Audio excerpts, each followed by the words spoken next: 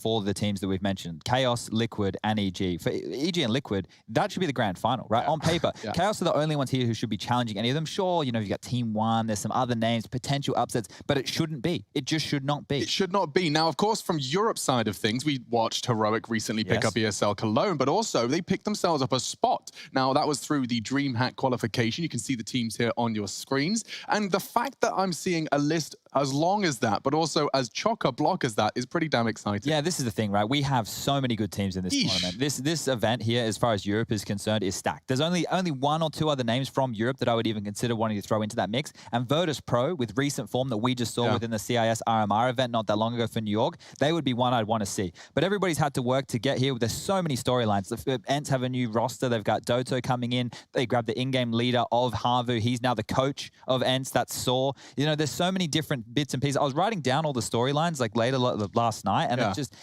it goes on and on and on and on. And I think right now we are going to get Counter-Strike out of the European division that isn't as cookie cutter, isn't as percentage Counter-Strike that we were seeing, you know, a couple months ago when we were doing that 9-week stint. This is where it starts to get a bit scrimmier. New rosters, new lineups. The more unknown, the more exciting. No, absolutely. And I want to bring up the DreamHack results because you'll see not only did Heroic continue to replicate that success, but they did so in quite a sterling fashion. 500 points put in the bag. And outside of that, it was a Vitality again, grand final, and no cigar. Yeah, 4 for them this year. I think other important points here is Astralis still making sure they can get a 3rd slot there with those points for the EPT. But look, when you have Heroic able to take it to the big dogs, and that's only been really on the second half of the year, right? Since we've come back in the second season, they continue to put down big results and big Counter-Strike, right? They are playing big boy CS, and I love watching it. When you consider the fact that from there, not only did they get themselves towards the top of the EPT rankings, they also locked themselves in a spot for the Global Challenge. They achieved so much within that one event. Yeah, and while we're talking about points in North America, you'll see how that Furia win affected things. Of course, it was over at ESL New York. Online, and Furia picking up 400 points there. Now, the issue is 100 Thieves made quite the splash, and of course, that team now dissolving. Those points will be attributed to the players. Yeah, and that's a problem, right? Because when you will get to look at the rankings for North America, which you have coming up right here, you can see that you have 100 Thieves no longer in the mix. Ouch. That team, now that they don't exist anymore, we don't know exactly what that core is going to do. We have to wait and see before we can attribute those points. So the top 4 Chaos have snuck in. So they've bumped themselves up, and that yellow line is the one you want to be. That's the cutoff. That's the Masters Championship play-in cutoff. So being top 4 NA is huge for Chaos, and we'll keep our eyes on that. Yeah, because, look, if people aren't sure what this is all about, it's about the Masters Championship next year, which is IEM Katowice. If Chaos, with the names that they have in that roster, are able to get a top 4 slot and secure themselves a position in that event next year, that is a huge step for them. They've just gone for the playground of North America, and now it's like, okay, we get to play with the big boys at one of the biggest tournaments we have. Exactly, and imagine coming into next year as events start to, in one way, shape, or form, show up and manifest, seeing if they can hold on to that in a different realm. Oh boy, Anyway, the Chaos storyline is one we'll put in our pocket, because we'll come back to that. In New York, though, of course, there was a European side of things, and the graphic does tell a tale. Chad, do you want to take this one? Yeah, okay, so phase 1, but Nico's not there anymore. No. So, look, it's great that FaZe were able to get that victory. It's great for them in terms of the race for that Master Championship event we're talking about. But all in all, that result is like a leaving the door for Nico. So, okay, we got the points. I'm out of here now. I've gone to G2. You can see what that means for other names. Heroic coming last here. Well, you know, for them, they want to make sure they can qualify. They're at the top of the trots. We'll see that a little bit later. G2, the team who have just given Nico as a player, that's going to help them out a lot. And this is the overall. You can see it right here. Heroic number 1, Vitality number 2. You've got the big names. We want all those big names. And talking of those names, they're all in attendance for IEM Beijing. In fact, the top 11 you see in front of you are all competing. And I mean, some that jump off the page to me, Na'Vi, we saw an interesting touch on that in the opening video. These boys from the CIS are so set, they've got a spot locked in, and they have a chance here to continue to build on that success. Outside of that, G2, a very, very exciting prospect. Chad, I only caught the tail end of Nuke in that G2 Astralis game at Blast, but it does just look like an exciting prospect on paper. Their firepower has been bolstered, right? And a lot of people are doing the hype. The Kovac, well, brothers, they call themselves within their country, but they're cousins for those people who are playing at home.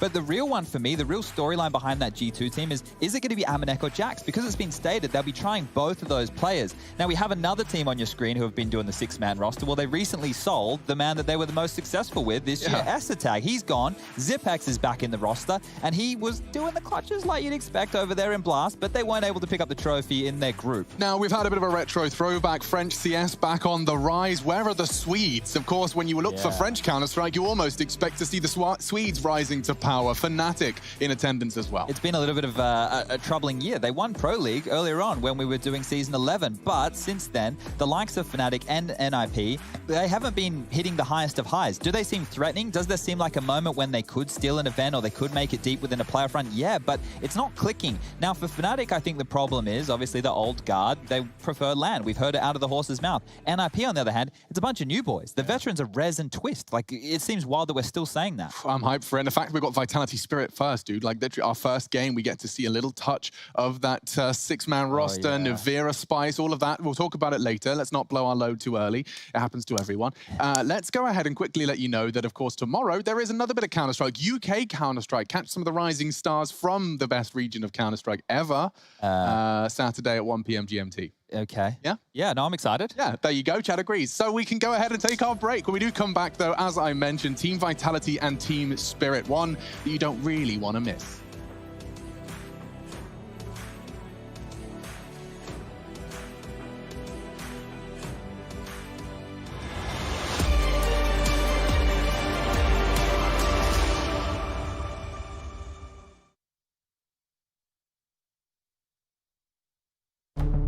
With the right CPU, you can turn any game from familiar to phenomenal. Unleash the potential in all your gaming with Intel 10th Gen processors.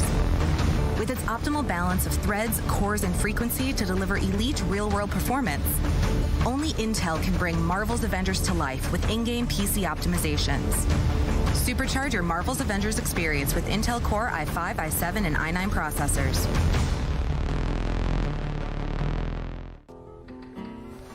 If you want to know what you're good at, and, well, also what you suck at, check out csgohub.com.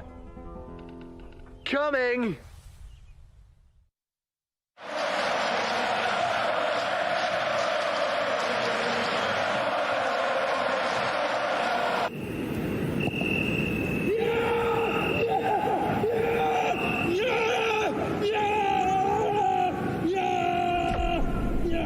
Start your esports career now at play.eslgaming.com.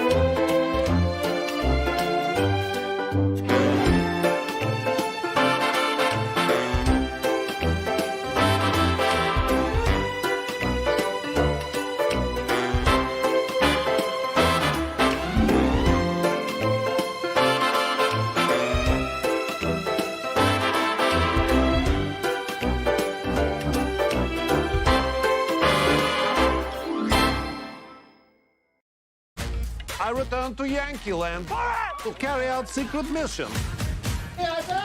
Where is everybody? Everybody's inside so they don't spread this virus. There's a virus. I'm killing some of the virus. If you think you see a virus go like that, You do that, and I get... Hell yeah. Just gotta come off the car. What? Only men and bears are allowed inside cars. But something has changed. You start to doubt. Will they pull it off? Or will they drift away? You pull yourself together because you're sure they're revved up to win. You know they've prepared. They've picked the right course. And even when there's no chances, you believe they will win. GG Bet. Be excited.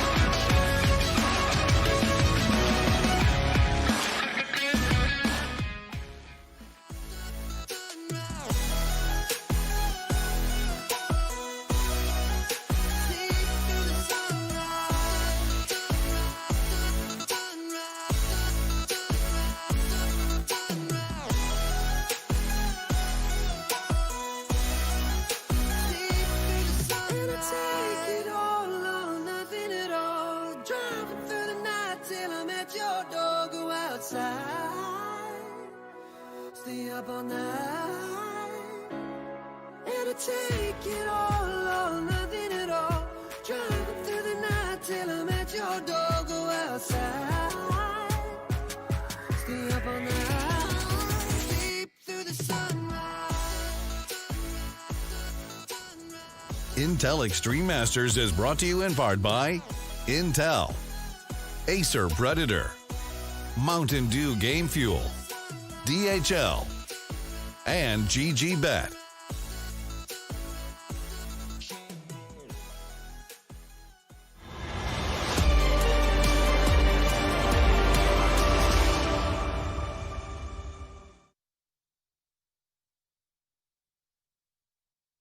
Qualifying for the IEM Global Challenge, I think we are in a good spot as we are in a good place for the ESL ranking. We still have much chances to go with Beijing coming up next. It will be really amazing, even not talking about the ESL ranking, that we qualify for this by taking the first spot in Beijing, as we are definitely looking forward to lift a trophy in this year, which we are failing since the beginning, so it will be amazing.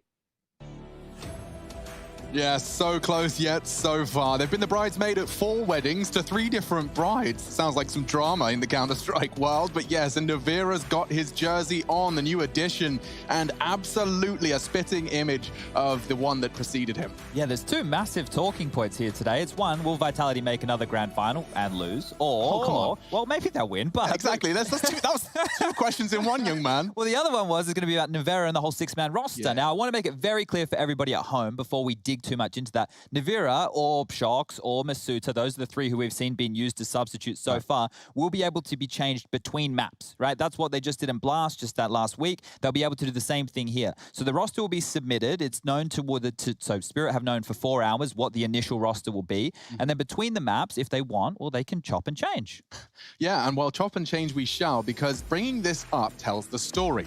DreamHack Open 2020, we saw a full 5-map affair against the Berlin International Gaming squad, which was, of course, taken by the Germans. Over at Cologne, it was heroics time. He's hitting a skill peak unlike anything we've seen from the Danes and really putting them on the map.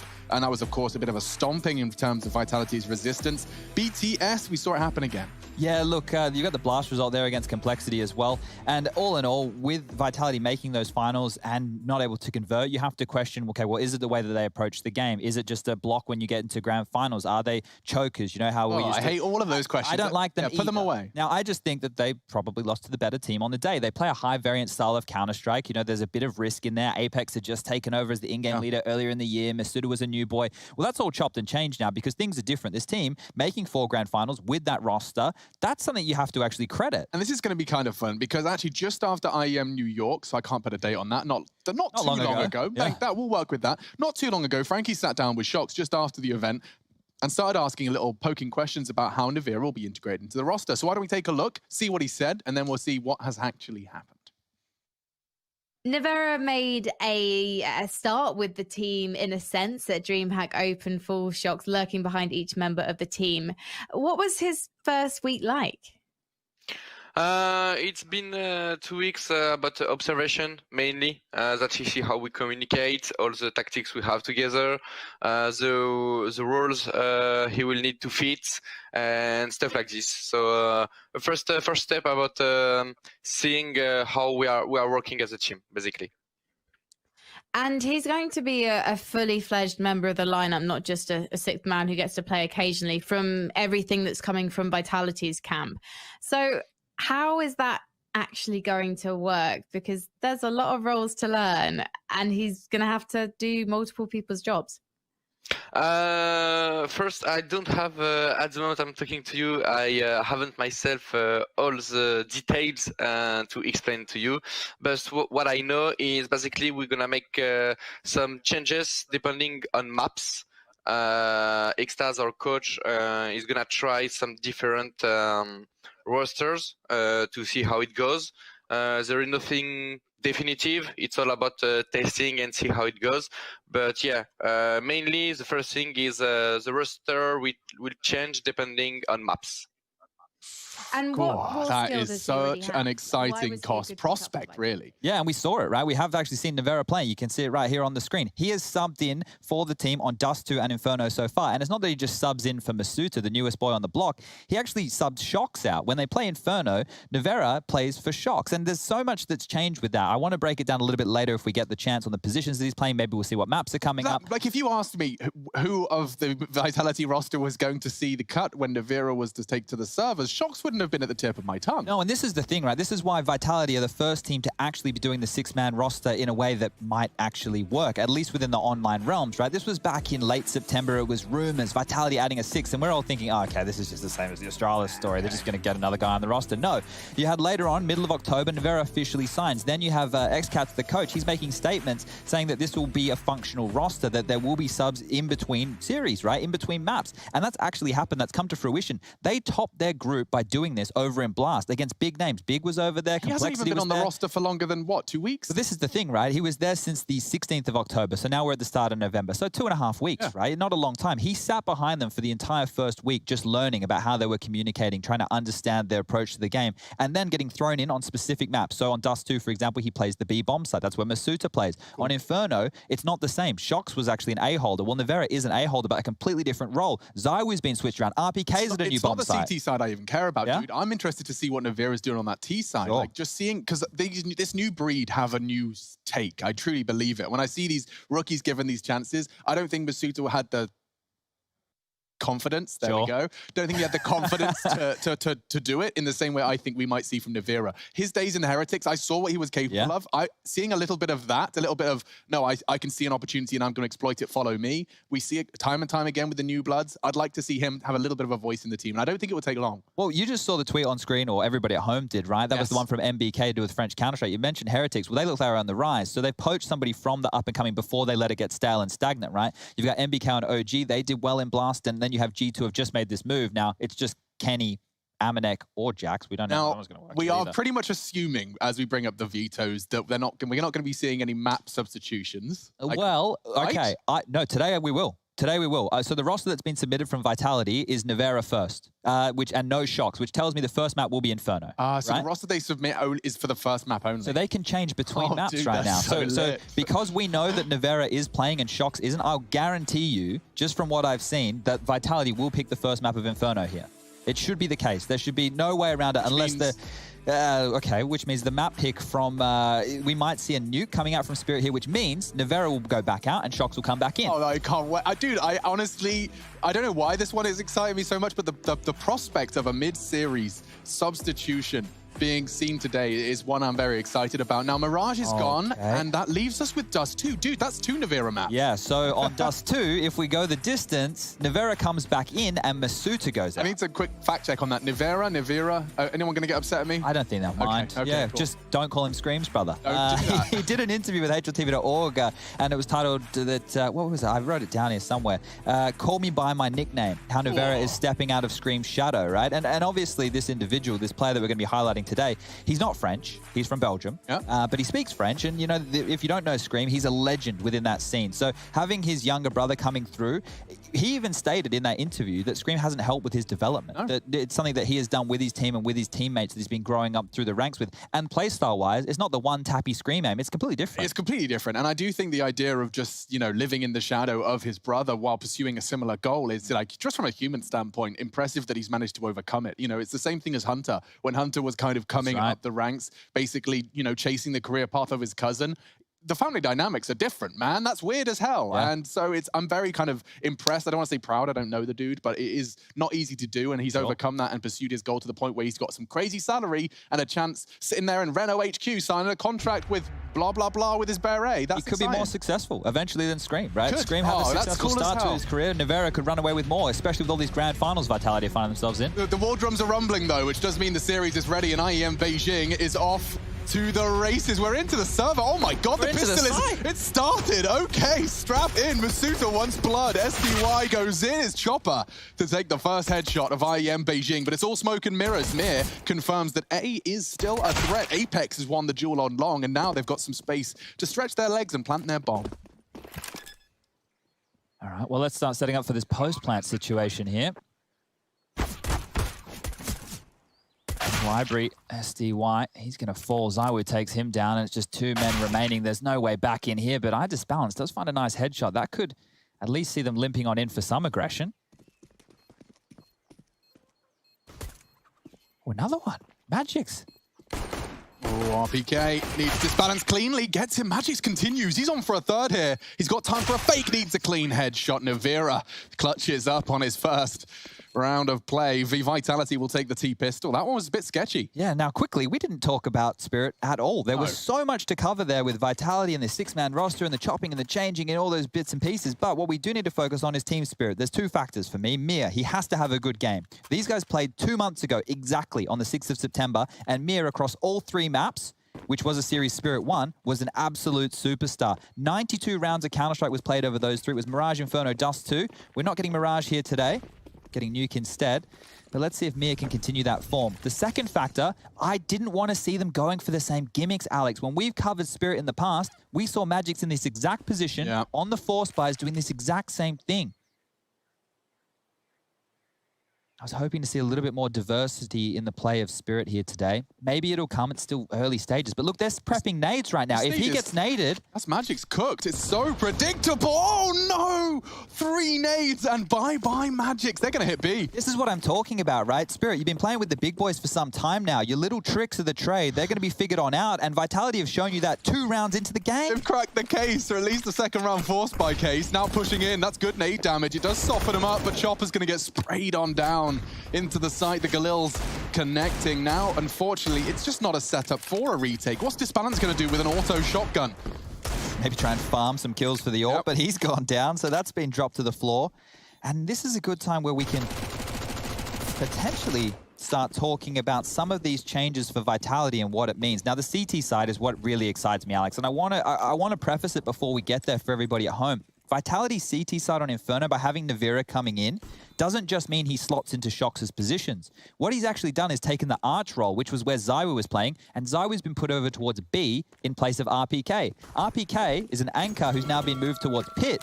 So all these pieces, right, it sounds like a lot of moving parts, but once we get there, once I start explaining it and why, RPK as an A defender with Masuta, they're going to plant their feet. Previously, when it was Shox and Zywoo on A, both in flux, constantly moving around. Apex on the B side, constantly moving around as well. I love this change because it means when we get to the CT side, Zywoo can solo B, Apex can rotate wherever the damn hell he wants. Right. RPK and Masuta lock down quad and pit, and Nevera gets to AWP. He does the primary AWPing on the CT side, on that Arch side, and he's very flexible. So that's something that I want to see how it works against Spirit as we move further into this game. But round number 3, and it should just be the save coming through from Spirit here. So nothing too exciting, just some USPs, a nade, and flashbangs. See what they plan to do with it. It is currently a 3-man lean towards B, and they have a flash in Chopper, a nade in Magix. It could certainly find them a frag, maybe even a rifle if RPK gets a bit too peaky with his...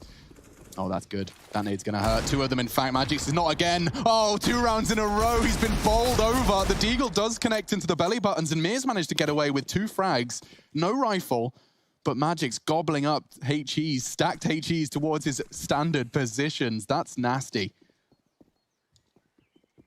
With 2 frags from Mir, maybe they can find something here. There are 2 players set up on A, and it is SDY with an armored deagle. Mir's arrived, but he's gone. And quick early exit, and that's only 1 for SDY. Navira could, but doesn't. Tag down to 20.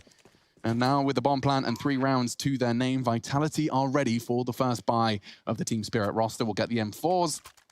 He's going to keep that Galil as they continue to farm some cash. Let's see that first one real clean into the head of Apex. And then swinging out with some nice control. 2 to the upper center of mass. And we're into our 4th round of play. The AWP is out. Disbalance is deady on the AWP. And it's certainly going to be interesting to see how much impact he finds with that mid peak. It looks like he's going for the play. Jumping across. What are you thinking? Oh, just patrolling. Yeah, holding that tight line. So if anybody swings out wide without flashes, he gets a free kill right there. But Banana's where the presence is. Not again. Okay, no one's there this time. Dunked. More triple nades, and the spray actually leaves Vitality wounded. 2 of them make it. 1 of them gets away. It was Apex caught on the tail end. Chopper just peppers him down to finish the early damage. Navira's operating at just 11. That's no fun for anyone. And now, well, the numbers favor Team Spirit.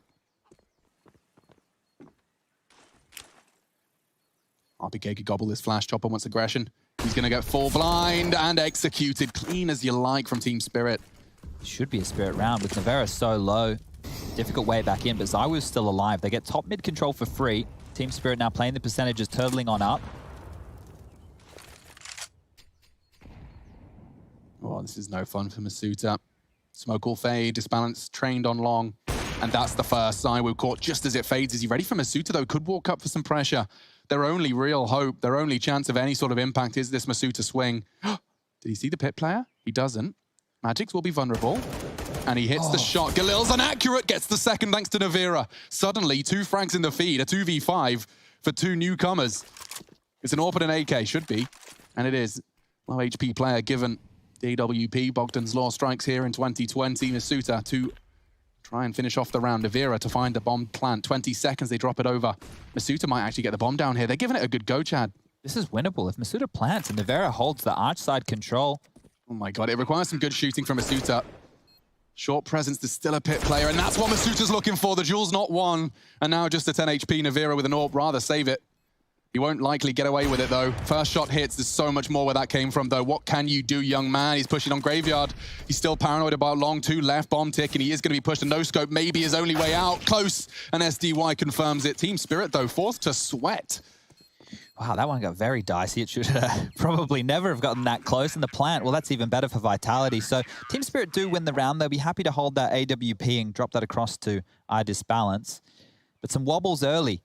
And we know this is a Team Vitality map pick. Team Spirit on their CT sides, they've had some woes. A lot of CIS teams that we've covered, their CT sides don't look fantastic. If Team Spirit have been working hard on this one, maybe crack the nut. But we noticed within the first 2 rounds of play, they're still going back into those same old tricks. Magic's boosted up towards that porch side, getting naded. That was a clear counter from Vitality. They know what to expect. So let's see just how much punishment they can put down here against Team Spirit. UMP for Magix. Everyone else has what they need. AK's back up for Vitality, and RPK up Banana in the smoke. Will he get flashed through? Yes, he will. Okay, but nothing found. They still really want to contest that. Oh, and another successful nade. Chopper chunked down to 50. I hate to think what their utility damage within these first 5 rounds of play is. It must be nuts. I have sad news, by the way, guys. Rush's microphone's broken, so you will not be getting your observer rounds. Oh, no. I know. It's all falling apart. It's all falling apart at the seams, but it's day 1, and Chopper once more. He's aggressing. There should be a flash, I assume. No, he's going in dry. Costs him. And Magix actually manages to get not only a frag with the UMP, but he's got back. Good spray. Mir takes 1. Zywoo is into the site, though, and so is Vitality. Disbalance. Magix rotating, held back by the flames. Not anymore. Extinguished. And the patience of Zywoo does pay off. Bomb down. Shaves a couple of seconds off the clock. And Disbalance and SDY. This feels like a safe call, Chad. Should be. I think they're just going to hang around, see if they're greeted with anybody getting a little bit too hungry. But they know better than that. So falling back, Disbalance and SDY need to hold on to these saved rifles. That AWP can be potent round after round, and I wouldn't even mind if they continue to buy around it. You can try and use him a little bit more forward in these future rounds, set him up, maybe have an SMG with him to bait for him. 2400, though. What does that put them on? I mean, Chopper's going to be feeling the worst of it. Everything else doesn't seem too shabby, and Vitality, well, they're set for another successful T round. 4-1 will be the score. First map. Yeah, Yeah, so taking a look at the potential buy here, the reasons that I can start making an argument around 2 save guns, especially when one of your star players is an AWPer and he has the big green across, is that if you can set him up and you can find some kills, the SMGs and pistols are still serviceable. If you have that utility, you have a smoke, you're able to drop that down. Oh, nice shot there from Navira. I like that. The molly, he didn't expect it to be respected. Good work from ZywOo to confirm the round. It was Magix that could have been the spanner in the works. So let's just take a look. They've been able to cobble together a buy, and it's not actually that bad. Dude, look at Apex. I reckon we might be having something special here. He knows there's no helmets. He's opted for a genuine optional Mac 10. What's his plan with that? Swinging up banana? Oh, it's disbalanced to bring the fight. Masuta cut down to size with an early banana aggression. And oh, no way! On the retrieval. Just as he looks to grab the AK upgrade, a bullet through the wall.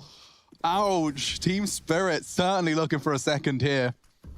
But I remember the 2v5. I saw how close that got. And there's still a bunch of utility left over. So Banana, it's been given up. Vitality don't know that they could get it for free right now. They got an AK out of that as well. Wait, what? How? Why has SDY got an AK-47? It's been carried across one of the save that was the save rifle with the disbalance AWP. But it looks like they want to go for the AWP in transition. You can see now iDisbalance rotating across. It might be too little too late. They're rounding that corner any second now. He's trained in transition. This is a problem. He's good now. Safe. And he can look at long. It is going to be busy, and he plucks Navira from the crowd. He wants a repeat.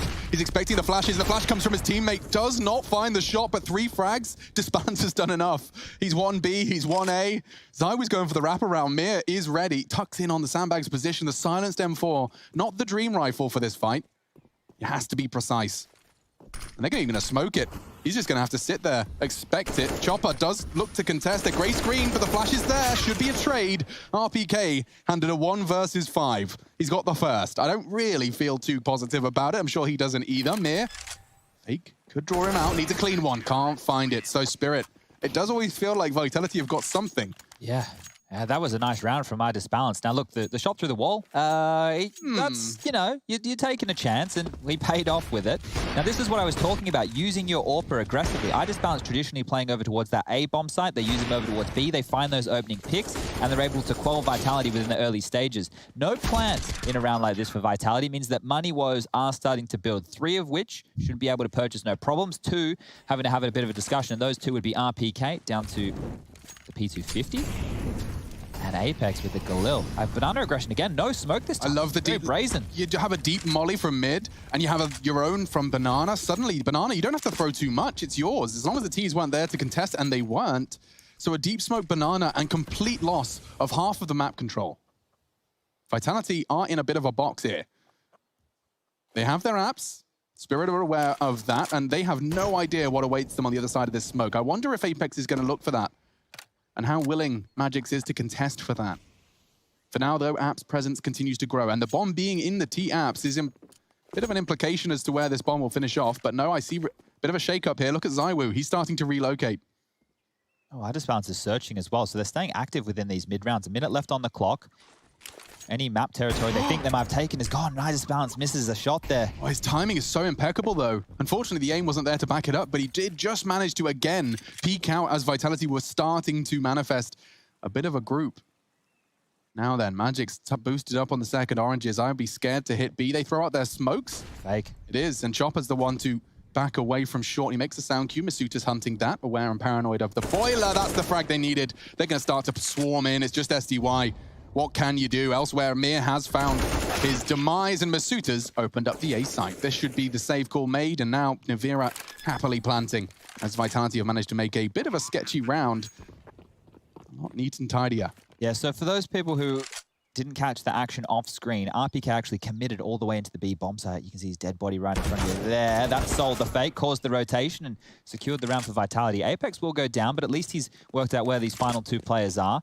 And it looks like they want to lock them in. So ZywOo making sure they can't exit down through Banana, but they can't risk the chase. You can see at the moment, very safe, Masuta and Navera, making sure they're not overcommitting, not giving away any of their weapons, allowing Spirit to hang on to their guns, carrying that through. Should see them be able to force again that AWP once more for iDisbalance. A similar save as what we saw a couple of rounds ago. So scoreline 2-5. in favor of Team Vitality on the T side there, map choice.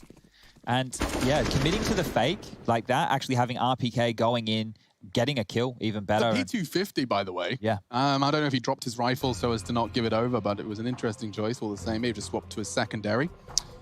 But now a timeout called, it's Spirit, and you can understand why, Chad. If you're looking at the numbers, this is just perhaps they're getting everyone on the same page, making sure they've got all the bells and whistles covered. Yeah, I think here Magic can drop across the rifle. iDisbalance should do the same. They need to get these M4s up, and then it's either going to be Chopper or SDY likely to go for a UMP or maybe a FAMAS.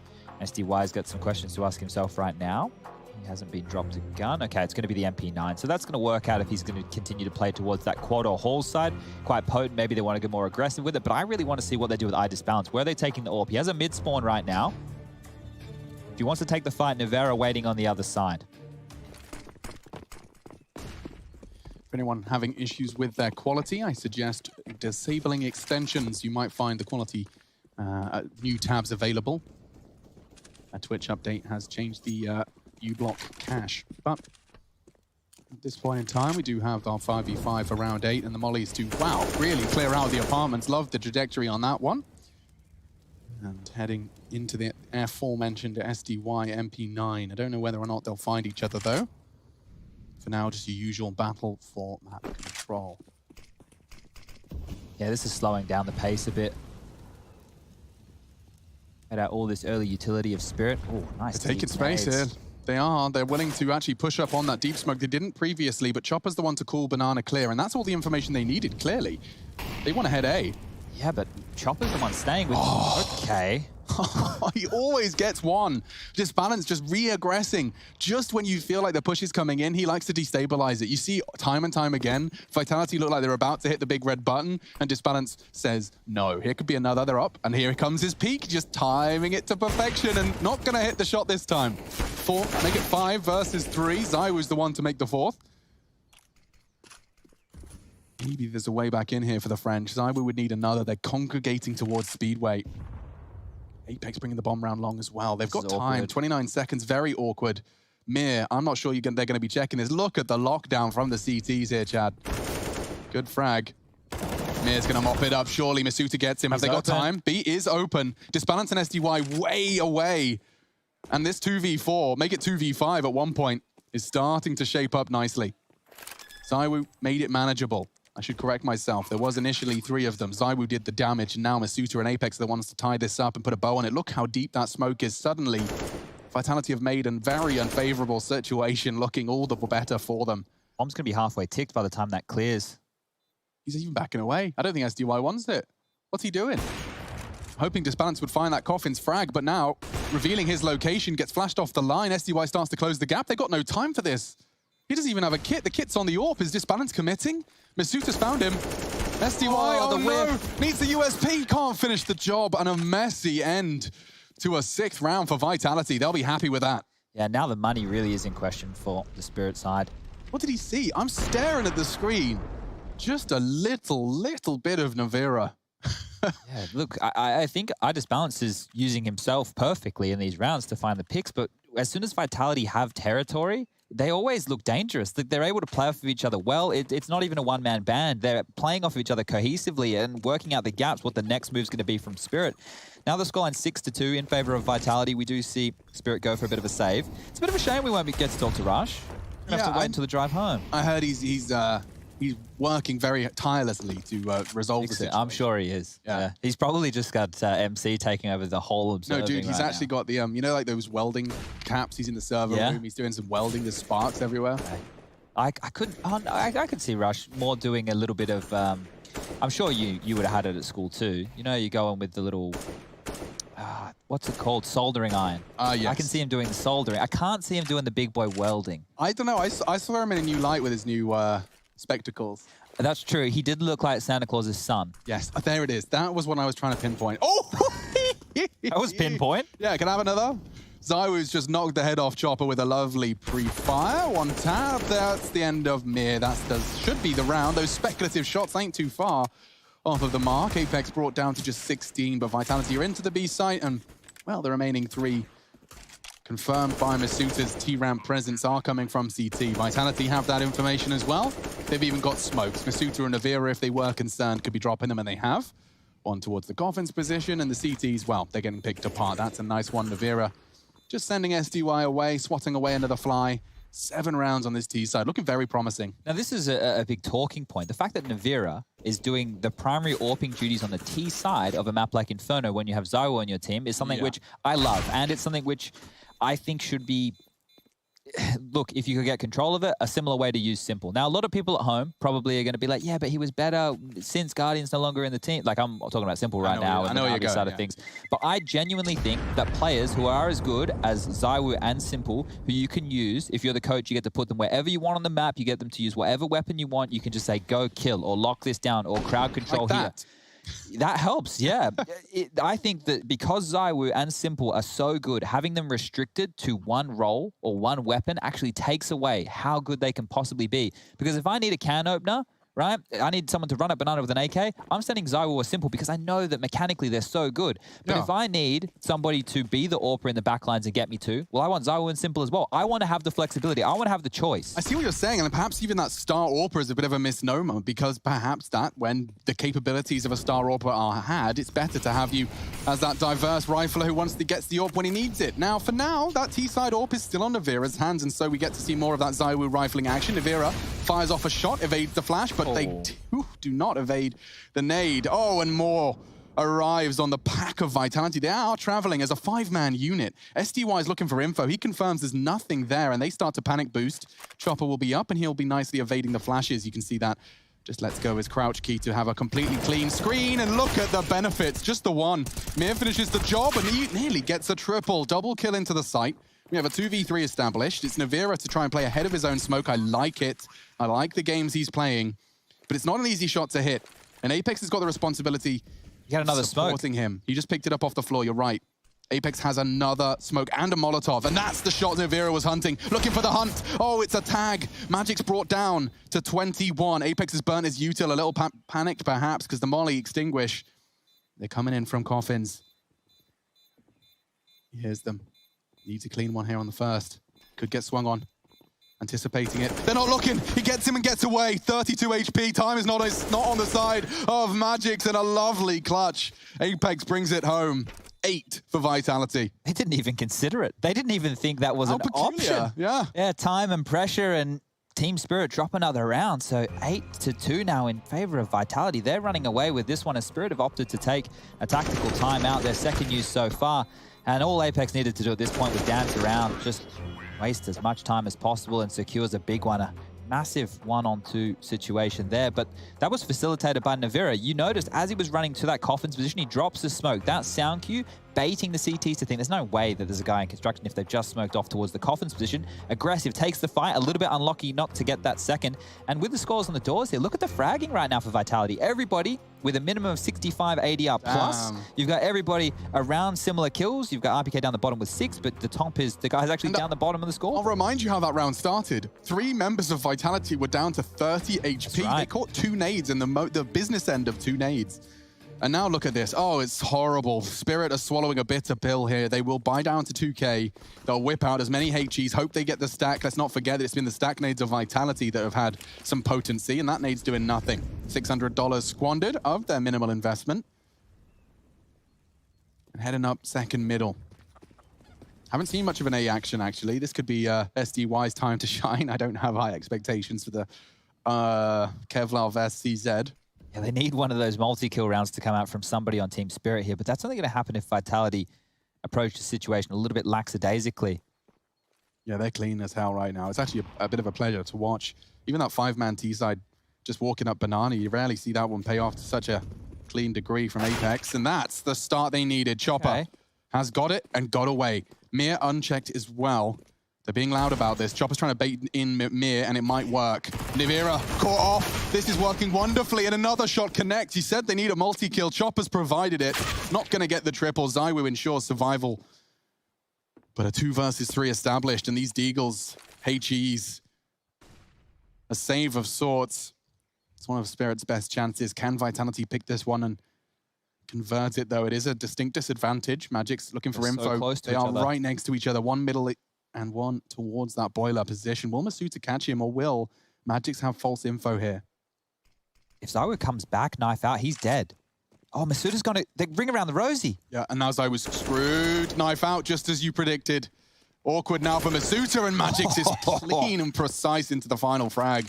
He's trying to get the AK to his teammate. Not going to happen, but a nice round all the less. That is exactly what Spirit needed. And that was dictating the pace of the round, right? They took the fights on the base of Banana Heat. You see this crossfire established by Mira and Chopper. And the fact that they were able to delay them for this long as well, the clock getting melted down, just meant that the pressure always was going to be on the Vitality side of things. There was more players that had no idea where they would be. At these low buys, the CTs take more risks. They get a bit more pushy, and that's exactly how they pulled this one off. Now, moving into the next gun round, will we see more of that aggression? We know IDisbalance has found a couple of openings with the AWP, flashed off the line, doesn't get the chance, and look at that, early damage again. Okay, they're lining up something special. Fast smokes towards A. I'm always intrigued to know if this is going to be a fake or a full commitment. Disbalance, he's caught off. Not going to be having his impact early this time because he's been forced to pull out his utility, tuck in. He's been smoked off as well. Long is Vitalities as they deploy a lot of util and bodies to demand that control. Even the rotate off B. Everyone's on the way to the party, and Disbalance finds the line he needed. Still gets the impact, getting hunted and fragged. Masuta finds him, doesn't look to linger. He sees the barrel of the reload, knows Mira's in graveyard, and it forces out the nade. Navira dunks him. Chopper, pressured. Nade could finish him off. Looks very promising. It's actually a RPK. Falling in the end, and 4 for Spirit as they happen simultaneously. 2 frags in the end for Spirit on that A defense. They're closing the gap, Chad. If we can get an 8-7, we've got a competitive game here. Not too shabby. That's a very respectable scoreline considering how this one started. Taking a look right now at the economy situation for Vitality, Apex, he opted in for a MAC-10 in the previous, which has allowed him to buy into a hero AK-47 with armor. Some Deagles, P250s, to go alongside that, but this is technically a save from Vitality. They've been whittled on down in round number 13, and IDisbalance can take a couple more liberties. Misses the shot, but at least they know that they're working against majority pistols. But Apex has to be the point man here. I refuse to be scared of a Zywoo Glock. I refuse to be scared of a Zywoo Glock. I refuse to be scared of a Zywoo Glock. Oh no. Saying it to himself again and again. He has made noise. He's made it clear there's apartment's presence. I don't know what we're expecting to happen here. But should be Spirit continuing to seal the deal. Take a quick look at the utility for Spirit. We have 1 minute and 10 left, and they're only working with smokes, 1 Molotov, and a handful of flashes. Gets his jewel he's waiting for. He might. Yeah, no, multi-kill needed. Apex can't find the crosshair. It was SDY swinging in for the trade, and he doesn't quite find it. So now the round peters out to a whimper. It is only Deagles, the Kevlar vest, the smoke deployed for the take, and it is only the Fnatic smoke in front of the site. And Mir, caught out. Could be a frag. Only one. Maybe a second. Navira suddenly has a chance, and it's a big one. That Kevlar vest suddenly worth its weight in gold. A bomb plant as well. He goes back to his old trusty Coffin's position. Disbalance closing the gap. SDY into the site. Navira needs a jewel. He needs it now. He can't find it. Down to 11. A dink. But the AK stronger. Oh, wow, that one got dicey when really the way that started, that multi-kill towards top of mid probably should have been it. The B defense weak there. They should never be losing in that kind of a fashion. That dribble smoke, I mean, it actually paid off really nicely. Gave them a couple of extra lines there to be entering into the site. So it worked out well for all things in the Vitality camp. They will get a very, very strong buy going forward. Discussing right now. I suppose this is if they want to go quick again, because if they want to go fast again, we might see MAC 10s. If they want to go for like a little bit slower, more default based, then the AKs and AWPs might come back to the purchases.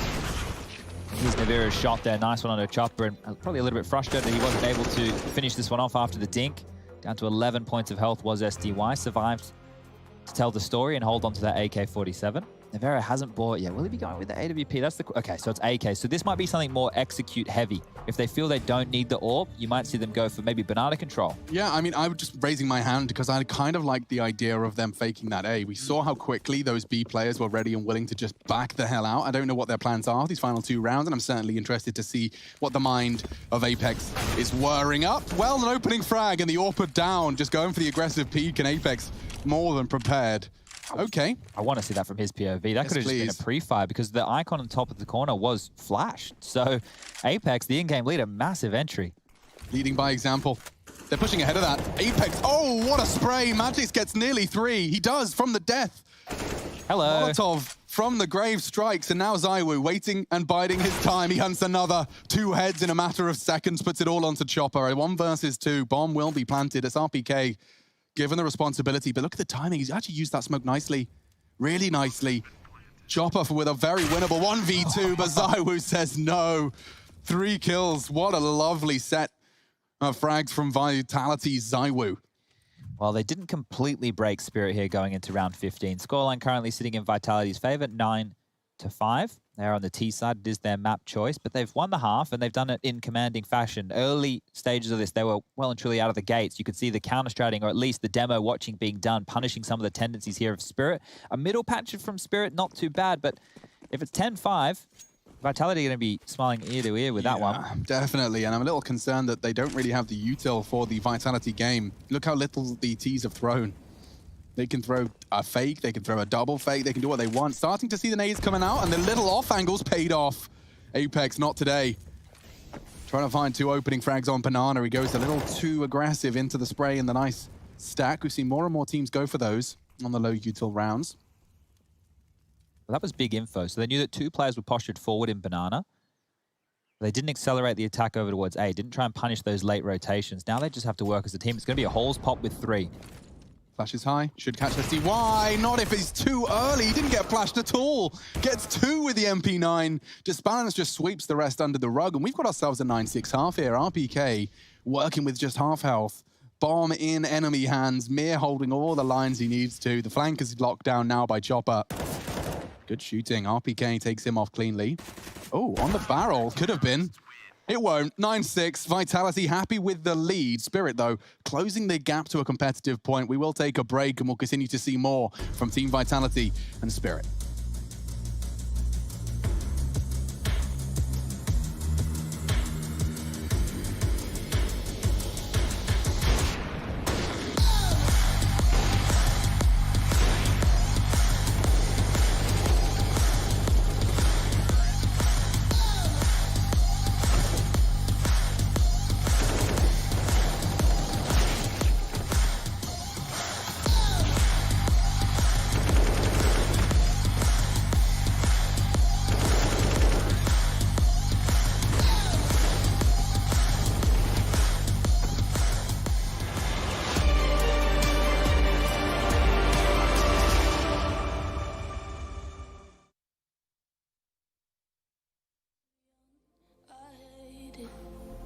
They say we're being dumb, so let them talk.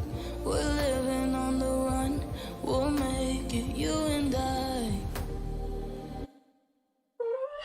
I know that we're not sober, but shut up and pull me closer, yeah. Holding me still too far away. Even when we're older, I promise that I'll still hold you like we're 17 and we're not afraid of making mistakes. Ooh.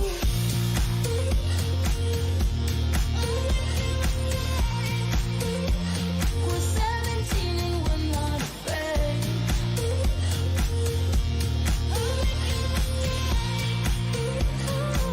They say that we're too young. Can we go back? Can we go back? Won't fall apart, don't let my heart break. Can we go back? Can we go back?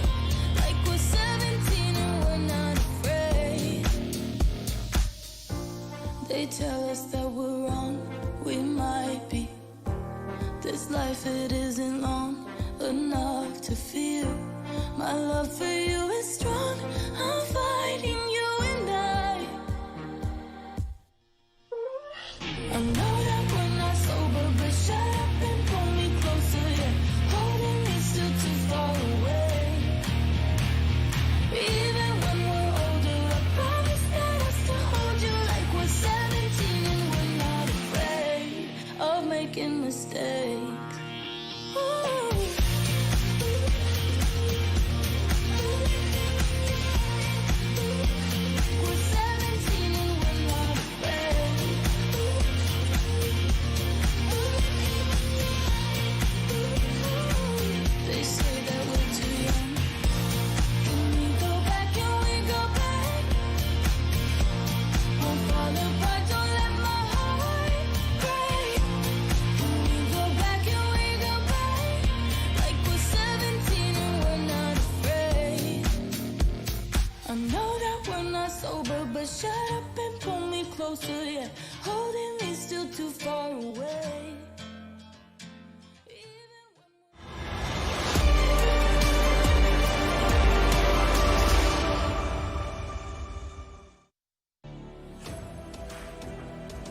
Teams.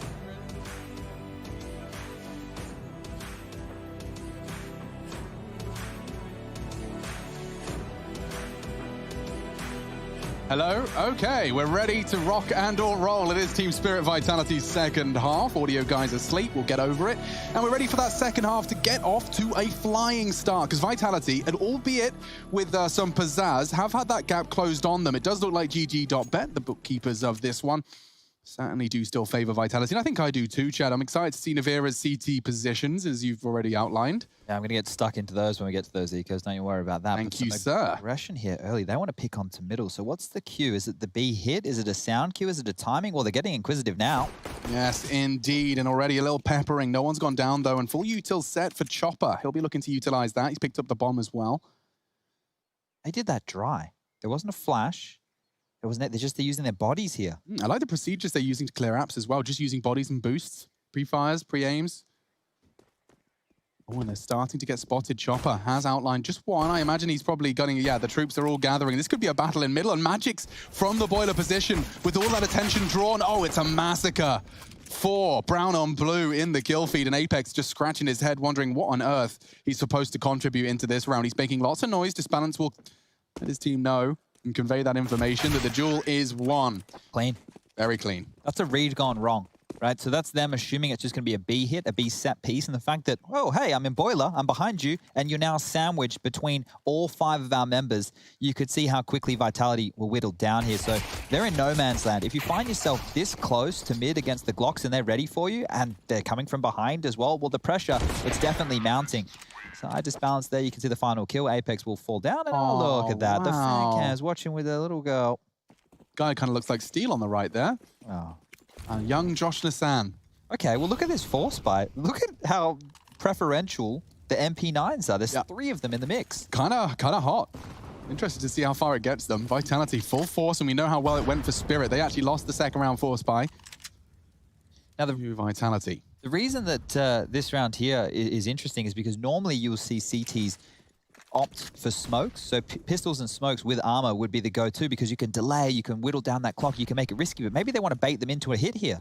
Yeah, it's definitely working. It's so loud. It's a lot of presence. There is no bomb, and they're not getting the fights they were hoping for. Now they do. Zywoo boosted up, and he does confirm that the first and the second is working out for Vitality, and they hunt them down, run them down. And now, unfortunately, SDY and Magics have got a lot to do and not a lot of time to do it. They're charging into A. The flank is in.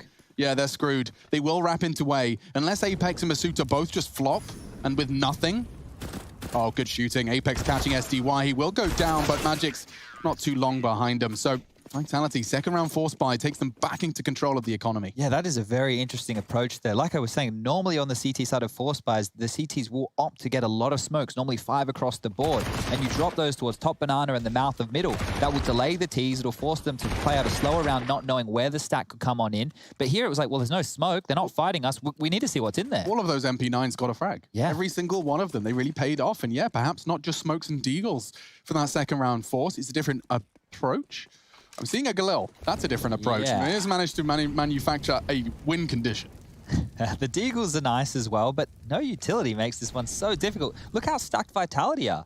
We've got smokes, we've got HEs, a couple of Molotovs remaining here as they've already managed to get banana control. I say that. Apex is tickled on down and almost falls. Zywoo saves him, bails him out of a dicey situation. But that's one of the bigger changes here. Note, Zywoo is now a permanent B holder. I definitely, if you ever want a deterrent, that's the thing, a one-man band of Zywoo just holding B. Apex, set him up, rotate wherever the hell you want. a couple of hero rounds, he defends B. That's the rest of your T side second-guessing. I look at this Vitality roster, right? When you have somebody as good as Zywoo on your team, he's good for 1 every single time. But when you set him up, when you give him everything he needs, he's probably good for 1.5, if not 2 kills defending this B bomb site. Whoa, okay, info, smoke. Will he hold the line? Chopper's coming. Precision, crosser, and spray control, all flawless. And so B is held. Zywoo passes his first test. Even had Apex, the substitute teacher, just showing up to make sure everything was going as planned, and it has. Masuta spotted SDY's shoulder in boiler, which does leave him high and dry. Doesn't really need to do too much. He's making a whole lot of noise on his exit. So they are once again just conceding and starting to gather their resources, what little remains to be. They have to die here. They need the 1900 loss bonus. So trying their attack onto the B side, at least they can isolate some jewels and find themselves in a 2-on-2. But look at ZywOo, 17 kills, Jiggle peeking back at the side. Apex ready to... Flash on Apex, cool. Yeah, it's going to be beautiful. 13 seconds, ZywOo. You want to get on? Yep, that's the pull flash, but anyway.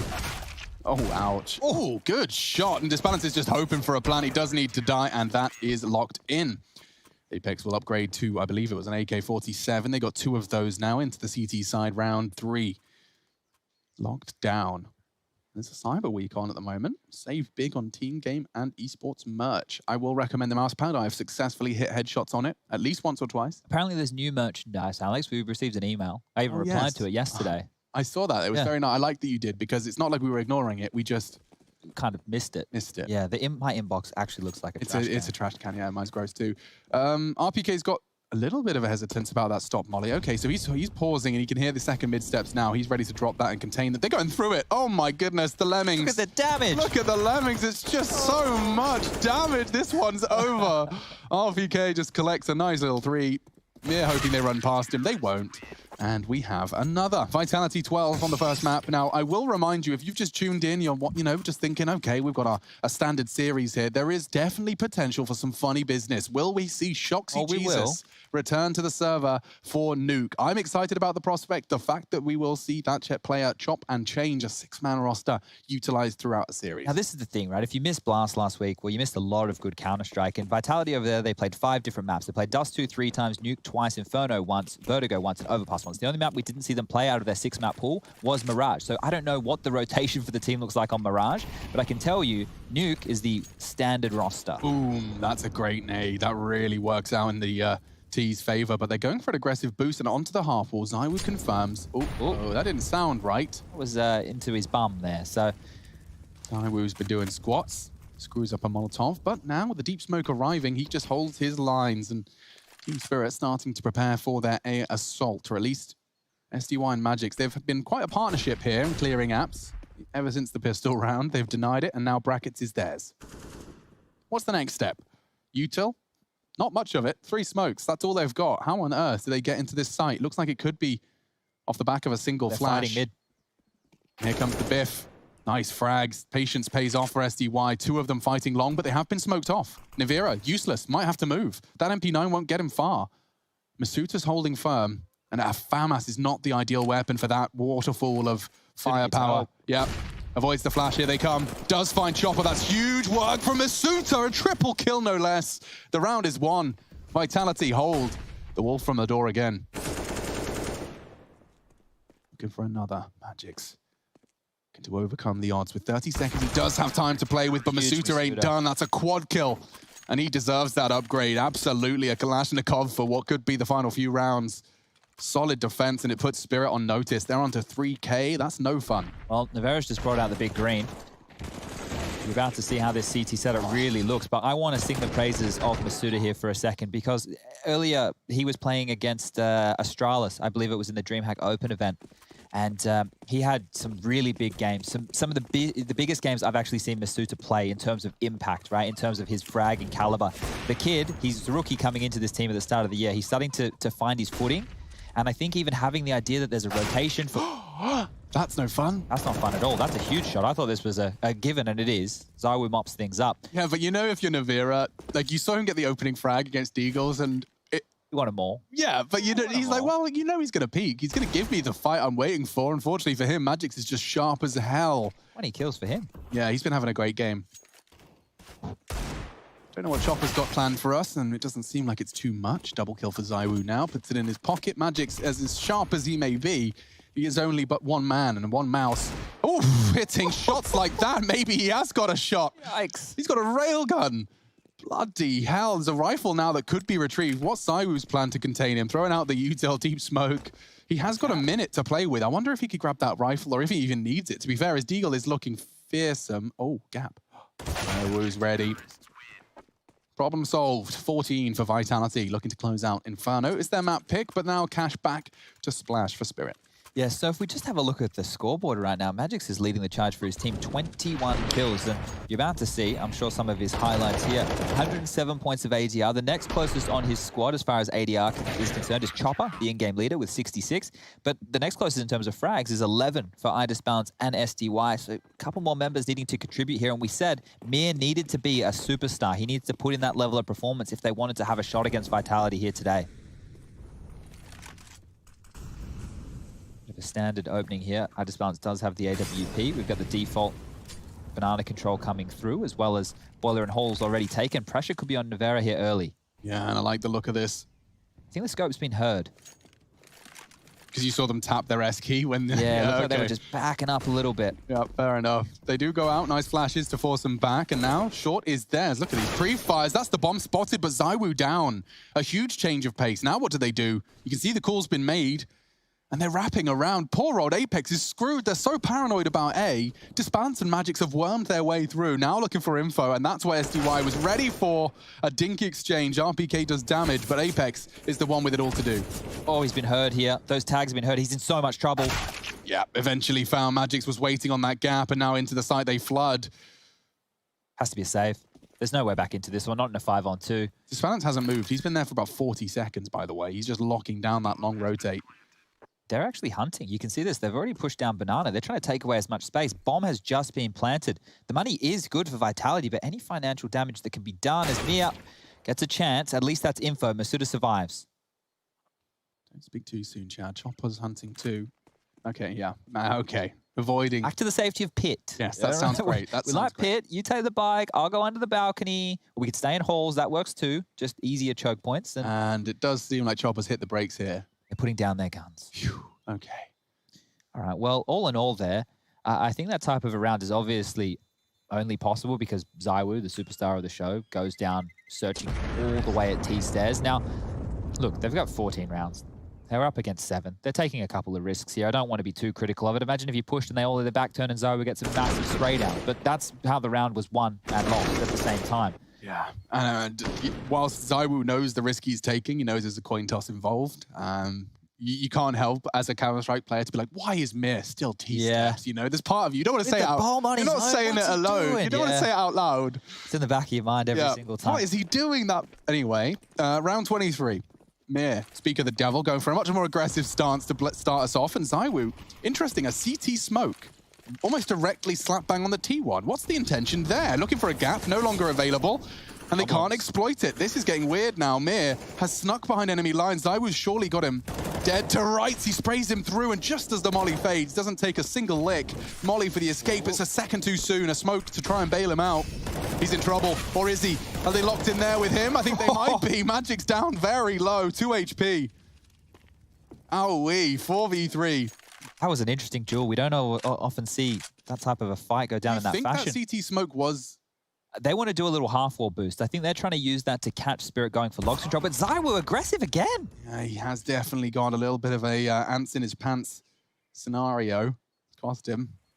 Okay. But okay, the reason I'm less afraid than as I should be, of course this is a 3v3, is A, Magic's health, and B, the fact that Masuda has rotated over. If they were choosing to commit to this, the Molotov implies they might be. Here they come. Masuda's got so much util. That's a perfect incendiary. I think they're actually a little ahead of it. At least one of them. SDY can tuck into the site. Bit of a lone wolf. They will look to clear RPK, and that's what he was waiting for. Does land the shots necessary, and he's even found Disbalance. Magic's with a very, very tall order. 2 HP, 1v2. As many players as he has health.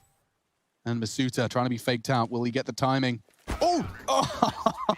Just as he swaps out from the scope, Nevera just crouches in and collects the 15th. Looks like Vitality are taking their map pick and even taking a timeout. Yeah, and that actually gives us a chance to bring up a little stat line that's come on through from our stats guy. That's Ben, Mr. SEO, playing at home. He's forwarded us this one, Alex. RPK has a career average of 2.8 utility damage per round. Now, he's been playing for a very long time, but in this game alone, he has 23.5 per round as his utility damage. Okay, so there's definitely a bit of an upswing in RPK utility damage. We were observing, of course, that Vitality have clearly done their homework against Spirit for some of those early second round nade stacks. I think here, when we take a look at... But they're still so equal. I mean, Zywoo's got himself an extra couple, but the kill spread, you said 65 average in that first half. It hasn't really shifted. Yeah, it's good team effort right now from Vitality, and I think taking that timeout to kind of poise themselves to finish off the game here, I'm loving this as well. Not taking any chances, not taking any risks, making sure they button it up before we get to double digits, and back underway we go. I am in love with this new CT side from Vitality. I think the pieces in the places make so much sense. Yeah, Navira's not interested in apps. Stop Molly does deter.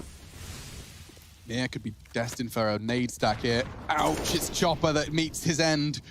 Good nades from the CTs, and they can tuck in. Mission accomplished. Don't even need to fire a bullet or contest for this now. They have the man advantage, and they're happy to sit on it. Zywoo fully flashed. Doesn't drop his smoke? Yes, he does. And Apex does have a look, but Magix continues. He's on 26. This guy is rising. Rising star from the region. Really is not struggling up against the tier 1 opposition of Vitality individually. That's a massive kill in the context of the game as well, because if Spirit can get back into this one, by next round for Vitality, it's going to be a bit hodgepodge. They're going to have to maybe drop some guns across or take a couple of liberties, but they're gearing up back towards A. So smoke from Magix is ready to fly on out. They've got player over towards Halls in SDY. Here's a smoke as well. A couple of flashes to work with. It's going to be a 2-on-4. Yeah, this is a lot of work for RPK and Masuta. Cut out. Molly. RPK doesn't have a smoke, so he will reposition. Masuta tucked in on Colds there. Other steps and the flashes are good, and just the tip of the head is all Mir needs. As he finds one, needs a second. It's Masuta, and the resistance was there. Temporary disbalance with the AWP. Connects on the trade. So now with only Zywoo and Navira, they've opted to press the save call. And so tucking into B. Yeah, look, this is the right call. When you only need one more round, they could force the issue, they could go for it, but imagine if the economy gets out of control, Spirit are back, Magix is hitting even more headshots, things could start to fall apart very quickly. So then, by isolating and getting that kill through the smoke, that's what it came down to. Magix just finding a kill, forcing a rotation, and finding a gap. Good stuff here from Team Spirit. That's going to be the 9th on the board. Bomb's going to go off. They'll hold on to the AWP, the AK-47s. They'll be able to get the buy up going forward. But it's just one more round. So these type of games, it's a matter of time until you see Vitality limp across. Or we could be telling the fairy tale story of Team Spirit on map number 1 of IEM Beijing. Their 6-round comeback, 7-round comeback. Back. Yeah, I'm down.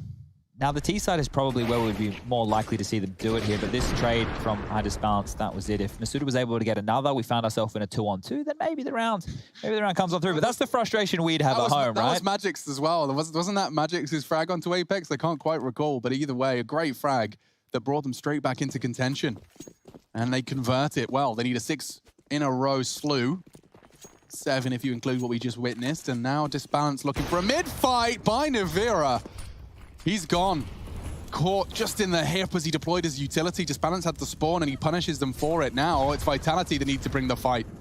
And it was a nade stack that initially got them that advantage. This time it's brought nothing but 20 damage. Trivial, really, in the grand scheme. Now this is the positive of having Zywoo as your B anchor. Leave Zywoo on the site with a smoke, with a Molotov. He has a flash as well. Apex is actually playing in limbo here. He's just going to throw that smoke and leave. Yeah, that would be probably the most optimal way of dealing with this. Just trying to remember the lineup. Look, there's lots of smokes to remember these days. I do not blame him whatsoever. That smoke right now is going to buy them until roughly 50 seconds.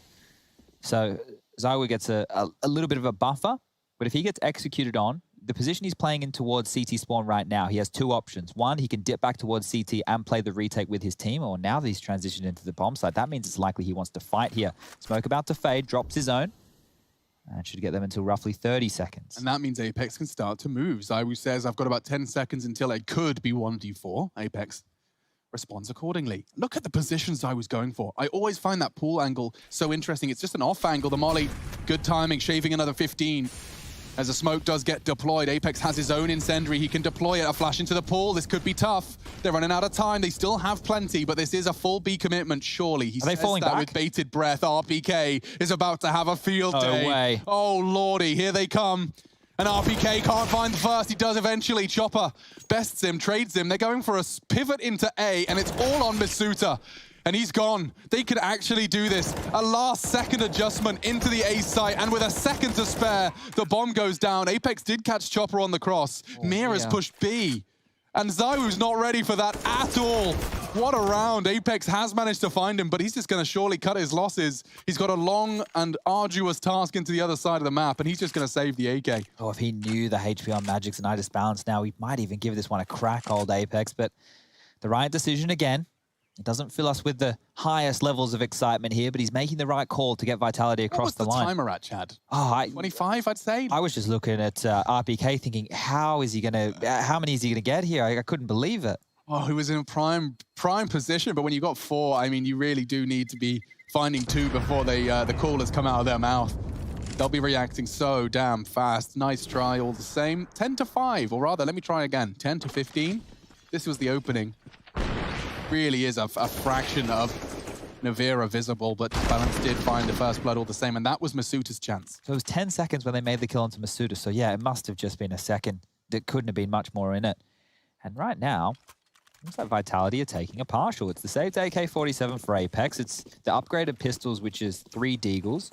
RPK not opting for anything extra. It's just going to rock that USP. Light little bit of utility. Nade. It's shy. Oh, well, he confirms his banana presence with a shot of the only saved weapon, hoping that would deter them away from B. It's unlikely. Now, this would just be a very apt way for Vitality to finish the game here. You know, all the Deagles get a kill. Apex grabs one, a bit of damage with the AK, and that's all she wrote, because, look, they might take a couple of more risks with these pistols, and I say that they have been relatively risky on the CT side. Zai were very aggressive down banana. They're heavily rotating around. They're actually going to leave Apex with the AK-47 on the B bomb site. So that's the heaviest hitter. Now, he won't be able to do too much impact if they do continue this little shift walk up middle towards A. You can see 4 players waiting. One over towards Pit, one in the site, one deep towards Arch, and one back over towards the mini pit. That will be Navera. This could be dangerous depending on if they just go dry. This is great for Deagles. Certainly not too shabby. 27 frags, Magic's no slouch. Chopper the same. Does find his first. It's Zaiwu, and Navira does land a single Deagle shot necessary. Admittedly traded, and so the numbers disadvantage continues to accelerate. What was that? A Deagle, a $700 pistol, has just taken Disbalance out. 7 grand lays idle now. T-side or lost. Up balcony. Needs another Deagle shot, and Masuta hits it. What a way to make an announcement of his presence, Pit. He still lingered. 1v2 for Apex, and he's the one with the weapon. He has had a winnable round sent his way. One site, one likely Pit. That's the info he's working with. Doesn't have a kit. Oh, the step. Yeah, he has to be loud now. And is he just giving up? Yep, he's just turned tail. So 2 in a row, 2 1v2s. Apex has chosen and thought better of. Was worth a look, right? I think Spirit were kind of shell-shocked from those frags going down there. That was Disbalance coming up quad side with an AWP. He just got flatlined there from Masuta. So great stuff. Magic's continuing this fragging spree. 28 kills for him. The rest of his team are chipping in slightly. We've got Mir up to 14 now, 13 apiece for Disbalance and SDY. Chopper with 12, maybe a duel here for Apex. And he will. Mir drops down there. That's not ideal. But money is looking pretty decent for Spirit now, and they have to buy every single round. Now, one of the keys is that Spirit have been getting into the bomb site and getting the bomb down round after round. The last 3 on the trot, all through detonation, and that is due to these saves. Navira, give it to me. I'm not sure if he wants to take a risk again, because we saw him get punished from Disbalance earlier. Maybe he'll feel a little bit more neutered right here. Those are the scores I was just talking about. So Magix is really doing a lot of work here with 28 kills. Look at the amount of bomb plant successes. They really have been getting a full round out of it. It's not been eliminations. They've been forcing Vitality to save, to retreat, or straight up just converting 4 of the last 5. Now, unfortunately, the reality is they have to continue this consecutive spree. That's the difference, right? If you look at the spree of rounds from Vitality, they were all won from elimination. They weren't won by needing to defuse the bomb. So if you can deny them getting that site access, find yourself in a mid-round 2v2, not giving up the bomb site, maybe that's where Vitality can get across the line. I said it felt like a moment or just a matter of time. Well, scoreline 15-11 now in favor of Vitality still, but it's getting closer and closer. And the double digits is where serious business starts to go down. So utility exchange towards Banana, standard, but they're isolated. Yeah, this could be a really good chance, and Apex is the one to make the most of it. Quickly traded, Magic's no slouch, and actually, it's Zaiwu lingering. He's going to get both of them. That is so clean, and it could very well spell trouble for the remaining 2. It's Disbalance trying to hunt down Zaiwu, but the smoke to aid his escape. The Molotov will achieve nothing. This has to be it. That should be it. Yeah, I'm starting to see SDY relocate all the way through second middle. They realize that losing 3 members on that banana aggress, especially the star of the show, the 29 frag Magics. Could this be the moment Vitality break through and convert their map pick?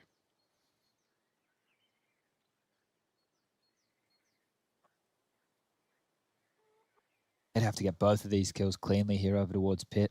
You can see right now in Limbo, the Arch player, he's in Speedway ready to head over towards that B site. So they will get a 2v2 if they opt to go over towards the quad side. But iDisbalance, he's peering in towards Arch while SDY picks who spotted each other first. I'm sure Masuda saw something then.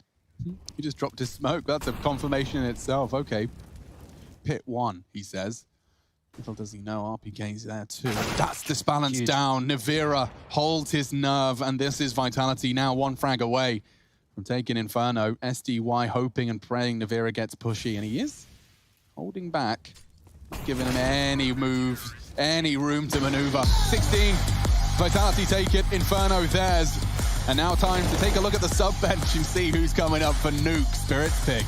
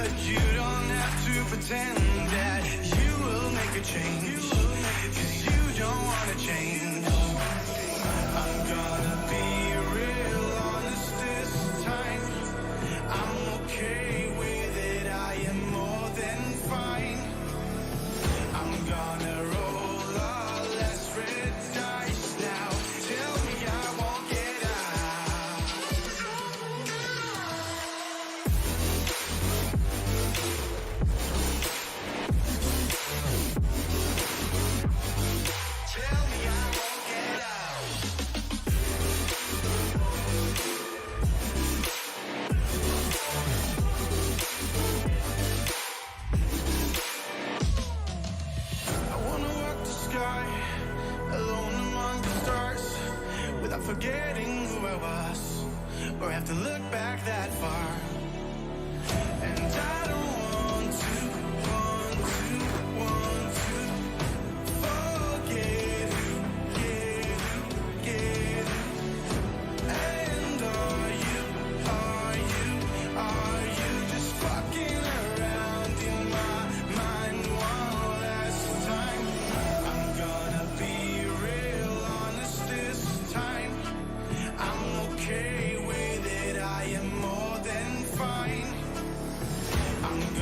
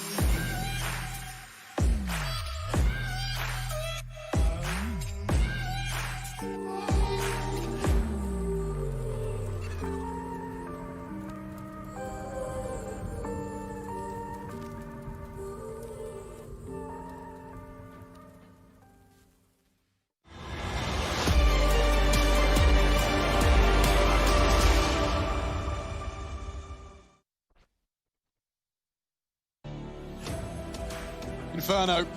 It concludes in favor of Vitality, and it was Team Spirit that put up the fight, certainly closing the gap in the first half. And I'm here in the studio for IEM's first day of Beijing Online. Chad Sponge Birchill.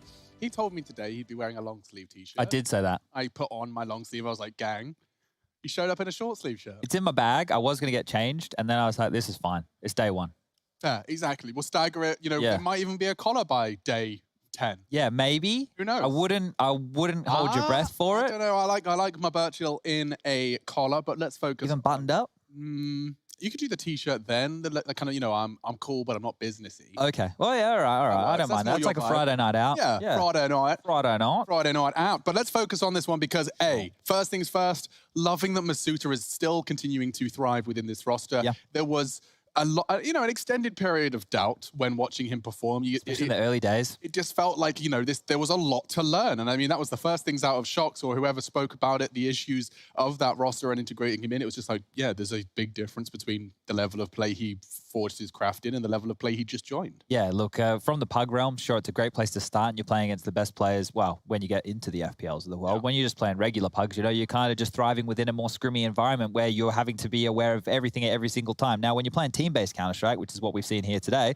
and what we get on these type of broadcasts, is the squads actually having to work off of each other, communication, teamwork, setups, all those bits and bobs. Now, it takes a while to be integrated into that, especially as a kid, and it looks like he's playing some good Counter-Strike. But the other player who I'm very impressed in, and one that, look, had a very good game, was Magix. Now, you've actually spoken on the broadcast before about your affinity for Magix with Mir as a bit of a duo, those two being quite potent. Now, Magix showed up today, Mir didn't, and one of my win factors was Mir having to perform quite well.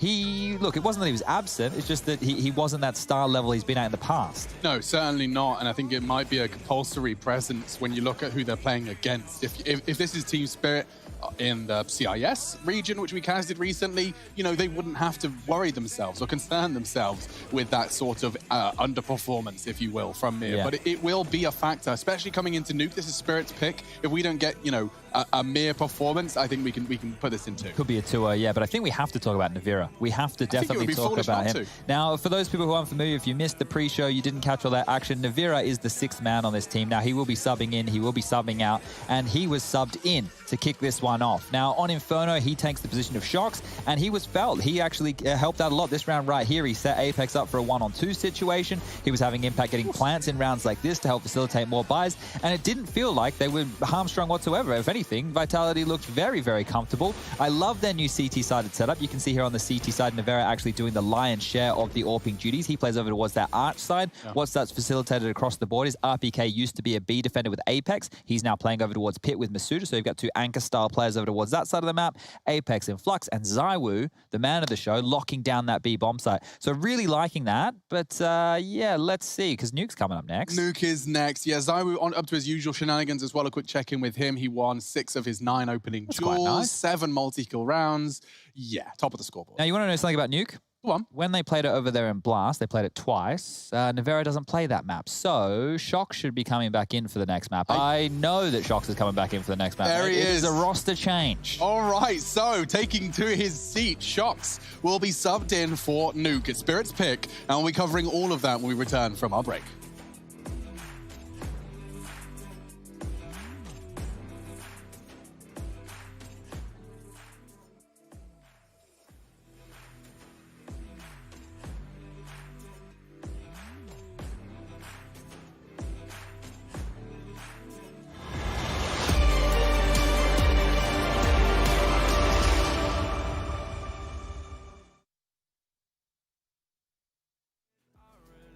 My name is Trace Saranthus. I am building a PC for Jordan Gilbert. My goal was really to get something that was no compromise, super powerful, and ideally not built by Trace. Yes, thank you so much, Jordan Gilbert.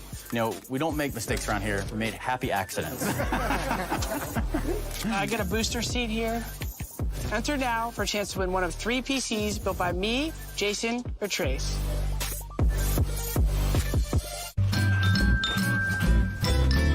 You ready? Huh? Hey, he's a good boy, huh? You ready? Huh?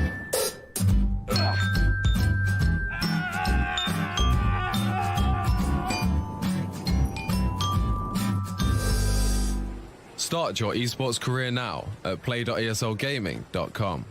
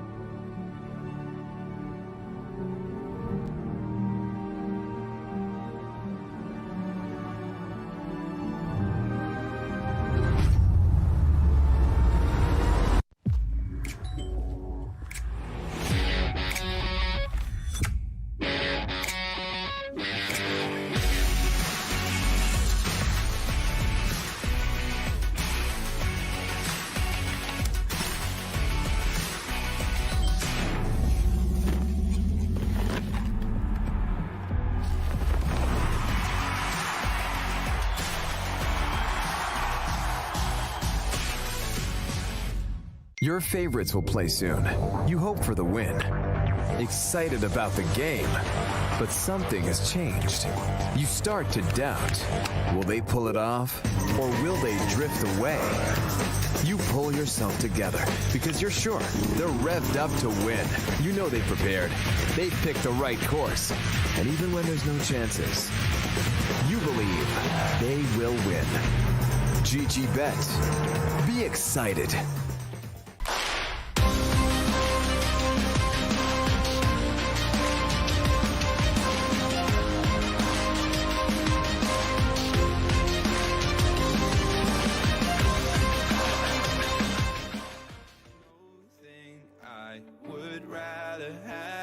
Together with our alliance, it shouldn't be rocket science. Hey, if I'm being honest, we're just feeling lost inside.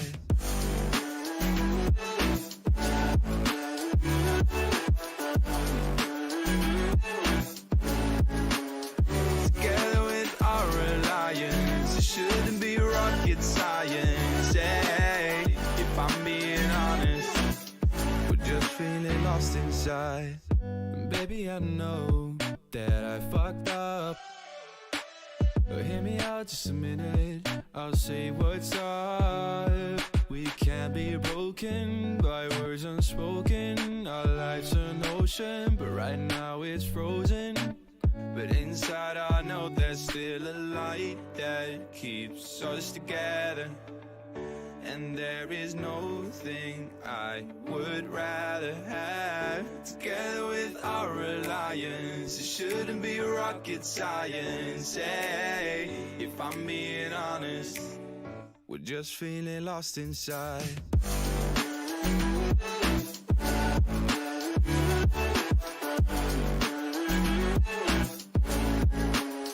Together with our alliance, it shouldn't be rocket science. Hey, if I'm being honest, look into your eyes, just feeling lost inside of your soul, and I recognize every single. Intel Extreme Masters is brought to you in part by Intel, Acer Predator, Mountain Dew Game Fuel, DHL, and GG Bet.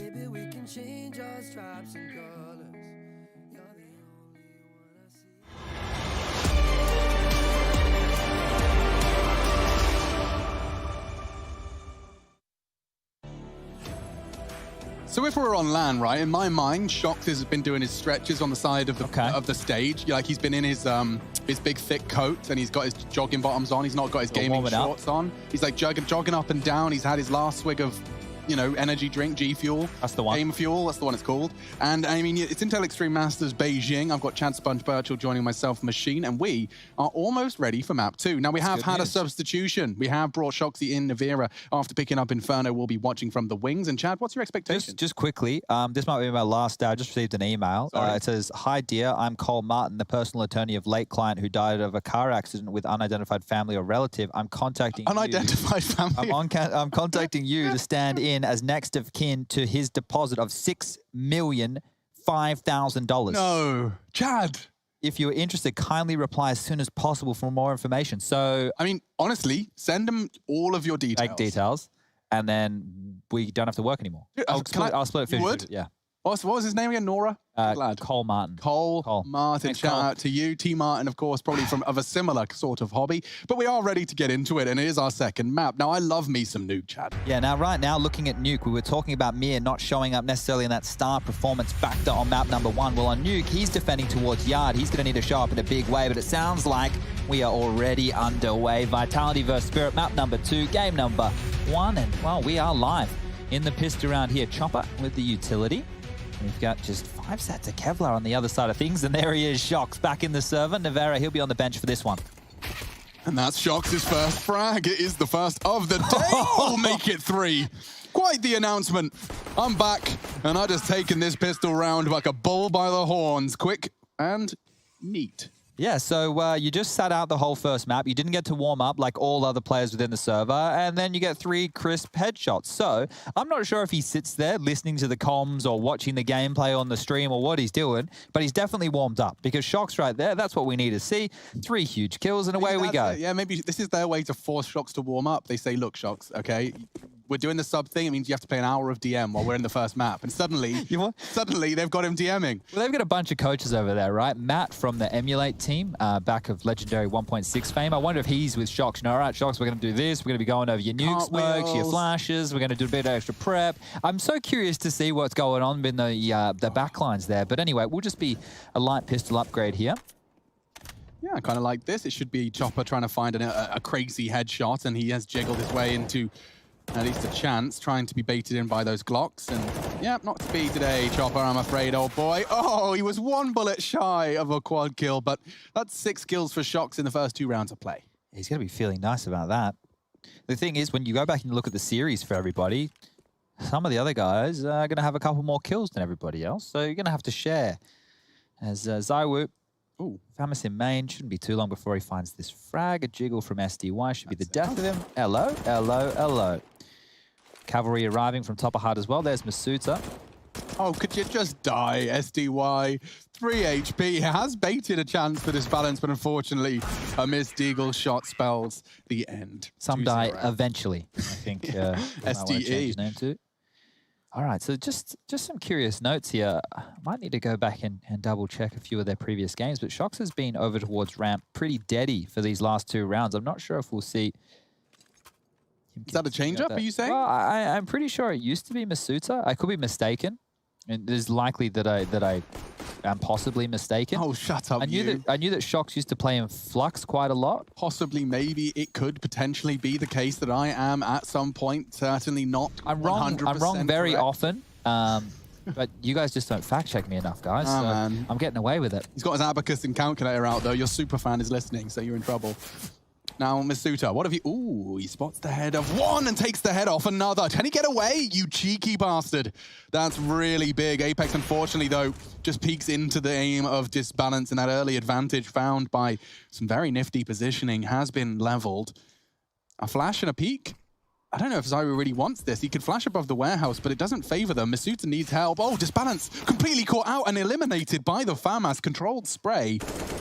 And the trades keep coming. This battle in Yard has been won out by Magic. Some great shooting. Keep Spirit in control, but as they back away... Oh, perfect timing. Oh my God. Perfect timing from Masuta gets eliminated. That's Mir.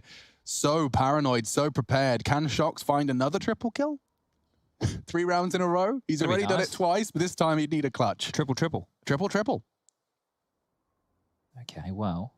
This is going to be a difficult one. Now, this is a Shocksy special if he's able to pull off a 1v3 in this situation. 30 seconds left. Very slow from Spirit. SDY, the fact that he's checked it and called it clear twice, he may not come back to it. He is. Look at the timing on this, though. Oh, yeah, SDY's got him. Books him. That was a close call. They were about to start their advanced top site. Problem solved, and Spirit take their first into round 4. All right, Money a little bit troublesome right now for Vitality. You can see RPK there only with the $1,400 loss bonus to his name. Now, I just managed to make a mark in this round. This one right here is big. The fact that he adjusts, gets the kill through the box. Obviously, those boxes are, I know they look very strong, but they're basically made of cardboard when spamming through the AWP like that. But still a nice little adjustment there. His scoreline will be 2-1. RPK down to the P250. We have MP9. Bro. That's all he needs. Ooh, Shocks. Okay, sound cue heard. They know there's someone very close to that Molotov, and Mir thinks better of it. What is he up to? Twice Chopper has played around that red box. This time it's Saiwu to punish. And an early advantage shapes up again for Vitality. SDY's out, though. He's into the top side. Masuta has a lot to do. RPK's only got a P250, but from the hut position, he rains down terror. A double kill, tapping away. Masuta's doing it all. He's got himself a triple. Mission accomplished. Just Disbalance, who's using that smoke, passing like ships in the night. He's escaped only for a moment, I imagine. Shocks is close, and he can't react in time. He'll take a free AWP. Yeah, that's a nice pickup right there. It's a flop, Rush would call that. Yes, he would. R.I.P. Rushley. He is with us, but only in spirit today. Oh, hey guys. Oh dear. Oh my god. I got the. Did you just solder a new microphone? You gosh darn right I did. I was connecting the capacitors to the circuit board, and it sounds good, right? Yes, it does. Yeah, it almost sounds better. Well, I don't know about that, but I think I did a good job on the cables. Yeah, you really have done very well. And so it's great to have you back, our observer, of course, Rushley pressing the buttons. In fact, Rush, I mean, I know it's crazy, but it kind of glocks. We don't know. Oh, it is glockish. You want to get him feeling up to a Rush? Have you warmed up like Shox? Can do. It's our favorite map, which is Nuke, so it does get a little tricky, but Zywoo, he's MC, doing... can you take the reins? He's not here. Yeah, MC, yeah, you wanna take over? All right, my hands are off the keyboard and behind my head. But looks like the head of Chopper almost getting taken off, but it was just the chest shot coming in. Finds another one. He's looking for more, sees the elbow. It's gonna be a nice eco ace, both on top. Oh, he sees more. This is going to be Give it to him, an absolutely crazy ace. Let him have it. I'd be screaming at my teammates. Oh, PK. He killed him through main. Did he shoot under? Oh, did he shoot up? That's hilarious. Rush, can you get the guys to dig through that one? Yeah. Bastion, did you get that on context? Yep. Okay. Jan, get that rolling on EVS as soon as you can, and we should be able to get this. These are Zywoo kills coming in. Absolutely pivotal kills. Yeah. Okay. So we're going to mute his mic now. That's way too much time for Rush. Get the hands back on the keyboard. MC, thank you. There it is. He does. There it is. I haven't seen that before. That's great. Well, we'll give him that one. Headshot. He stole the ace, but we'll give him that one. Headshot. I've just gone back to double check. The last couple of games, Shox has been primarily playing over towards ramp, so I was mistaken. Always. But he's found a lot of impact here early, old Shoxy. Secret smokes will come on up, and down they go. Oh, really? Was there a gap, or did he just take a shot? That's a pot shot. Magic's. And as well, it's like one of the best players from Inferno. Losing him. Oh, he's going to be frustrated. There's already 2 players lower. They're searching. Oh, that nade under the lip there. No damage really done. Well evaded. Apex, you're playing with fire, bro. Oh, they're pushing in. He's backed away. Did he close the doors behind him? Was he raised in a barn? And the wall bang is good. Oh my God. Apex banged down to 9, forced off. This is quite the way to announce that Nuke is going to be a banger. Quick start, Chopper into Decon. Apex is going to get shot. Surely pre-fires it, finished off. It's messy. It's very messy. Could be Disbalance finding RPK here, and it is. Great shot. Should be the round as well. Zywoo's still alive, though, so don't speak too soon. Bomb down, and a 1 versus 3 established. He's backing away. He was spotted ramp. They know where he was. He's lost all of his teammates. Looks like Spirit's lower hit, despite the absence of Magic's on it, has been converted. Good fragging from everyone else. Everyone finding essentially a team ace. That felt so good from Vitality. I was getting hyped. The fact they had 2 players rotate heavy lower. They were both playing towards that decon side. I thought they were going to bait off of each other. Dude. It actually forced off Apex. Yeah, and that right there was the tide that turned in that round. Once Apex had to drop off that ledge, as soon as that decon kill went down, he was isolated in the site, couldn't play it out of the line of sight, and he gets taken on down with ease. So all in all, Spirit have pulled one out of the hat here, able to post their second round on the board. Scoreline 4-2. And Zywoo will retain the AWP. Residual cash as well to drop a gun for Masuta or Shox. Could even drop 2 Famouses if he's feeling extra charitable. He's dropped an M4. Will he drop the second? He has enough to do it. He's thinking about it. They're talking it through, and he will. So, Mr. Charitable Zywoo there, dropping 2 M4s going into round number 7. A big investment for his teammates because he is rocking the AWP right now. If he falls, they lose this round. He's invested in what potentially could have been a hero AWP or a rifle in future rounds for the star himself. Getting round 7 underway. Yeah, look at this aggressive play. Nade's designed to find him. He does just chip away. He's throwing the molly as well. So Chopper, he's always contesting that red push. It cost him his life in the first 2, but this time it's Apex we jump in eyes with. Ooh. Oh, he's in trouble here. Nade looks really promising, though. Yeah, look at the damage. Mir gets the brunt of it. He's definitely suspecting presence, and he's flashing, he's peeking. That's scary stuff. Disbalance has taken the line now. So he wants 1 and done, right? That's a perfect gap. He clicks ahead and falls off. That's the dream. He can't pick again. He just has to hold this line. Click and drop, click and drop, click and drop, click and drop, click, drop. Okay, back out of there. He actually sticks around. He wants more. He wants to make it a little harder on them, and that's what Disbalance was waiting for. This is going to get awkward now. Zywoo can only hold, and Shox is going for around the world flank. Spirit are not rushing this, and that could pay into Shox's play. as he slowly works on the noose behind them. But this is a double rotate. Masuta and RPK down just in the nick of time. Oh, they're in so much hot water here. What are you supposed to do to defend this? It's going to be bullets. Oh, and Disbalance finds another 2 entry frags. T-side AWPing on Nuke. It might not clear Masuta here. He has got the first. Chopper needs to go, and not enough from Masuta. A 2 versus 4 now. The CT's nowhere near it. Shox and Sai were just in the lobby holding on here, heading back to T-spawn to save. Yeah, look, Apex getting a little bit hungry there. As soon as he had whittled through all of his utility, he just wanted to go for a quick little jiggle to see if anybody was home. But by overextending, that opened the avenue towards the lower site. You saw how much rotation. Zawu starts going towards ladder base. Shox is pushing yard. Both players in top site look like they're posturing towards the vent, if not dropping lower. And because they take a little bit too long to cobble together that setup, they wanted site control. Well, it's no good for RPK in a position like that. You can see the AWP, it's always going to win out from a long-range duel. And all in all, Spirit are doing a great job on this T side of staying poised and collected after they find the openings they need. So 4-3. Saved guns means we will likely see a force buy from Vitality behind this. Shox can drop a rifle.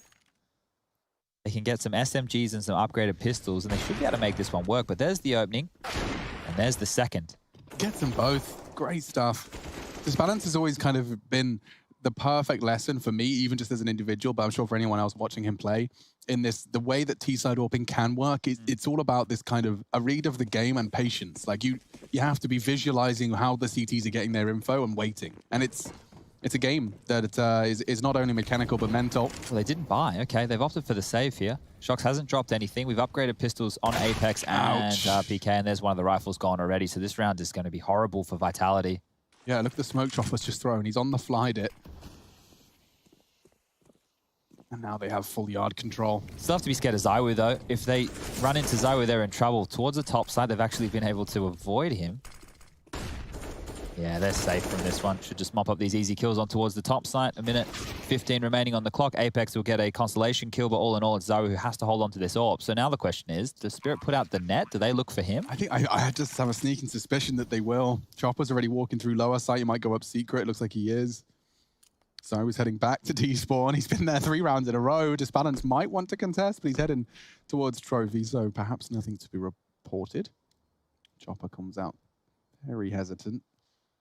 So long gone. His stench perhaps still lingers. So let's think about a couple of these key rounds here from Spirit. This one here is a bit of a gimme. It's just against the pistols, but they were able to get that round where Magix gets taken down through the smoke, and then they just continue lower, finding the trades onto, I believe it was RPK towards the decon side and Apex over towards the window side. Then we had the gun round only 2 rounds ago where Disbalance opened up onto Apex and then was able to find the follow-up onto RPK behind the silo in the lower site. So I think that Vitality need to either try and lock down a couple more of these choke points, because one of the keys to success for them on Inferno on their CT side was not allowing... Yeah, it was a big shot, Shox. One tap. Yeah, okay, all right. Yeah, nice one. Can appreciate that. You see the pre-aim like through the smoke, and then it's just movement keys from Mir. All he had to do, a very micro adjustment of his mouse. Real neat stuff. Impressing Shox. He's seen many a frag, so definitely credit given there. But it's a timeout called by Vitality, and you can understand why. That's 3 rounds in a row going Spirit's way, and the lower site has been exploited. I wonder as to whether or not they'll be, looking to make adjustments, even when it felt like they had all the pieces in the right place. That's the problem. I felt that their rotations were good on the Vitality side, so this is where, and it's so difficult to listen to this as an in-game leader or a coach, when it's like, I just missed my shot. But sometimes, maybe that was the case. You were just out-dueled, and if you get out-dueled, well, that's all you can really chalk it up to. I mean, we talked about their capabilities. If they're both on, that will happen. You will just get out-dueled. Fast, very fast. What are you up to? Chopper's charging in. He's actually caught RPK just like that. The flashes, perfect. And Masuta caught in transition. Team Spirit have taken this round and practically won it in the opening 20. Now this is where save as a call 20 seconds into the round is one of the most horrible things you can possibly hear, but it is the only choice. They didn't have any map control. They didn't do any damage. I want to see what RPK was throwing, because the molly was already there, and he's completely unawares, though he was not expecting any sort of presence. Yeah. Well, this is just going to be, depending on how long it takes Spirit to plant the bomb, guys, long round because we can see how much has been given up. Take a look at the radar, top left of your screen. You can see 2 players tucked all the way back in towards spawn. Shock's trying to help out Zywo here in case he does get faced. And then you can see Apex in warehouse. He's tucked into the back corner there as well. The best thing that Vitality could hope for is if Spirit get lazy. If they limp in one at a time, they get a couple of exit kills, they're definitely not winning this round. And look at this. We've just had about 30-ish seconds of Spirit dotting their I's, crossing their T's, and making sure they don't give up a round where they manage 2 amazing openings within the first 15 seconds. Yeah, I mean, and this is Nuke we're talking about. Some of the slowest rounds we've seen in Counter-Strike have been played here. I like a hunt. I like the fact that Mir's getting inquisitive. If you take a look at the residual cash right now, Chopper has 8k remaining. They can throw a couple of bodies at this to take away these saved AWPs and rifles. I know where he is now, but the problem is the bomb is so far ticked and the cavalry form very far away. They won't be able to run down Shonks or Zywo over towards spawn. If Apex over peaks, maybe he gets caught off guard, but you can see here, tucking in safely, wants to hold on to this rifle because, again, Vitality will be able to buy going into round number 10. So Team Spirit have had some nice pace changes. They've attacked different sides of the map. We've seen them go yard down towards lower. Seen them go ramp down towards lower. Here they managed 2 top picks and still went ramp towards the lower side. So an affinity for that B bomb site. Let's see if that changes going forward. Vitality need to start mounting a couple of rounds now. I think 6 or 7 essential for them on this CT side. There's a lot of talk on Twitter that, you know, Nuke in some people's opinion is a T-sided map. Starting to lean that way for sure. I'd say with how well teams can use utility and how it strings the CT out, you can see right now they're already having to rotate. Yard smokes come out has to be respected just because of how well how well Spirit have been able to manipulate this area. What is Zywo supposed to do with this? I mean, he'll call nothing yard. The secret smokes. Here we go. This is the information. It's Apex, and he's going to drop the smoke now. Surely doesn't want info. Nade looks promising, but holds on to it for now.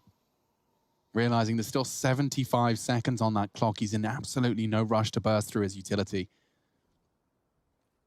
Throws it out. No one's home. They're actually heading back up. But that's the nade they were waiting for. It seems like that's deterred them or incited them now further into the lower site. Zai was flirting with the idea of a ramp rotate. A main smoke. Now Masuta's choosing to moonwalk out of that, and that's surely the death of him. A flash has saved his life. SDY on red doesn't get spotted. Zywo doesn't have the info, and Magic has opened up the lower site. They're going to flood in, and more lower site success. They kept them guessing just enough to keep that rotate at bay, and now they're so tucked in. Chad, I can't believe I'm saying it. They might save again. They might have to save again. This is like 5, if not 6 rounds where Vitality have just had to cut their losses. Spirit should put the foot on the throat here and try and take these guns away. SDY managed to rip RPK's rifle out of his hands, and now it's just 3 remaining. The AWP, that'd be the key. If they can take that away from Zywo, if they can hunt him down, once again, he loves the spawn, starts the round and ends the round in the same place. Shox will find a consolation frag again, but that's all they've been. There's nothing exciting about what Vitality are bringing to the table here on the CT side. They're being dictated to, and Shox seeing if he can find another, but all in all, might be his undoing. Whittles him down, eventually finds the frag. Half HP at this point. They won't get to him in time. Masuda went down to the bomb there. Oh dear. Where was Masuda? That's not ideal whatsoever. Yeah, going to the bomb on a save round. These dudes have got. This could be a stomping here. If Vitality don't grab hold of this range, this horse is going to run away from them. Look how low the frag distribution is on the Spirit side of things. Everybody 6 kills or less, and they've managed 6 rounds. Yeah, that's a full team coordinated effort right there. Okay, Vitality, the time is now. If ever there was a time to come back online, it would be this. What's the strat? Disbalance on the naded door. Will be holding anyone that wants info top site. Chopper's working yard as usual. Zywo's tugged in early on secret. Interesting angle that could very well pay off if Chopper continues his walk up. It will just be a jiggle away. Default spread though. Pressure perhaps towards ramp. Now they are just looking for picks here because Vitality have an inquisitive nature about them. They like to push and prod around, see if they can find anything based off the information they're given. And early, they've been given no information. There's been a little bit of argy-bargy towards lobby, a couple smokes thrown towards that yard position. But those were CT smokes because right now we can see all 5 smokes remaining for that of Spirit. They're lining theirs up. Looks like a late secret wall. That's a little bit early. Chopper reports that there is a stop molly and you can hold on for 5 seconds. Now they fly through the sky. Perfect timing.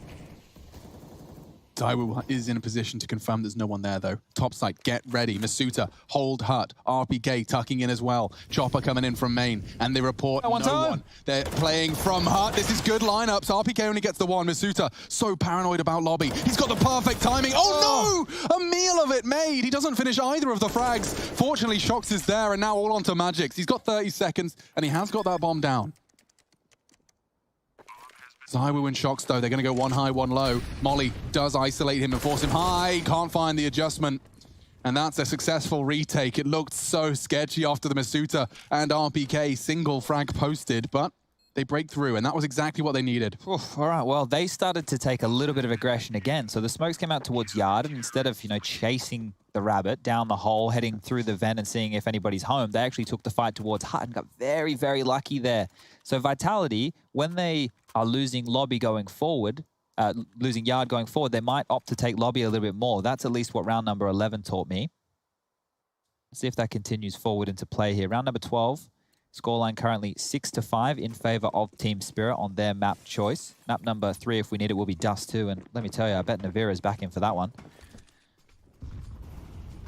It's a full buy round. Zywoo was able to pick up his AWP. Shox held onto that AK-47. Utility being thrown out early from Vitality, and early grenades from Spirit just to make sure there's no CT-sided aggression. So they're doing a great job of conditioning Vitality in some of their early moves. Zywoo even, has only died one time. I knew you were He's only died once. It's mad, isn't it? That's the saves. That's the perfect summary of the saves. You see so many nades in the air. He's actually looking to reposition. He wants this angle. He didn't get it last time. Now he's been Molotoved off. He is safe, but he could very well be overrun. Zywoo needs to re-aggress as soon as these flames fade. And that's the frag he missed. Now looking to dart away, looking to survive. It drops the molly, will survive to live to fight another day, but Mira's found Apex. Warehouse clear, Yard continues to be a problem. They're flooding through. Masuta standing to fight, but this is going to be an overwhelming double peek. He evades the flash, but can't keep his crosshair where it needed to be. Spirit maintaining this man advantage as they head into the inner site. Good work from RPK. SDY plans to swing in, though. They're hunting him down. They've lost full top site, and Spirit are playing a great game here. Shox has found a way back in. Lobby is denied. Not again, surely. Are they saving again? I mean, he's 11-1. If I'm Zywoo, I'm like, You want to get involved at some point, though. This is a lot of rounds of Counter-Strike played. So I said I think... money's just not fun. 6 or 7 for Vitality at the end of the half. So it makes sense to save. It's the right call. It's not the exciting call, but they want to make sure they can take home their toys and come back to play another day. Yeah, I mean, you're still in a situation where you can 8-7.5. It's true. Very true. Financially going for this one, you feel like a bit of a tit. As soon as that AWP is lost and your Disbalance continues to have every weapon he desires, every round he's played here on the T side so far, he had about 13K. It's now been whittled down to, well, what, do the maths, 1900 plus his 7.6. He's got plenty of cash to splash. This half has been fantastic from Spirit, individually diverse. We haven't had one particular standout. Look at the scores. There's 2 frags separating your top from your bottom. Every member pulling their weight. This was the frag from Mir to take control, and Chopper winning out against Masuta on main. The rest was just housekeeping. Yeah, I think Chopper's kill there was the round winner. You could see how fearful Zywoo was. Once he got pressured there, the rifle's getting up close and personal towards Secret Man. He had to drop away, and he was out of the round at that point. What's he going to do? Go up the vent and try and fight with the AWP? He had to rotate the long way around. And that's forced Vitality to take a timeout. If you take a look here at the scoreboard, from round 6 onward, it's almost been one-way traffic. Bomb going down round after round after round. And, well, I guess that's been the story for Vitality, saving as much as possible, because Zywoo, 11 kills, 1 assist, 1 death. They've conceded 7 rounds, and Zywoo has only died 1 time. That is absolutely absurd. Shox as well, with only 4 deaths to his name, so those 2 are the culprits, at least for the saved weapons. And that timeout has concluded. We'll be getting this one back underway. 7-5 the scoreline now. Guns have been able to be purchased on through. The fuse kits are out. Molotovs for everybody, smokes as well. Let's see if Vitality can put up a bit of a fight here on this CT side. Over towards Heart. Magix is quick.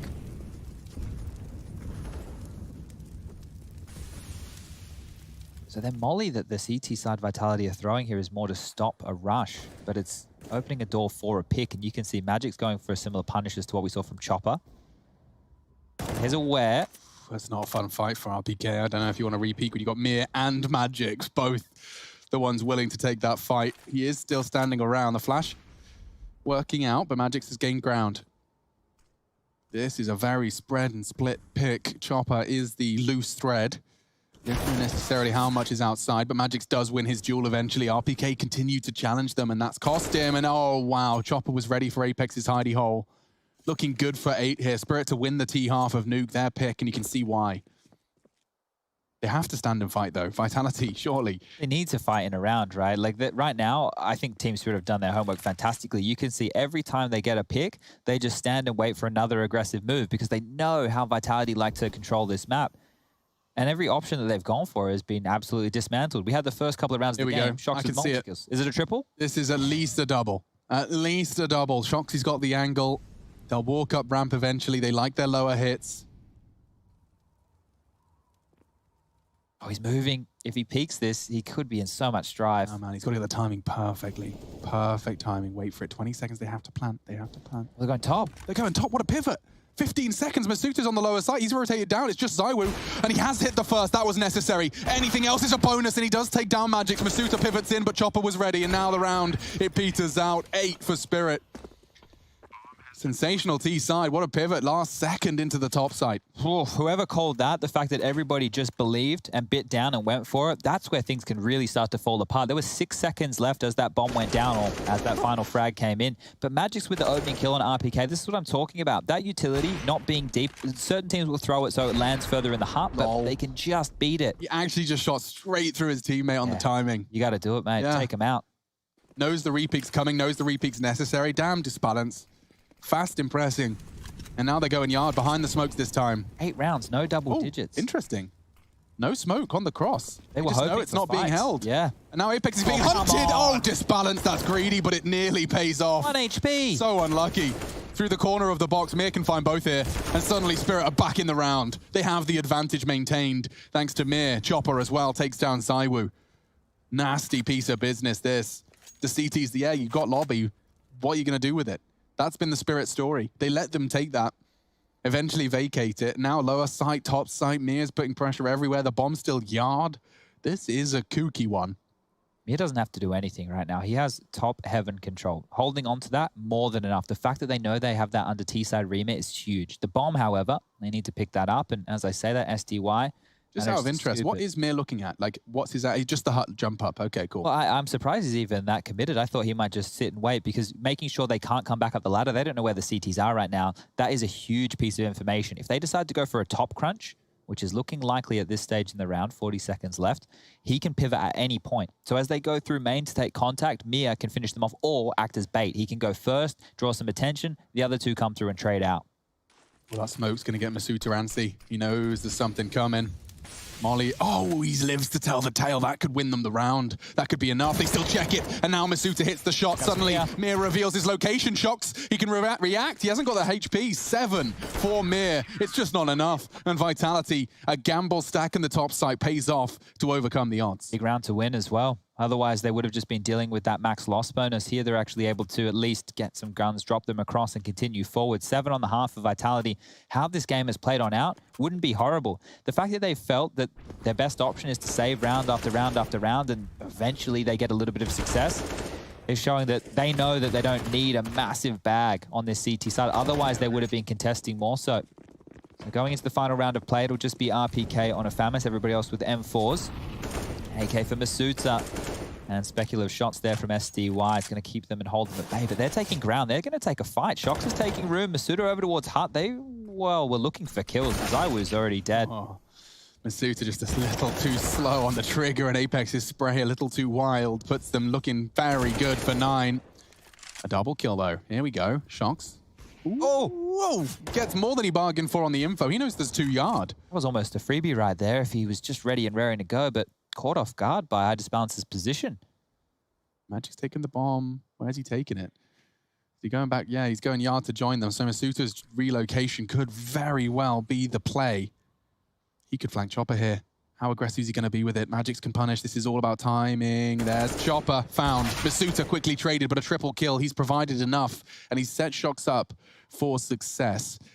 A very important 1 versus 2.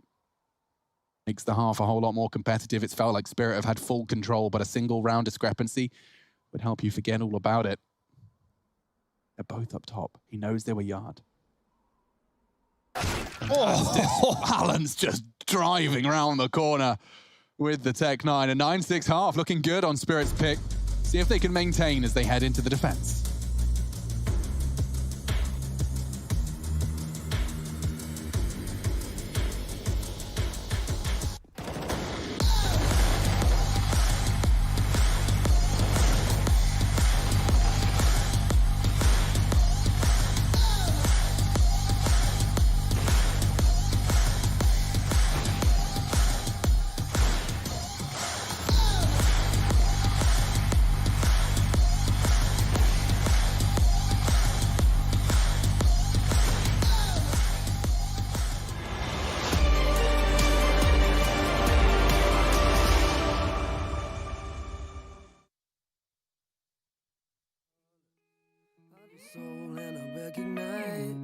Every single line, every single roadblock. We got two hearts that beat in time. In the towers, looking down all night, blocking out the sun that we need. Maybe we can change our stripes and colors. You're the only one I see. And I take it all or nothing at all. Driving through the night till I met your door. Go outside, stay up all night. Take it all or nothing at all. Driving through the night till I'm at your door. Go outside, stay up all night, sleep through the sunrise.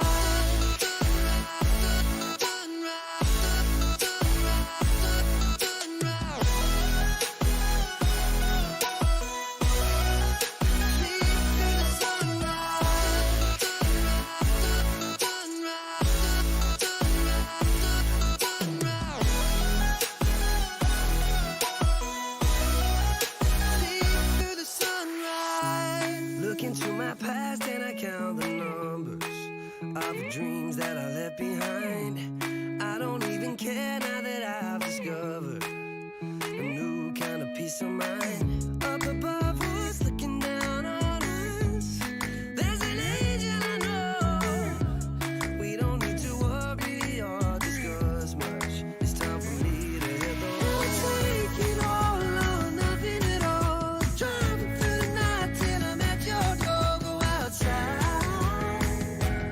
stay up all night, sleep through the sunrise.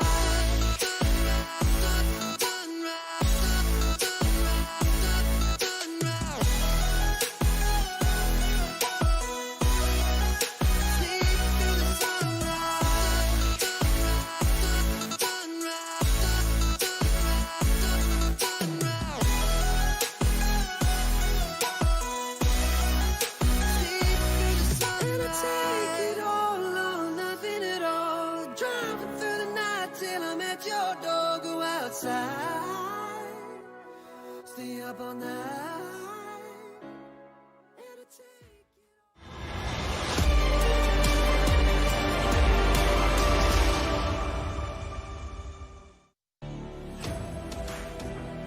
Is Nuke T-sided? Well, we're about to find out. Vitality presented with just 6 on the defense at Spirit's map pick. First game of IEM Beijing. And Disbalance is rocking that Beckham look. He's got the headband on. He's ready to kick it and bend it like the pros. And let's get into our second half. I'm Alex Machine Richardson. I've got Chad Sponge Birchall hanging out here at the caster booth. And we ready to rock and or roll. Expectations for this one are pretty much uncertain. We don't know necessarily how much T-side work Vitality have been putting in, but we've already seen good signs of life from Spirit, almost anticipating that Dust 2. Into the pistol round, it will be very telling. Magix hears a lot and doesn't decide to stick around. They concede ramp room. Look at the nade. Oh, could have been cool. Doesn't quite do enough damage to be considered worthwhile. And Magix may have been looking at his map, a little slow to react, and they've already flooded the lower side. This spells trouble for the CT retake. Yeah, no kit here for the retake either. Oh, so it may not be a retake. Look at that. They've opened the doors. They contest. They fight fire with fire and bullets. Bloodshed. 3 versus 1. two of them in the doors. They didn't fully clear it before the bomb was going down, and in that chaos, they thrive. They're going to pepper away at ZywOo. Good plant. He does get it down. A bit slow on the trigger there with SDYCZ, but all the same, double digits found. Bomb planted. That will put $800 per player, thanks to ZywOo. Yeah, so selfless play there from ZywOo. Could have tried to play out that situation. Had a lot of time to work with. Could have scooped out the bomb. Could have played out the round, but he opted to just get that C4 down. And what that's done is put them in a position where they have some options. Vitality, just take a save right now and get the AKs out in the next, or buy into this one, drop the guns across. We know that they can drop AKs, that they can drop Galils, that they can make this work. It actually looks like they're going for a half purchase here. So next round, they're going to get 2,400 as a loss bonus. Are they going all in? They have. This is an all in. Okay, they've all in. It looked like they were going to keep a bit of residual cash, Look but at that. all in Two across the board. 10s, 3 Tech 9s, and a load of util. Okay, so they've limped out the standard yard smokes. There's one in the sky for secret. Make that 2. And no one's going to follow it through. They're actually going to go for a top hit here. Has there been any rotations lower? Well, there you go. There's your answer. Okay. Span's rocking an AUG, and he's going to have a lot of company. Oh, Chopper, just kicking around. He only gets 1. Hold on. This is getting awkward. That's an orc drop. Real problems now. Big problems. They're coming up loud. They're coming up and proud for Magic's on the first, but tapping away his shocks. Oh! His Tech 9 into the toes is enough, and Vitality win the second round force. That was so weird and scrappy for a second there. It felt like, okay, well, they were going to get pushed out of position. Chopper probably has a couple. I just bounce will mop up the rest. But the fact then he didn't get that second. The thing is, if they didn't deal with the players on the side, there were already multiple members. Look at this. There are already multiple members worrying about rotation. Someone's watching lobby. Someone's already looking towards main. And that's a massive round right there. You could even argue that that round is more important to win than the pistol round, because 1,400 is the loss bonus on the CT side. If you lost pistol, at least you get the 1,900. Look how conservative you can be of your shocks and ZywOo. You're coming into this full, comfortable round with an Orc and an M4 you haven't spent a penny on. The rest of his teammates can have whatever they desire. And Apex, he's a fancy... He loves himself a bit of a scout. Yeah, so this is one of the weird changes that we've noted since Apex has taken over as the in-game leader of this squad. On the Force Spies, he will... Sorry, what? Okay, so we just swapped POVs as ZywOo was fully flashed, and it was Shox' flash that got him. So the team flash fortunately traded, but not ideal. The M4 still lying idle. I imagine that's probably hard to retrieve if it's still up on the main roof, too. Being pre-aimed by Shox. This filthy angle. That is pretty perfect. Oh... Clean. Does he expect another, though? That's the real question. The only Julies, you're not worried about it from that range. But yeah, so well handled by Vitality. It looked like it was going to get out of hand for a second there, but this being a 2-on-4 situation, low HP for SDY, Shox scoped on up. Yeah, you're not winning that duel, Mir. I don't think so. You're good, but you're not Julie versus Org good. Or maybe he is. Oh, Apex is going to spot him. He hasn't. He's completely unawares. Oh! Any weapon. A P250, you might even kill him. It sounds like someone's like walking on a tin roof, the Julies. Yeah. So a bit of an odd one there. Not my weapon. Tell you that. Rush, how was it having your fingers off the numbers for 10 days? It was weird. I just played a lot of Counter-Strike, so it's kind of nice, actually. Okay. So do you feel kind of more honed in? It always takes like at least one map to get used to pressing the buttons again, but I feel like we never left now, to be honest. Yeah, it does feel that way. Yeah, and which... It's I don't mind it. You know, we come into the same space. Yeah, I'm hyped, to be honest. I'm feeling good. Ooh, that's the end of that one. There's the P250. I'm telling you, cheaper and more effective. Gets the frag and it's 850. I'm telling you, cheaper and more effective. I'm telling you, cheaper and more effective. Gets the frag and it's 8 to 10. Vitality are closing this T-side gap. And look at the cruel reality for Spirit. It's an eco. Yeah.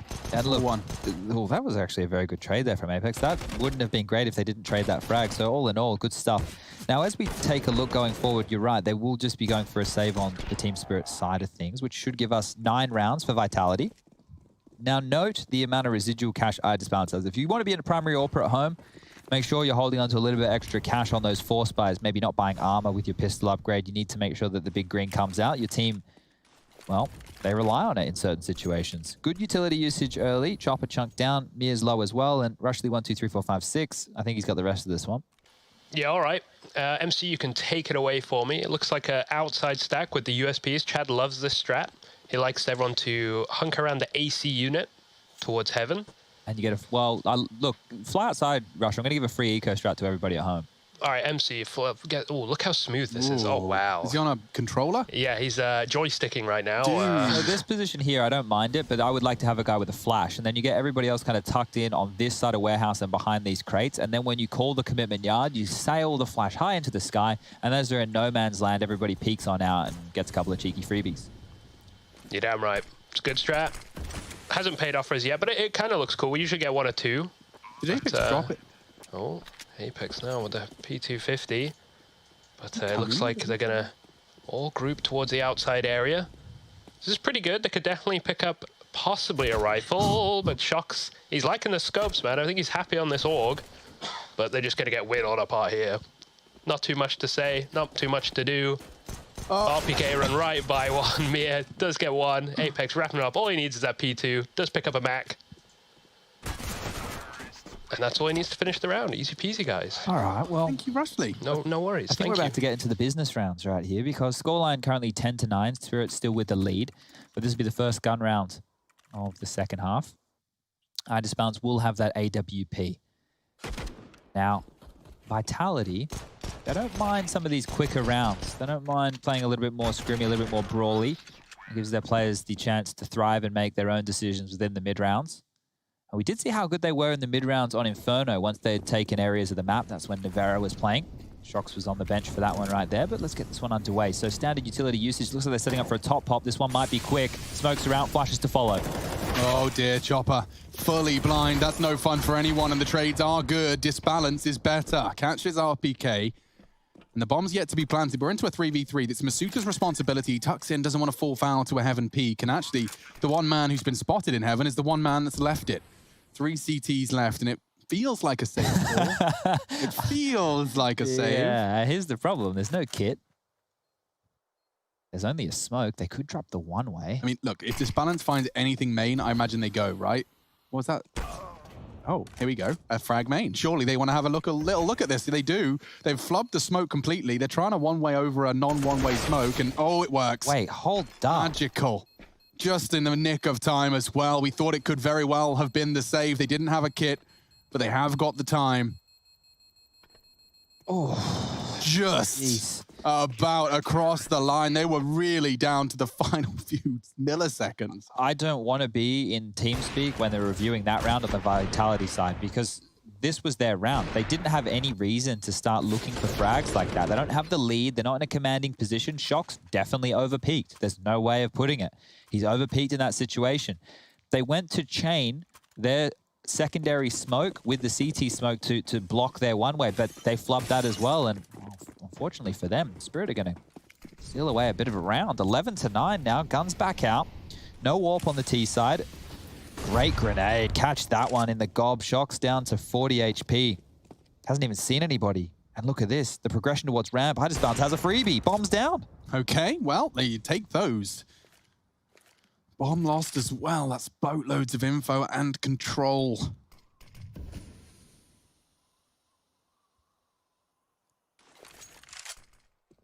Look too favorable, but Disbalance is actually sticking around. The bomb's been retrieved, so problems... What are they getting out? Oh. Evacuate. Yep, but Disbalance has that info. He's called it completely clear. They are heading outside, and the CTs have full lobby control. So now this gets interesting and uncomfortable for the Ts. They're trying to be silent, but the jig is up. Apex, you definitely made footsteps there. No, Chopper's basically put the nail in the coffin of this round. Look how janky this is. Sketchy. Looks like they're a little uncomfortable for sure. Spirit taking no liberties. Lock it down. What is round one? Yeah, are they saving? I think they are. Yeah. Oh boy, okay. I haven't seen a T-sided save in some time. This is strange because it is a 3-on-5. Their map territory got completely taken away from them, even though they were the ones who grabbed secret control. Let's just take a look. You can see Shox here waiting for any frags. Same with Zywoo, but now they're just hunkered down. They don't want to let go of these AKs. Now, their loss bonus, look, it's not even the conversation. What the conversation should be is the residual cash that we're working with. So There'll be no extra money given to Apex, Shox, and Zywoo going to the next round. 1,900 for the dead man members. So that means that Masuda will be able to buy himself. You could argue that RPK could do the same, but you could have Shox drop a gun. Now, they will be able to get the buy working. There's no problems there, but it's just so weird to see that they didn't try and trade back any frags. They just conceded, and they've been more than happy to do that throughout the entirety of Nuke. If you just are joining us, that CT side, well, that's a big reason. They've been playing the macro game. Yeah, look at the deaths on Zywoo, everybody. He only has 7 deaths, but they've lost 12 rounds. Now, in the first half, he was sitting at 11 and 1 for what felt like, I don't know, almost the entire half. But they need to get stuck in now. The scoreline, 12-9, round 22 getting underway. Need to see a bit of fight and a bit of bite out of Vitality. Yeah, they're going behind their outside smokes. Dodge the nade this time. It's a better start. And they'll be making footsteps. That won't be heard. There's no one close enough. But the orb has rotated towards the lower site. That'll be high disbalance. Posted on up. Magix. Well, the cavalry has arrived, but that's left ramp a little bit weaker, and same with top site. Yeah, they really want this lower presence to be felt. Whoa! Drive-by as Zywoo peek straight across and disbalance. Even though he had the orb, gets completely brained now. 5v4. Chopper is on that lower ramp. Mir's rotating into support. They've got 3 players lower. Shox and Zywoo, with this presence, have managed to pull all the rotates. Mir hears them coming in from ramp. He drops the smoke underhand and hopes that will hold them at bay. But Zywoo's found another. He's just single-handedly opened an entry into the lower site. If he gets this one, I'm going to lose my mind. Oh, he got the warning, and he's adjusted his aim. Now it's just a question of the jiggle. Zywoo's pre-firing, and Magix misses it. Got a third. He has won them the round. Lower site is Zywoo's, and Vitality profit. That's what I love about having somebody like Zywoo on your team. Throw him in, set him up. He was entry fragging. That was a Zywoo go kill round. Yeah, and that's why I love like having players like Zywoo and Simple in flexible roles, in places where you can use them when you need them, because they're just so good. And this is going to be the 10th on the board for Vitality as SDY wants to hold on to this M4A4. Shox is looking and in the wrong way. I really enjoyed watching Zywoo jiggling from Magix's POV. Yeah. You just saw how much of a nuisance it was. It was a threat, but it was defensive. It was hard for me to make... Am I spraying? Am I tapping? How many bullets do I have left? It was a very good use of all the tools in his arsenal. And I want people at home to try and understand what that means when they already have a 2-man advantage, right? So there's only 3 players on the map left for them to find. If Zywoo is currently engaged and just staying alive, just keeping him busy, you can either find other CT players and isolate those duels, or you can be pushing in and taking space away from Magix while he's taking this awkward, janky fight that's being drawn on out. So this is the entry. Bosh. Any more? Get the bloody hell out. And there's those jiggles you were talking about. So with the X-ray on, obviously, we get to see a little bit more, but it's just the shoulder being shown time after time, and they're so frustrating because you don't want to commit to a spam. You don't want to be putting yourself in a position where if you do get swung on, you can't pivot. And that's going to be a big round for Vitality. If they win this one, they break the money of Team Spirit. Ooh, we got the Zywoo AWP out to play on the T side. Here we go. Shox is back. So's Zywoo's AWP here on Nuke. And they got a molly for Mir. He will be forced to vacate main. And he hasn't actually felt the wrath of that yet. They've opted to smoke him instead. Oh, Mir's playing a dangerous game. He's got the cruel task of trying to maintain info yard. And, well, there's a lot of them there. 3 of them just patrolling. Disbalance actually wants to contest. He's lost 80% of his health to a Molotov. Oh, he spotted the leg. He knows Apex has warehouse control, but they're actually going lower. Oh, and Mir has to find the frag. That's big. This could very well translate positively now with RPK holding up the rear. And ooh, he's been spotted. He has. Zywoo's hunting him, and he is going to find the frag lower. Could very well be the target. Do they pivot? Spotted, starting to get nervous. Heading up into Zywoo's aim, and Disbalance falls. 4 versus 3. Looks like they have the numbers advantage, but the crossfire is so strong. Magix and Mir, we said they're quite the duo. Well, more a solo. Zywoo continues to pop off. Back-to-back triple kill. T-side rounds, this time on the AWP. Uh-oh, can't find him. Yes, he can. Oh, come on. 4 frags. Zywoo just takes control, demands respect, and demands the 11th for Vitality. Oh, that's it. That is all she wrote for this round. SDY, he hangs around, sees if he can find something as the smoke fades, but he should be getting out of dodge. It will have to be a save round. Carry the rifle through, my friend. Give your team something to work with. And there's the frustration. You know exactly what he's feeling there. He wants to have a go. He wants to have a crack, but the right answer, save. Oh, yeah, it makes me feel sick. God damn, SDY. Nice stuff all the same from ZywOo. That's the effect he has. Makes people a little mad. The salt injected into the veins of Spirit. That was all 4. Yeah. And they want more. They're not done. Oh, he doesn't even get to fight and hold. He's got himself the first. Oh, Good team flash, flashed. team flash, double, make it a triple. Okay, ZywOo, I know you want the ace, bro.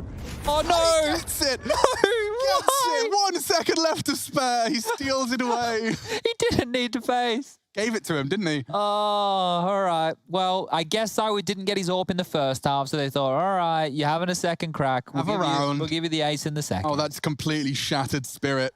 Oh, look at this, though. AWP in the lower sight getting an ace. You don't see that ever.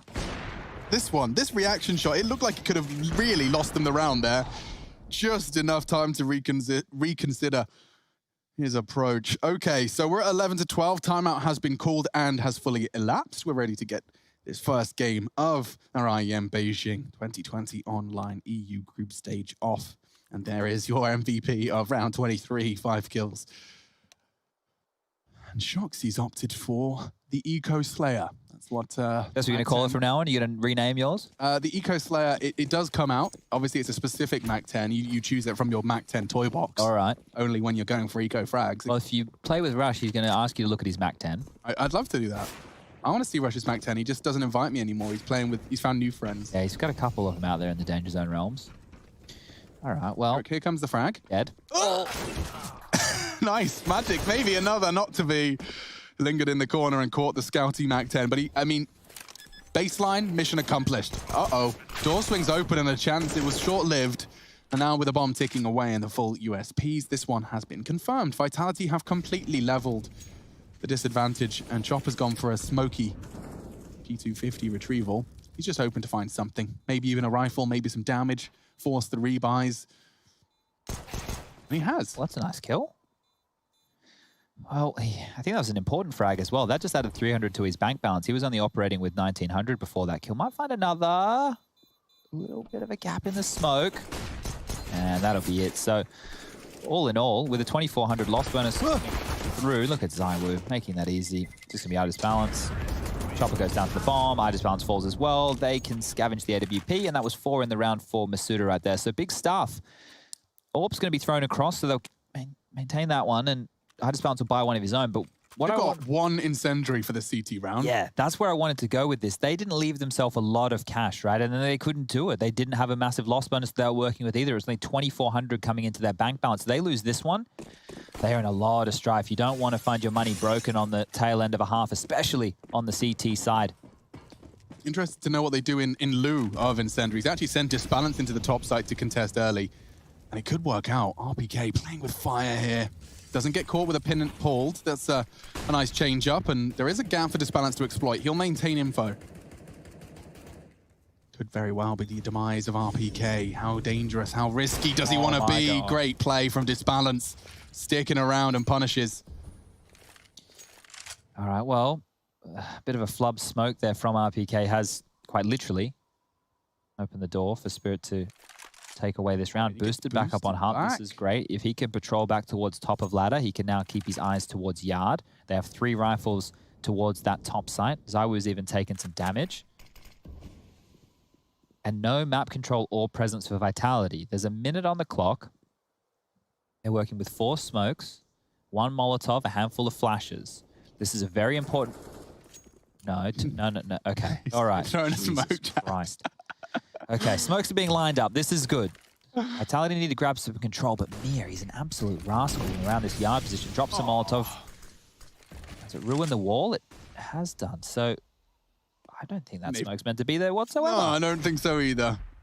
Mir confirms it's nothing yard, so this smoke and mirrors has fallen flat now into the stack. Walking out squeaky. Disbalance, he found his first here, and he's just postured ready for that. The flash is perfect. Absolutely perfect. And 2 of them have dropped. They've got so much space. ZywOo gets down as well. They're fighting from ramp. Apex has lost his jewel, and no. Oh, Shoxy. There's no time. Got to try and plant. He's got time. I think he's got at least enough time to plan this, but Mira's going to be pushing in, catching the nade as well. 15 HP, can't react in time. It's all onto Masuta. So many targets, so little time. Clean onto the first two. Miraculous save. It's all onto Disbalance, and Masuta, dealt an impossible hand, has managed to dig himself out of trouble. One required, and he's in a powerful position. Oh my God! Masuta clutches up for Vitality. The rookie no longer. An absolutely miraculous play and puts 13 on the board for V? The big V, the flying V. Let's see that one again. Great shooting. Shox, you could see he knew the bomb had to go down. ZywOo just in the nick of time gets it down, and Masuta picks up the pieces. Oh my God. Woof. I cannot believe he converted that one. The fact he gets that second. The fact he pushes out of decon when he knows there's one on the bomb, and he knows there's probably one above him. He's ready for some risky action with his mouse. Disbalance. Nice shot on the scout, and now Mir's Deagle's going to connect. It does bring Apex down to an uncomfortable amount of health. That's the worst way to go with the Deagle. You get 2 tags, but they were to the chest, not to the stomach. So that's 5 HP left for Apex. Okay, well, this one, they're not out of the woods just yet, Vitality. 95 and 2. I punched my monitor after those ones. Don't punch him. Hello and welcome to Apex's Smoke Tutorials. Today we're going to be doing a complex one. It requires you to stand somewhere ambiguous and stare at something ambiguous. I think he's looking for heads. Okay. As much as I liked where we were going with that, thanks. I think he was just looking for noggins right there because he's low on HP. He wants to control this flank. That means RPK has to get into the pack and more magics. What have you got? Not a lot. No, and they've actually gotten across without any contact. Ooh, baby, that's dreamy. Okay, now Chopper is down lower. Apex has been parked to stop the flank, and he is in a prime position to do so. But only a CZ-75 and a Kevlar vest separating Chopper from his demise. And oh, Magix is spotted. Great spray control. And it's not much better for Chopper either. He's been found out. Full road SDY's got a Desert Eagle and a Dream. He may find RPK. Give it a good go anyway.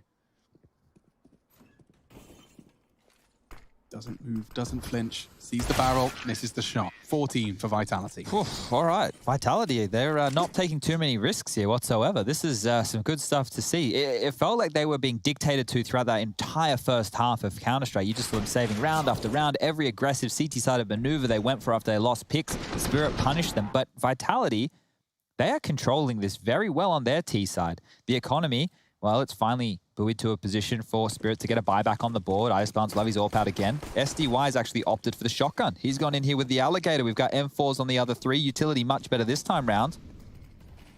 But 14 to 12 now. Vitality are taking the lead on map number 2. 2 more rounds and they'll be closing this in 2-0 fashion. Ooh, ZywOo's head was spotted. Disbalance realizes he's on a timer. Relocates, repeaks, and takes the head off ZywOo. Great play. Continuing to contest and apply pressure when necessary. He calls yard clear, and Chopper's even added another to the tally. Dives into the vents for survival. There is a glimmer of hope that Shox peeks into an AWP and takes his head off, but it doesn't sound like fun. Now, if I'm the coach, if I'm Apex, I'm saying, let's just get as many kills as we can. We don't even have to win this round. You have 1 minute and 10 left on the clock. Park your feet, hope some frags come to you, and if not, we can start working this out because the money situation for Team Spirit's in the bin. I've had a premonition. RPK, if he dies or not, it reveals Disbalance and Shox kills him. Okay, now Shox kills him. Oh, or not. Quick reactions, double zoom for extra safety. And this round is Spirits. The amount of impact, as Chad has highlighted, is all about the frags. It's not necessarily the round win, but Masuta's already clutched up once, and there is a lot of space, actually. They're so pushed up. I feel like he's winning this round. All right. I know that sounds ridiculous. All right. I know it sounds insane. And you just said you had a premonition. I actually think he's winning this round. I mean, the fact he's got here. Here's the issue, and it's heaven. Masuta clearing top site. And planting safe from heaven. Mir will push in. And Masuta wasn't anticipating such an early presence. Now, in my mind, he got that kill, and then he found the other 3. Yeah. But obviously not to be the case, and 13 on the board for Spirit. Turns out we're not Shaman, and we can't predict the future. If we pretend, you know, we'll be right eventually. Maybe, probably not. Broken clocks, yada, yada. Look how much cash they got. Yeah, there is so much money to be working with, and a big part of that is the 5 on the trot that they've been able to muster up until they were eventually stopped. They'll take their second to last time out. Probably a good point in the game to be doing it. 14-13, Vitality with the lead. Just one round separates them from Spirit here on map number 2. Now, if you're not too familiar with the format here for IEM Beijing, it is 2 groups of 8 teams in a GSL format. So it's a double elimination bracket, but I can simplify that for you. You win 2 best-of-3s and you're through to the playoffs. 4 teams from each group will be making it through to those playoffs. We have some massive names in attendance here. Astralis, Heroic, we've obviously got Vitality in the server, Na'Vi joining the rest of the pack as we've gone back to the European side of things. Decoys? They have 3 decoys. They have opted to intentionally have 3 decoys here, Alex. I do not know what we're about to witness. All right. Is it going to be through the skylights, making it look like a top hit? This is really curious. That's a decoy he's lining up. I think they might do this to bait out the Molotov that Mir used earlier to stop their smoke wall. I think you're onto something. Yeah, decoys in hand. They're doing their outside decoy smokes. Shox is lining up his as well. Okay. I'm interested. Let's see if the molly comes out. You're going to hear that. Yep. Pulls the pin. It was only the HE, though. Oh, he didn't. He didn't throw anything. Well, he didn't have a smoke, to be fair. But all the same, decoys had landed outside and then come the smokes. It's cool to see. It is a change-up, but it hasn't necessarily reaped the reward they were hoping for. Shox has only got a Glock. Oh, what's happening? And he's been caught through the smoke. An odd turn of events for such a crucial round of play. But into the smoke he leaps. Oh! What is happening? What's happened? Oh, they got too tricky. Go on, Zywoo. Bailing him out. He has, and Masuta's found another. My God. Oh, it's all over. 3 kills. Just like that, it turns on its head. Magic's. What are you made of? It's Zywoo that's made of stronger stuff. Another quad kill turnaround. Just like that.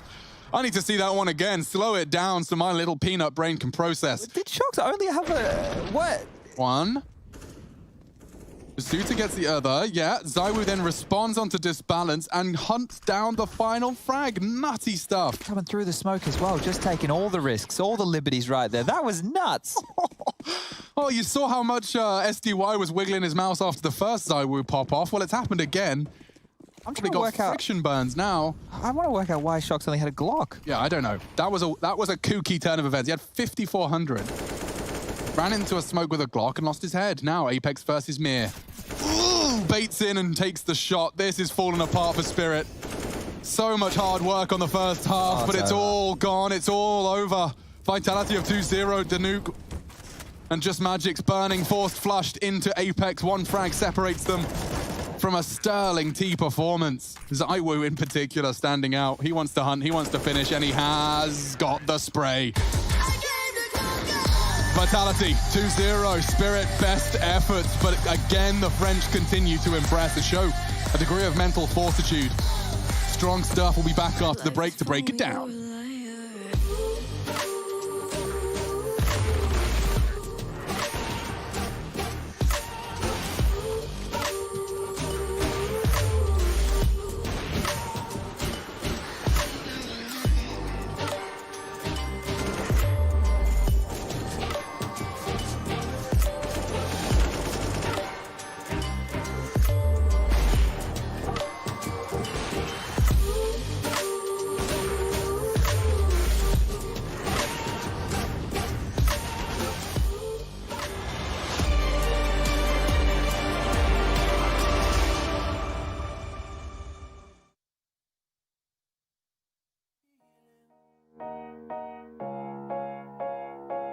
We watched the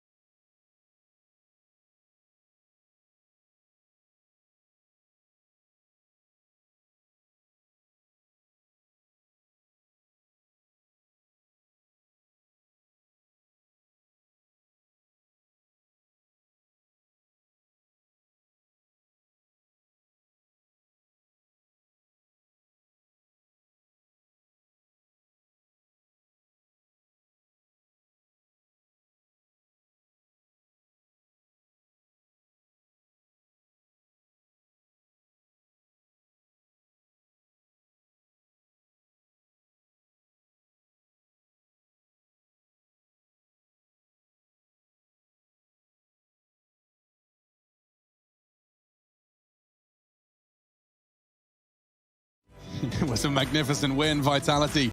Turning it on in that T side. Zyru having some moments of grandeur as well. He ends on that, what's it now? 4 opening kit duels out of the 7 he was a part of, but on the fragging charts in 29. He was 11-1 for so long with all those saves, but they played the macro game throughout that, chat. It felt like Vitality was saving as much as they were winning. Yeah. And they managed to turn it around. I mean, it felt like they did play the long game.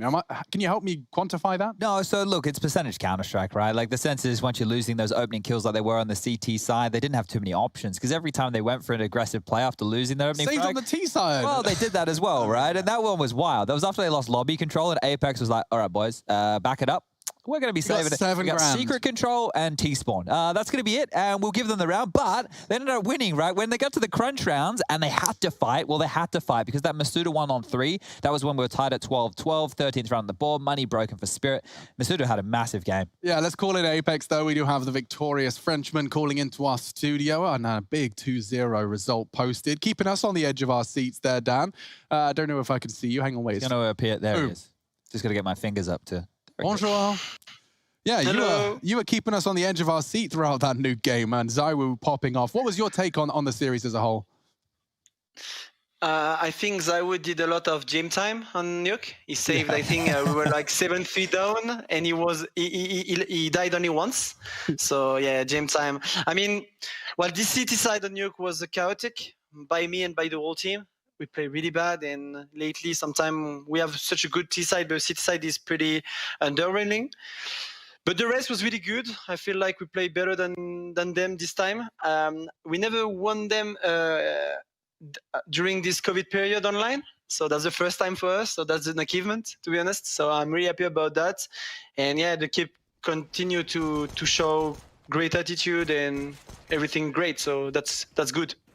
Dan, we're going to dig straight into the juicy stuff, mate. The 6-man roster that you guys have actually make work compared to the other teams that have said they're going to give it a try, and it has been more on and off. Yours is actually happening every single time you've played. You've got Blast, and then now I think Nevera was most likely going to come in when you made it to Dust 2 there as the 3rd. But I wanted to ask you a little bit of a question. The only map out of your map pool that we haven't seen you play is Mirage, right? Are you ever going to get a break, mate? Is Mirage a map where maybe you get a break? Well, me personally, I don't think I will have a break, to be honest, for now. Changing in game leader is not easy, as you might know. So I'm not going to change on any map yet. If I change, it's for a world tournament, if I'm feeling tired or whatever. But for now, that's what we're trying to do. Unfortunately, we didn't have much time yet with Nevera in practice. We will need more time to adapt him on more maps. But for now, it's only 2. Maybe a 3rd, who knows? And but we keep playing well, and that's the most important, I guess. Now, Spirit have quite a unique play style, and you've already highlighted that this is the first win you guys have picked up against them. Did you put a little bit extra research, or is this just the product of all of the previous games, all the lessons you've learned? You start to get a better understanding of how they play? Well, yeah, actually, we played pretty bad the last 2 games against them. Overall, we were not playing our A game, and like CS team obviously have a different play style. Yeah, we've been working a bit more than usual for them to see what to do. I don't know if you saw this 3 nades on Magisk. Yeah, dude, you stagnated him twice, 2 rounds in a row, 1 banana and 1 on that little boost. Yes, so I'm lagging. Are you lagging as well? We got you. We're okay. Oh, okay, it's fine. It came back. Okay. Yeah. So we tried to work a bit more against them to win that one. We knew that Inferno was pretty weak for them, and it's getting better for us. So we studied them well, and it worked pretty well overall. All right, so with that win, you guys now are set up to play against FaZe or OG. They're the team playing the next game. Which team do you think you're most likely going to play? FaZe, obviously, with Olaf, or OG, who seem like they're on the rise at the moment? Well, the reason we'll say OG, obviously, as they're more prepared. They've been playing a bit better than FaZe since Nico left the team. So I think OG should win that one, but it's CS, so you never know. And yeah, even though FaZe lost in Blast group stage, they played good Counter-Strike overall. I like what they were showing without Nico. So it's going to be a great match. They had like maybe a week to prepare. So let's see what's going to happen. It's been a lot of successful breakups. France is back, NBK is thriving, and all the more reason to keep tuning in to the next game. FaZe OG, thank you for your time. Thank you for your time, Thank you, guys. Have a good one. Bye-bye. And love. And yeah, we will have a good one. I mean, we won't personally be the ones shouting about it, but FaZe OG, a rematch from New York, no less. Yeah, that was the grand final of IEM New York, and that was with Nico still on the roster. And FaZe picked that one up in 3-0 fashion, with Nico having like a massive series. Now, he's not there anymore. It was like his goodbye, you know, it's like one last trophy. Yeah. And it was a good trophy, right? I know we casted that one there. But I think moving forward, the thing for OG is they have definitely been on the rise, right? Event after event, they've slowly taken these, not baby steps, but it's been step at a time. It's not like they've just jumped up and then won an event and then dropped off. They've actually been progressing. So if they can pick up a win, which they should against FaZe, considering they don't have a coach, Yanko's no longer there, Nico's no longer there, Cold Zero, I believe, is doing the in-game leadership. Olaf's back from a long break. You can see the bracket on your screen just here. I mentioned it before. You win 2 and you're through. Now, there is a lower bracket. You can see Spirit are sitting down there waiting for their next opponent. But regardless of how you win the 2 best-of-3s here within this bracket, you will be qualifying for the playoffs. And we do have a Group B that'll be played next week. That's with your Heroics, your Astralises, your Enters of the world. There is a universe as well where we get that Na'Vi complexity game. Yes. Now, I'm not writing out Fnatic. I'm absolutely not. But complexity Na'Vi for me would be a very interesting litmus test for getting Juzzy in the ranks. Yeah, I want to see more of JKS on that team because they weren't able to make a splash at Blast, but they only need a week worth of practice. I mean, their performance at Blast was like the clutches. You know, it was like almost something almost special. the specials. Almost. But yeah, we're going to take a break. When we come back, Tristan and Serenthis, Harry, Russell, and Hugo Byron will be guiding you through FaZe versus OG and Liquid a little later on in the evening. We'll catch you on the flip side.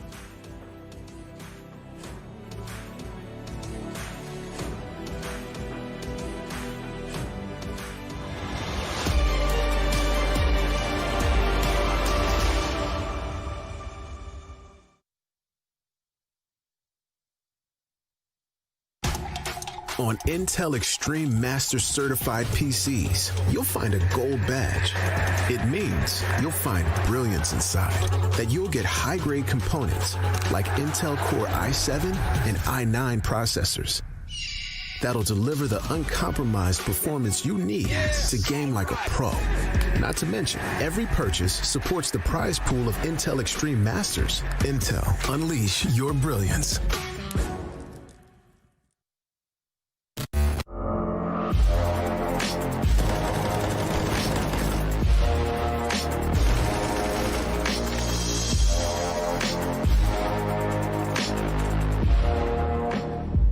My name is Jordan Gilbert, aka Nothing. Hi, my name is Sue Lee. My handle is Snix. I think it's important for these initiatives to happen. Empathy really, really goes a long way, and it always means so much to us, and I think that's where initiatives like this really help. I encourage everyone in the community, anytime they see bullying, anytime they see someone getting called names, I encourage you to step up and say something. Good luck, have fun. Good luck, have fun.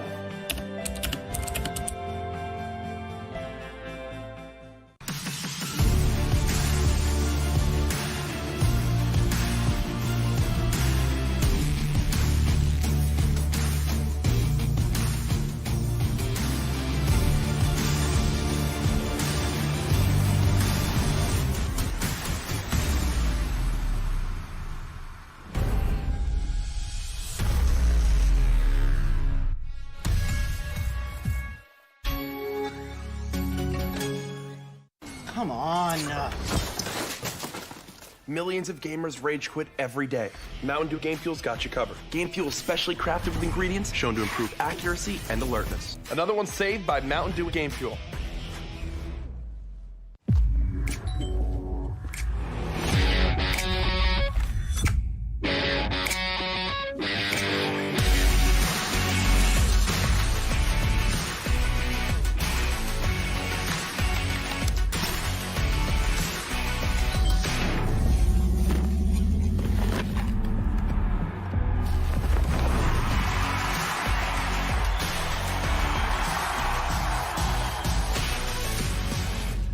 Your favorites will play soon. You hope for the win. Excited about the game. But something has changed. You start to doubt. Will they pull it off? Or will they drift away? You pull yourself together because you're sure they're revved up to win. You know they've prepared. They've picked the right course. And even when there's no chances, You believe they will win. GG Bet. Be excited.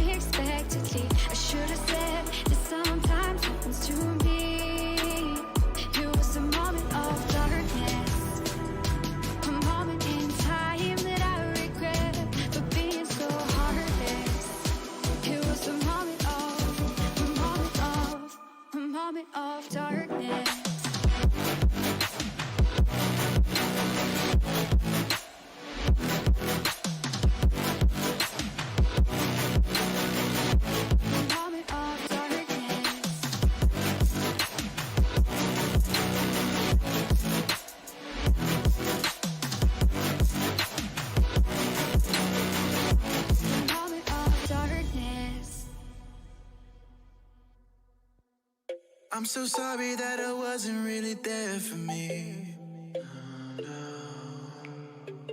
Cause nobody else is showing any empathy. Rudely awake and quite undertaken. Did I do something wrong? Life isn't easy. Why did you leave me here with my thoughts alone? I don't wanna wake up messed up, cause I can't spend another day like this. Another type of caked up breakup.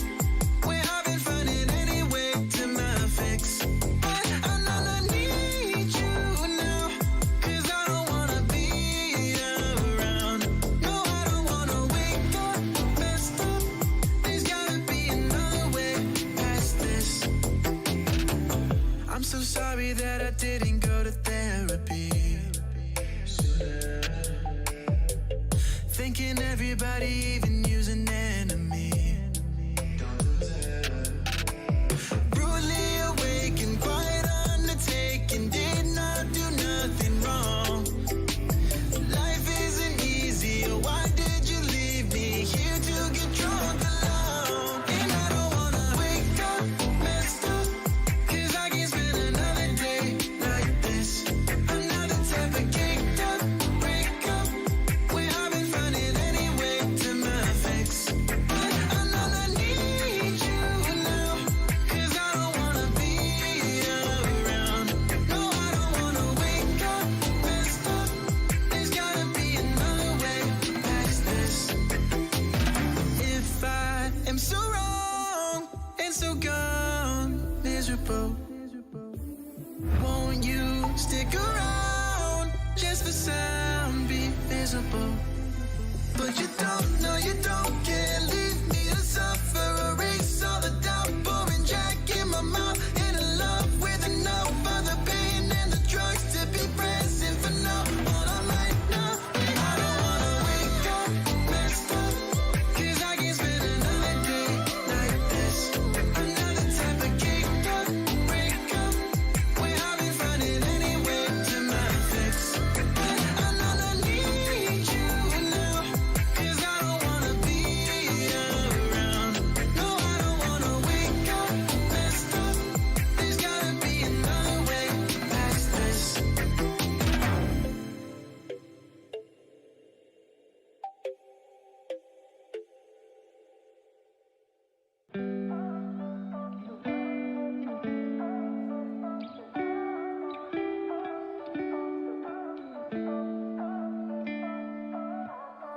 You and I, we've been friends for a long time now. Always have a good time whenever we go out. But you've been calling me up all the time and sending me signs and giving me them eyes. And you've been saying that you found the one, texting me junk and you wanna talk, but you can't say why. I can't get there and you know I've tried. You know I don't wanna waste your time. City lights, I'm looking in your eyes, but I can't say why. Doesn't feel right to call you mine. You know I don't wanna waste your time. I can't get there and you know I've tried, but I can't say why.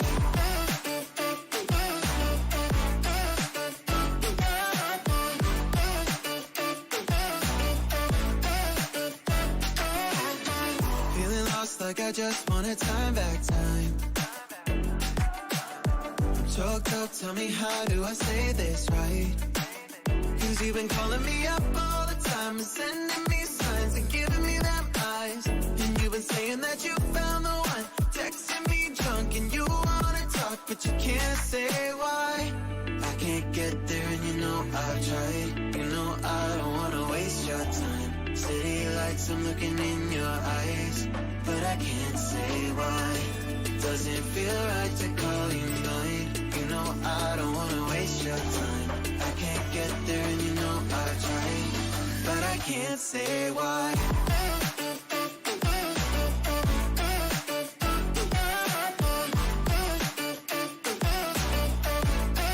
But I can't say why.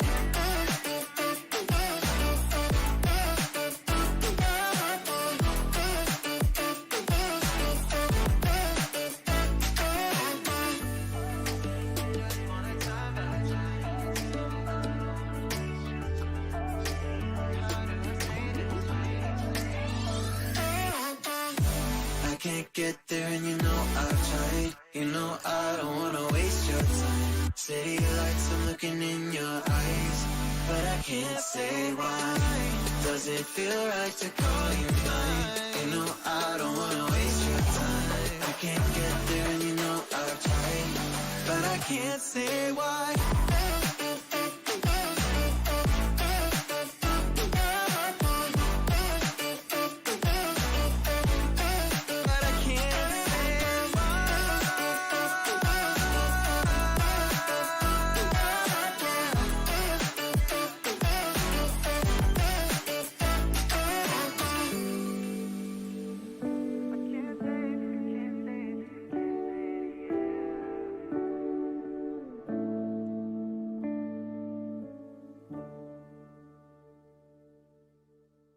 Let's take our time right now. It's just a vibe with you. I feel alive now. I'm feeling like up to the fun. Will it stand the test of time right now? I need a sign.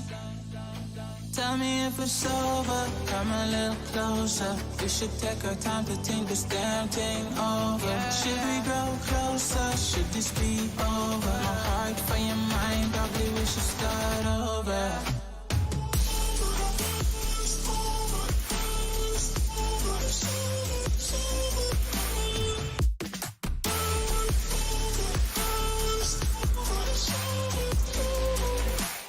Tell me if it's over.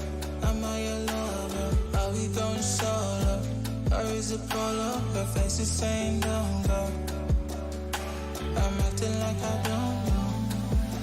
Whisper my name. Say what you want, show me your touch. I do the same. My breath on your neck, but I slowly curse. Feelings in gray. It's still the same. Tell me if it's over. Come a little closer. We should take our time to think this damn thing over. Should we grow closer? Should this be over? My heart for your mind. Probably we should start over.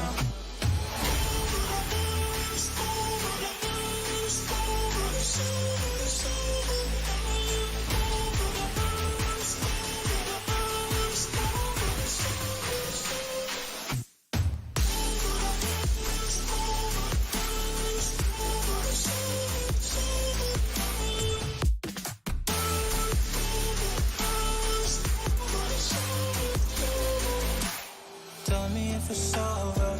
Am I your lover? Are we going solo? Or is it polo? Her face is saying don't go. I'm acting like I don't know. Tell me if it's over. Come a little closer. We should take our time to think this damn thing over. Should we grow closer? Should this be over? My heart for your mind. Probably we should start over.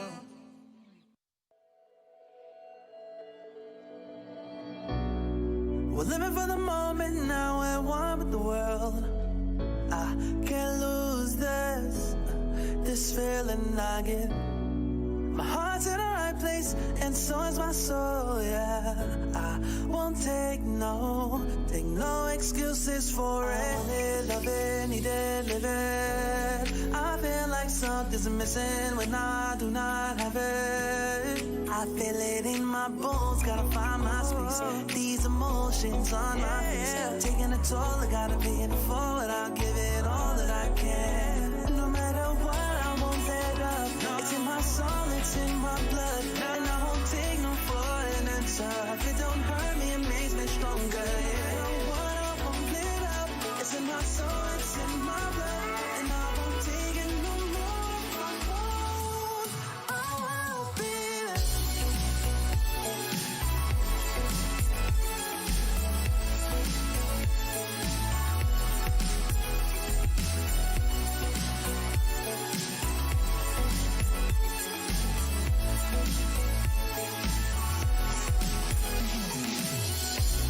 Just leave it to me. I know what I need. You'll find if you see. And if you believe, you live and you breathe, you'll find the key. Lifting me, lifting you. Can't go alone, let's do by two. Doing this together, it's me by you. All through the night, all through the night. This is me, this is you. When we get together, we can all pull through.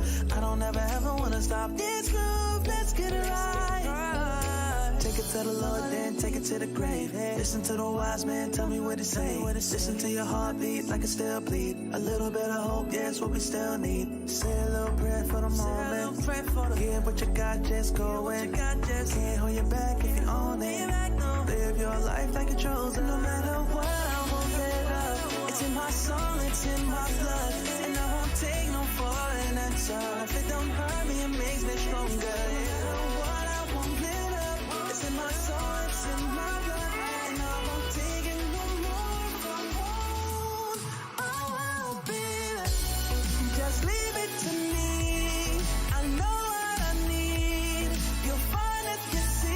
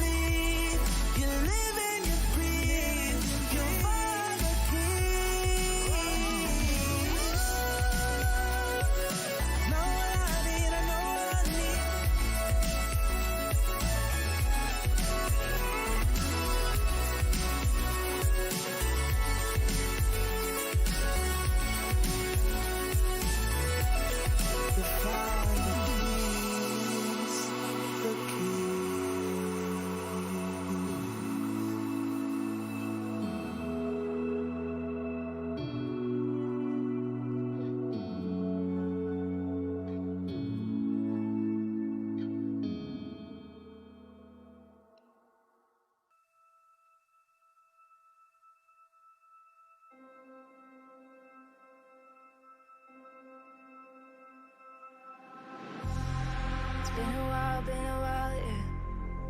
Safe to say over a year. Still it feels like I saw you every day. Tired of hanging around the ones that always need an explanation. I don't need to every day. Explain myself, don't hold it against me if I'm somewhere else. Put all the masks that I had on the shelf. Wish I could stay, but it's bad for my head. Something's coming. I wanna lose everything I thought that I could never be. Build me up, piece by piece. Figured out about all the parts that made me. Used to feel like I belonged to a certain place or a town. Feeling safe, feeling sound when I'm still around. But there's something in the distance. I wanna know what it's like. Don't worry, I'm still with you all the time. Explain myself, don't hold it against me if I'm somewhere else. Put all the masks that I had on the shelf. Wish I could stay, but it's bad for my head. Something's coming. I wanna lose everything I thought that I could never be. Build me up, piece by piece. Figured out about all the parts that made me. Something's coming. I wanna lose everything I thought that I could never be.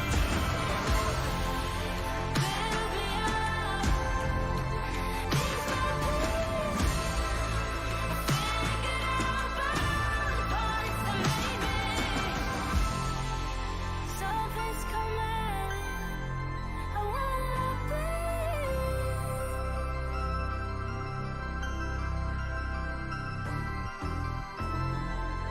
Build me up, piece by piece.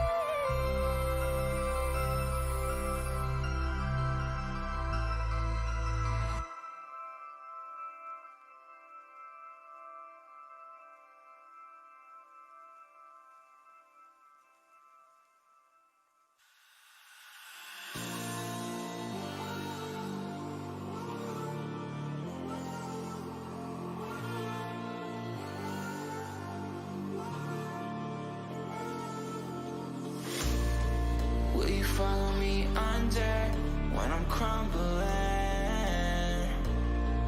Every night I wonder, will it ever end? Sometimes I can barely breathe here. Sometimes I don't wanna be here.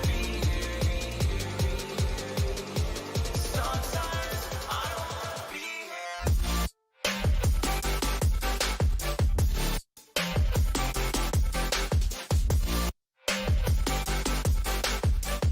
Sometimes I don't wanna be here.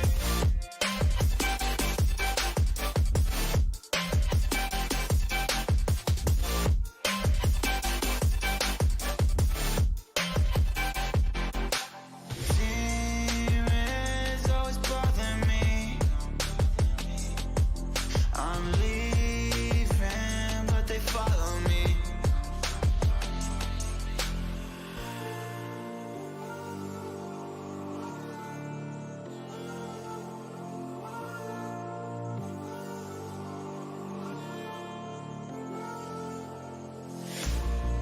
Will you follow me under when I'm crumbling?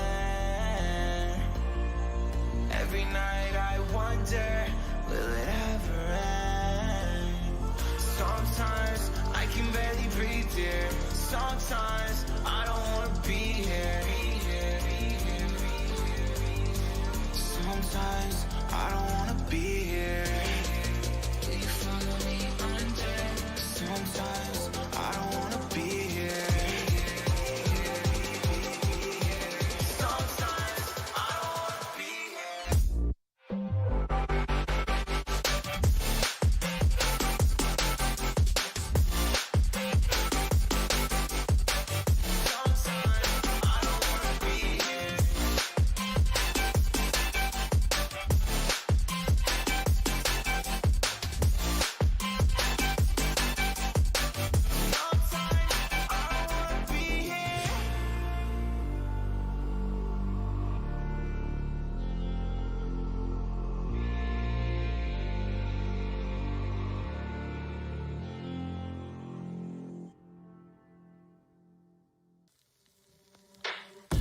of the shadows, I've come to make a name. Ready for battle, cause I got a thing to claim. Think that I'll crumble, I'll show you in the slide.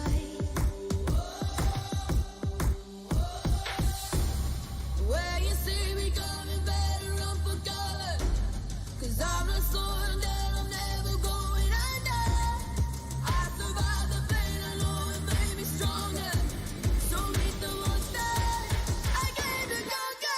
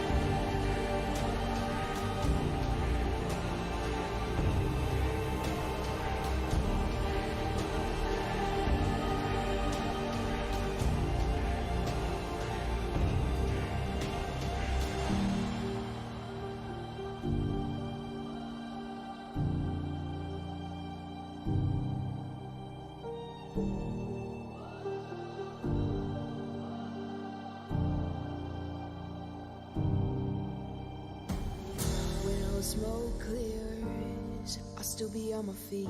Forget all of my fears, cause I know my destiny. I feel a champion waking inside of me. It's set in motion, the legends feel good. This is my moment,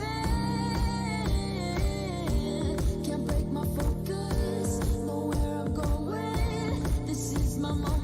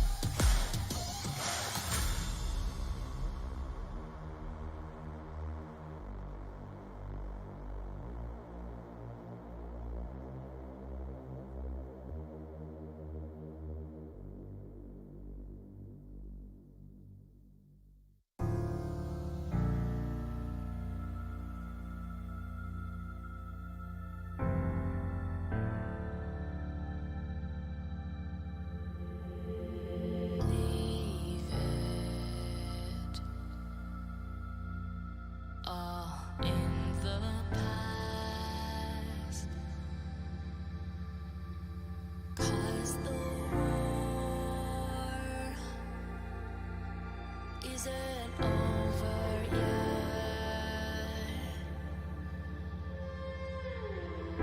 You lost one fight, but it's not the end. So get back up and fight again. Take one step, take another. Find the strength for your brothers. Erase the doubt with your battle cry.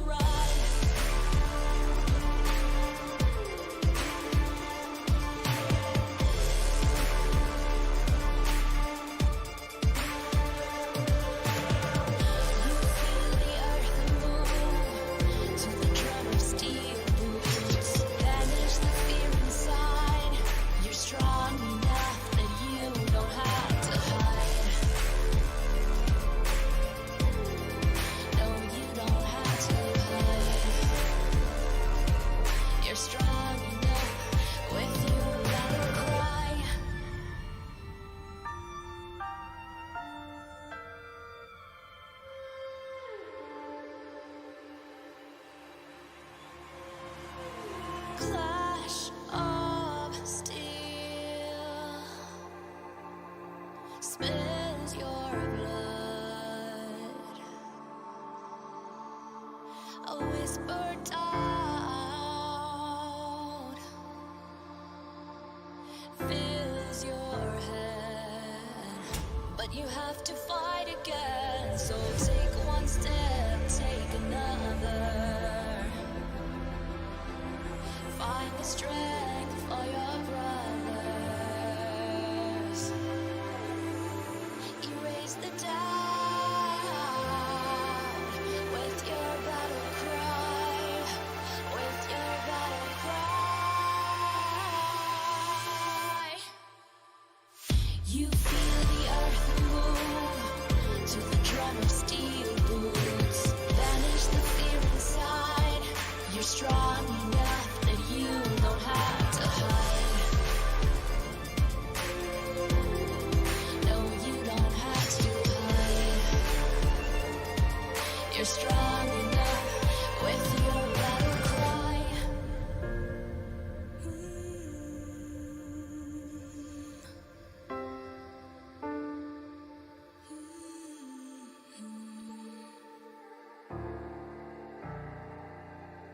Brings you to your knees.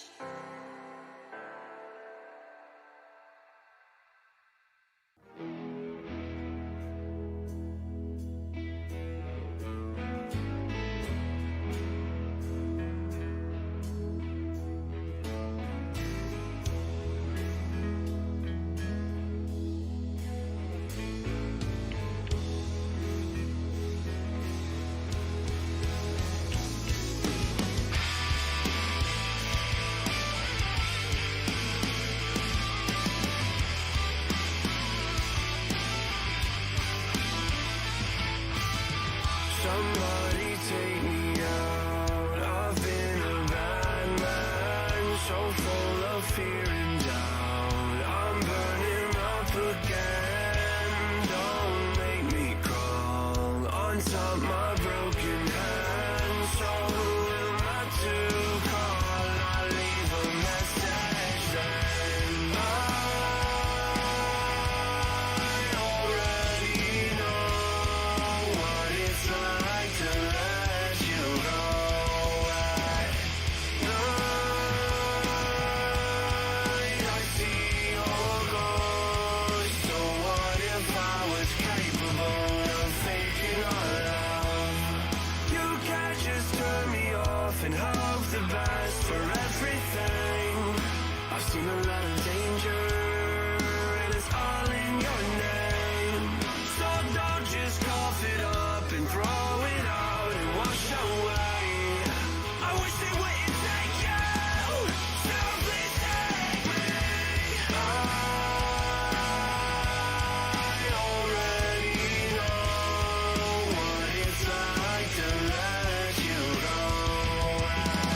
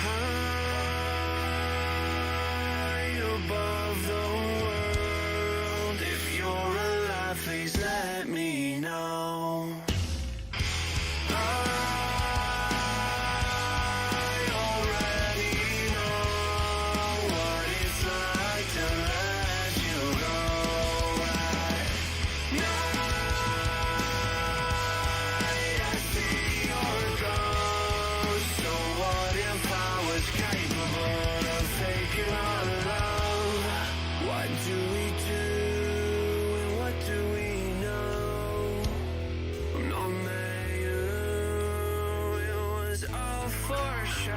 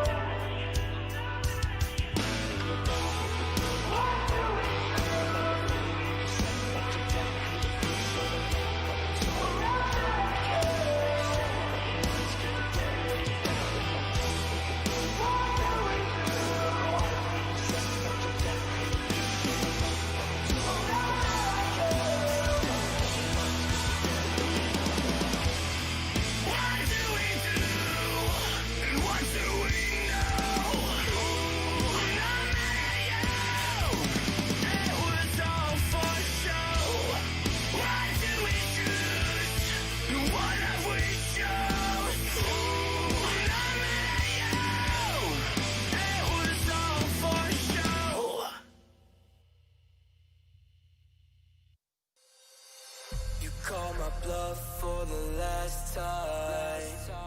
This ain't a song, it's a battle cry. No life. I see the clue between the strobe lights. I'm haunted, black face. Hey, follow me around, okay? Black face. Hey, follow me around, okay? Used to want it bad, used to want it bad, but I can't taste it. I can't help you now, okay? Follow me around, okay? Black face, hey, follow me around, okay? Follow me around, okay? Black face, hey, follow me around, okay?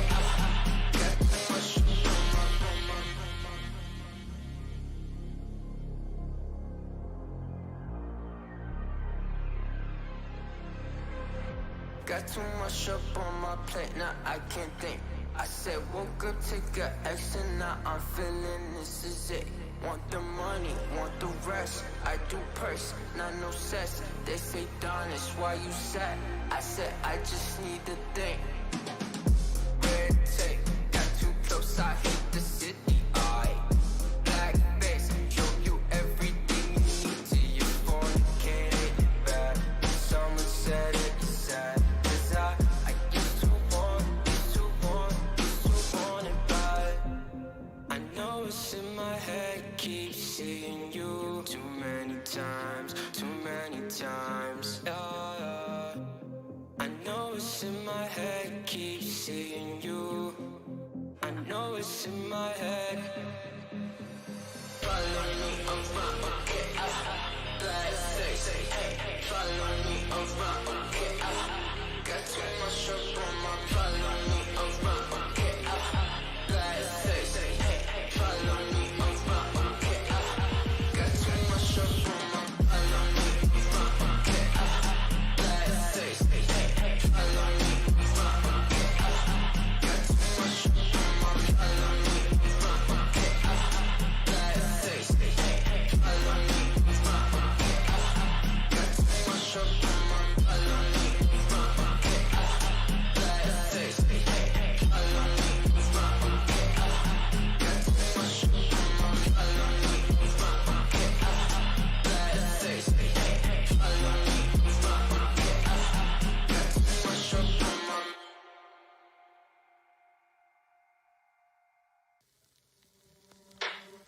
Out of the shadows, I've come to make a name. Ready for battle, 'cause I got a throne to claim. Think that I'll crumble, I'll show you in the slate. Where you see me coming, better run for cover, 'cause I'm the storm that I'm never going under. I survived the pain, I know it made me stronger. So meet the monster I came to conquer.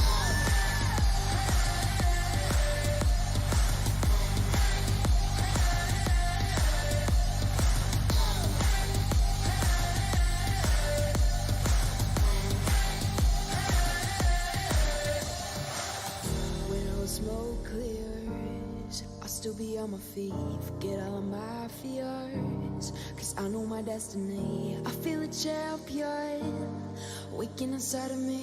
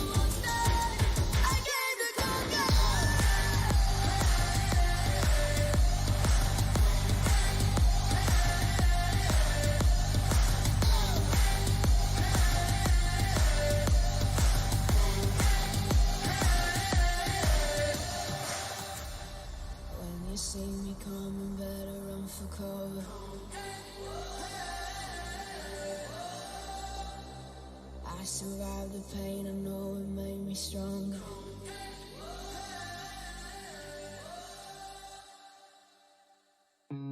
Look into your eyes, I see the colors of your soul, and I recognize every single line, every single roadblock. We got two hearts that beat in time, and that's how I was looking down all night, blocking out the sun that we need. Maybe we can change our stripes and colors. You're the only one I see. And I take it all or nothing at all. Driving through the night till I met your door. Go outside, stay up all night. And I take it all or nothing at all. Driving through the night till I met your door. Go outside, stay up all night. Sleep through the sunrise.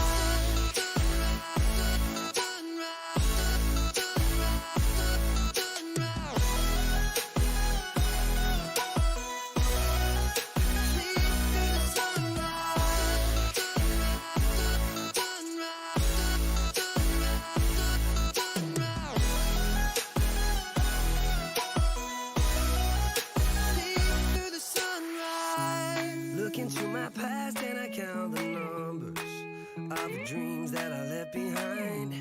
I don't even care now that I've discovered a new kind of peace of mind. Up above us, looking down on us, there's an angel I know. We don't need to worry or discuss much. It's time for me to let go. I'll take it all or nothing at all. Driving through the night till I met your door. Go outside, stay up all night. Sleep through the sunrise.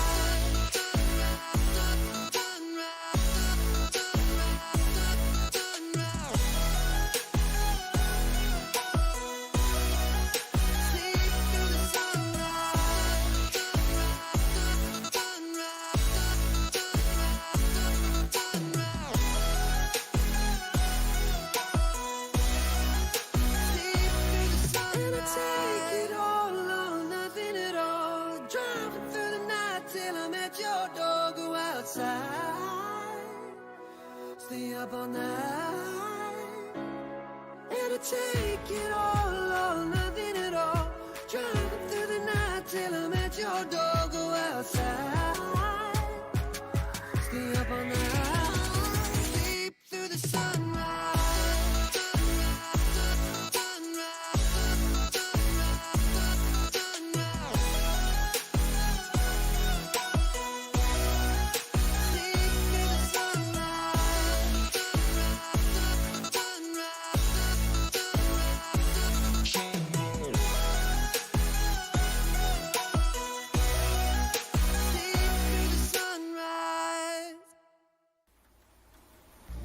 They say that we're too young, I hate it.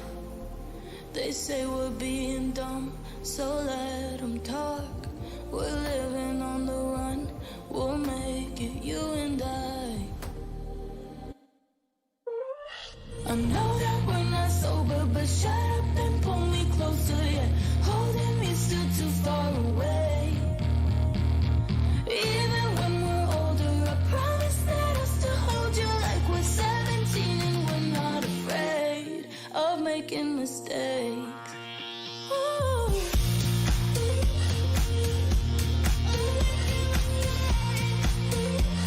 We're 17 and we're not afraid.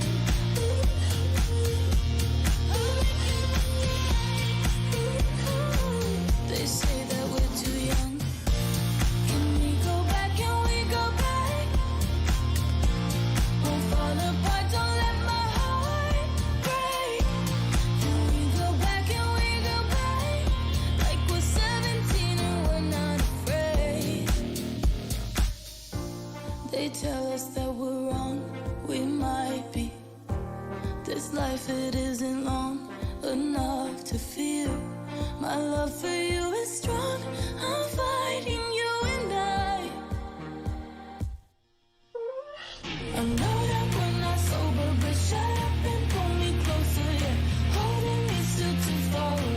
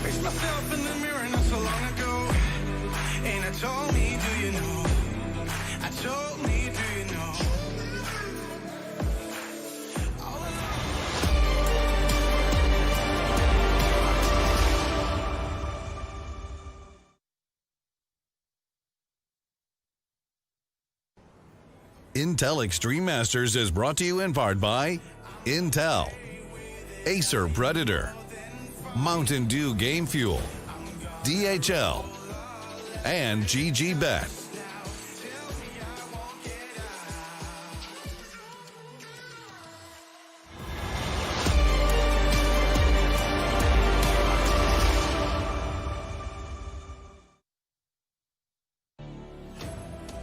Well, there's no Furia, there's no Team Liquid. Not yet, at least. Things are just about to pop off. They're a little out of control, and the Intel Extreme Masters is ready to wrangle it all back in. Hi, everybody. My name's Trace, and it's been some time since I've seen you, and I'm really excited to get back into it. We got FaZe versus OG coming at you tonight. Thick, fast, pumped, all those great adjectives that you'd use to describe a matchup like this. But seriously, there's some question marks, and I don't just mean you two. We've actually unlocked 2 new players over here. Oh. Kind of the old, same old here, but we do have Harry and Hugo who are going to be joining me on the desk. Guys, we've got a pretty cool matchup ahead of us, but what did you do in your little off time? Oh, well, we actually, Trace, you'll probably know what we did because we all went down to Munich. You know, we had a nice time. We got an Airbnb, we got a big house, and we relaxed and got ready for the next couple of weeks of Counter-Strike. It's good to be back. It's good to be casting. And what a game to open up. It was the closer of our last event, the grand final of New York here in Beijing. It was that, Harry. You know, we could talk about how big that house is. I'm sure that would be a lot of fun. But the truth is that we did, you know, kind of stay safe. We didn't go out and, you know, spend a lot of time at clubs and bars and with only a bit the general populace, even though it was my birthday, a nice 31. And now, you know, we're back in the studio. And I think it feels pretty great, Harry. Oh, man, it feels really good to be back, doesn't it? Like, I don't know, man. I was missing all of this as we were enjoying ourselves out in the Alps of Munich, man. That was great. And I tell you what, like, I'm really, really happy that we have, like, that this is our little opening game. I think it's very, very interesting what's going on within both of these teams and the kind of implications that are riding on not just this matchup, right, but more so this event for both of these squads. Oh, there's a ton on the line. We're going to be jumping into that real soon. But for the time being, it's probably necessary that we hear what's going on within the FaZe camp. Now, we do have coldzera who's going to catch us up to speed. How I feel about the chances to qualify for Intel Global Challenge. I think it's going to be kind of hard a little bit, have a hard moment on FaZe right now. So we are just satisfied to play good the tournament and do our best. Of course, we want to qualify and want to do everything for qualify. But now the situation is kind of hard. We're struggling a little bit, especially because we lose Nico. And we are just trying to figure out our game. And let's see how it goes. But I think we can do it. A lot of question marks still here with coldzera and FaZe. Now we know that he's kind of been put into this role, and whether he fits it or not is still a little bit of the question marks that we're looking at. But we know that he's kind of steering the ship over there. We've got Olaf back in the server. We've got Nico out. We've got Yanko out. This is a transforming FaZe lineup. Yeah, it's kind of a crazy world that we live in, right? And that's why there are certainly a lot of question marks for this team, even though they did manage to just clean sweep to 3-0 OG in those grand finals of New York. Well, this is a different team with no coach and with a whole new list of accomplishments that they need to achieve if they want to have a good end to the year. It doesn't look easy, but it could be like a refreshing time, right? When you lose your in-game leader, when you start off again, maybe that could be more motivating, but I really don't know about FaZe. Yeah, I think a lot of people are very, very worried about FaZe, and, you know, I think with some merit to that, right? Yeah, but you know, I think I look at someone like coldzera, right, and his performances as of late, even since Nico left, has been like really, really solid in the server. He's been a consistent top performer. He's been the guy, you know, like trying to make these calls happen. He's been doing a hell of a lot to try and make the best out of this situation. So you've got to give him respect for that.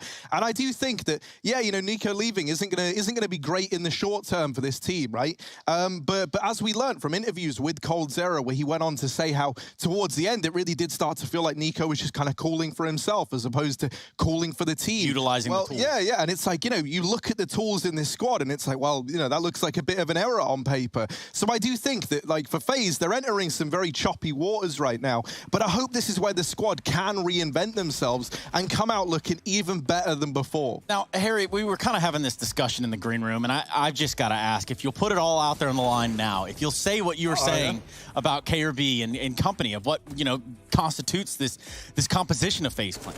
Yeah, I think, man, with this FaZe squad, you have a lot of very, very strong pieces here, right? Brokey has shown to be such a good pickup, like such a good talent that's emerged at looking great on the AWP, fantastic in clutch situations. coldzera's been living up to the hype once again, and then Rain, he's just been here since the beginning, and I think you know, with Rain, he's someone who we only saw start to fall off really once we had like that idea of NiKo playing and calling for himself. I do think that those three players in particular are the ones that I would look towards to like stay inside of a FaZe squad. Kjaerbye, I don't know, man. Like I hope that we can see him recover. But it's like, as of right now, when he first got moved in, I think for a lot of people they were already thinking, oh, that's a bit of a weird one, right? But we know that he was good, and maybe he can get back to that. Still haven't necessarily seen that. And to be fair, it's not like he's joined a FaZe that's, you know, in great shape. Way up there. Yeah. So you know, there's only so much that I think falls to him there. But I do think that like the three that I would definitely want to keep together, no matter what, is that composition of like Rain, Cold, and Olof. Not Olof. What am I on about? I mean, Olof would be great. Brokey as well. You said you hate him. Is that Olaf's really good in Blast as well. I think that's a point that we need to touch. He said he didn't touch the game coming in, but he had a lot of good moments. He was up there on the scoreboards in Sun Games. Obviously, it wasn't a great event for FaZe, but individually, Olof, who hasn't been playing, actually exceeded expectations, which is positive, right, in the short term. Let's take those expectations, because some of them have been set right here. We're talking about the Intel Extreme Masters New York and a rematch on top of that, where we saw a 3-0 happen right there. And if you look at it, you look at the road to Katowice, you look at the points, you sit here and you wonder, you know, what is it that's happening? You know, what's going on here, Hugo? Well, FaZe is sitting at the top right now, but obviously this is a very important event for two reasons. One of which, obviously, straight qualification to the Global Challenge at the end of the year for the winner of Beijing. But also, if these two teams, OG and FaZe, don't do well here, they've got to do well coming into DreamHack Masters to actually secure a place in that Masters Championship event of Katowice later in the year. So there is a lot of pressure on these teams. There is a lot of pressure in this event. Yeah, and you want to talk about some of what's at stake. Well, I mean, it's pretty simple. It's right here. Low position in the Pro Tour points. And the realities are that if they fall to the lower bracket, they need to be careful, because there are limited points. And after this event, they'll need to fight to attend Katowice, which isn't exactly where we saw these teams at a face value. Now that we're sort of getting back into the rhythm here, we're getting back into the games within the Intel Extreme Masters, we know that we have to look out for these two teams. And, well, for the sad reality is one of them is going to drop to the lower bracket. How far will they drop down then? Well, obviously, loser is going to go and take on Spirit, right? So that's like a game that, in theory, both these teams should be able to win. But I think the scarier part is, even if you win this matchup, you're going on to face Vitality. French CS is at a great point right now. Again, referencing that Blast event, the three top teams there. OG, obviously, in one group with one French player. G2 and Vitality, who both looked excellent as well. So scary time for whoever wins this matchup to take on Vitality. But, hey, French CS is back, baby. Yeah, and don't call me baby, dude. Damn. You know what I'm saying, man? All right. All right, no, I'm kidding. But DreamHack Masters winner will be that last shot at these points for these teams. Yeah. Should this continue to slide in the trajectory that, I don't want to say we're expecting, but I mean, it's right there. You can't ignore the fact that, you know, for a FaZe squad, they're not exactly the creme de la creme of their performance. And then you look at OG and the inconsistencies that they have, and it's all kind of laid out for you. I wanted to jump on the point that you were making earlier, Harry, about Kjaerbye, because I read an interview with HLTV about NiKo the other day, and one thing really confused me. NiKo said that, like, even before he joined G2, he was having enough of calling, and you referenced that just a minute ago, and that makes me question, why did they bring Kjaerbye in if the plan was for NiKo to leave? Obviously, we don't really know the internal timeline of when things were guaranteed, when things were confirmed, when they were only rumors. But why, if you know that NiKo's leaving, would you not bring in another in-game leader to replace? Obviously, there's not a lot right now available in the free market, but it just makes me question the roster. I think that was always the problem, though, right? Was that they always missed timings, and they had opportunities to pick up good IGLs, and then they decided against it, or maybe, you know, they like something goes wrong during the negotiations, and yeah, I think they just hit like a bit of a downward period where you don't really have like that same kind of talent that you're going to be picking up. There was a time where, you know, Alex could have potentially joined this roster, which would have made sense. A really cool idea. Obviously, now we know where he's ended up, right over on that Cloud9 project, which is very, very exciting. I do think CS is entering like a pretty exciting time, though. It feels like we're seeing teams go through the rebuilding process to like get ready to go swinging into 2020. 2021. Like, look at teams like G2 bringing Nico in. That's proved to be pretty damn cool for them. Then you look over at like Vitality and what's going on there. There's a lot of exciting stuff in play right now. True. I think it's fair to say. And, you know, you look at this FaZe clan and you wonder, you know, what will be their shortcomings here? Or is this the breath of fresh air that reignites the fire under FaZe? Because I feel like they've needed that for some time. We almost got to that point where it's like, okay, Nico might join G2. Kind of strange timeline that we live in. It could have been a meme, but now it's reality. Like, what is 2020? Maybe we need to know the map vetoes too while we're at it, because we do have a best of 3 on our hands. FaZe on one side, OG on the other, and the maps and pick bans, or excuse me, the picks and bans are going to be coming through relatively quickly. Harry, where are we ending up? Well, you know, I think something like a Dust 2 for OG makes a lot of sense. The Inferno pick for FaZe is a very, very interesting one, right? I took a little look. They haven't actually played this, right? They never picked into it back at Blast. It's also one that OG have looked very, very good on. So that is like an interesting decision, but that to me suggests that maybe FaZe have been working on something here, right? Maybe they've been trying to give it a bit of a go, because Inferno wasn't one of their go-tos back at that Blast Pro Series that just went down. It wasn't one that they were like mega keen to pick up there. And honestly, like historically, it hasn't been a great map for FaZe. So that interests me. And I think it's something that maybe could help shape the outcome of this series. Have they got something up their sleeve on Inferno? It's unsurprising to see the 3 most like basic, like well-known maps come through in a game like this, especially with FaZe obviously having Cold leading and having Nico gone, and a lot changing inside of this roster. So FaZe want to keep it basic. They want to keep it simple. They don't want to throw any curveballs in for now. And I'm excited to see how the individuals perform under the leadership of Cold, right? Where will he be putting himself? Where will they be going? But I feel like we've given a lot of love for FaZe and not enough love for OG. How about where are you guys going? Because the predictions are here. I mean, they're all right here. You can't deny it now. It's all out in the open. And the one person that needs to explain it to me is Harry Russell, because I feel like the rest of us are making a little bit of sense. I'm taking a bit of a gamble on day one, right? A pretty big gamble. I don't know if that's evident. Everyone else picking OG, and I think with very, very good reason, right? You look at this on paper, and OG should be winning it. They've had great results as of late, you know, taking victories versus teams like Na'Vi, EG, that's just to name 2 of the more recent ones that are like some pretty big names to take down. The one thing I'm banking on here is that we sometimes see OG get off to like a bit of a weird start, or like, you know, like one day they can show up looking incredible and then the next they can fall a little bit silent. And I'm just hoping that FaZe come into this, right, having had a couple of days to try and figure things out, try and get something in place. Because that's the thing, I think for a lot of these teams, a lot of these players rather on this FaZe squad, like they got to be giving this a lot of effort right now. And I think from someone like Cold, you're seeing that. You are seeing the effort that this guy's putting into the game. And now is the time to shine for both of these lineups. We've got FaZe in one corner, OG in the other, both looking to make a strong start here at the Intel Extreme Masters Beijing. And that's what we're looking forward to. We've had enough letdowns in 2020. Let's go ahead and start ramping those back in there. Pistol round underway on Inferno. A lot of eyes on a matchup like this. OG have looked excellent in recent time. Just to start here on Inferno, the map pick of FaZe. They get the CT side.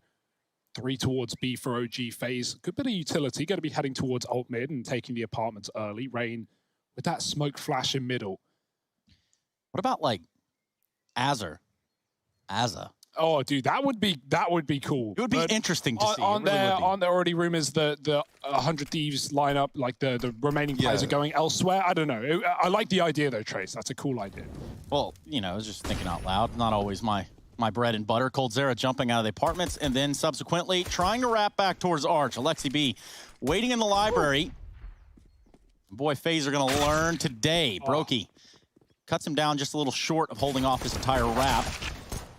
Now things have gone back into the favor of OG. 3-on-2, the B bomb site. Well, looks like that's where the bomb wants to go, but a precarious situation. They're stuck in CT. They had to go back for the bomb, so Olof can't run. He was getting stabbed in the back, and Mantu has an open line of sight from B. Kiebi getting into the pool and trying to chase him down. Mantu's going to hear the feet and tries to pivot around the boxes. Kiebi wins it, though. Actually, CT flash blinding him in the process. Kiebi dinked, and this is very dangerous for FaZe right now, who aren't given time to plant. It's a fake tap. Issa comes in, but he can't hit a shot, and it's going everywhere. Finally, the bomb drop, and 1 health for Kiebi. He can't get out from behind the pillar. It's OG with the pistol round. Yeah, and it's like we all said, Harry, OG was the prediction that you wanted to grab in the beginning, but you didn't, and I guess that's understandable. You believe.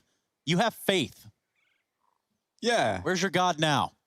Yeah, well, you know, here's the thing, right? That there, you know, FaZe, they try and throw in a little CT wrap to start that one into a B play, and the results aren't incredible, you know, but they do get it down to the wire. It's a 2-on-2, and already, like, we're seeing ideas, you know. It's quite the call to make to go for a CT wrap in the pistol.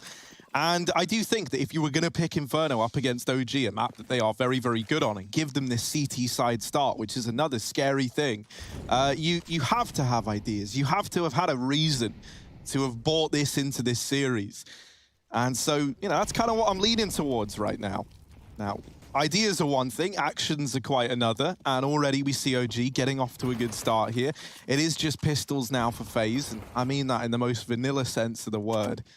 Right, they're moving into this round with Glocks. So odds are nothing that exciting is going to happen here. I really hate to break it to you. And while you can win these Glock rounds, you don't normally. And that's why so often, you know, everyone's ready to dismiss them. As a first-time viewer, Harry, I appreciate the insight. Yeah, man. Well, no, it's just, you know, you see a lot of people say, yeah, but you can win these rounds. It's like, yeah, you can win any round in theory, right? But it's just, it doesn't happen a lot. And it's not looking like one of those 1 in a million rounds. OG have taken bottom B. They've killed 2 in middle. And now they just wait. No reason to aggress. FaZe have to come to them. And so Issa waits under the balcony with MBK to swing on his contact. Oh dear, Dink comes through and 2 Glock kills. This is how they get out of hand. You need to grab guns though, and that's not going to be allowed by Mantu on the short side. 3 for him. Bit of money made towards that AWP, and he could even bring it into the first gun round 2.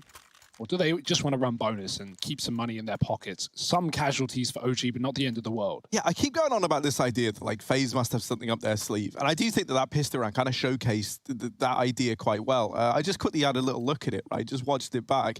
And they try to feign that Apps aggression, making it look like it's an Apps execute into that A-bomb site. Something that OG actually do a hell of a lot themselves as well. Trying to, like, game the rotations before splitting in through long. And to be fair, it almost worked for them. If it wasn't for that man waiting back in CT to, you know, disrupt things a little bit. But already that's showing that they've got a good understanding of OG's kind of protocol here on this map. Valdet through the smoke with his MP9 on this bonus round. Gonna open things up, and it's Cold on the receiving end. He retrieves the AK from Cold's body and continues to lay down the pain. Oh dear, Mantu in with another. And suddenly it's all on to just Brokey and Olof. This first buy round up against the bonus from OG has really not given the results over that you were hoping for. Yeah, Cole just ran through the B smoke. I don't know if he was trying to play inside of it or try and get in the cubby, but yeah, Valdi was pushed down and he just spams him through as he sees the barrel poke out. And it's just an easy round from there on in. Grabs an AK, doubles down, just Olof in ult. And OG, they've got everything. They've got the bomb, they've got mid-control, info as well, as Olof shoots MBK in the back, but no killing blow. He needs to finish the job, doesn't want to gift any more guns than have already been handed over, but it's a round nonetheless for OG. And plenty of AKs retrieved, 3 in that third round. So OG armed and dangerous now, and FaZe still broken for 1 more. Oh yeah, Cole just went right through. He looked lost in the sauce right there. Yeah, it's, you know, it even looked like one of those horrible moments where you're like barely out the smoke on your screen, but to the enemy, you're just right there, man. You're just in plain sight. So yeah, just pistols, right? Couple of Deegs, P250 on Kirby. And a little bit of utility to try and make something happen. A triple B setup early on at 4 OG. And they exchange a bit of utility with FaZe, but ultimately, you know, they're pretty lax over here at the top of B. They even rotate Mantu away on the back of no push coming in immediately. Rather's lining up this dunk nade in towards Banana, and that there is going to find a lot of damage. Brokey almost dead, and that nade from Alexa B could have been enough to deal with him. They flash back into top Banana to retake this control, and it is just a slaughter here. The nade's doing so much damage. And this round gets picked apart nice and easy by OG. Yeah, I like what they're doing in the sense of not giving FaZe the room to you know, play with them, right? And make them doubt themselves. And if you don't have top B and you don't have that information, you don't know if FaZe are 5 they're about to run through and execute, or if they're doubling back to mid for an A play. So OG, they get a nice nade in, they re-aggress with a flash, they keep the control, and they keep FaZe out. 4-0. Only pistols, though, and now FaZe come back in with guns. Level pegging AKs on either side. Still no AWP for Mantu. And actually, he has been, like, the shining star. He has been incredible for OG in all of this recent success in those wins over Na'Vi and EG back the other day at Blast, in New York as well. And so it's great to see Mantu performing. Valde as well, always a name you got to watch out for. Brokey got flashed from B. That pushes him back, but was the call made? Was the info found? Kiebi's having a look, but Valde is all the way down bottom mid. Oh, they don't know. They are going to check it. Brokey with the swing. He sensed that something just didn't feel right there. And Kiebi, you know, calling that he doesn't see anyone on the shallow. Oh dear, look at MBK. Actually, Cold's going to keep holding for it. And it's another attempt at this CT wrap. FaZe have shown a real tendency to try and go for this. Alexa B does try and move into CT, but it's Olof and Rain finding success all across the board. And this A site now looking to be, I was going to say maybe where FaZe look to end up, but this is where MBK is currently located, and they know that they've just found 2 on that B rotation. So they move into an empty B site, and with it, they're going to put their first round on the board. Yeah, easy as that. MBK has no aspirations of going for this, and rightfully so. It's not really designed for him to get back into the game. He finds himself all alone in pit. FaZe with 1, OG with 4. And with you getting your opportunity to join us in the fan cam. Oh my, that's right. That's right. They are back. IEM.gg/fancam. Jump on in. Don't mess with the moderators. They will ban you with a quickness, but you are most certainly welcome to come kick it in the IEM.gg/fancam. We'd love to have you. And moreover, Harry's doing a digital signing session there, potentially. How would that even work? I don't really know yet. Send people my electronic signature. Send them have like loads of money come out of my account with these. Yeah. Because, you know, my signature is actually just like the same one I do on banks and everything. Really? Yeah. Well, I hope no one heard that. Like, it'd be a real shame if someone us 3 here, right? No one was listening. So. Exactly. FaZe, though, getting their first on the board. And I can't think of a game last where I've seen it go 5 rounds in and you've already had 2 CT wraps attempted by FaZe. That really is showing that they feel that this is something they can exploit. And I do think, you know, if you kind of set that as a precedent that you're going to be wrapping CT, there's a chance that you end up weakening one of these 2 bomb sites as a result of OG having to worry about this constant CT aggro from FaZe. It does rely on you know, chaining a few rounds together before you really make that worry come in. And FaZe have got that chance to do that here and now.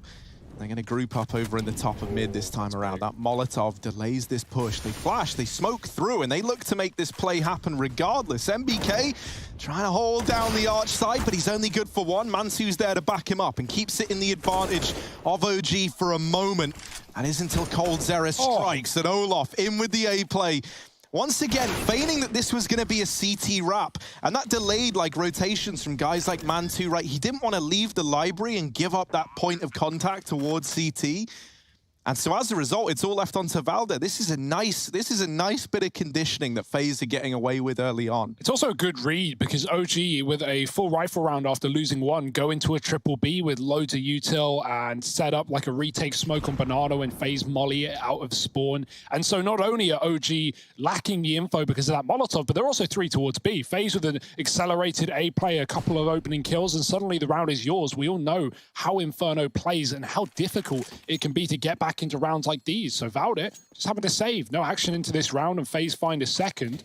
Nice little mid take. And even though that molly comes through at the perfect time, FaZe, they smoke it, they go right through it. I like the confidence, I like the cool, and they take the round. So 4-2, already a competitive start. Yeah, 2 rounds back-to-back is exactly what the doctor ordered for FaZe. Now is a real chance for them to get into the game, considering what we're going to see out of OG in this round. Looks like 1-4 on Valde.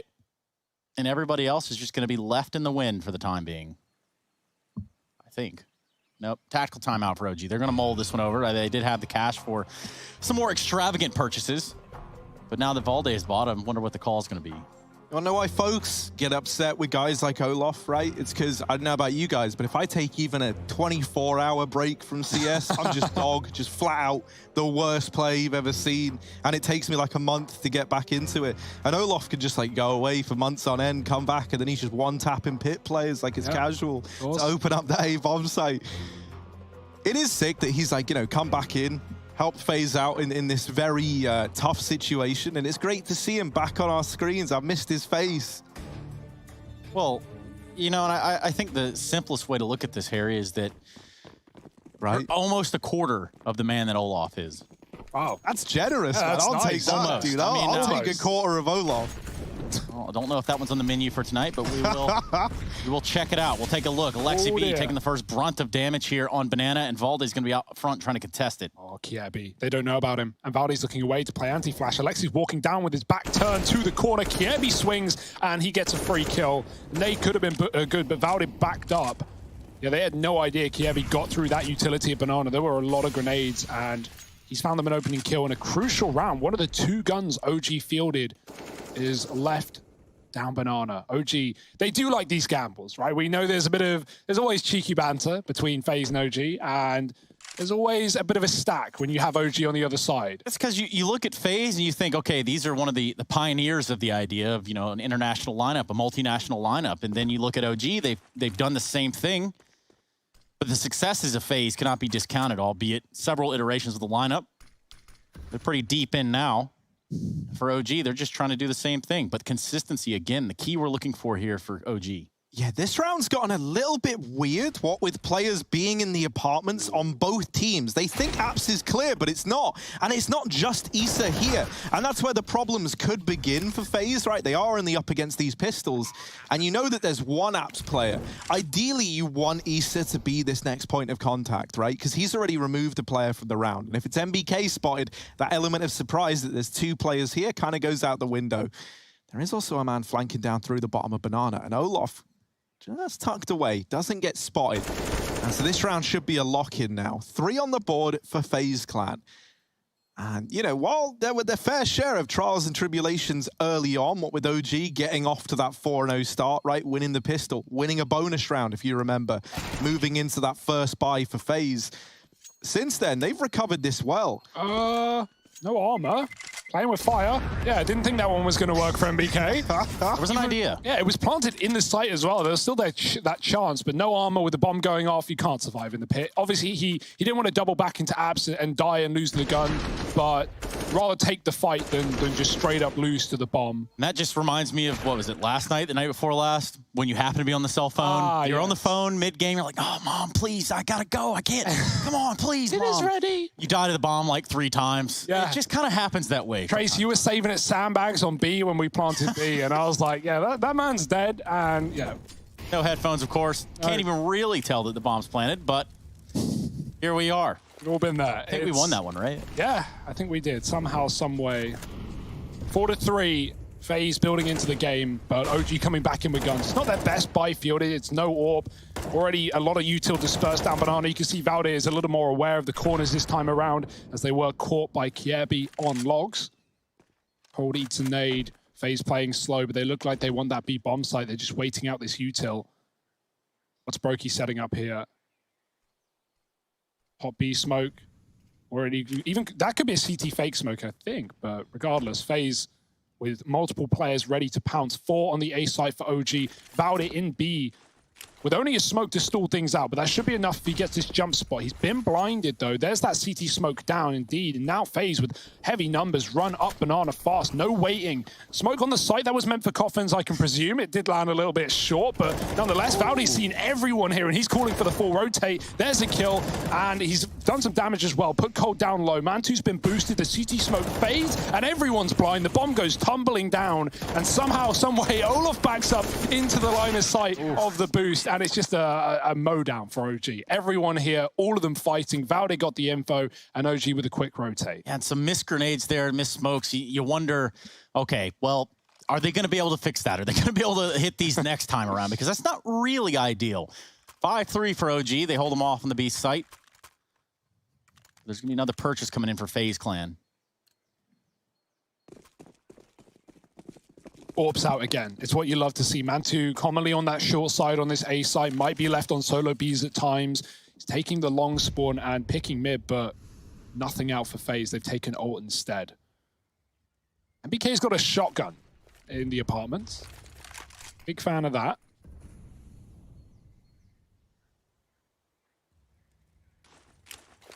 FaZe spreading out with a bit of a slow one for a change. Yeah, looking to go toe for toe at this Banana regression. I meant to say toe to toe, but toe for toe, it's like eye for an eye, only not quite as bad.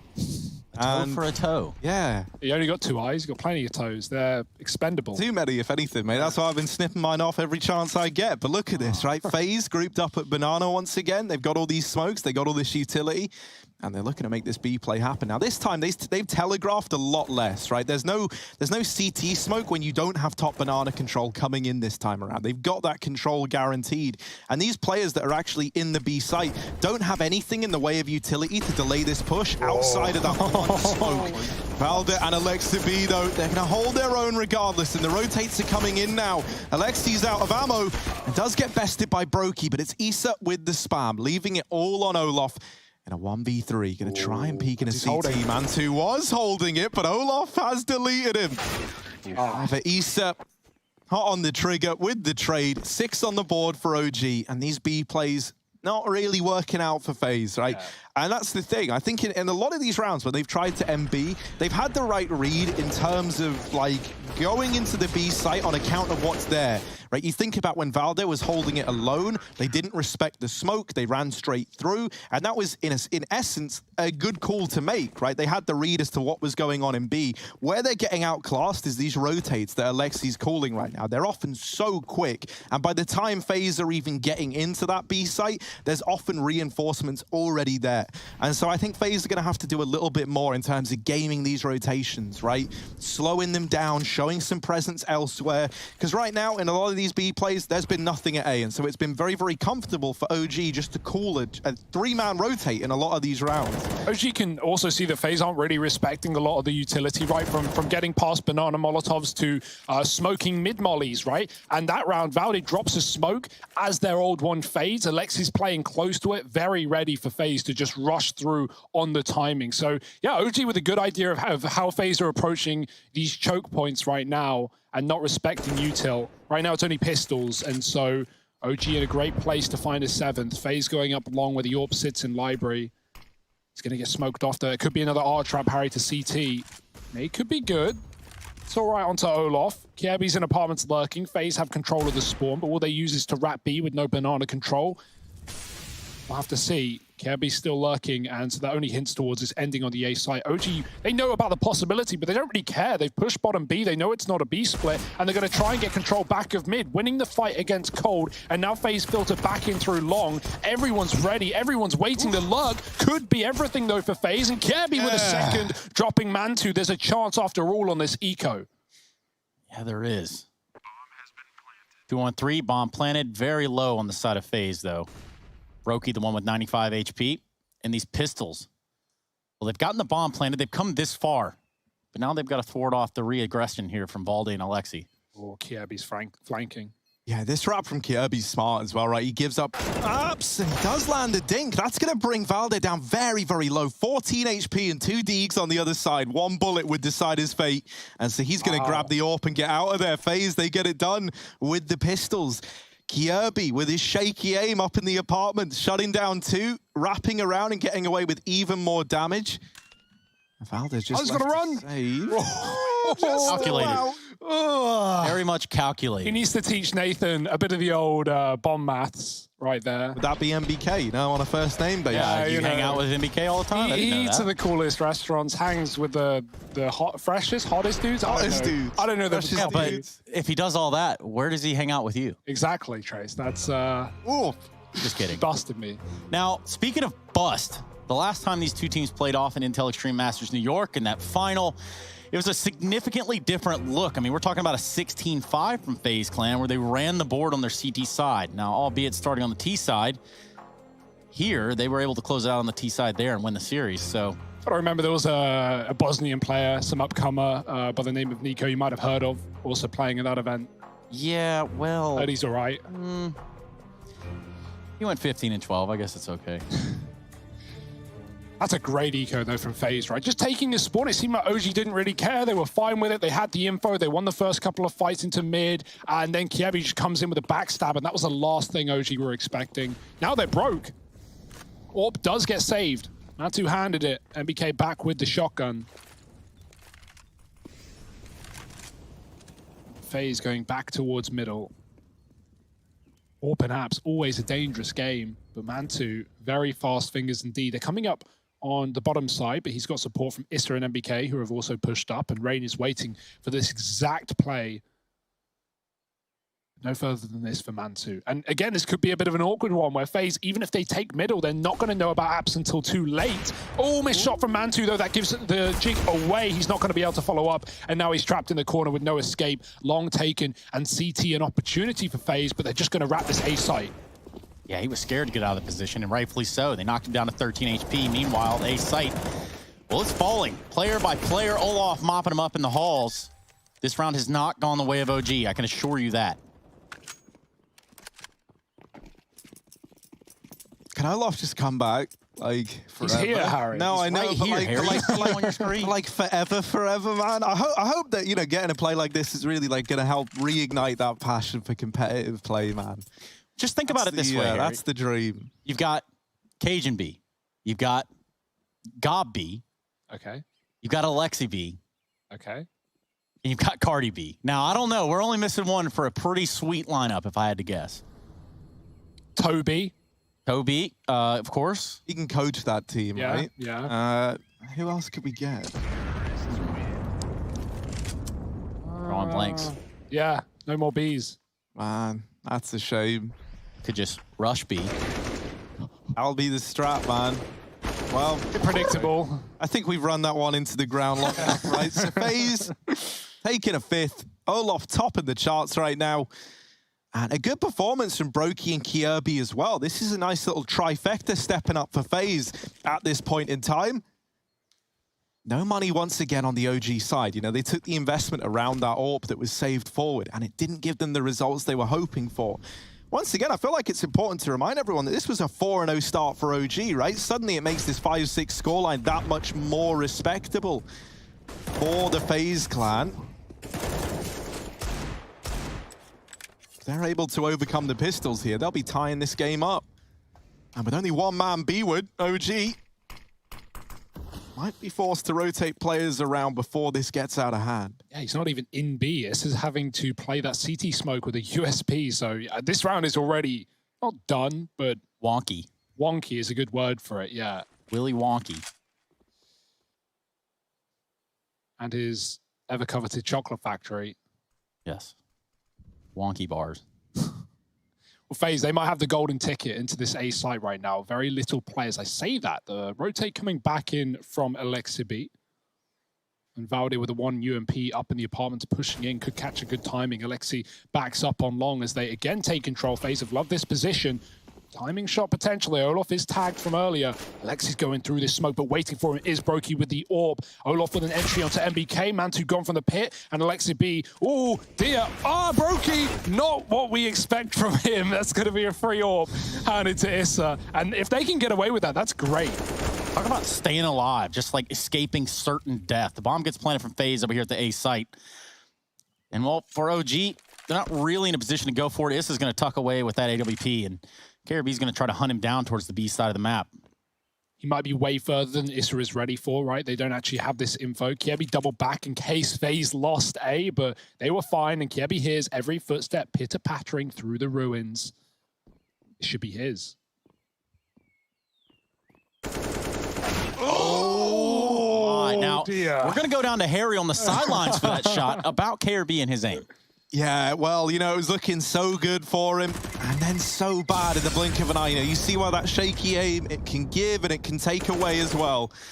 And there, sadly, it ends up taken away. Regardless, though, like, it's 6-6 for FaZe. They keep the AWP in the hands of OG, and that's good for them, as it allows them to put it in Mantu's hands, look into the future. Nice also, shot. yeah, banger of a shot from Issa. Like, if you're Kierby, you're not expecting him to just turn on a dime and wreck your little head poking up over the boxes there.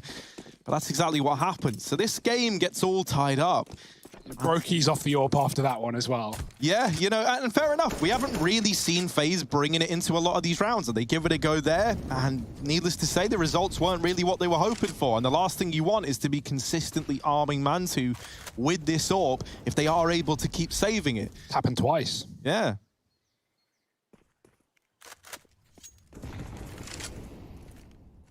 FaZe may be interested in B yet again. It's been some time, and OG were good at shutting it down. most importantly, having those early rotates. But you'll notice with a triple short setup, that is going to leave a lot to be desired in terms of rotations. If FaZe flat execute into B, it's one of those rounds where it just comes down to your anchor players. If Alexi and Coke can hold on, then that's great. If not, it might have to be a save. And we're reaching that point right here, right now. Valde is all that stands on this B site. And are OG going to do the classic and just rotate him off? No, he goes back towards CT, but here's the execute for FaZe, and if Valde doesn't get, 2, maybe even 3 kills, this round is just dead in the water. So here we go, through the smoke with 1, and there we go, it's FaZe with 7. It's Inferno 101, as OG, unfortunately, too far away to even give that a look in. They want to save their money for the last couple of rounds of the half.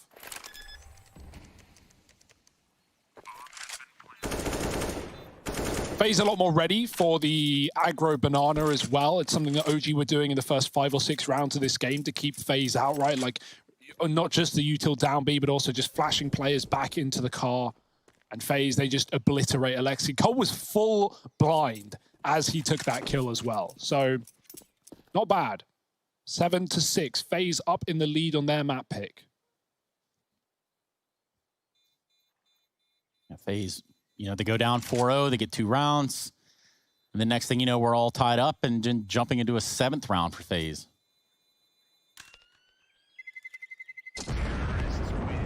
And you really felt like that kind of, momentum, like pendulum swing in favor of FaZe, from that 4-0 start where it looked like OG were really coming into this primed and ready. It feels like, we've seen FaZe not only come into this with ideas that they were looking to exploit, like those CT wraps that we kept seeing in the early stages of this game, but there's been some really sound adaptations as well. It feels like they kind of caught wind that when OG went on that little 2-round streak after FaZe were able to get their first 3 on the board, a lot of that came down to just no pressure being applied anywhere other than where FaZe were looking to end up. And since then, we've seen a much more proactive approach at, getting things like apps control, taking top mid away from OG. And then, and only then, once you've kind of solidified this default, looking to make some of these B plays happen or A plays, whatever it ends up being, they're not giving that same kind of freedom of information and rotations over to OG right now. And that's a nice little change to see, because it looked like it was going to be an undoing of FaZe earlier on there in the half. This time, lots of utility into the A site, but that bomb's going back to Banana. So this is a very good example of what we're talking about here. Olaf is stood in the fire, but it's not even burning him, man. I guess Legends never burn, and it would make sense that Olaf is the man immune to the flames. However, this round gets a little bit tricky now. What with that kill coming in at Banana, that shuts down a hope of a B split that FaZe were looking to move into. Brokey doesn't want to give the bomb over to these aggro banana players. And it looks like they're still trying this B wrap. They're moving these players in through CT. Now more than ever, you are putting a lot of faith in Brokey. If he does not win this 1v1 versus Alexa B, then this round could be over on the back of it. He's going to check him, and Brokey wins it out. So now Valde's ready for the B play, but CT holds the terrifying truth. That banana bomb dropped. There's the wrap from Cold, and he doesn't quite find the kill right away. They will deal with him. And now they get the bomb down in a 2-on-2. Impressive FaZe have gotten to this point, right? OG was so aware. They were so ready with what went on. The only question was the numbers. How many were in Banana? And Valde, even after killing Brokey, hangs around. He's not to know that it's a CT wrap so quick from the last 2, and now FaZe have set up post plants in the B bomb site. Molly onto New Box. That's going to force Cold forward, but he's already tucked, watching towards the ruins. Cold burning. Oh, it spreads quite a lot, but Olaf with a quick tap again, and taking down Issa leaves Mantu in the hot seat. He doesn't know where Cold Zero is. For all he knows, it could be Olaf who was burning. The nade will do nothing, and this is going to be a FaZe Clan round through and through. Great reaction, like being down and having your entire round telegraphed to OG with that B split and still committing with the solo bomb and Banana. I don't know how FaZe get out of that alive. Great individuals. It's what we know. It's what we love. And it's FaZe leading the board. Yeah, they've mounted a comeback here, it would seem. Looking for that 9th before we head into halftime. Dude, Olaf, he's getting a lot of little taps, little burst kills. Really good, man. He's deleting kids. This up-and-coming player in Olaf, he's pretty good. Just kidding. He's been around since the dawn of time. Probably been playing Counter-Strike longer than you have. And it shows. It really does. He's sitting at 13-9 currently, leading the way for FaZe. In the last round, everybody's going to buy out everything they have. Brokey on AWP, positioned and looking down Banana. It's going to be OG that smokes real deep. They get complete banana control early in the round. Now, with FaZe still on the ramp, it does kind of give the idea, or maybe the illusion on our side, that perhaps there's still some fight for them to take on banana. Oh, OG, they're doing it again. Look at this. They're going 5A, or are they leaving Man2 alone? Okay, yeah, this makes a little more sense. I was going to say 5A out of spawn is just crazy, but the AWP alone in the B bomb site, it's a fair risk. They know that, you know, FaZe have liked a lot of these mid takes. It's just got banana written all over it for FaZe. FaZe going full Havan, right? They're just sitting ramp all round, and then they're going to late exec B. This is to avoid the early util damage that would likely come through, but OG's money was already pretty dry in this final round of the half. One man on B. OG can't save today. They've got to retake if Man2 doesn't hold the line, and it's against 5, so good luck. Oh, there's one, Man2. There ever was a time, it might be now. There's a second, and he's looking to get primed for a little bit more. Man2 delivering everything that was needed, and it's all left on Terrain. He's all alone in alt mid, far away from this bomb, and with that play from the AWP over towards the B site, OG have stolen this round away.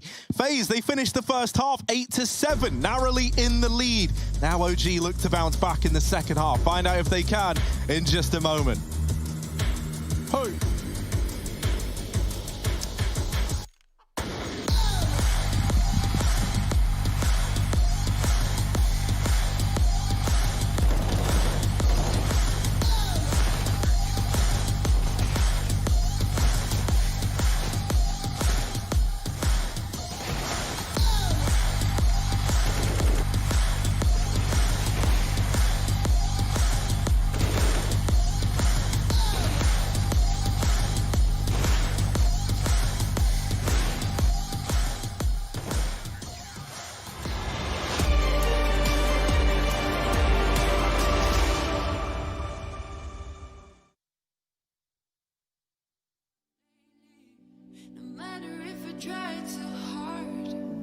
Nothing's ever enough, baby. No, I don't care too much. I don't care too much. As long as I can keep you by my side. I don't care too much. We got time, no rush.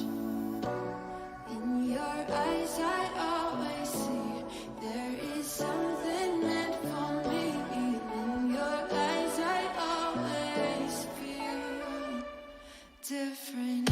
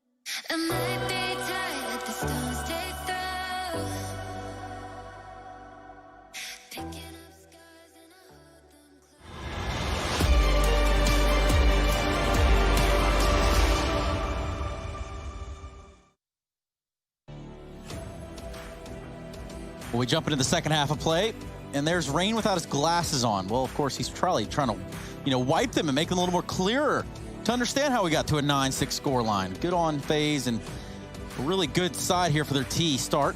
Welcome back to the Intel Extreme Masters Beijing. I'm joined by Michael Myers' ginger cousin and his cousin, Hugo Byron. Yeah, it's good to clean your glasses, to realize it's not actually a 9-6, it's an 8-7. It's even closer. It's split right down the middle. Maybe you should clean your glasses, Trace, because FaZe up by 1 and Rain running right down. He's pushing mid, no holds barred. Kiebi with a tap, and what is up Banana, but they're going to turn around and deal with MBK after he gets 1. It's a bit of a mess. It's a bit of a death match, and everyone's here for the party. Kiebi putting up one hell of a fight, but he is going to get traded into the 1-on-1. Alexi running back for the death cam and then stays on the ramp. Where will he pick? Cold has gone from B to A and is peeking down mid. This could be misinformation though if he thinks this is a B play off the back. Oh dear. Alexi's running. Cold's got the info and this should be his. There it is. Yeah, Alexi B makes that one competitive on the the backslide of a P250. But then it still comes through for FaZe. So like I said, 9-7 just after the half. Yeah. So OG one pistol? No. Oh, sorry. You guys may be way more confused than it needs to be. All right, Harry, you've got the soapbox. What's on your mind? A lot of stuff, but not stuff. Actually, there was around to just talk about it. I guess it's this one. I think one of the coolest things about Nico leaving FaZe to go to G2 is I think we might end up in one of these situations where both teams get better as a result. Like, and they're always the best kind of roster moves when it happens. What are you trying to do here, man? Just listen to the radio. Hanging out, man. But no, like, I really do like it. I think that for someone like Cold, he's been doing a great job of like making the best out of this whole situation, right? Like he's been pretty candid in interviews about how towards the end of FaZe it started to feel like, it wasn't really going anywhere and they were playing for Nico a lot of the time. And for FaZe, I do hope that they end up bringing in someone who can take that IGL responsibility away, because I think, then we'll get even more mileage out of someone like Cold Zera. But it does already feel like FaZe are not afraid to play like a very, very loose style where they do rely on the individuals and kind of playing together. And if you remember when Nico was calling, it did feel like a very slow, almost overly structured approach to the game where everything was about playing safe and slow and sound. And already, there's been a lot of risks from FaZe, but you can afford to take these risks, man. You've got guys like Cold, like Olaf, like Kierby, like young talents in Brokey. It really has been a nice look to this FaZe squad already. And one of the other reasons I think you got to give Cold props is because if he wanted to, he could just go and, join some team. If he wanted to, go and get the band back together with, Fallen and the boys. And, not really win anything anymore, but still, have that time playing with all of his old teammates and, going about it that way. But he said in these interviews, no, he still wants to be winning. He still wants to be competing at the top. And I just love that mindset from him. Nice. Oh, there we got this first buy round in for OG. And this is where we see a FaZe little streak is going to get drawn to a close. They've gone into this on the back of a bonus round. Are they going to be able to have that same success that OG had when they attempted this in the first half? Yeah, OG padded themselves with AKs for rounds on that CT side till FaZe eventually streaked together a few. So that's the hope, the aspiration for FaZe. 3 players at B with the bomb, backing out of Banana though, and 2 in the apartments. OG, where do they want to end up? Retaking B. BK throwing lurk smokes towards Apps, but 2 players here to deal with it. Deep Molotov as well. Kiebi can see that no one's coming through the apartments. So that keeps 2 players at B. Olaf spotting with a smoke, ready to drop it down at the sign of contact, and he's seen someone. Still stalling the smoke for a few more seconds, trying to get it in as late as he can without it being too late. 35 on the clock. And Mantu, he gets him through the smoke. Well. Oh my, CT smoke down. OG could just run in. The fear is it's a triple B, but they've got nothing to suggest that. So gonna throw themselves through the util and Valde with another opening kill. It's OG inside of the B-bomb site with a plant available as well. Brokey's getting spammed and mollied, and he might even need to consider saving in a round like this. Yeah, I think that's a done deal.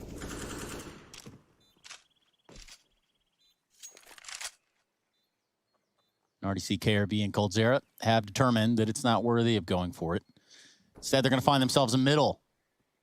Working towards Boiler and the apps just to save their weapons. Issa, excuse me, Brokey very broke in over towards that B site. And very broke. So FaZe on a bonus round are going to obviously have to reinvest in rifles. The SMGs don't get it done, but they have another chance at the dance. Brokey gets out very late as well. Good to see him not exit early, right? Two reasons. One, exit kills more available. And second, the CT smoke faded. So if he left right after getting tagged, they probably would have killed him. So waits until FaZe, OG have also left the bomb site. And yeah, I like that call for OG. Just run through the smoke. Someone jumps on Valde's head as he gets that opener. But it's not a worry. It's not a problem. It's not a problem for you to join the fan cams. You know what the deal is. You know what the drill is. IEM.gg/fancam. Go, go, go, go. Out of spawn we go. Now look at the weaponry over here for FaZe. It's not really making me believe that this is going to be their round. Yeah, they're not actually reinvesting in rifles because the util would have been pretty dire, and even then this buy is lacking. So going to save some money and keep pistols around the saved weapons, some of them rifles. Well, they do have smokes, and that's to buy themselves a little more time here. Olaf, well, he's going to be left alone inside of the B site. Now he's got a difficult decision to make. Where will he try to hold this one off from? Drops his smoke at the steps, just trying to invite them to come to pool. Olaf skates away through a smoke. KRB and company. And I say company, he's the only other one that's rotated. That smoke's fading in spawn, though. Kirby could do something as it comes through, but there's the re-smoke, and Kirby's cut out of the round. Olaf gone as well, Coffin. And these B entries in the last 2 rounds have been very good for OG, already setting a bit of a worrying precedent. And will that be, you know, a mind game that they use going forward, right? If FaZe are expected to be triple B in the next gun round, will OG do what FaZe did on their T side, which is like an accelerated mid-take and trying to get ahead of those early positions? We'll have to see. But I already like what I see from OG on this T side. Another save situation for FaZe. But regardless of whether they get away with these guns, especially on Kiebi, reinvestments can come through. Yeah, this one's locked in. OG are going to go up to 9, and that's just one shy of where FaZe sit at 10. Again, big round coming up with the money. Uh-oh. Oh! Oh! Okay. He doesn't want to stay forever. It's all okay. Everything's fine. It's all fine. OG, 9 on the board. Yeah. And a nice little flawless round there for OG. So their money really starting to build up now. And that's where for FaZe things can get a little bit concerning, right? These comebacks when you're on the CT side and you feel your opponent starting to pick up momentum, it becomes a very, very scary idea, especially on such a utility-dominated map, such as Inferno, where you really do need to be investing in everything to put a stop to some of these plays that OG are going to try and throw your way. You know, you're kind of going for broke in every one of these rounds, and OG do not have that same threat by any margin. There's the triple B.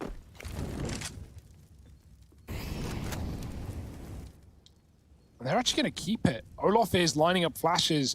So after Brokey shoots, he can be popped back in, and Rain is still tucked here as well. He's going to go aggro with the Molotov. Not hanging around forever, though. And actually, FaZe just give it up. They go, fine, we've shown some presence here. We've thrown some nades. We've shot the AWP. Now we're going to rotate it away. Or someone, at least. No, they just commit. This is a very risky move for FaZe, but... yeah, OG aren't in a rush anywhere, right? The bomb was left at spawn from the get-go, so they're just defaulting. 3 up B now. Brokey flashed off. Still that reflash ready for Rain. And Olaf going to go in with it.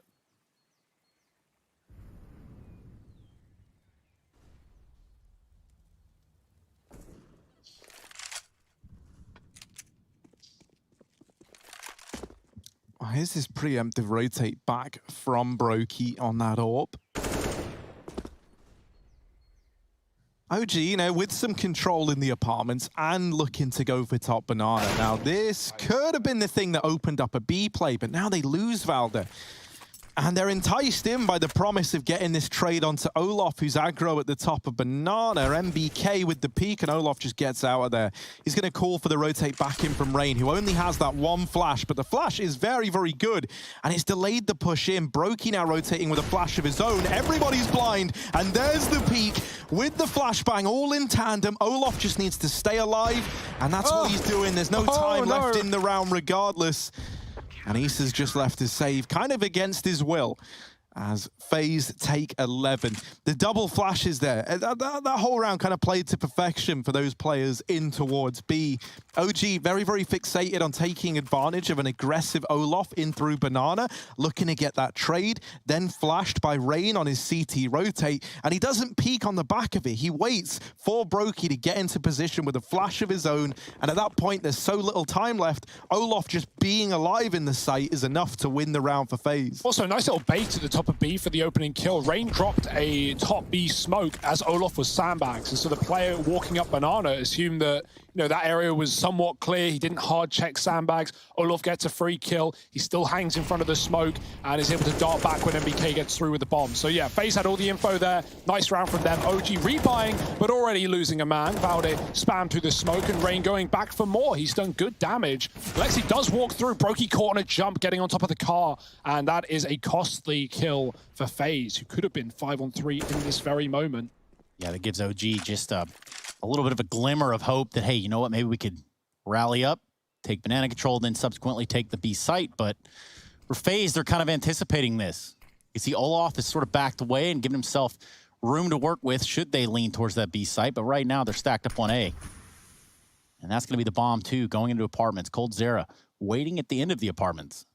Yeah, I was wondering how long it would take before we actually see an apps crunch. OG love to call these, and FaZe haven't seen one just yet. So Cold is keeping his eyes on the prize. There's the flash. He jumps back. MBK out on short, and it baits shots for Cold. He only gets away with one. Kirby drops the bomb in apartments, though, and if he can stand tall and get another, that would be massive. But dead after damage. MBK dinked, and now they've got to go climbing back up for the bomb. Mantu going to molly short. With the motor smoke down, a boost could be huge for FaZe, but they've missed that timing as Rain walks in, and MBK plants to the back of the site. They're going to hear that. But where is the orb, they ask themselves. Big pit for Mantu. MBK trying to cross out, and he does do successfully with a resmoke. Olof may have an open line of sight, but no one is giving him a kill. Yeah, Mantu can be a menace down in this pit position as well. There's even a Molotov on MBK to slow down this retake even further. Olof's going to flash them. Down in towards pit goes the flash. That keeps Mantu out for a second. And while that's happening, they isolate MBK. Mantu tagged, and they're looking to finish the job. Finally, they will. Defuse going to come in. Rain with a triple. Saves the AWP. Puts 12 on the board for FaZe. And Kirby with a stellar hold in towards the site. It was just him and Cold responsible for that entire A-bomb site in a 2-on-4. And they are able to keep it even for those B rotations to come in and close the round out. Yeah, that was a crucial detail that you mentioned. The flash into pit is so great because even though, they're not acting on the back of the flash, it just blinds Mantu. They read the fact that, okay, we're not getting peaks. He's got to be in pit with the AWP. And if we flash him off, he can't support, he can't swing on MBK taking contact. So they get a 2-2-on-1s, essentially, off of that flashbang. Nice round for FaZe on the retake. 12-9, and a beating with a utility on both sides. A spam through the smoke for Olof, and no survivors for OG. That's wild, man. When all that utility damage comes in, you're thinking like, dear, FaZe are about to get ruined. But no, they respond with utility of their own. That burns out Alexi. Valde gets spammed. And Banana is it's out of bloodshed, but it all comes up in favor of FaZe. Admittedly, Rain is low, but that's not something you're celebrating if you're OG. A 3-on-5, looking to move into this B site, but there's 3 players stacked up here for FaZe Clan. And critically, Cole didn't really put much down in the way of utility in this round, so he's still holding on to a hell of a lot of it. Olof as well with a molly and a smoke. You can keep replenishing this banana utility for a long while yet if you're FaZe. Yeah, that banana smoke. Blocked. He was getting blocked by Issa, who was standing in front of him. I think you need to walk one step with that molly. This round is just crumbling at the seams. Yeah, and FaZe, they have no reason to not be triple B here, right? Like, CT is open, and so they have got an eye on it, but OG have not taken mid at all. And actually, the doubt for FaZe, right? A few seconds of silence puts the seed of doubt in the mind of Olof, and he doubles back. Still, a good B hold here. Rain and Cold ready to receive. Yeah, no time. They're going to have to make this one with a quickness. They're going to dump Molotovs into the back of sight. One at Dark, one in the new box. And there's a shot from Cold. Now that might just be what pushes this one over the edge for FaZe, because he goes back for another. Eventually, Mantu finds him, but with under 10 seconds on the clock, there's just no way on earth. Rain having sat there basically the entire later stage of the round. It does come to fruition. It does pay off for him. Now we've got all of FaZe on double digits, and, well, OG have yet to go up on double digits with a 13-9. Score line. Yeah, this is a great game for FaZe right now. I think we have a competitive series on our hands. Obviously, OG coming in with a Dust 2 pick later on, but still very loose maps for Cold to call on, which is of huge benefit to FaZe. And maybe, Harry, maybe that gamble pick that you made of FaZe Clan could be paying off. We'll have to wait and see. It is early days in this best of 3. We don't want to give Harry too much credit too early. Now we know he's a bit of a Willy Wonky himself. It's not a bad start. Dust 2 coming up after this. Don't worry, man. When I'm right, I'll make sure to rub it in literally everyone's faces. And you know what they say? Your apology will need to be as loud as your disrespect. Well. So look at this, man. Bit of utility going in to the A site for OG. And they look to take this top mid control. FaZe have got 3 here with Brokey holding down long on the AWP. He's got support from teammates if needed, namely flashes from the likes of Cold and Kirby available to him. And they're going to try and walk through the smoke. Now, Brokey isn't holding for the walkthrough, so if they do that, he's not going to spot it. Brokey, I'm going to go back in, and there's the flashes that we talk about. Kirby giving him the first. There's even more that can come through from Cold Zera. Currently, he's a bit preoccupied with the apartments because MBK is being a loud boy up in this side of the map. The flash leaves them blind, but now they don't know about Cold, and Brokey gets the ace. He gets them all. I was waiting for someone to steal it away because it didn't look like he was going to get it. But no, Brokey with all 5, and that's great, man. He's been pretty quiet on the AWP. His rifle was almost looking better at one point in time in this series, and now it comes alive. How did he wallbang default? Where did that come from? Look at these. Oh, just picking them out of the air. And Brokey, that's the stuff you love to see. It really just feels like, man, like the way that this phase is working right now is they're just like, man, like we're great individuals. We can play together. Let's just do that, right? Like they're not overcomplicating anything. They're not playing too safe. Time to go. Run. Yeah. Brokey wants nothing to do with that. He's actually lucky that he didn't even get that shot off, because the second player, MBK, or the first player rather, was actually past his crosshair. He was already up ult, so he was about to get close peaked, but not a worry. And yeah, Brokey back on short side. MBK got to be careful coming out of Boiler. No flashes currently, just looking for the dry peek.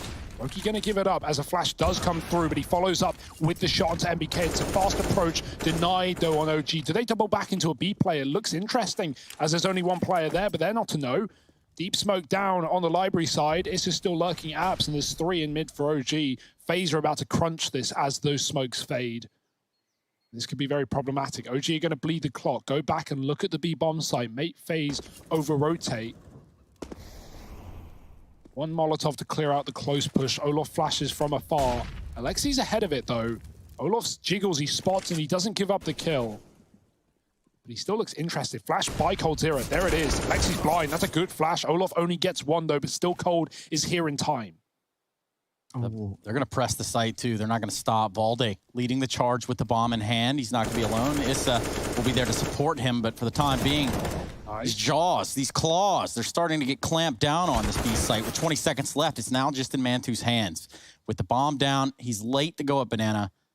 And really and truly, with 3 members of FaZe alive in no time, it was only destined to happen. Brokey finds him with an op headshot. Brokey really has come alive in this second half. Now sitting at 19 and 13. And this very well could be the end of the game. These bait and switches from FaZe over towards B have been great. They give the illusion that Olof was there alone, right? When that CT smoke goes in, the players in CT who have been very, very loud on the rotate, like very, very rushed to get there, start spamming the smoke to like give the illusion, oh no, we only have one guy playing aggro over towards B, which to be fair, FaZe did have for the longest time. But Cole was already there in the site, and so his position gets discounted a little bit by Valde, and that's the free kill onto the bomb player. FaZe onto 15, and OG trailing behind in a very, very big way. They need 6 in a row, and that's just to force overtime, right? That's just to run it back again. And they've got to make it happen with this very, very broken buy. They flash out into mid, but already FaZe have got 3 players back at this side of the map. Brokey gonna nail Alexa B. And it falls to the 4 remaining for OG. Alexi having a lead from beyond the grave, try and direct his team to a victory in round 25. And right now, it's not looking good for them. Brokey's moved in with the AWP. They do deal with him. And Issa following up with even more. Rain rushes through the smoke to his death. Kierby still putting up a fight, barely alive. And Issa's wrapping him, has knocked him out of the round, and is on for an ace of his own. Olof left up against them. A legend back in the server in a 1v2. Issa, 100 HP. The ace, still a possibility here. They needed a hero, and it could be Issa. Olof knows that one of them's back in the site. He's trying to deal with the pit player as well, but this crossfire is very, very tricky to navigate at the best of times. Flashing high, but that's a little deep to blind Valde. Nothing getting given over. He smokes the site, isolating this engagement onto the pit player. And now just Issa left to beat, but with the ace, Issa puts 10 on the board for OG. My word, one man is all it takes to reach double digits. Finally up to those double digits. That's right, Harry. 15 to 10. Still a long climb back here for OG. That was a 3-on-5 as well. That is OG saving themselves in this map. What a play from Issa. They needed it. It was done. It was dusted. It was dust to next, if not. And Issa has put legs on this game. And we're running for the distance. We're running for OT. 5 in a row needed for OG, but it's going to be easier said than done. The money isn't great. They lost almost everyone in that round. All for Mantu. SMGs elsewhere. This is a mess of a buy. Molly's coming down B, and Mantu doubles back through the smokes, giving FaZe that control. There were 4B early, but now already going back to a more standard setup. Issa deep in the apartments.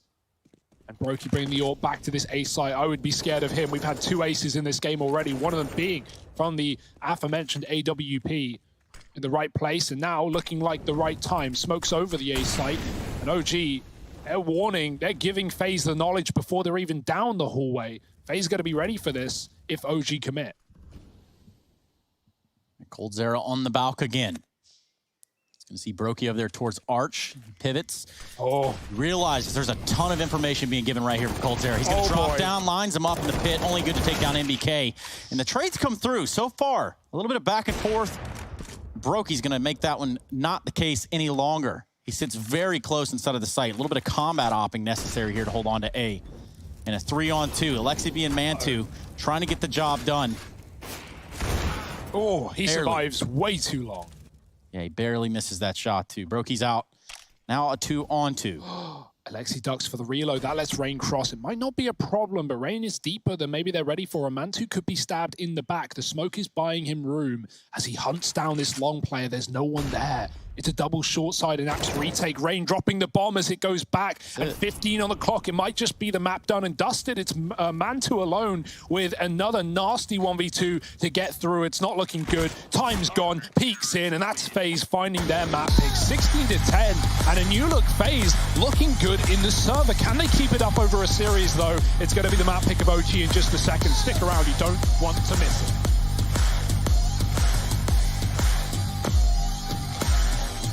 Life is fun when you're a liar.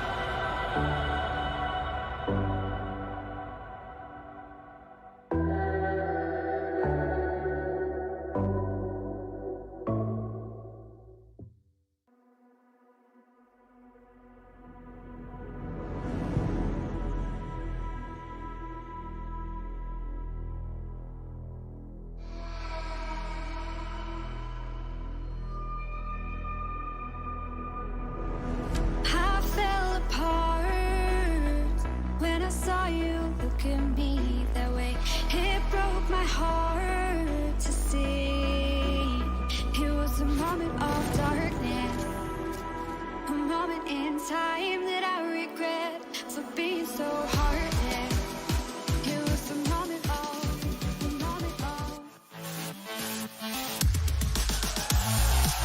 Are you the biggest CSGO fan? Then look out for the DHL Drop Quiz and show off your incredible CSGO knowledge. Reply with the right answer in Twitch chat and track your position on our live leaderboard. Will you make it to the top and win the €1,000 prize? Hashtag Gamers Unite.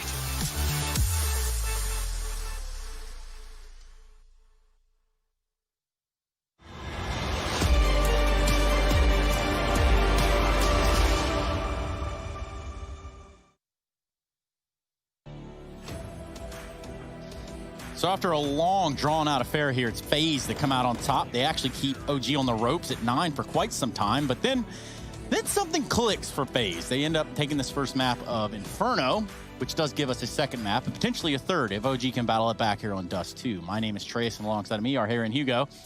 And we're ready to dissect this one in a way that is Harry leading it, because obviously you are the big brains here. Yeah, well, you know, man, I do think that FaZe are looking good. And I think with a bit of time, right, obviously, like when we saw the move into Blast, that Nico move was very, very fresh. And you can't imagine that they had much time to get ready, get prepared for what was coming their way. And now, like, slowly but surely, it looks like we're starting to see a FaZe that's quite interesting to watch, you know, like very not afraid to take risks, not afraid to like put faith in individuals, and the team play between everyone is looking really good as well. You know, Brokey looked a little bit worrying to begin things when we saw the AWP bought out. It wasn't really finding a lot, but then in that second half, there was just a moment where he came alive. Just everywhere. He delivered an ace, right? He was looking so damn good. I think that was a real confidence booster for him. He was great. Olaf as well is someone that I think you have to talk about. When we saw him arrive on the scene, filling the role of that obviously Nico left, right, having to come in and just start playing again after some time away, we were a bit worried as to what Olaf was going to bring to the table. And in this series right now, he's looking so damn good. Over on the T side, I think especially, he was a key in so many of these rounds to getting it started for FaZe. He was finding openers. He was good in like the post-plant scenarios. And yeah, like CT side didn't deliver the same, but I think it's because he didn't have to. We had other players stepping up alongside him. That was just a really, really good game from FaZe. Yeah, Olaf was the man with the plan. We look at Valde on the other side, and, you know, for Valde, he goes 3-3 in opening duels, and he's got, you know, a couple multi-kill rounds, but then you look at it, and things just grinded to a halt for OG. Yeah, no G in that one, right? Like, hopefully they can step up. I wanted a little bit more from them in this series, and obviously there's still time. Mantu was a bit quiet, but I feel like of all the maps that OG do play, Inferno is one that Mantu can struggle on a lot. And so it's not the end of the world there in that sense, but yeah, OG, Dust 2 coming up next. Some question marks, definitely. If they get 2-0 by FaZe with a new roster, that would not be what OG want, right? Like, they beat them back in New York in the group stage. They did lose in the grand finals 3-0 as well, but obviously a different FaZe team as it is to now, rather. It's still nice to see FaZe perform, though, right? Like, as much as we like to harp on this team and gang up on them, Nico's gone. It's a new look. It's some of the old faces that we love. And yeah, like, it's such a likable team with such great players. And if you're FaZe, you're looking at all of these games that you're playing, you're looking at all your practice, and you're thinking, how do we reinvent our own wheel here? Now, they do have a system that works, but obviously there's still some questions to be asked, especially when we flip the page over to Dust 2. Now, we're not quite ready to do that, but I'm ready to give something away to you. Now, I'm not the only one. DHL's involved. It's a DHL drop, ladies and gentlemen. You know what the rules are. Here's the question. Let's go ahead and roll this in. Go ahead and type !DHL drop, and then you're going to get that answer there at the end. Now, the question is, who was the MVP of IEM Beijing 2019? Was it Zywoo? Was it Glaive? Was it JKS? Or was it Device? Now, we're going to go into a break. We're going to give you that opportunity to spam the Twitch chat. Don't worry. We've already pulled all the mods away. You will not be banned, but we will come back from a break and give you that answer. We'll be right back, everybody. This is the Intel Extreme Masters Beijing. Don't move.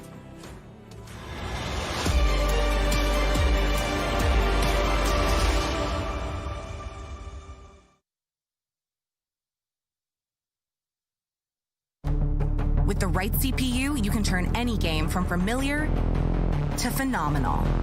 Unleash the potential in all your gaming with Intel 10th Gen processors. With with its optimal balance of threads, cores, and frequency to deliver elite real-world performance. Only Intel can bring Marvel's Avengers to life with in-game PC optimizations. Supercharge your Marvel's Avengers experience with Intel Core i5, i7, and i9 processors.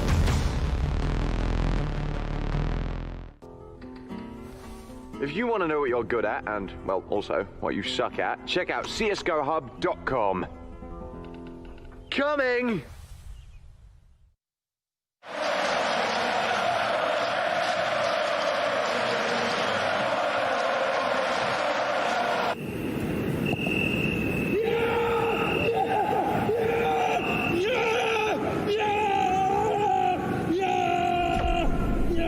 Start your esports career now at play.eslgaming.com.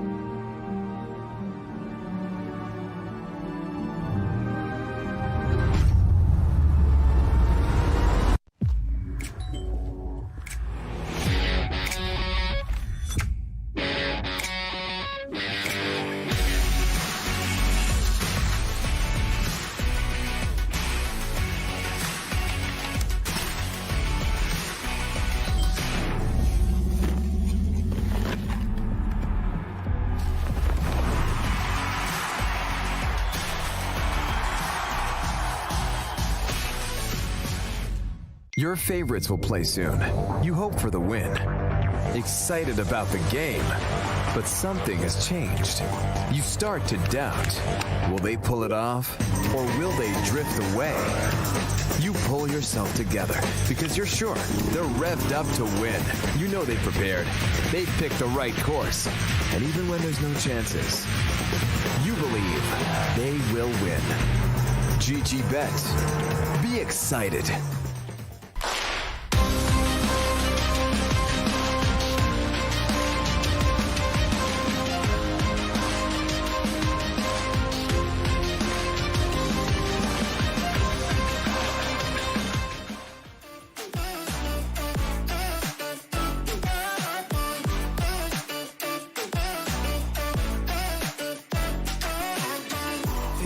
Like I just wanna time back time. I'm choked up, tell me how do I say this right? Cause you've been calling me up all the time and sending me signs and giving me them eyes. And you've been saying that you found the one, texting me drunk and you wanna talk but you can't say why. I can't get there and you know I've tried. You know I don't wanna waste your time. City lights, I'm looking in your eyes, but I can't say why. Doesn't feel right to call you mine. You know I don't wanna waste your time. I can't get there and you know I've tried, but I can't say why.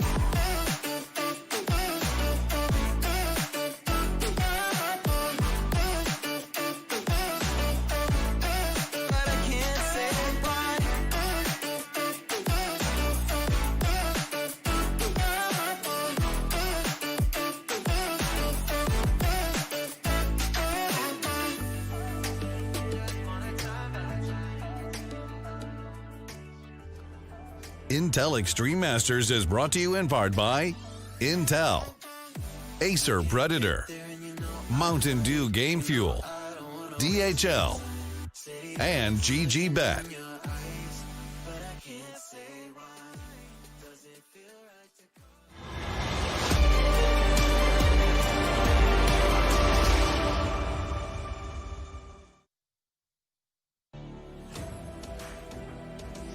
Well, we asked you a very simple question going into the break, and it's, well, is it FaZe or is it OG? Also, another question we happen to ask you was centered around our DHL drop. Now, here was the question. Who was the MVP of IEM Beijing 2019? And the answer, Glaive. So if you didn't pick Glaive, well, you missed out. You kind of goofed up. You kind of messed up. Now, speaking of goofing up, Inferno not going in the way of OG. Now, for us, we get to turn our attention into Dust 2. I say us. I'm talking about Harry, Hugo, and myself.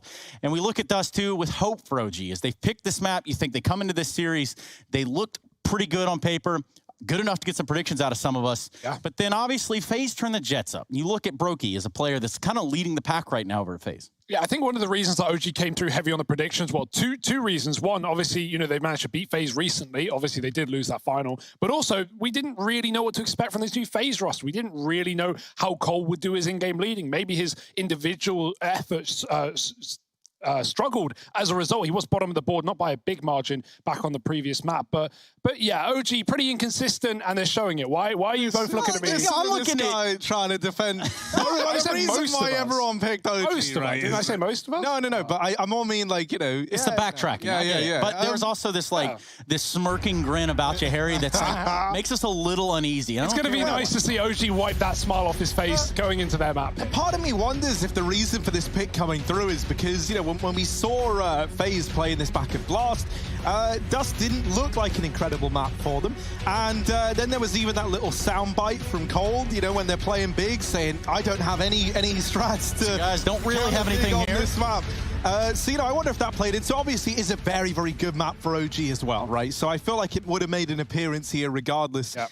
And, you know, you can imagine that FaZe, because they want to try and solidify their map pool as this squad, have gone back and, like, addressed some of these problems. But on top of that, I think, you know, with that little soundbite coming out, that they didn't have anything anti-strat prepared for a team like Big on Dust, I feel like that would really make you double down on this map, right, in case any teams try and use that against you. OG, slow play in through the lower tunnels to open this up.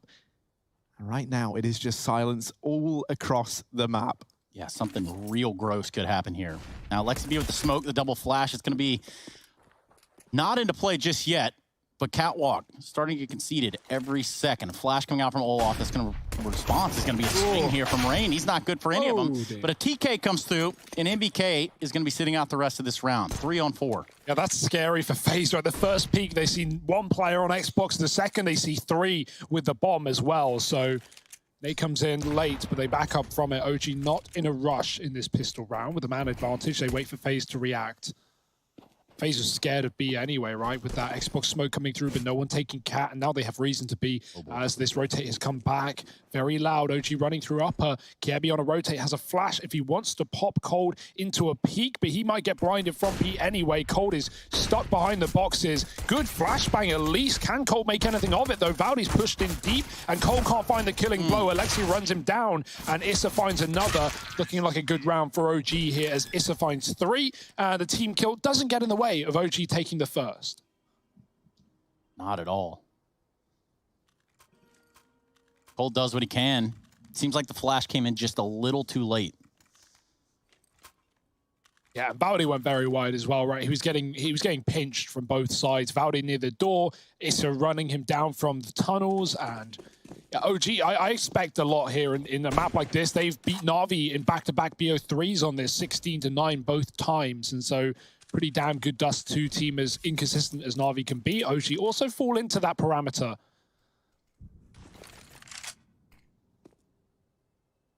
FaZe leaning B in their 4-spy round. And OG just taking things nice and slow. 2 words here, Hugo. Cat jam. It's been a while since I've said those words, but boy, do they feel good. Yeah. For OG, they've got the opportunity to drop a smoke here on the hinge. And there it is. That's going to give them access up to the catwalk. Cole's there spamming it in anticipation, but no one's there to receive the bullets. Now Broky's got to give his undivided attention to Catwalk. It's vulnerability right now for FaZe. They've got 2 players towards long. And just little Broky with that big mustache. And there he goes. He gets a tag on the Issa, backs off into the site. The call's been made now. Hey, guys, got some company over here on Catwalk. Got some friends on B. Didn't really invite them over. Ooh. Nice shot from Rain. Puts a little bit of pep in the step of FaZe, but ultimately those long players out of the round and useless right now. Bomb's going to get planted from Alexi B. It's planted for short. FaZe with head armor. Would be a bit of a miracle to crack this round back open. Olaf is not giving up just yet. He's worked his way up long, gets the cross, and now all these players coming from CT. It's been a bit of a trade battle. Flurry back and forth. coldzera with 2, and now just 1 standing between him and the defuse. No kit, so he's got to make the best of his time. Picks up a Khalil. Valde, no matter how low he was, just 2 HP is how he'll exit the round with OG picking it up. Cold, he would have had that if he didn't tap. That's just very bad timing, right? He gets swung as he taps the bomb, but even though he gets off and gets 1 bullet in, 2 bullets, that would have been a round. And FaZe didn't have kits. I never thought there'd be a way to get back into that, but very, very close try from Cold. 2 HP. Scary stuff. And 2 rounds for OG. All in all, though, that's a good force buy in the second round for FaZe. You know, they bring it down to just 1 player surviving, and Cold is Deagle. I mean, he has delivered us some fantastic Deagle moments on Dust, has coldzera. Yep. And in this round now, Kirby, a man who didn't really have anything here, has now been upgraded onto an AK thanks to that 1 Deagle to open it up. Now, this should still get locked in for OG, as they do make quick work of the A-hold. And if you're Kirby, you're already focusing on saving. So yeah, any hope of winning this is out the window. But once again, a tiny bit of damage done. And actually, I say a tiny bit of damage. You take out one of the 2 AKs that were in this round for OG. And if you're able to hold on to that as well, then that's just great. OG up to 3 as they do find the pistol, the 2 conversions on the back of it. But they're going to be in this spot now where, like, you kind of have to run a bonus round here, right? You don't have the money to justify buying back into it. And bonus rounds on Dust can always get a little bit weird. I feel like, you know, never as successful as on other maps, right? Because so much of this is just dominated by long range. Yeah, it's like the same argument that ecos suck on this map as well. In most cases, especially on the T side. Like, if you're not B rushing, you're cat rushing. If you're not doing either of them, you're definitely losing. Well, round loss for FaZe. KRB takes the AK into the next round. AWP with a quickness in Broky's hands. Now, coldzera showing us some brilliance with the Deagle. It's not enough to turn the tide just yet. Let's see what these guns bring out for FaZe. Well, flashes be bright, man. Fast out long. Orbs here. Very close, but no connection for Broky. Olaf's been fast-catted, and he's going to take down Alexi on the corner. OG do have that long control with all 4 players here, but Broky's still sort of trapped. The flash actually buys Mantu the position of pit, but he doesn't get the info on the cross. The molly will land. Broky can back up. Does he want to try and stay here while he can? Oh, they don't know. Issa's gone, trying to peek the car. Broky with a flick, and that is unreal. Gonna get flashed back in as well. Mantu does find a smoke shot to Olaf. No idea how he hits that, but the bait peek from Valde gets punished. Broky. That is just disgusting. It wasn't fair. It didn't seem fair. Of course, the Molotov a little shy from where Broky was. He's able to retain that car position. And with the AWP, he's just so fast. It's like a house of cards just fell right on itself. Broky doesn't even see Issa right here. He's flicks. Oh, that last shot, man, that's unbelievable. It's so ugly, man. I just don't get it. How's he managed to do that? Oh, like that. Broky Escobar. And now you see, like, why losing so many players in that second round has really come back to hurt OG, like, right away. You know, they run, like, an attempt at a bonus round there. It leaves them with really not much to bring to the table here and now. Flashing through mid, Rain, good for 1, helped out by Cold. And this mid-hold has looked good for FaZe, leaving them in the advantage. And it looked like this was going to be a B split for OG, but on the back of, you know, that split part not really happening. They don't just want to rush in through the B tunnel. So they have to think outside the box now, and that might require going up over the box onto the catwalk. Now it looks to be one of these cat to A plays, and they do have the utility to make that happen. Look who's here though, Harry. Oh, it's that Brokey guy again. Everywhere they go, he's always at the car. So I guess as long as they keep going A, he's everywhere they go. Look at him. It's a B smoke. But that ain't fooling no one.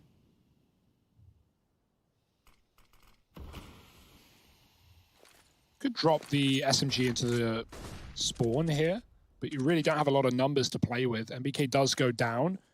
With that mid to B smoke, he's been given a chance to run up the ramp now. Brokey, close peek. Oh, he was so ready for it. He's going to try and get away. Luckily, it's only a max, so it can't take him down on the retreat. MBK does get tagged, and Brokey back in with a shot. Valdez gone, bomb planted, OG back up, but they can't go far. It's a safe plant, not for the catwalk. Someone's got to stay on the site, or Gandalf. This is a very difficult round for OG. Yeah, one for MBK is good, and there's the follow-up for Mantu. Brokey going over with the AWP, but just misses the timing to MBK. Cold cut down, and somehow this goes in favor of OG. That was a 2-on-4 in the post plant, and they're able to see it through. That is absolutely unreal for MBK and Mantu. They should not have gone away with that, and they know it. But they steal that one from the clutches of FaZe. Still money to reinvest for FaZe Clan. You've got Brokey on a glass cannon, rifles for everyone apart from Olaf, and a kit on Kierby, but that is the only kit in this round. Mantu now donning the AWP as well, and that's a scary thing to run into. Luckily enough, Brokey has been looking real good, so that's going to be a pretty exciting head-to-head to get to watch. Don't really see much of these AWP battles on Inferno, which was the first map in this series. And so now we have like our first real test of the AWPers going blow for blow up against one another.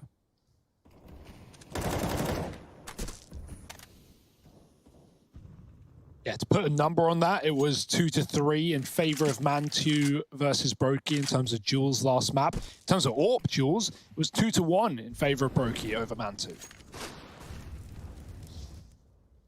So not that many indeed, but this is certainly a map where that could change. Brokey's posted on long glass. And OG going back for it late as well with the tucked player of Olaf. Could be a good setup here for FaZe Clan.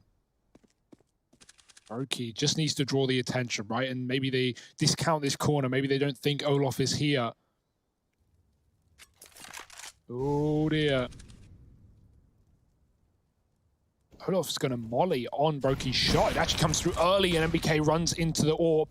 And now they got to double back. They can't commit to that position. Cat can get taken, but Brokey is already here, already ready and waiting. And this one is pretty telegraphed. FaZe know what's going on. Unless OG duck into a desperate mid to B play, FaZe got to be stacked, armed and ready on this A site. Yeah, 20 seconds left on the clock, too. So for OG, the decision's been made. It's going to be Catwalk as the port of call. Brokey with the answer. Oh, not again. Brokey in with the triple, and just like that, this round should be laid to rest. Mantu trying to get out of there. Runs into Kierby, and that's the AWP saved as well.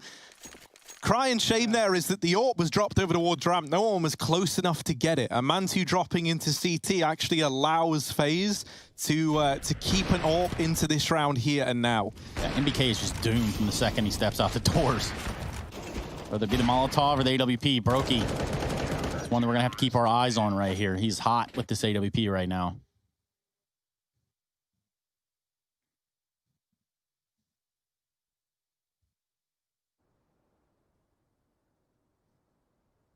Hack timeout from OG. It's going to draw to a close. It's been a back and forth one here.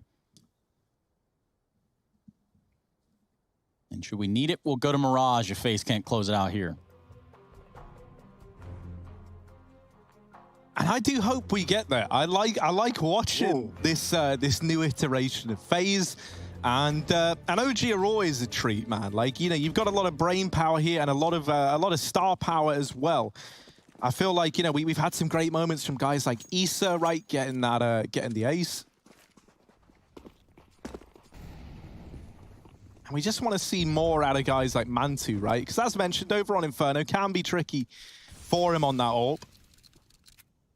there's even more time to see that here and now. Attempt at the mid to B, but Brokey there, ready and waiting. MBK, he's hating Brokey right now. Everywhere he goes, Brokey's there to take him out the round early. He's there again, what the hell?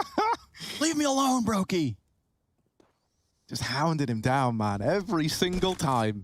They get up over towards Cat once again, but the problem is FaZe have been very, very proactive with this mid info. They've always been snatching that away, and now they even spot Alexa B going up Cat. So at this point in time, if you're FaZe, you're like, are they going to go Cat? Well, they've gone Cat near enough every single time, and this round is no different. It is a shutdown. Cole with 3. 3 on the board for FaZe, and they deal with that eco round very, very cleanly. It never even gets close. Doesn't get out of hand. Everything's kept all cool. The run boost looks cool until it isn't.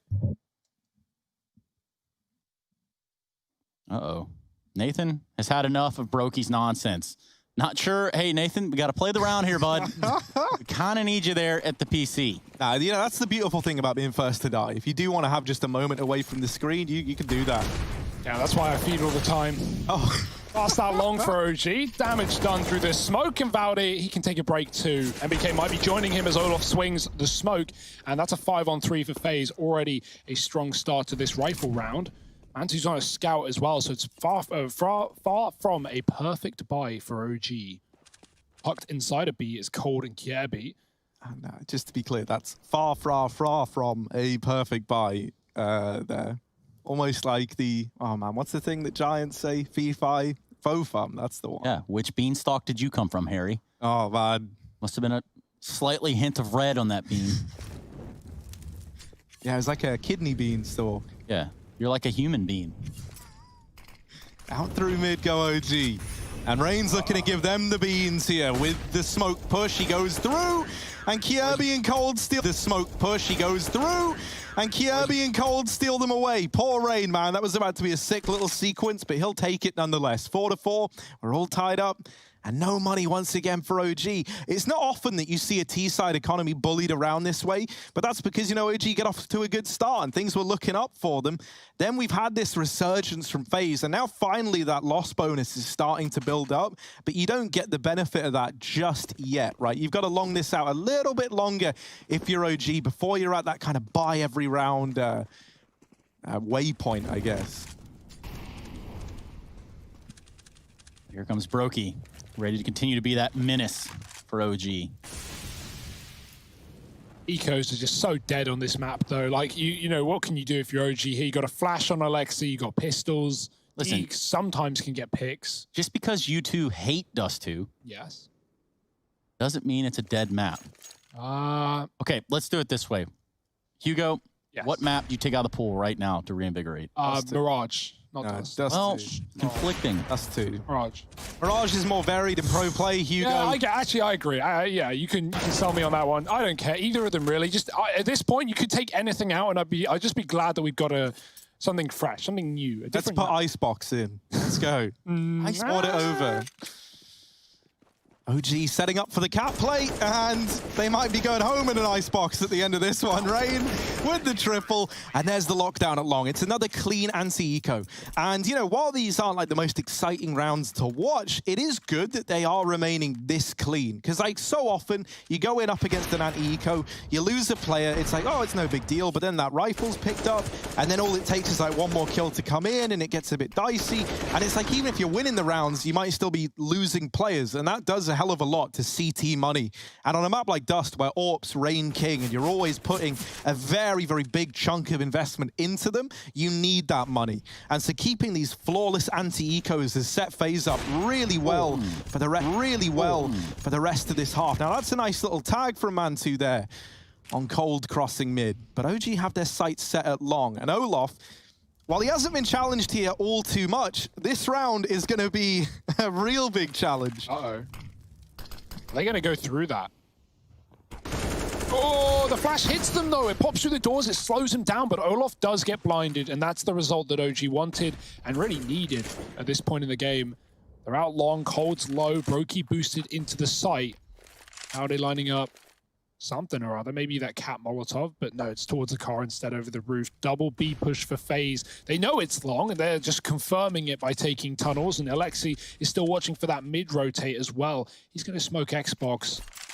He won't hang around for long, goes late to join his teammates. And that's a scary situation, right? Because FaZe now don't know if someone's up catwalk because of that smoke. They may have lower, but they've now got to watch their back as well. And that's left only one player to look at long. They clear it out though, and Brokey goes back into the orb. Mantu finally winning that head-to-head. Rain in the smoke, and MBK jumps into him. 5-on-2. This is an OG round, whether you like it or not. And I like that little late round cat smoke, because even though FaZe pretty quickly realize it's a fake, it pulls them away for just enough time that OG get deep up long.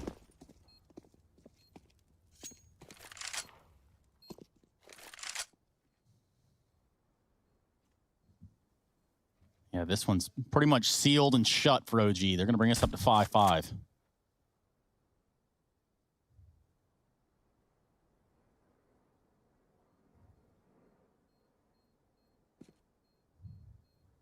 And that's like a big round to have 5 alive in as well, right? Like, look at the money of OG. If you win a round like this, but you lose 3 or 4 players, suddenly you're forcing Galils, you might have a Scout, you might have a MAC-10.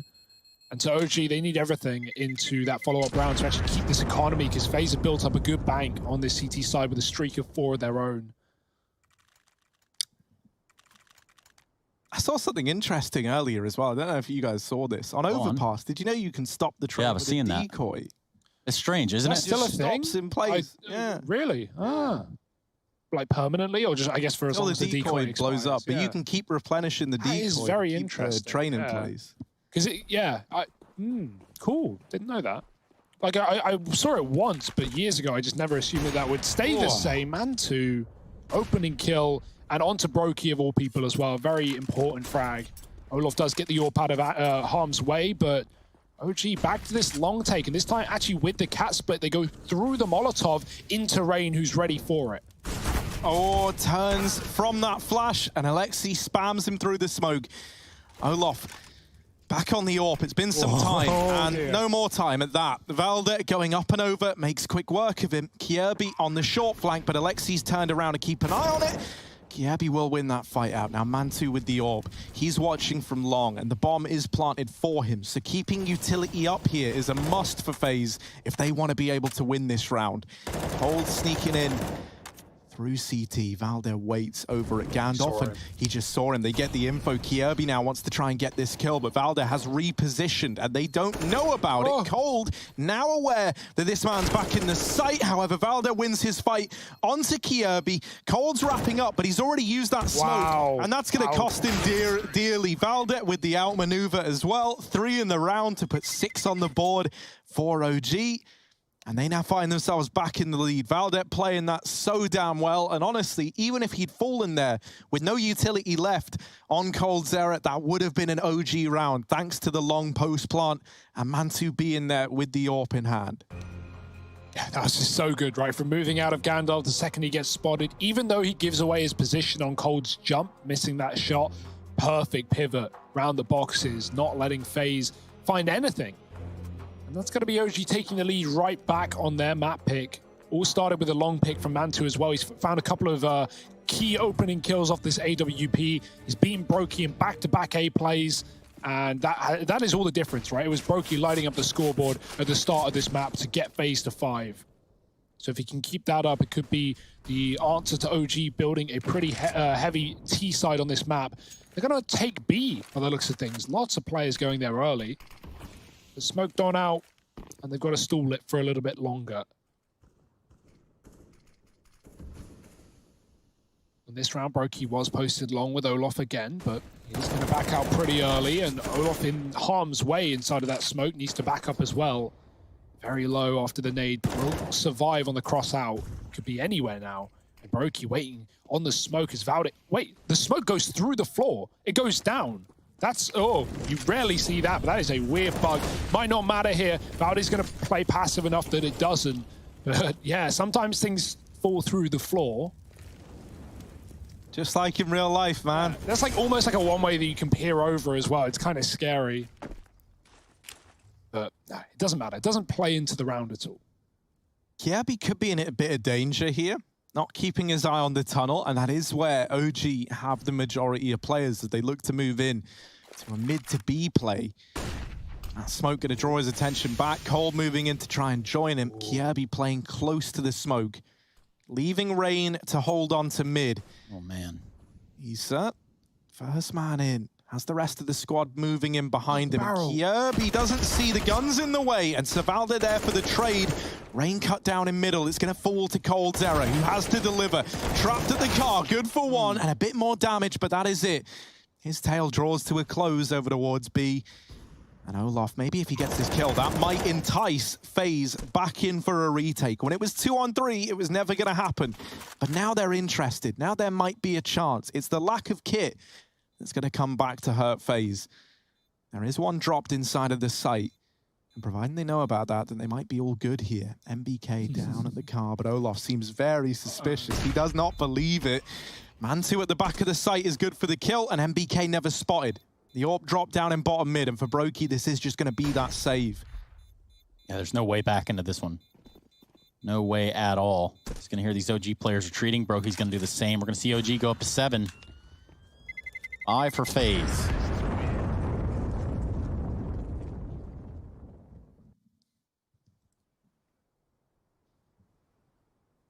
Just joining us, your opportunity is now to join the IEM.GG fan cams. That's IEM.GG/fancam. Now also, I'll just remind you of the matchup that we have coming up after FaZe versus OG. It's going to be Liquid taking on the Rugratz. And no, I don't mean like Phil, Lil, Chucky, Angelica, Tommy. No. They'll be there too, though. Yes. They'll be joining us on the desk, actually, I think, for live commentary. BK out in front of this smoke. He's going to take down Rain. Now, triple upper push for FaZe. That leaves Olof to his own devices over here on Catwalk. Op in Brokey's hands. 2 Deagles in play. Not a kit in sight. And not a round either for FaZe, right? Like, they should already be focusing on this AWP in a few seconds when that bomb gets planted. Trying to get this out of harm's way, but this is waiting in the top of the middle. Dinked on the immediate peak. Nice stuff from Cold and Kjaerbye to take him down, but yeah, a couple of guns given over, and you just want to get out of here alive if you're FaZe. Not a winnable round by any means of the word, although kills get offered up, you'll take that every time. Kill is kill. Kill is a kill. And OG up to 8. This is a far better T side right now.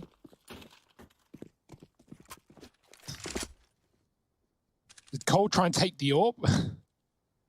Because he has no armor? Yeah, I guess that's why, right? Because doesn't want to get aim punched in this round. Brokey's like, listen, Cole, man, I love you and all, dude, but no, I'm not giving this over. He's like, they ain't even coming. Cole is fine.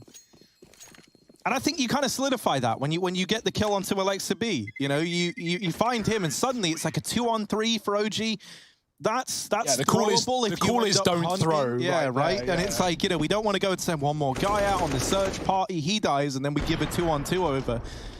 So Brokey kind of knows that he's solidified that passive, you know, just holding of the bomb by getting that kill. 8 on the board regardless. This is a very, very good T side for OG. And now we have the first real chance in a little while for FaZe to try and bounce back into it. Yeah, kill distribution on point for OG.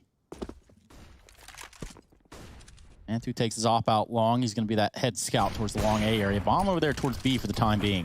Just a little bit of a default setup here, if you will. What's FaZe's solution, though? Lots of A splits have happened for OG. They've thrown in the occasional successful B play. Other than FaZe winning some of the early rifle rounds, it's been pretty quiet. 4 in a row for OG. So trying something new, getting a lurk out mid. Alexa B is in the cubby. FaZe are cycling util towards that B bomb site, and Rain is coming for support to allow Cole to watch upper as well. Rain in a nice angle. You can see the feet before the body, so you have a bit of forewarning. And your opponents are pushing, and it will be that mid to B play again, mainly just the upper push. Cole coming back to middle. Alexa B has not moved a muscle. He is waiting for those rotations. That requires OG to actually be successful on the entries into B in order for any to get given to Alexi. But luckily, there's only one man in B with Cole assisting in middle. He's got to pick his spot, though. reaching the point where OG are about to commit. MBK doubling back off of Cat after shedding some utility, and Kiebi with a long-range fight. Alexi does die on that lurk, but MBK is still here, and they're going to be ready for it. Triple B, and nice entries for OG. They obliterate the defense. Rain does get one, but he doesn't want to hang around knowing that that Cat player is still up. MBK has joined them in tunnels, and OG, that smoke goes very deep. It bounces out the doors, and Rain could stop the cross, but the flashes allow the bomb to go down, and now it's a retake round for FaZe. Yeah, this time they have kids. They've got flashes, right? They've got something to make this retake happen. MBK back here again. Little slime ball man, always in this position, and they seem so aware that this is what he likes to do. Flash in, Issa gets Rain going ahead of the flash, and now for Brokey and Olof, it might have to be a save. Oh, that's a lot of damage. Yeah. I think both players surprised at the fact that the others returning fire. Oh, MBK hunting, and he takes the AWP away. Olof has to go back for that if he wants to take it out of the round. And OG aren't going to let him. Yeah, they've got it under lock and key. OG, 9, FaZe, 5. Look at the last round of the first half of play here on Dust 2. Yeah, just some really like methodical rounds for OG, right? Where they have the game plan out of spawn and they just set up default and they wait out the FaZe util. They're not going for these like spawn rushes into B that can get obliterated by well-placed util. They're waiting until the last 30 seconds of the round and then they're just committing with their plan from the offset. These B plays have been clear out of spawn and it's just FaZe not knowing enough to rotate heavy. Even though they kind of knew what was going on, MBK does a good job of faking Cat and then backing into B safely instead of offering up a kill on the lurk. And yeah, FaZe never really advantaged on any of these retakes. Only 3-on-3s, 2-on-2s that they can't close out. OG looking for double digits at the end of the half. And with how they've been playing, there's not much in their way. Double AWP though. Cole doesn't have armor. Yeah, someone's got to be a savior here for FaZe. Someone's got to have a multi-kill because we've really not had anyone like shining in these past few rounds. Bianca's barely even able to get one.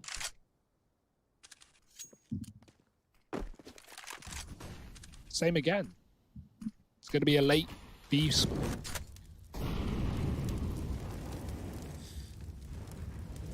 Yeah, the numbers are there and upper. Bomb's going to be joining OG.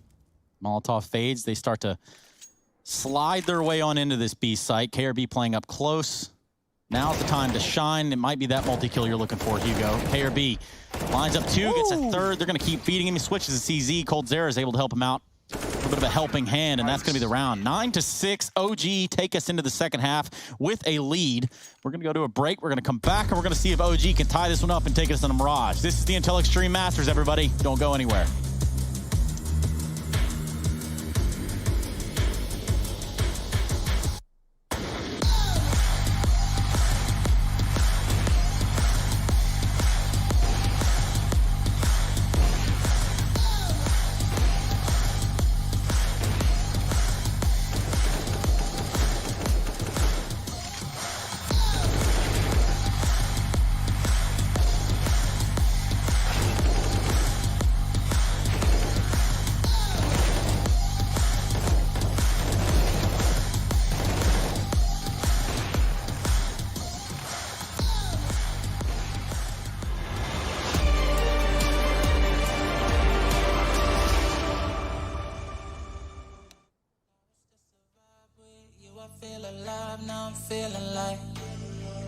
To the fun, will it stand the test of time? Right now I need a sign. Tell me if it's over, come a little closer. We should take our time to think this damn thing over. Should we grow closer? Should this be over? My heart for your mind, probably we should start over.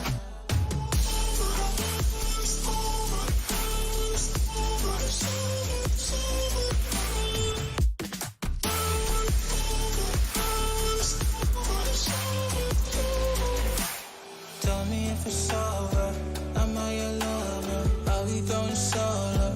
Or is it polo? Her face is saying don't go. I'm acting like I don't know. Whisper my name, say what you want, show me your thoughts. I do the same. My bread ain't your neck, but I slowly caress. Feelings in gray, it's still the same.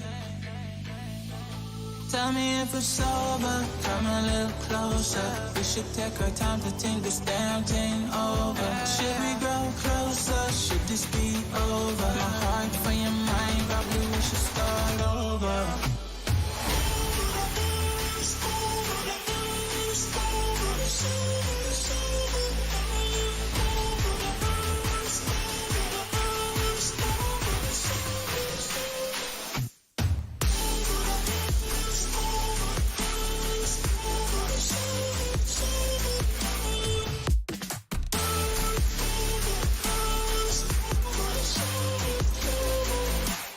Tell me if it's over, am I your lover? Are we going solo?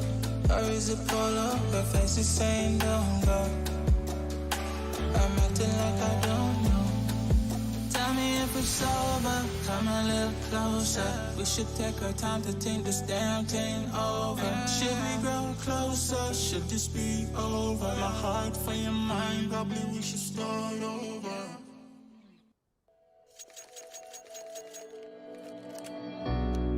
We're living for the moment now, we're one with the world.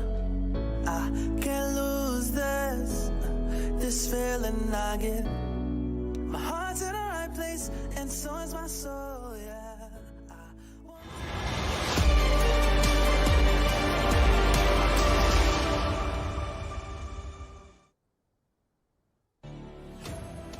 We're back with FaZe taking on OG, and things haven't gone well for FaZe here on this map. A little bit of life there towards the end of it.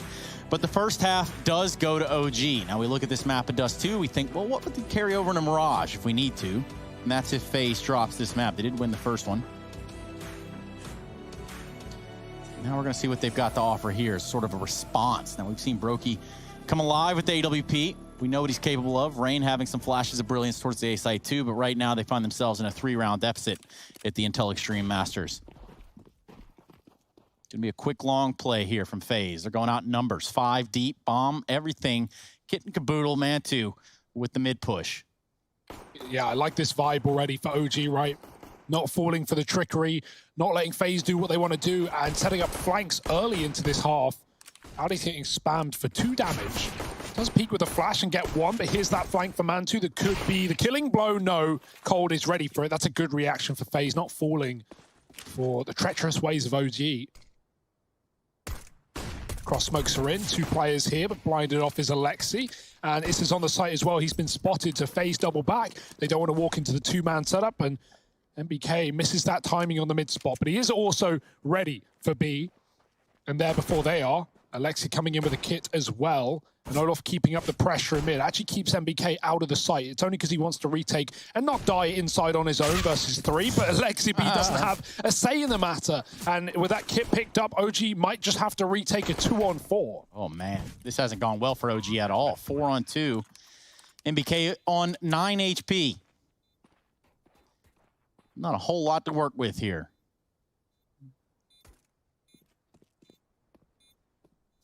Go on, Brokey. You know you want to peek it. Every window player does. He has peeked it. No one's home, though. He goes towards CT spawn. It's waiting on him, and that's going to be the end of that P250. Ooh. Oh. The flick. Look like MBK's, but the jump. Well, the jump just adds, like, style points to it, right? Yeah. And it means you're not just going to get one tapped, right, on the run past. Oh, boy, brutal for FaZe. That's a nice start. I had confidence in OG in this map. They showed up on the T side. They put up a really good first half, but a scary start with FaZe reading them like a book in that pistol round, right? Cold is so ready for the flank of Mantu. They don't even commit to the long take. They double back into B. Alexi B, I feel you, man. He gets just domed on the B entry. I feel you, man. Double scout out.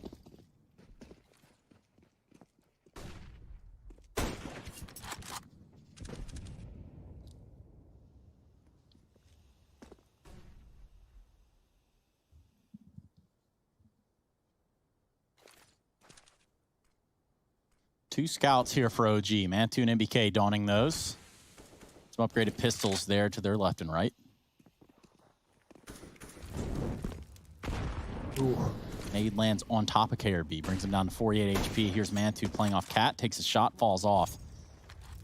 That starts to open this door and perhaps a can of worms for the side of OG.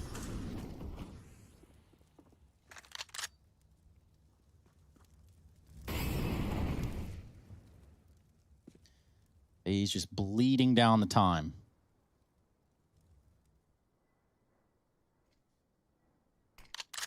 Yeah, they're trying to see if OG do anything silly. Olos holding upper. Just crunching middle. Now, re-aggro cat play for Alexi could get a lot of info here, but he's actually going to get smoked off by his teammate, and FaZe just duck into a mid to B now. There's no one here to stop it. Alexi's going to realize, but it's too little too late. FaZe have already set their sights on B, and MBK with just a scout is going to have to put up one hell of a hold. Oh, that's a beautiful shot. Kiebi dies through the spawn smoke as well. How is this falling apart? Now, 2-on-5, certainly doable for FaZe, but they are getting rushed by OG up middle. Yeah, look at this. The retake is there. The quickness, the speed for OG. That's what they have in their pocket right now. Flash going to pull off Meister from holding the tunnels. Meanwhile, the MAC-10 doing what it has to do towards the door, just barely. And somehow, eventually does fall. coldzera closes the round out. That one got way too close for comfort for FaZe. 2-on-5. 2-on-5. Iss is getting blocked in the doors as well. He's trying to jiggle with this scout. He's not wanting to commit, and he gets trapped in the fight. Forced into the pistol. That's a great shot by MBK as well, but it's all in vain. It's all for nothing. Damage and nothing more. It's nuts that after getting betrayed by that first flash in through the tunnels, Olaf stares down at the fake flash that was actually a decoy in the doors. And I saw that go in. I'm like, man, he's dead. He's blind. And even for me, but no, he just holds the line with the MAC-10, reaps the reward. And didn't really have any other option, right? Where's he going to look? Not even like the MAC-10 did most of the heavy lifting for him there. The USP delivering. 3 from Cold as well. Nice stuff from him. And yeah, I mean, that's just a ridiculous round, and it's one that OG are going to come to regret as they're sat on USPs. See, Dust 2 is always a pretty slow map, but I think like one thing that's very, very apparent already is that, you know, whenever we used to watch old FaZe back when Nico was in this squad, is it felt like they played very, very slowly on these T sides, right? And based on what we saw on Inferno, and in a way, even here on Dust 2, which is often a very slow map, they just seem to be exploding out into sights. You know, a bit of misdirection here and there. These USPs doing a lot more damage than they should be allowed to get away with. Let's hope that that comes to a close. 2 AKs taken out of the round. They end up with better weapons than FaZe do, unless Kiebi has his say, and he will onto 1. Yeah, and there's just something about the aim of KRB, right? That little bit of shakiness, but then when you combine that with the MAC-10, it looks extra creepy. It works for him at the end of the day, right? It's whatever you're used to. I don't know how it works for him. I don't know what's so comfortable about shaking, but he's a pro and y'all aren't. So put some respect on his name. Regardless, 2 extremely close eco rounds for OG. That sets like a good sign on what is going to be gun rounds, right? With how close they make these. But yeah, what's FaZe's plan? Quick pause, good time for it. You're up back up to 9. You've equaled it after getting 6 on your CT side. And this is a crucial rifle round where OG are going to have everything they need. Yeah, those USPs really menacing.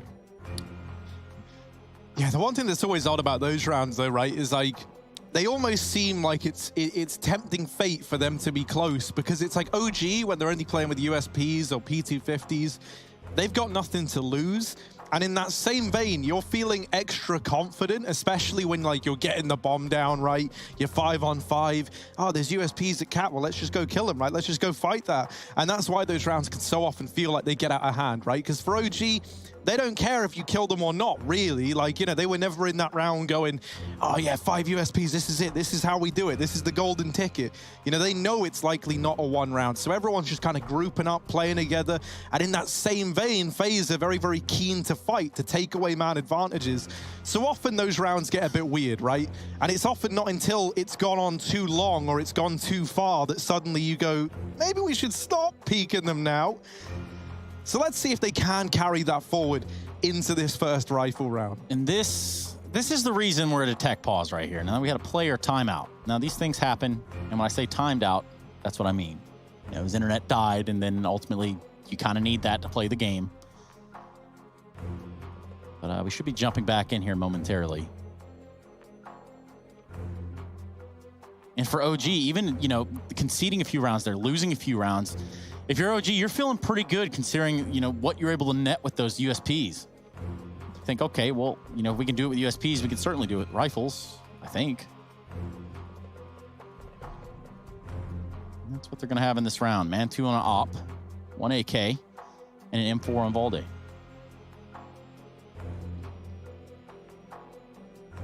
And poor Issa in there gone. I'm assuming it's him, given that he's not in the server. Wasn't going to say so, but yes. Yeah, I don't know. I think when we cut to them and we can visibly see he's not there, it does the telling for you, right? Well, you know. Is he playing from Jordan? I don't know. That's the thing. I know he was like earlier in the last few events, right? But I don't know. There's been a bit of movement around, right, of teams and players and whatnot at the minute. So till we know, we can only guess. And what's the point in guessing when eventually we'll know? Ah, I like that. Yeah, I just came up with that right now. Just said some words. You put it on a t-shirt, sure. Should be like a motivational Instagram post. Live, laugh, That's a love. good idea. Yeah.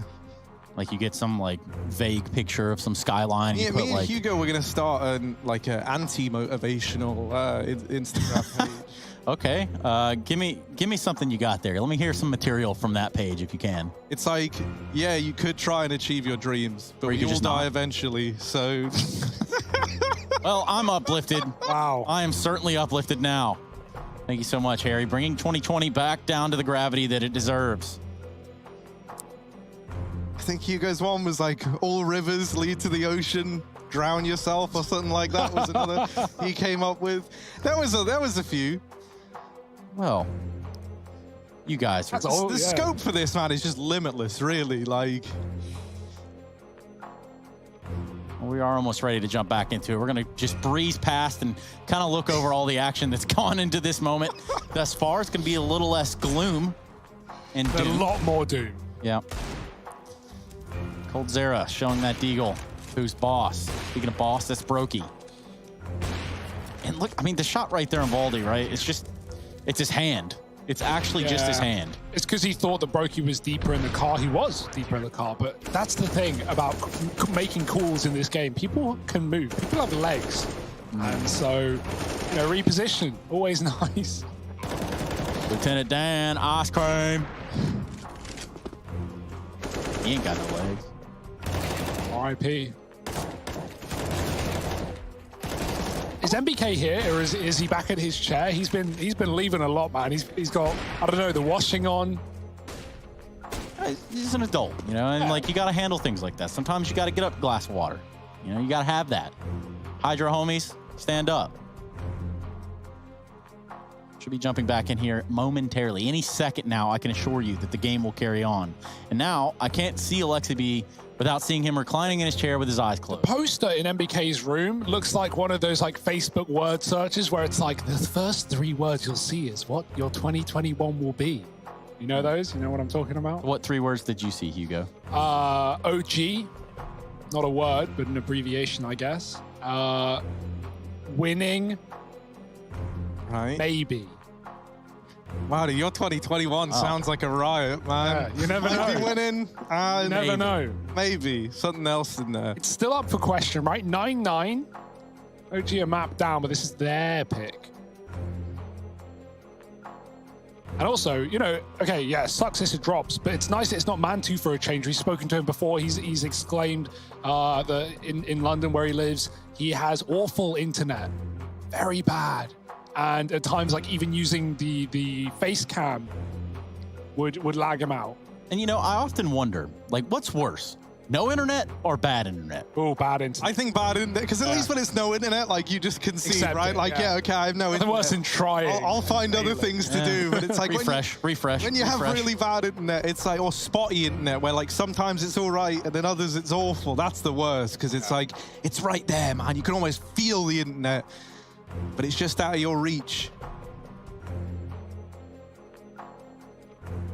How do they even make internet, man? I don't get it. So Al Gore invented the internet. We all know that. Oh, yeah. Okay. And then after that, you know, I think that there are still people kind of like underneath the Atlantic trying to dig that one line that connects, you know, NA and EU so that we can have those matches. Now, yeah, I can't wait for that, dude.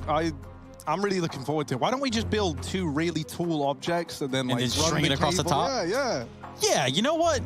Or put like an island in the middle of the Atlantic, right? I think there's a few of them already, actually, if I'm not mistaken. Yeah, like Bermuda's way out there, so not sure what the routing looks like, but... Yeah, nothing ever goes wrong in that place. Triangle of... Where do my shots go? Well, we're on a Bermuda server, so we don't really know where the shots went, but... Yikes.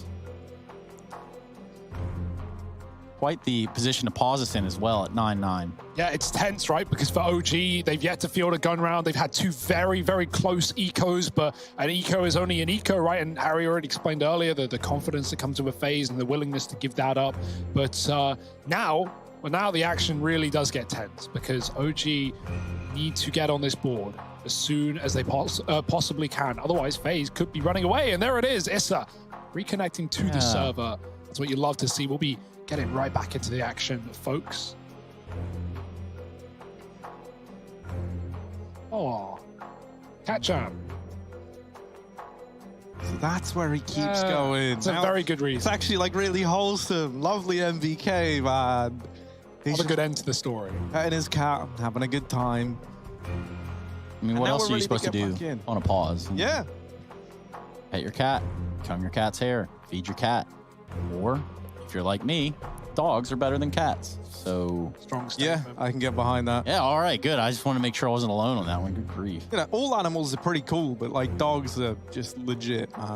They're the best. Now cats, I'm just gonna say it. They can be straight up jackasses, and there's really no way around that. I don't mean like donkeys. I do think that's what like cat people like about cats, right? Yeah, is like that they are very independent and like, you know, if they don't want to see you, man, like they'll tell you, you know, like if they want to go do their own thing, they'll go do it, and you ain't really the boss of it so much as like cohabitants in like the same space, right? It owns you. Yeah. Whereas with the dog, man, they look up to you. They're like, wow, I love this person. You want to be my best friend? Yeah. Okay. See, dogs are just better than cats. The match is live, and so we'll find out if FaZe are better than OG. That's the question at the tip of our tongues, the teeth and the lips. Ooh, that's a lot of mouth parts. Go on. Well, you know, man, I just didn't see it coming, but look at this. Look at this, man. Oh, it's beautiful when everyone's moving around. The game is being played. It was cool and all, like just standing there for a bit and hanging out. But now we get to see what we came here to see, and that's FaZe Clan. Tying everything up at 9-9. Mantu, gonna be donning that orb. What's he able to bring to the table with it? Alexi back inside of the A site, and FaZe up through the catwalk.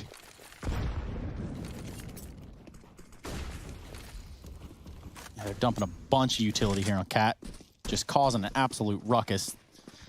But it doesn't matter. They're out mid. Again, I think they know that this has been successful for them. They found that room to run. Now, what's going to matter is this upper flank, and it comes in the form of K or B. He finds, well, at least the one kill that he needed to. Somehow this one's traded back and forth to the point that OG are up a man.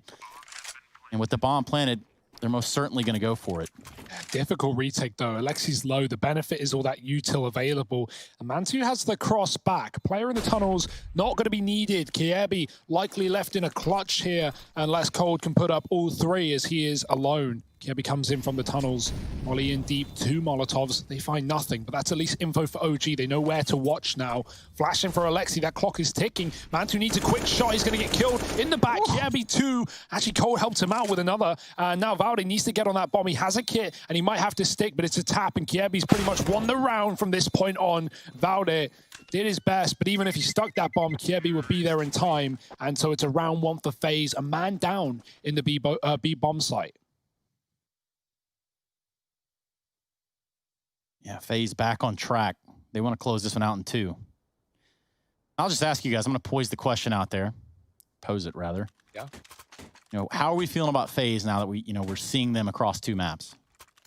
Looking good. Like, yeah, it's you know, whenever you remove an in-game leader and you have to completely change the structure of your team, and whoever picks it up, even if it is someone like Cold who's not known for his in-game leading, right? It is like refreshing. It's a change, and that can often be motivating. plus in the fact that you've got a fairly new player in Kirby and a new player, or at least an old player in Olaf. So yeah, there's a lot of changes to the identity of FaZe, and even not having Yanko behind them, while I think that that's not a good thing, right? You want a coach, especially one of Yanko's tenure, but yeah, it's just a change, something new for FaZe, and it's more motivation to succeed, especially with the importance of this tournament for both teams here. Yeah, and look at this. Mid to B again for FaZe. See ya. No response. There will be no answer inside of this B site. MBK falls as the sole defender, and the bomb's going to get planted with 5 alive for FaZe. I am sorry, Internet Grandpa.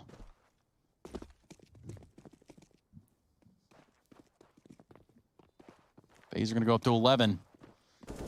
Inching closer and closer. Now, mind you, the winner of this series, if it is FaZe, they're going to go on to play Vitality in the brackets. Perhaps we get a little bit of a... see what Vitality have to offer. I will say, like, one of the things, like days ago, getting kind of banged out back at Blast, as we expected, right, with the changes that went on. But then to turn it around, come into this versus OG, a team that at that same event did really well, right? You look at who they were able to take down, guys like EG, Na'Vi on that list. So it's like they've been looking really good on the OG side. And then to top that off, you would have taken them down on like 2 great OG maps, right? Even the Inferno pick for FaZe seemed ballsy when you think about how good that map is to OG normally. And now here on Dust, looking to go 2 for 2. Mantu with an AWP down through mid. Does see the players trying to move up through Cat, and Easter's got a freebie there. That gets delivered to him. Cold accidentally flashing Rain out of the round. Oh, lots of spam damage from Kirby and Brokey. That's going to thwart this mid aggression from OG. However, FaZe are trapped. They haven't really gained any ground, and they've lost a man. Can't even get onto the catwalk because of that smoke throwing in from Alexa B. And so right now, they're just stuck down here in mid.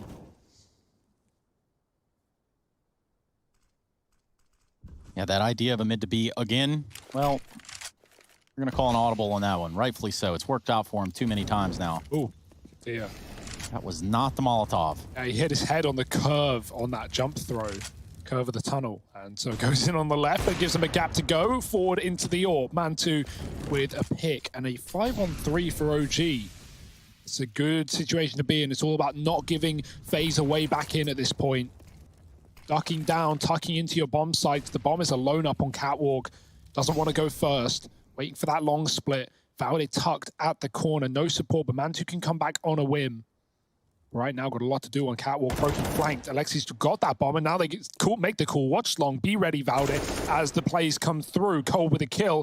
AWP is good, though, on the beat. Bait peek for Cold, and now Kirby just holding on. He jumps up as Mantu peaks. Unfortunate timing, but he gets some damage off. And OG, they take the round with 4 alive. A necessary round for OG to stay in this match. Pivot point. Like, if there was a pivot point, this is it for OG. It's time to start rather than stop.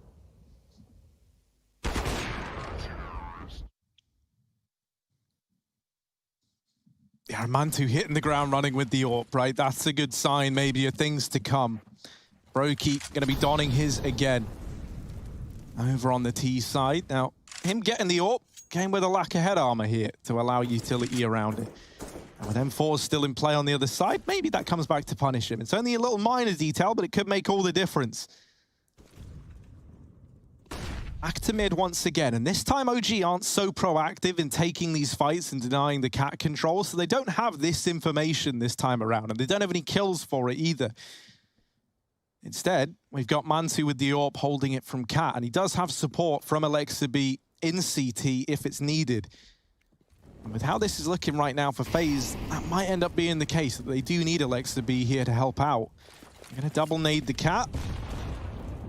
Kirby absolutely shredded by that utility. Oh, and Cold was holding long all round, and now they flash a man in aggressively. Now, he would have heard that flash, but he still hasn't turned back to keep an eye on it. Valde isn't going to go any further. He'll just hold this position. FaZe might just have to all in the cat play here. With how they were set up early, they still had players outside of B, so falling back was an option, but that's no longer the case. Mantu, that AWP starting to come alive. Brokey, we need this response. We need the AWP on the other side to be able to best him in the head-to-head, and he will. Alexa B still here in CT. Could deny this bomb plant. They get the info that he's there, but the info is one thing, the kills are another, and it's left onto coldzera. All alone, the peek from the car comes in. And it's a tie game once again as OG start to chain some rounds together now. Yeah, nice retake there for OG. Alexi, he doesn't flank in this round. It was last round he came up the catwalk on that flank and killed the bomb on Cat. This time Kiebi was waiting for it and lower, or at least towards the doors. So important that Alexi actually rejoined his team on that A site. Drew enough attention away for Valde to get a kill. And Mantu, of course, the talking point. 2 openers again for OG. Eventually traded, but at least buys enough time for OG to pick up a round. And this one has gotten competitive once more. 11 all. No clear victor in sight. FaZe broken for now. Should put OG back in the lead. Looking like a fast long for Rain. Not really a lot to play with. He's taking duels of the P250, and they'll go about as well as expected. Oh, Cold. Gorse doing his thing. Just absolutely wrecked. Oh, dear. He looks too easy for coldzera, man. What's he going to be able to do? The Shadow will give Valde the advantage. And so that there is the freest kill Valde's going to get in quite some time. For the remaining 3, it's a cat play. And maybe that means feeding Mantu even more. But a few missed shots has gotten them in through cat. And Brokey's going to deeg Mantu out of the round. Valde is here, but the deagle of Brokey finds yet another.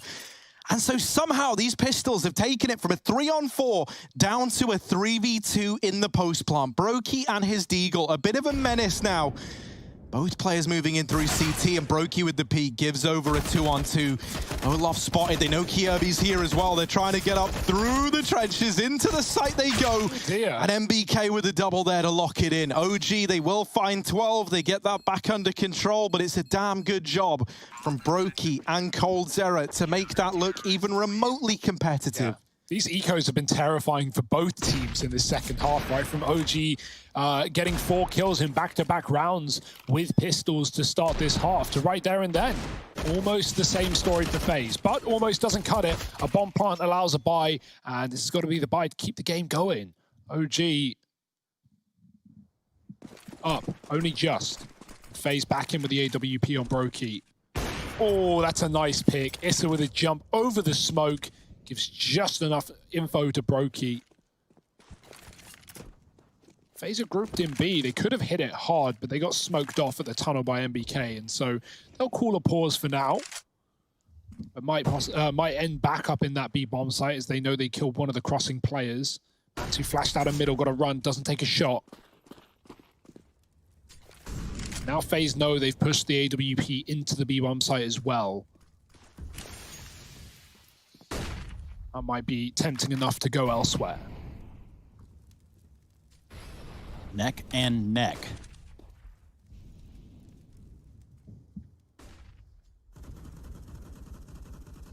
Oh, there's a bit of a standoff in the tunnels. Mantu looking to go in. Olaf is holding for it. Mantu missed shot, looking to land some damage on the back of the utility, and it will. Olaf tagged out and now leaving the tunnels, and also information gained for OG. They saw 1 player in those tunnels, and so they are expecting this cat play. The utility has been huge for OG, doing a lot of damage onto these players, softening them up for this push. Valde drawing them in with the promise of an A-site play. coldzera dealt with on the long wrap, and Alexi has been hidden here all damn round. No one. Oh, Olaf will check it. And gets away with it too. Mantu left all alone in a 1v3. And Olaf there, the saving grace in that round. OG doing a great job of whittling down the offensive. And Olaf clearing out Alexi up on the boost box. Boost box? What am I on about? Drop down. There you go. That sounded cool. Yeah.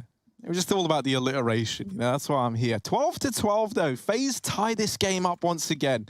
And it remains as competitive as ever in this second half of play. Yeah, dude, Cold's looked so good in this game, right? And we didn't see so much of that on the first map. He showed up when he needed to, but nothing too special. Right now, he's getting so many opening kills. Looking really, really good. More of that for FaZe. 12 all. And the AWP did get saved by Kiebi. Double for OG alongside the pistol of MBK. So it's quite a mixed bag right now. B play with a weaker weaponry.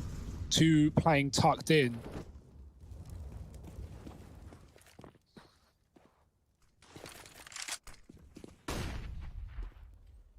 Obviously, Issa supporting with the AWP. Mid is conceded by OG. FaZe have a lot of room to work with, but will that bait them into a B play with a triple setup?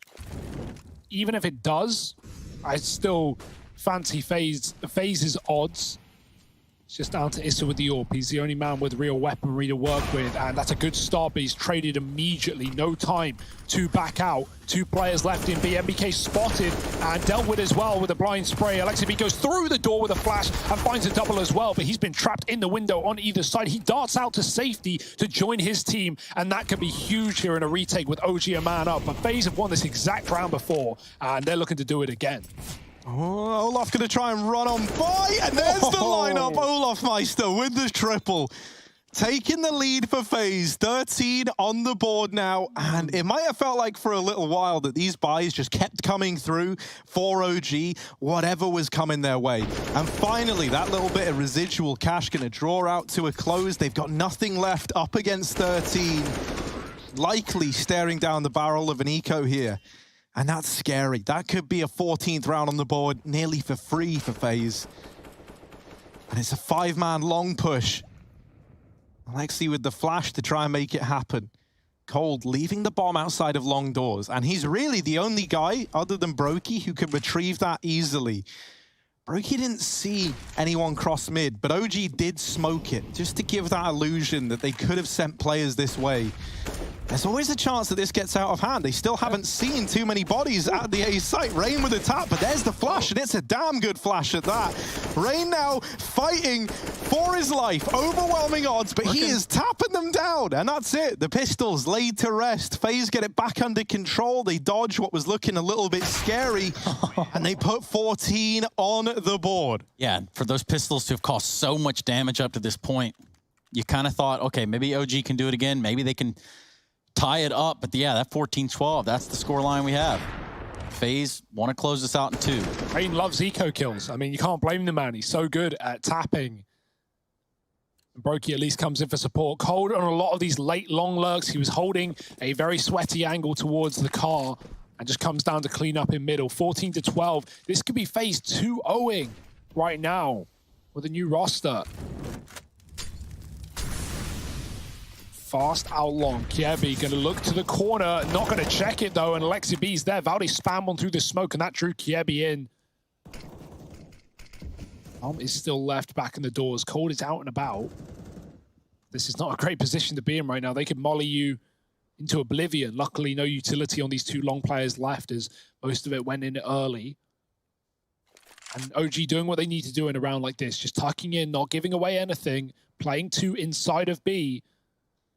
Conceding middle, which gives room for FaZe, but that bomb is still always going to be the bigger worry at the end of the round. Oh dear, bad timing for Brokey. Throws a smoke and gets caught by the peak. Valde going back in for more. Cold's dead at long, and that might just be the round. It's Olaf in a 1-on-5, and this bomb can be found in an instant if that push comes through. Flick won't connect, and OG, a flawless round out of nowhere. Again, a necessity. This game is so damn close. FaZe are not out of the woods yet. Their money is only just there for another buy. If OG win this, they might just be able to push it over the line and take us to Mirage as a 3rd. Easier said than done. FaZe have 1 more buy to give it their all. And if there was ever a round, if you're a FaZe fan, that you didn't want OG to keep clean, it's that one. Right? Because now all that pressure that you just spoke about in regards to having, you know, like 1 final buy, that's only a threat that really is posed to you in this situation. And so FaZe are hinging on picking this up. Otherwise, at the last kind of few rounds, OG could springboard themselves up into the lead and reach 15 first. Cat control contested here by FaZe. Mantu on the drop down, but he gets out of there right away, getting flashed off the angle. These cat nades have always been so good. It feels like every time they come in, someone is almost dead. And there they are. Olof, 10 HP. He fits the bill perfectly.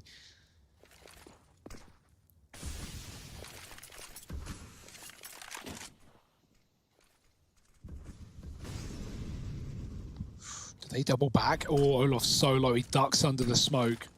Then they went up cat. He'd be dead, but avoided by Cold, who climbs. Ollie lower might give away exactly what FaZe are doing at this point, but OG setting up with a flash for the mid pop.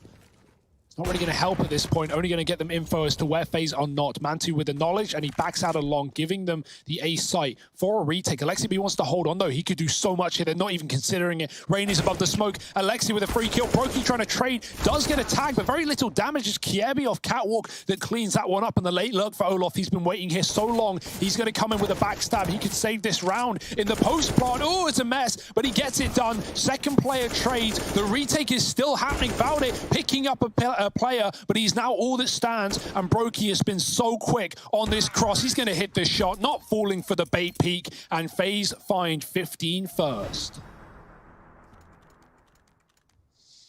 Oh boy, FaZe, they could be about to do it.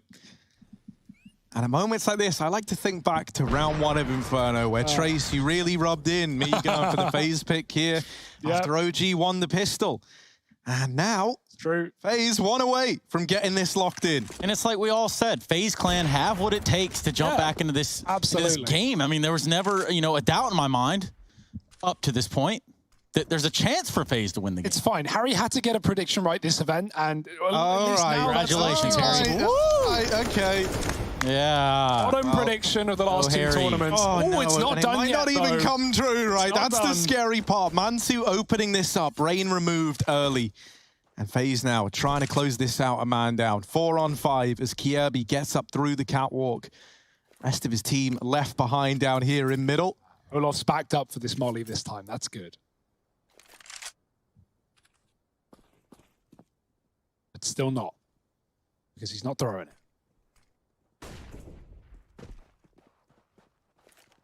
Not needed. FaZe are up cat with no issue. Cold still waiting on these late, long lurks, but OG got punished by Olaf doing that last round anyway, so this is a very difficult round for FaZe. OG know exactly what's going on. Valde trying to hold the site, doesn't want to give away this kill. It's Mantu finding the first and traded onto Valde, but Alexi is also on the ramp. The double setup for OG nets them a 4-on-2, and FaZe are in hot water. Yeah, so close. They can taste it, yet so far. As they try to backtrack, it's going to be Issa hanging out in lower.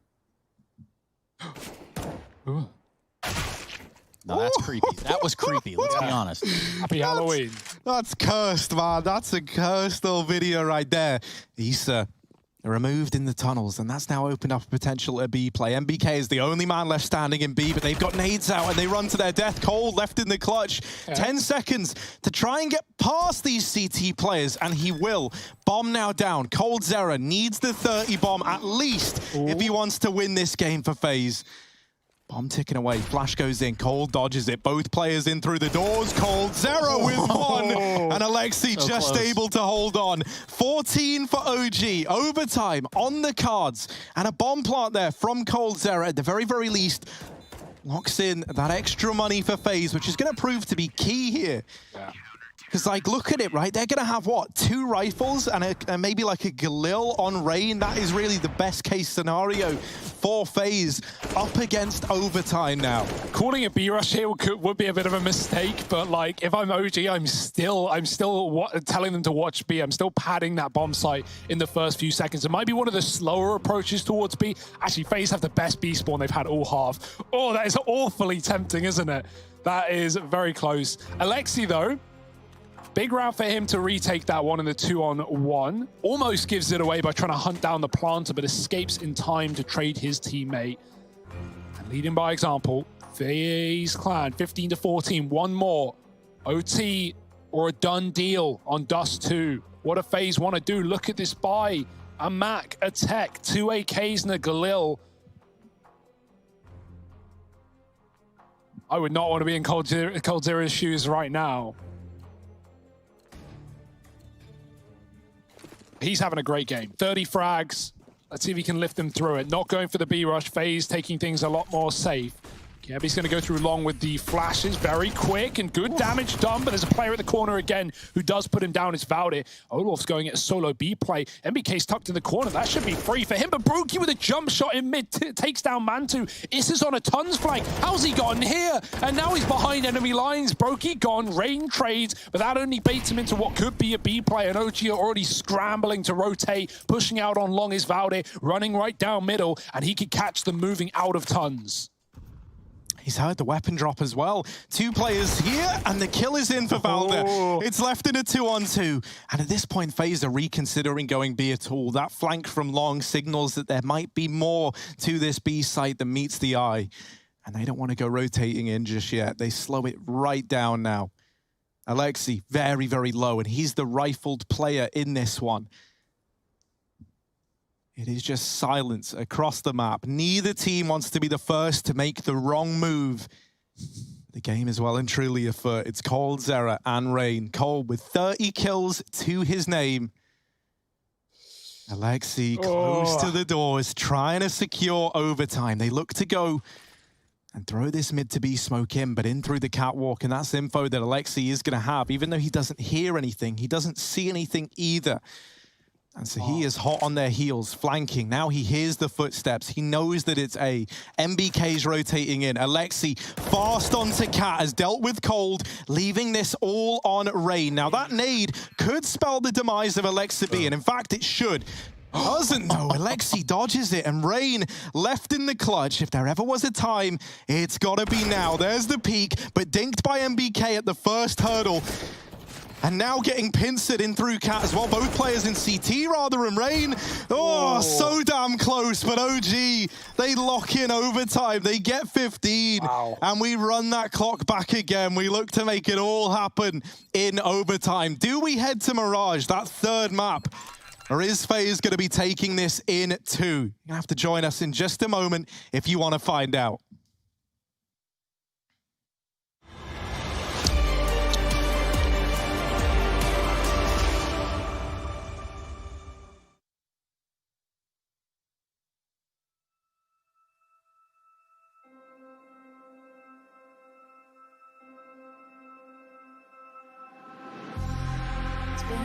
Been a while, yeah.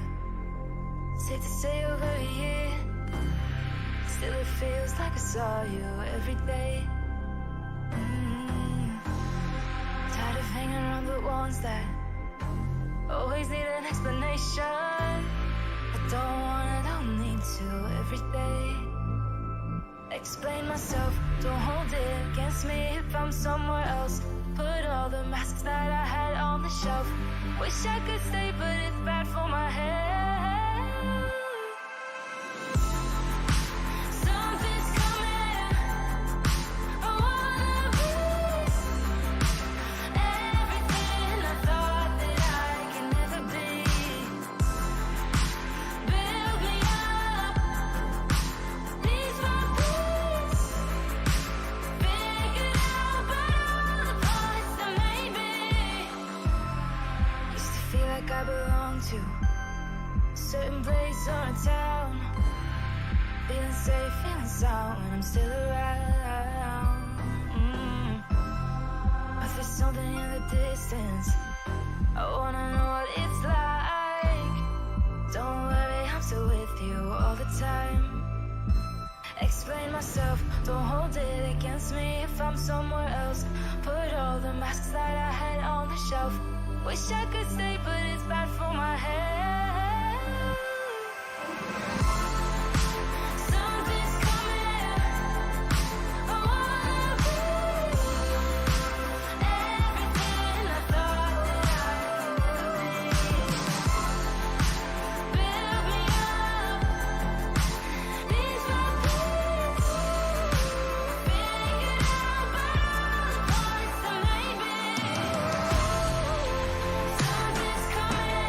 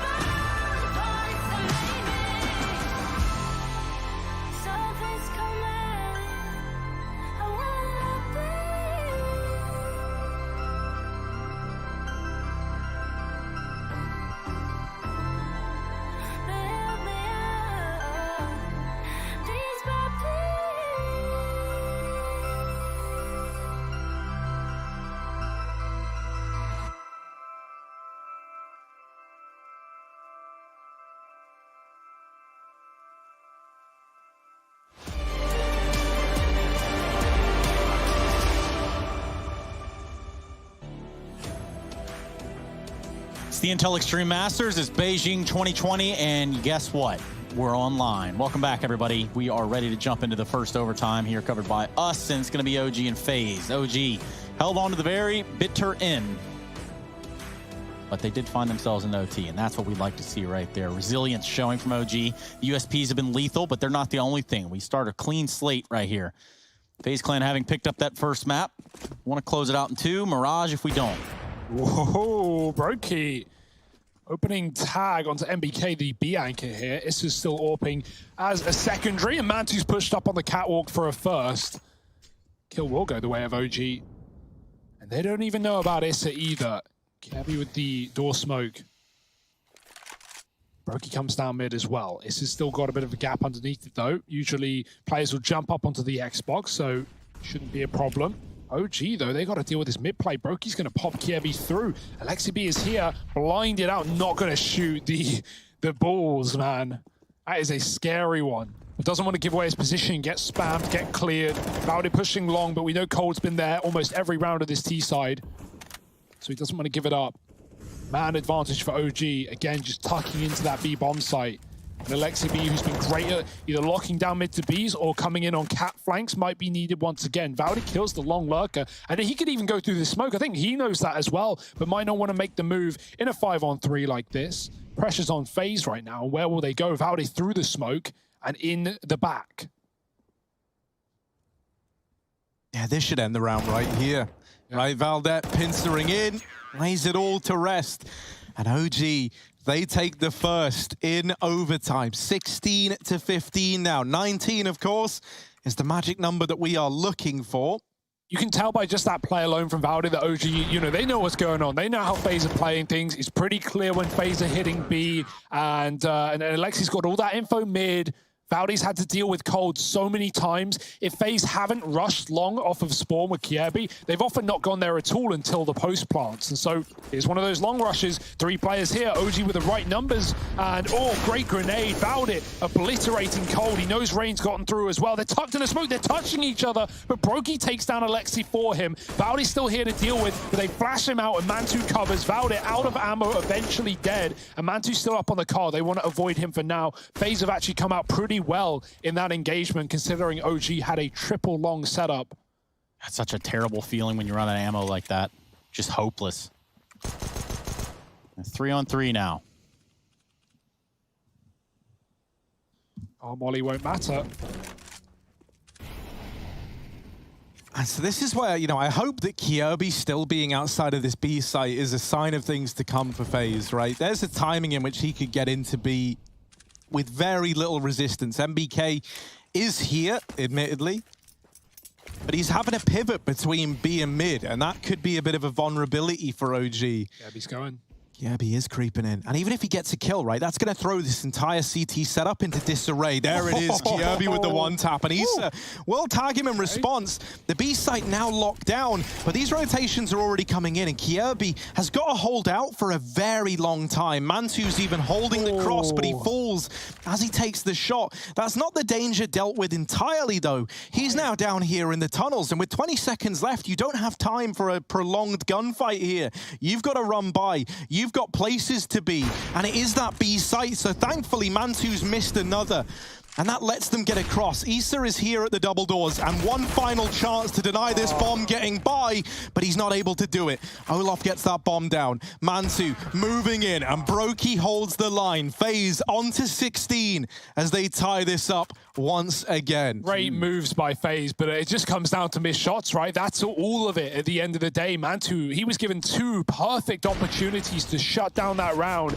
and both times just falling a little short. Issa does a lot of damage, but again, damage does nothing when you don't get the kill. And FaZe, they bounce right back. They respond, they take 16, and now the autos are out for the last round of the half. Better late than never. Might as well. Nothing to lose. Everything to gain. It's going to mean you're a little late out of spawn, but no damage done anyway. Oh. A rock and a hard place for Brokey. Gets pinched between a Molotov and Issa's M4. And Issa's M4 comes out the greater. Okay. Now, we saw a lot of mid to B's work there for FaZe on their T side. Will they go back to that? Pop flashing along. KRB's going to eliminate Valde as a threat. And really, long-range engagements here. Yeah, the orb's still being spawned as well. Cold tags Alexi going back to A, and Rain's just going to peek off the back of it, taking him down with a tap. They know Is is in B. He found the opening kill of the round. And oh boy, has it fallen apart since that point. Bomb is looking at B right now, but Cold's going to double back all of his teams on the A site. And Issa, even if he comes in on a rotate, it's all going to be too little too late. It's down to Mantu again, a pivotal position, a far harder one than the last round, as he has 4 players coming from 2 positions. Oh, he legs him too. Mantu holds on to what he's got here in Goose. But then an op comes ringing back in the form of Cold Zero. Leaves just Issa in a 1-on-3. Now, 2 players very low. He's going to find the first one and Olaf. Rain, the other player that's low. 2-on-1. I like this so for Issa, going all the way round. They're going to consider it after a few seconds, though. And Cold's already here, already posted, but also very wide. Oh, it doesn't matter, man. He's got it all locked in. And FaZe, they finished that first half of overtime with a narrow lead, 17-16. But if you remember, it was this CT side that was the weaker of the two for FaZe. But having all the money, having the double AWP as well on this team is always scary, right? It was so often Nico AWPing on this map for FaZe over Brokey. And so now not only do we have Brokey on the main AWP here, but we also have Cole joining him as a secondary. So that's kind of cool as well. We saw what Cole could do on the T side AWP just then. And obviously he's having an excellent game individually. So yeah, it's not all hope lost for FaZe yet. OG is still in this though, looking for the clean half. If they want to take this here and now and bring us to Mirage, their mid to Bs were even better than FaZe's, finding a lot more success there. In FaZe, they never really offered up any aggression. While we had it for OG in the form of Alexia flanking Cat, Valde pushing long, FaZe never played aggro on CT side. Other than Cat boosting and taking like spawn picks, they would often just fall back into safe setups. And this is another example of that. One in middle on the boost spot and one in B. A risky setup considering how regulation went. But FaZe have already got a bit of information. They've heard the mid pop. They've seen a player in tons. But it's actually up Cat where OG go. And Garaby's going to back away. Ooh, ton of damage being eaten there by Mantu and MBK. 40 seconds on the clock. So OG are grouped up on Cat. They want to go up Catwalk. When it's OT like this, another smoke comes ringing in with 30 seconds left. I mean, what are you to do? Something that's a little bit scary here is that you don't really have any other options if you're OG apart from to hit this A site, right? With 20 seconds left, you've got to go. And there's 3 players here, but Rain is also down in CT. He can rotate up very, very quickly. Kierby gets one, and that might be enough. They get a man into CT, but that's where Rain comes into play. And Brokey is yet to be spotted in this site. That there is the bomb dropped, and with it, the round snatched away from OG. They're having to save in overtime, and this isn't some big 200 IQ decision. This is what it was forced for them to do. They lose that bomb, and with it, they lose the round. And that there is one of the dangers, right? When you don't have these contingency plans, when you don't have something to go to if everything fails, then you get forced into that A play. And what that means is like, even if you figure out, well, they're all here, you've got no choice. You've got no time to go anywhere else. You've got no other options available. And so with that FaZe up to 18, OG bringing autos out themselves here, trying to deny this mid-cross. No damage found, however. Yeah, and the big risk was FaZe a solo B in that first round of this CT side, right? OG could have just split them. Rain was on the CT side of middle, so it would have been easy for OG to crunch that B bomb site, but now FaZe actually have numbers there. They win one round, they only have to find one more for this series to be done. And that would be quite the feat, quite the win. A series that has often been competitive, even if, it is a clean sweep like that final for FaZe. There were competitive maps in there, and this is certainly one of them, but it might come up all in favor of FaZe Clan again. OG going up Catwalk once more. No one here to stop it. Brokey was really good on the car in the first half, and that's where he'll need to be once again. And again, a Cat play right here in contest for OG. Gonna do the utility dump. Rain trying to get ahead of it. He is just blinded and eventually eliminated. MBK jumped the smoke, so he actually saw him crossing into that position.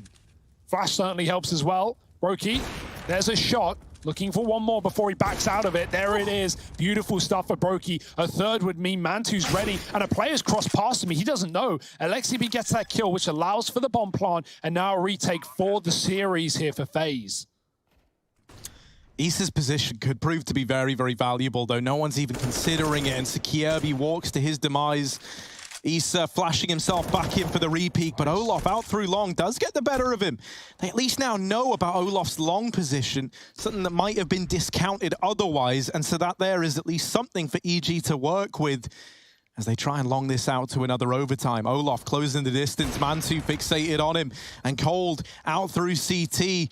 Not much of a chance in this round. He's got to move fast, and time is up for coldzera. 17 on the board. And now one away from a second overtime. Okay.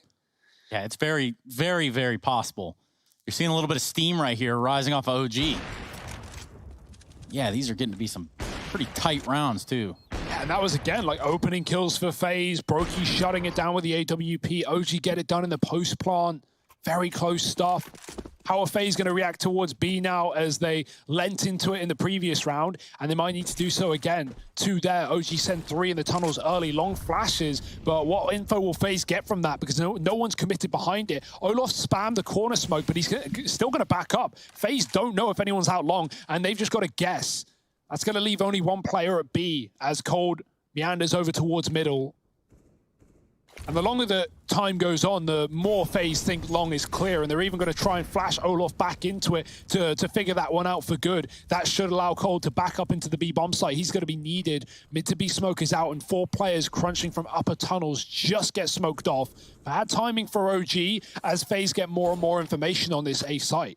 Yeah, that smoke is crucial right there. Buys a little bit more time for FaZe. Potentially they can sniff out what this B hit looks like. Lurk smoke coming out from OG. No one even bats an eye at it from the FaZe clan side. FaZe have just taken long as well. Now they know. Yeah, there we go. Pair B with an AUG.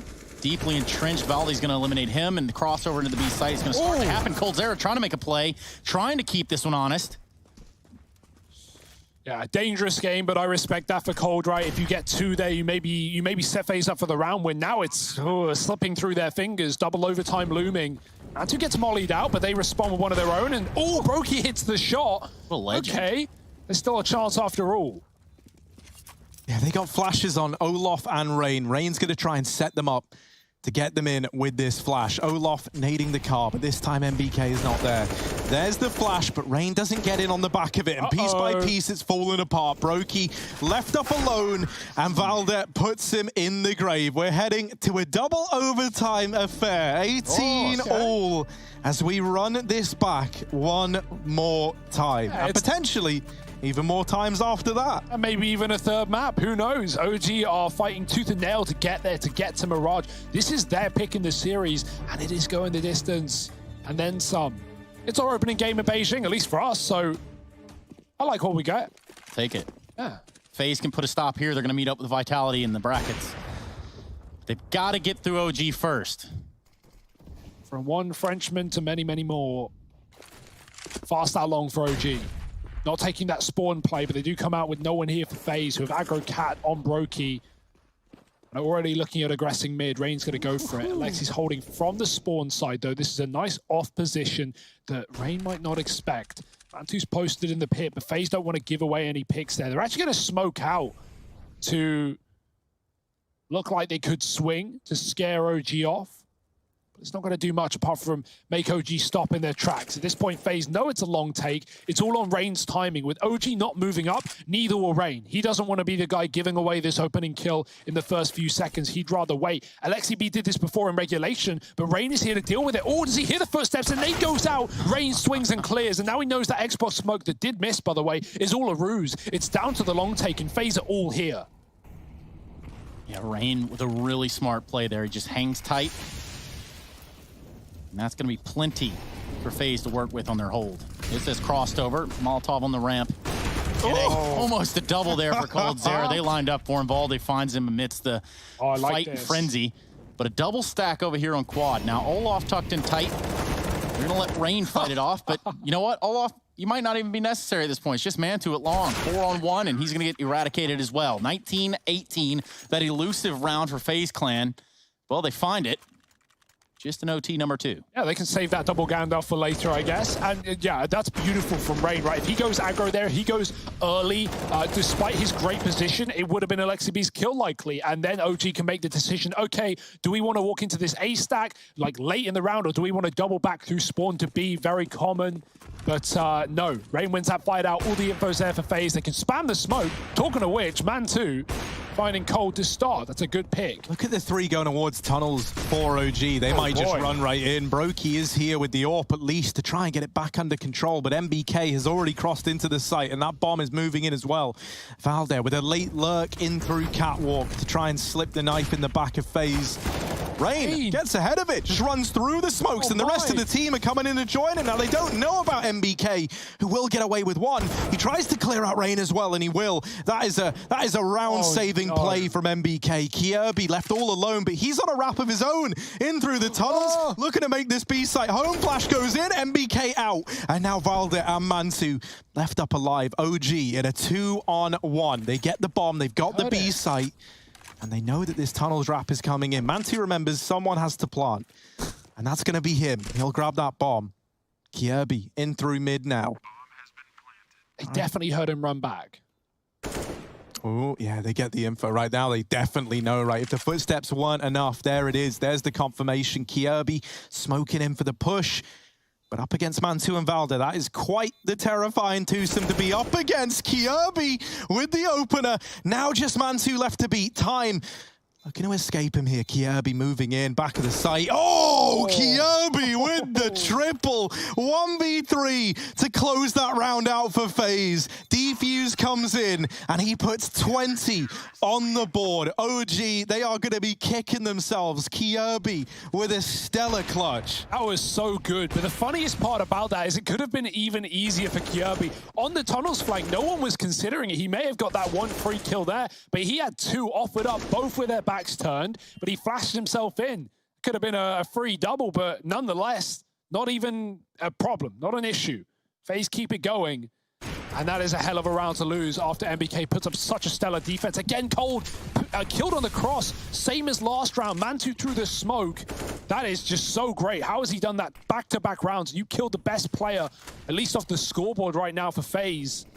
Cold is gone again, but OG won't rush B off the back of it. They're going to go for the late B, though. They were rushing long off the spawn, and now they double back. There is no one here for FaZe Clan. The timing could be so good for OG. As long as his long fake can get sold, there's a smoke going out. Mantu has another for the cross.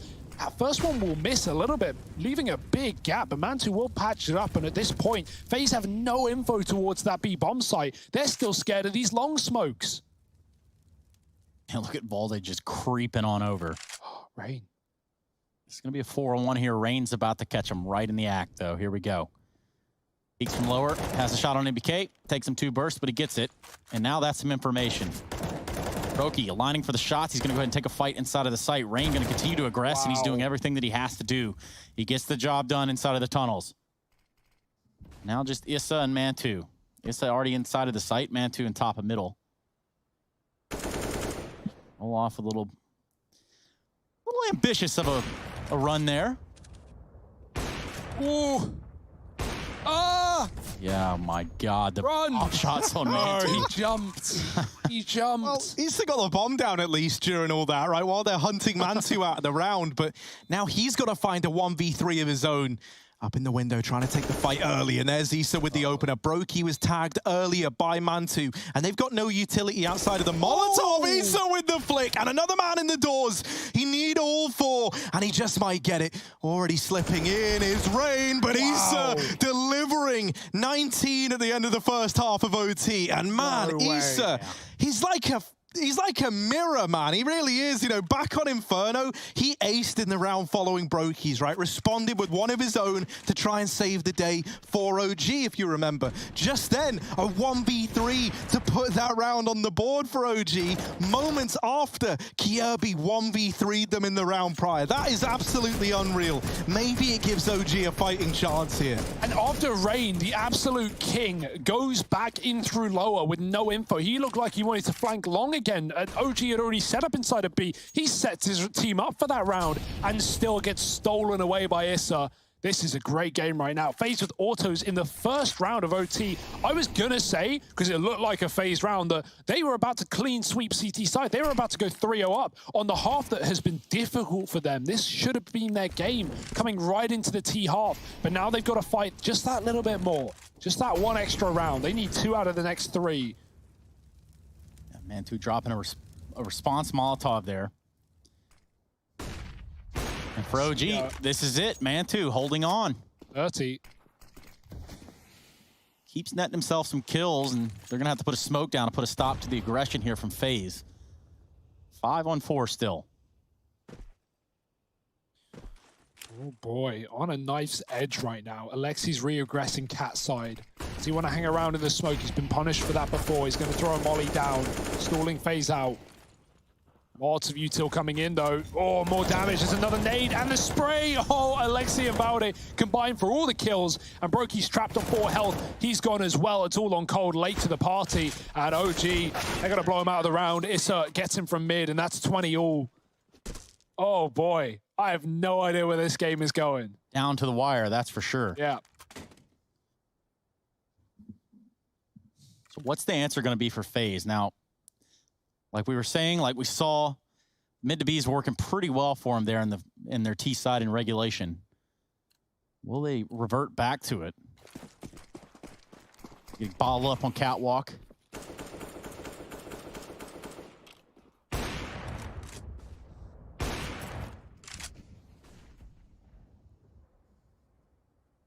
Default for FaZe.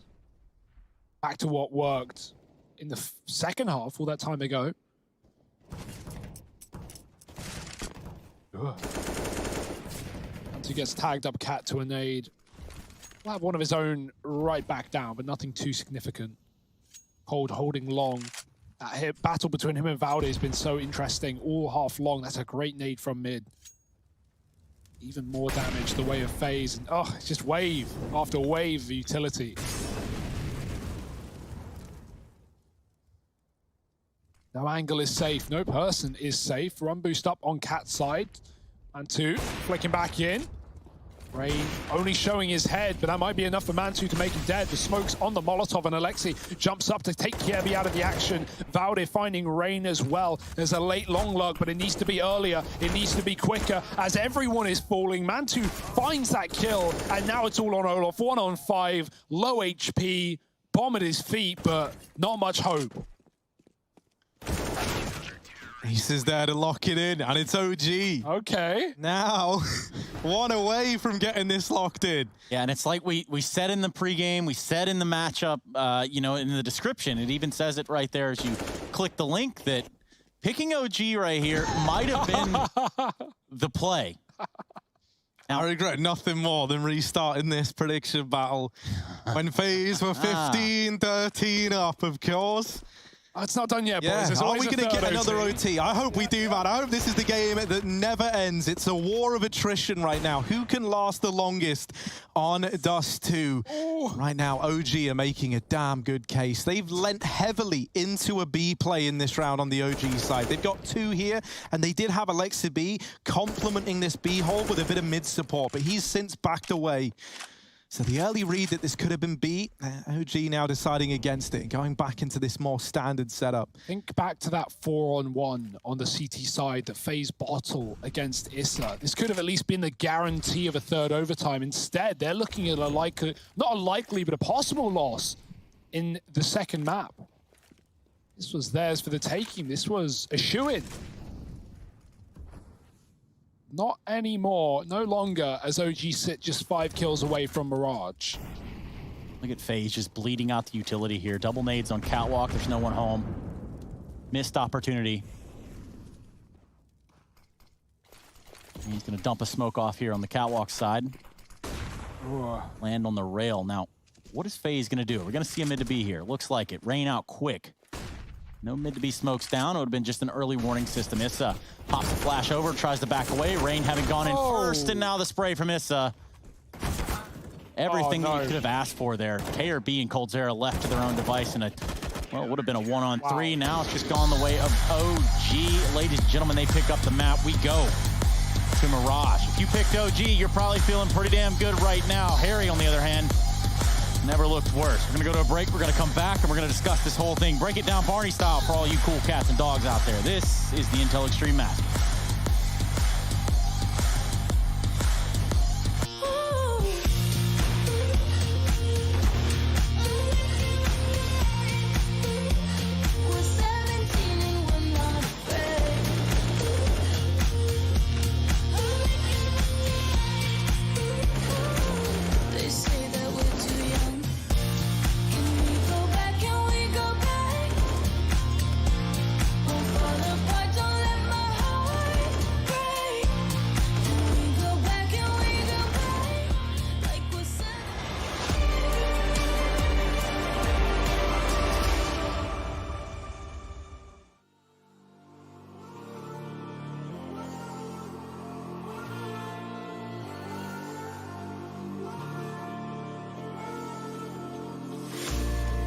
Will you follow me under when I'm crumbling?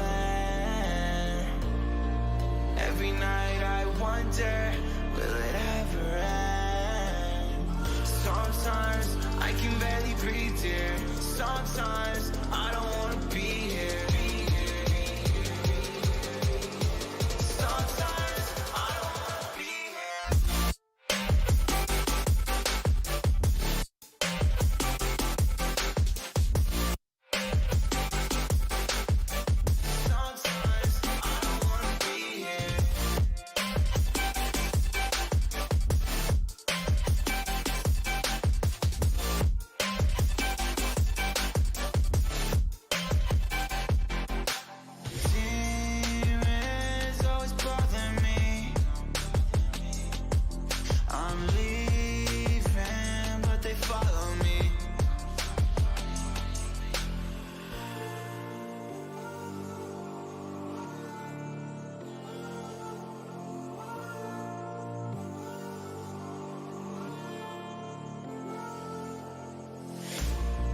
Will you follow me under when I'm crumbling? Every night I wonder, will it ever end? Sometimes I can barely breathe here. Sometimes I don't want to be here. Sometimes I don't want to be here.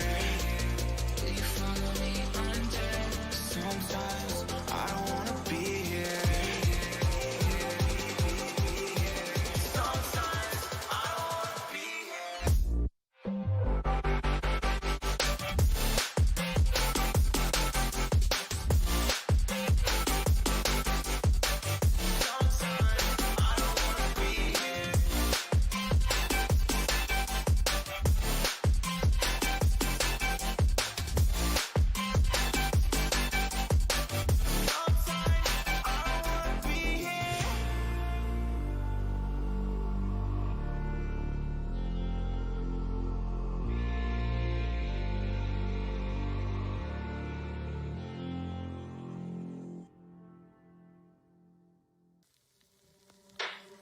The shadows, I've come to make a name. Ready for battle, 'cause I got a throne to claim. Think that I'll crumble, I'll show you in slide.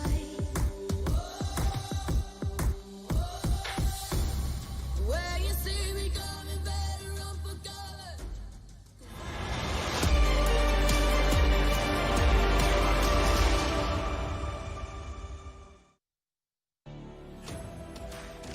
The matchup just kept on, and eventually we got all the way to the end of the OT. The second one at that, OG pick it up, push us into a third map. And well, believe it or not, that's going to be Mirage. Dust 2 going their way, Inferno going with FaZe before that, and we're ready to jump back into the action just as soon as humanly possible. But for us, we've got to put a bow on this one. We've got to make it look good. Now, looking good would be OG lassoing it back, bringing it back full circle, and then ultimately carrying through in the overtimes, prevailing even. Yeah, I don't know how they did that. Like, great resilience for OG in that series, right? Because it did feel like a FaZe game after they get going on their T side, after they put together some nice rounds, get us into OT. Both OTs look really, really favorable. FaZe finally dropped the ball with a T side 4-on-1 falling apart. That's thanks to Issa. And then OG just steal it away. They kick it through the net, or however football works. Kick it through the goal hole. The goal hole, Trace. Yeah, I think that's what we're looking for here. You know, what are you netting right now, Harry? Because it's not so far in the way of predictions just yet. No, right? But, you know, like 1-to-1, that means we're all just as right or as wrong as each other, you know? No. Like, we're all on the same level right now. And Mirage is where that's going to look to change, right? And that's the thing. I think regardless, I think for anyone watching at home, the reason this is a SIG matchup, oh, that was a bit of a troublesome sentence, but I think I got it out there. Yeah, the reason this is a SIG matchup is that it is so damn close, right? Like FaZe, they are looking really good, and OG just showed some great resilience to take us to a third. I think all three of us wanted this to be a 3-map series, and so I'm very, very happy that we've gotten here. Look, we even have the prediction graphic back up now. Just to kind of relive it, you know, we can even probably I don't feel like bad about picking FaZe here. No, like I think if anything, they've looked really good. What is a 51% confidence rate? Like, what is that exactly? When you say, well, I guess I'll just put 51% up there, lads, and then perhaps it's just 1% more than showing that I really do believe in the project. Well, no, yeah, but it's just like... what accident is that? I don't know what kind of vibe you're going with there, Trace. And that's the thing. Like, for me, the reason why I picked FaZe into this is because I'm a believer that now with Nico gone, we'll see some, like, a very, very different style of CS from FaZe. And that's exactly what they've delivered on here, right? Like, Brokey with the AWP. On Dust 2, as Hugo mentioned in the cast, Nico used to take that AWP alongside him a hell of a lot. While Brokey with so much more freedom, it feels like just popping off in that game. Cold even donning it in a double AWP setup every now and again. And just like a much more confident and aggressive looking FaZe.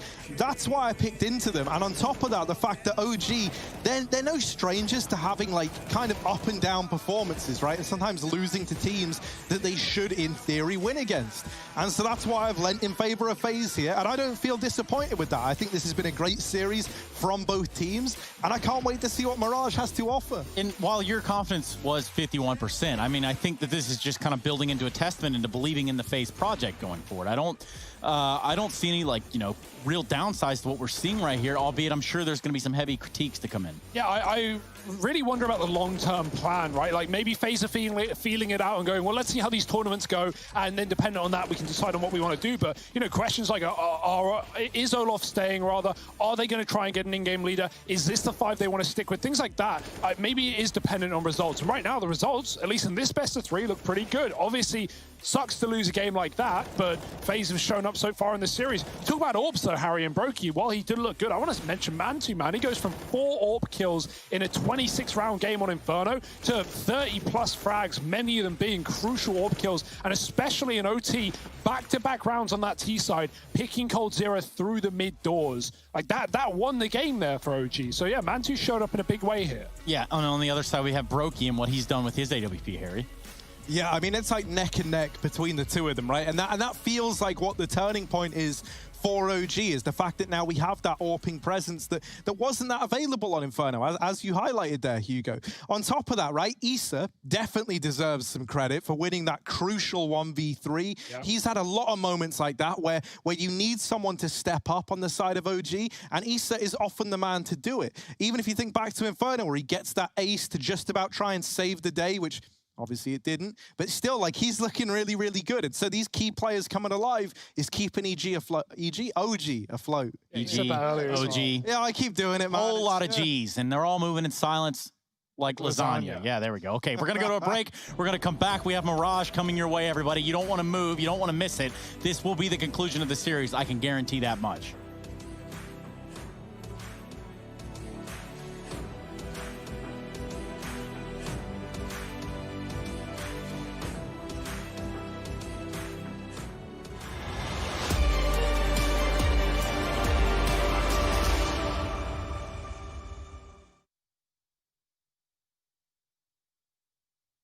My name is Trace Saranthus. I am building a PC for Jordan Gilbert. My goal was really to get something that was no compromise, super powerful, and ideally not built by Trace. Yes, thank you so much, Jordan Gilbert. You know, we don't make mistakes around here. We made happy accidents. I got a booster seat here. Enter now for a chance to win one of 3 PCs built by me, Jason, or Trace.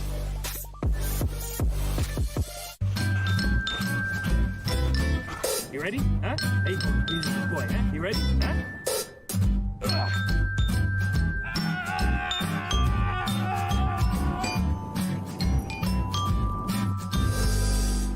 Start your esports career now at play.eslgaming.com.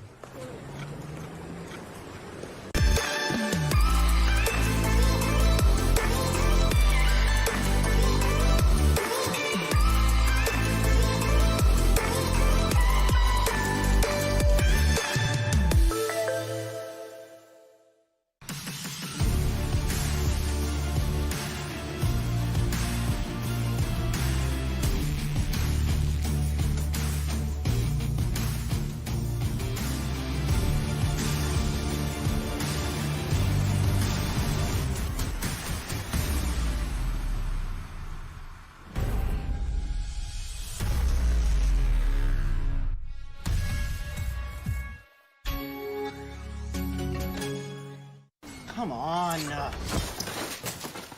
Millions of gamers rage quit every day. Mountain Dew Game Fuel's got you covered. Game Fuel is specially crafted with ingredients shown to improve accuracy and alertness. Another one saved by Mountain Dew Game Fuel.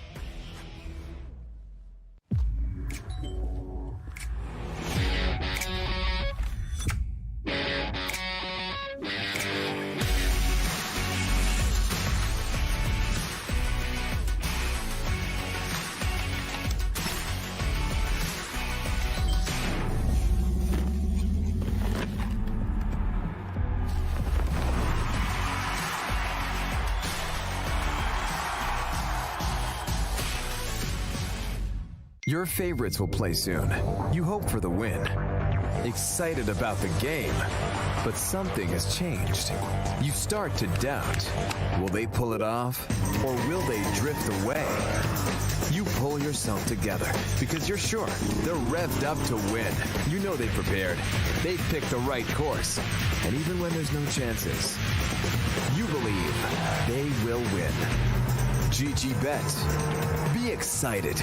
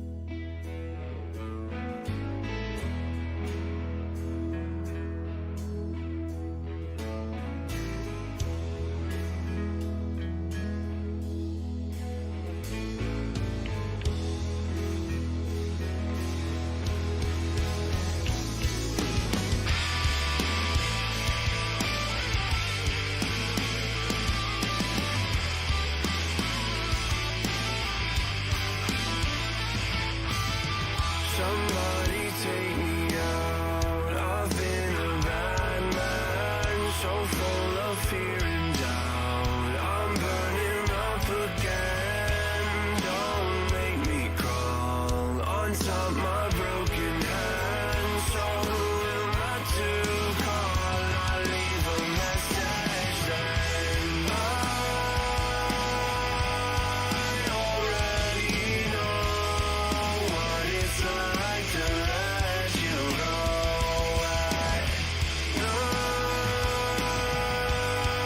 I see your ghost. So what if I was capable of faking our love? You can't just turn me off and hope the best for everything. I've seen a lot of danger.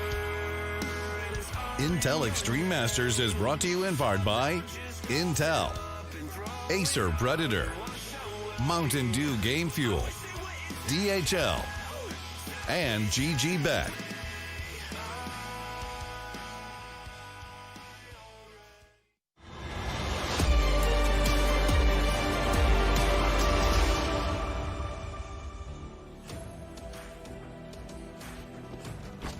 going to take a look at this knife round as we go into the third map of the series. Mirage on the cards. It's on the docket between FaZe and OG. And we're going to get a conclusion of the series at the conclusion of this map. Welcome back to the Intel Extreme Masters Beijing 2020 online, everybody. With me are Harry and Hugo. We're ready to lock this one in and really might give that olive branch to Harry here. You got a chance to change your prediction. Just one. Do you do it? Why would I want to do that, Trace? Okay, well, I take it all back. What do you think, Hugo? I respect that he sticks with it. Honestly, I don't think it's a bad call right at this point. FaZe did win this map back in New York. He went to double overtime in that grand final. Obviously a different roster now, and pressure's on FaZe to keep it up, as they did sort of drop the ball there. That map looked like theirs. It should have been a 2-0. OG with great resilience, and these guys, as troublesome as their path has been this year, they've had some big highs as well as some low lows. And so OG coming in on the T side, where they're probably going to want to start in a map like this. Let's see what they got to the table. It's going to be OG favored on those GG bet odds. Low lows and some no-nos. Here comes Rain with a very aggressive mid-positioning to start out this third map. MBK is going to see him. So the element of surprise is lost, but Rain just holds tight. Nests himself at the top of middle. Oh, I thought they were going to try and hunt him down because 2 left B, but instead they just group back and spawn. Where do FaZe want to lean?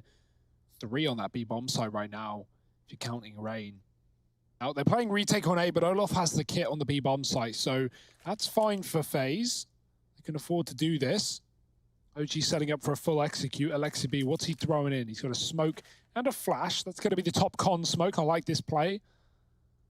And just popping his team into A, trying to get a plant. FaZe will allow this bomb plant, but how many will they take down before it comes through? Kiebi with 1, and with CT open, it's very difficult to get a bomb plant that isn't going to be the reverse triple. That's all that's available, and there it is for OG. Numbers planted in, and now they've got to pick post plants. Yeah, how are they going to approach this Rain? He might have the drop on Valde here. Cold Zera finds him first. KRB gets one of his own. Issa with 2 taps. Nice stuff. He's able to get, you know, some sort of footing in this ground. And 2 left in a real rough position there in jungle. So first round will go the way of FaZe. And it's like we all said, Harry. Do I need to finish the sentence or no? No, I don't think you do, Trace. Everyone knows that you play both sides, so then you never lose. Only on the weekends, buddy. Yeah, well, look at that, man. Pistol round for FaZe. I love the way they approached that one. Kierby in towards CT as one of the only players at that A site, and he takes down the first, and immediately FaZe are like, well, you know, we were kind of set up to retake A anyway, and a 5-on-4 is pretty good odds, so let's just play back in CT, wait for that bomb to attempt to go down, and then move in together, and that's exactly what they do. OG get dismantled. But now they come in with a force buy of their own on this T side, immediately looking to up the pace, up the stakes in this second round. Oh, B fake, you see. Alexia throwing utility in as Valde goes out lower. It's not going to really do much. Going to keep 2 at B for FaZe with Brokey in the ladder. Valde could try and pinch him from this position, but hasn't seen him just yet. Does Brokey no? No. And now Valde's ready. Oh, it's a bit of a mess. Yeah, I think Brokey said, you know what, I had enough. I'm not going to play this cat and mouse game with you. They boost Alexia up. No, excuse me, they boost Valde up. And he can peer into jungle from here. Airbnb likely unsuspecting of this angle. It is pretty ratty, I'm not going to lie. Yeah, what must suck for observers is when someone boosts, the number that you see on the minimap is always the player on the bottom. So we see 9, and that's Alexi, but it's Valde on top. And so you got to like, wait, check all the other numbers. What can I not see? Jakey's got it under control. As FaZe do in the window for now, Brokey getting chased, but he's got support from Kierby, who will find that kill, doubling down as OG split into this A site. They've lost their mid players. It's just down to Ramp and Palace, and Rain swinging in with the FAMAS. Oh boy, doubling it up. And MBK now in a 1-on-5, not going to be able to get more than a single kill. It's going to be FaZe on the board nice and early with 2, and OG with an eco still. Yeah, and I don't know if I've ever seen a FAMAS be more satisfying than in Rain's hands right there. It's rare to see that gun get more than 1. I just wish Valve would bring back just how lethal the burst was. I mean, it's even atrocious on the Glock, right? So, please. Operation 10 will do too, but... Patience is what you need. Especially in this game. That's exactly what OG are showing. Just waiting at the top of middle, at the back of B. I like the mid presence that FaZe set early on. Rain had pushed up there on the pistol round, and well, you might get out in front of it and take mid early. Make a statement. Just go ahead and cut off that idea that perhaps OG could find themselves in middle and utilize it. Well, off about to have a party over at B. Here we go. Drops a smoke. That's going to be his exit strategy. He re-peeks. He re-peers back up there. No one's home, but they are. They're just hiding.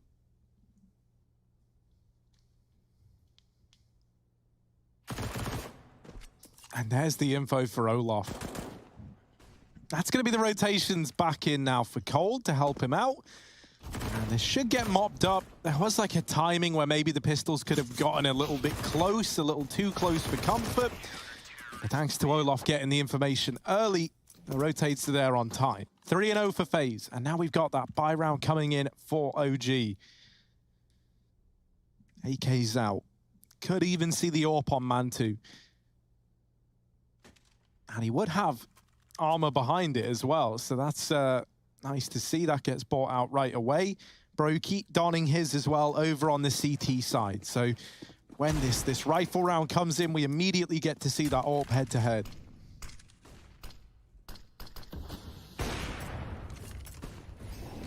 Yeah, OG looking to take back that mid-control, though. Ollie and Con, no one rushing it. They know the FaZe have like to take mid, so they're just going to hold on with the AWP. Alde patrolling B on this default, and Isra outside of the A ramp. Run boost for Mantu. Nothing to be seen. Brokey's on cat with the AWP. Not too aggressive.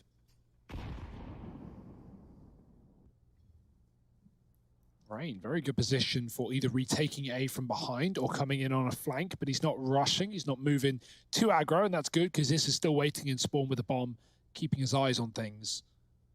But eventually group with his team. Oh, forgot the bomb. There it is. Looking like a B split here from the catwalk. Smoking Con and window sets him up. Brokey needs to have his wits about him. Close Molotov drop, not on the chair instead, as he backs up into B. The call has been made, and FaZe seem to know what's going on right now with 3 towards this site. Cold has never been spotted in this position up in ladder, and they're not even considering it. MBK has nades out, walking into Cold, who has a chance to back up or just go in for more. Mantu eats a nade, and Cold finishes the job. It's a 3-on-3 now as Issa gets a B pick, and in OG go. Oh, missed shot from Brokey. And he's dropping into the site with this bomb. Now OG are committed. They have to get the rest of the team here to help out. This bomb not given a chance to go down yet, and Brokey still hidden at the bench. Issa trying to clear him out, but that's the bomb dropped over. And Valdet with 12 seconds in a 1v2. If he deals with Brokey, maybe there's a chance. That bomb finds itself there. Brokey recovers. 2 in the round and 4 on the board. FaZe continue. This good CT side starts, showing no signs of slowing down just yet. The patience with an AWP. Pretty scary, all things considered. Yes. Yes, Alexi V. I feel your pain. I understand it. But this is on you to figure out. Now that's an interesting character in terms of leadership of this OG squad, you know? Been hearing more and more of the comms and, you know, what they're capable of and how he's directing the flow over there, managing, you know, crisis amidst chaos. I hate to cut you off, but can we see T-Spawn? They've just thrown 2 smokes out of T-Spawn that missed and both landed back in spawn. How has that happened? OG, yeah, they try and throw, I guess, window or top mid smokes, and both of them miss. I've never seen that in my entire life. Not 1, but 2. I guess this is the smoke that they can't. No, wait, it's a flash for Isha. So, yeah, I don't know. But that entire round, whatever the plan was for OG, just fell apart immediately. What possible smoke could you be throwing in spawn that misses and lands in spawn? 2 of them at that. Yeah, 2 of them. Must be a hard smoke. We're going to keep our eyes on that moving forward. Yeah, big grenade lands at the feet of these OG players. They aggress out the A ramp. Rain making it do just that from top ticket. Not a whole lot of expectations here. Tech9s are going to have to do something miraculous. Or just this is Deagle. 3-on-4. Bomb plant, so that's good for OG. Nissa on another kill with this Deeg. Now, is he going to be the tide changer? No. It's now left in Valda's hands. 3-on-1 with the bomb planted. Very good position given the weaponry, but the bait peak from Valde. Oh, if he swung on that one, maybe he has Brokey looking the wrong way, but the bait gives his position away and Brokey just scopes up for the quick kill. 5-0 for FaZe. Great start to this map. Obviously only an eco for OG with some techs. Now, the money from the plant allows everything they need and more. Have one long series, and OG don't want to go out with a whimper after showing some great face back on Dust 2 and a competitive one on Inferno as well. It's open season. Mantu v Brokey. It's been enjoyable this series so far. Perhaps this round will deliver a little bit of the same.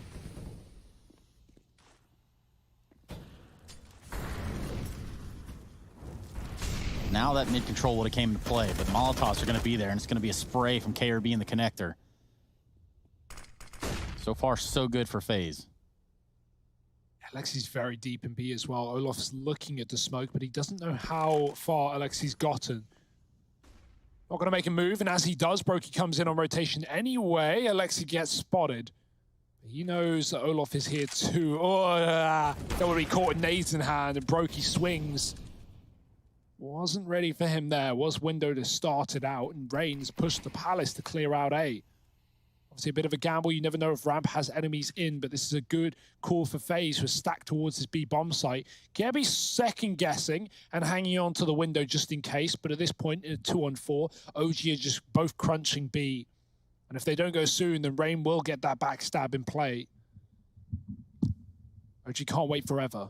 Yeah, and the mid presence early on in the round is something OG have in their pocket. It's going to leave Rain a little bit weary. He takes a gander at it.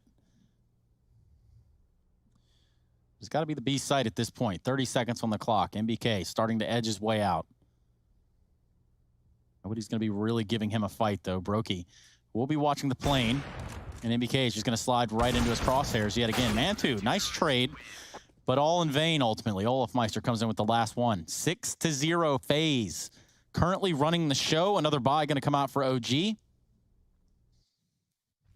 I'm liking the movements we're seeing from FaZe on the CT side. Rain has a lot of faith in his B hold there on his team, so he actually doesn't even flank B. He sets up in mid in case they duck down lower and take A. Remember, there was no one on that A site. And yeah, these are moves that like OG don't even really know about. They haven't seen Rain flank, and he's done this 2 or 3 times now.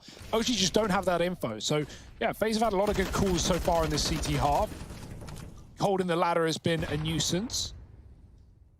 It's up on Cat this time. Brokey's taking the AWP towards CT. That's a good call, because OG not only don't have an AWP, but are setting up for an A take. Well, see ya. Doesn't even seem fair.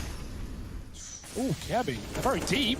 Oh, okay, Rain not mollied out. The molly was on top of the Palace. He's able to save his teammate's life. He does get traded through the floor, but a 4-on-3 with the mid lurk. It's all on Alexi to get something done in this position. Ooh, Mantu, Nice. that's a nice little peek there to rid them of Kirby, and a missed shot from Brokey gives that bomb a chance to go down. Now a 3-on-3. Mantu still in the sight, but Olaf quick on the trigger. Down in mid is Alexa B, but he's spotted by Cold, still comes out on top. And so now has this mid flank in. Olaf and Brokey in the sight, smoke on the bomb. They tap it to try and bait a peek on in, and there it is. Issa out from the Palace. Not quite the killing blow that needed to be dealt, and it falls to Brokey in the 1v1. Not going to get on the bomb yet. Bringing the attention in from Alexi, but not quite able to find him. Tapping it once more, and Alexi going wide. Brokey with the clutch. As he puts up all the kills needed. FaZe on to 7. He keeps that flawless streak in check. And OG yet to put a round up on the board. That was their closest one yet. So close. Unbelievably close. Look at some of these shots here from Mantu. Brokey has been on fire in Fuego. That's one of the scary things about this FaZe squad, right? Is there's so many good clutch players on this team. You know, like Brokey, I think, was the one, especially while Nico was in, that everyone learned to fear in these clutch scenarios. But even then, Kierby's had some great moments like it, and he's someone who's only started to look better and better in clutches. Then, of course, Cole kind of goes without mentioning, right? Is a very, very dependable player in those kind of moments. So it is very, very scary. Like, even when you are in 2v1s or 3v1s, you're always hesitant when you're up against this FaZe squad. Something else that's a little bit worrying is like you think about Mirage and its tenure for the FaZe clan. Well, even when Nico was in, this was actually one of the pretty good maps for them, right? And even when we saw them play it back at Blast, in the sense that, you know, they go versus Big and Complexity there, these were close matches as well for FaZe. So this is a map that they've looked good on, and one that, as we see right now, you know, they're not to be underestimated on. Rain with the lineup, and oh, dearie me. How does he get out? How on earth? There's 2 ramp players. Just skirts on back. Alexi goes through a con smoke, and so far 3 kills, all in favor of FaZe. OG just walking to their death. Rain pushing Palace again, and OG haven't seen it once. So why would they expect this here? He's not going to go any further. If he did, it's 2 free kills. Look at them. But regardless, it's still a great position, and it can even let his team back out of A. Yeah, that's not the only thing OG hasn't seen in this round. A bomb site. Seeming few and far between. They just get shut down on A ramp behind a smoke nonetheless. Now they've reaverted. Issa and Manthu are going to try to walk all the way into B. Olaf will be able to buy some time with this smoke. And that's exactly what he's banking on. Then breaking the plane and drops the smoke. Yep, that's enough. Well, good luck. Ooh. You really don't like that Olaf's there. That's so annoying as well. It's not like he even took the fight. He could have just died there, and it wouldn't have really been a problem. FaZe would have still had 4-on-2 on a retake, but yeah, drops the smoke, goes, nah, you can't come B. Nah, sorry. Nice shot for Manthu, but 20 seconds, you got to go. You got to run if you're OG. And where are they taking it? Bomb to the connector. Brokey in the A site, he has been unbeatable, and that continues. Flash back in for another peek. Issa, blind and out of time, might just want to die. And Rain, Brokey, one of these players will offer that up swiftly, I'm sure. There it is. Rain coming in with a swing. And 3 for him as well. 8-0 for FaZe Clan. This is unreal.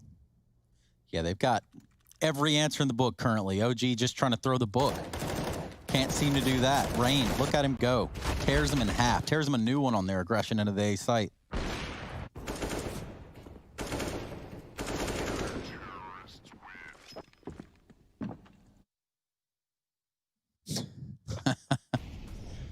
Oh, dear. Those are the fan cams, by the way. IEM.gg/fancam. Type it in your browser. It'll open Discord. You'll just follow the prompts. You know how this goes. Desperate B play for OG.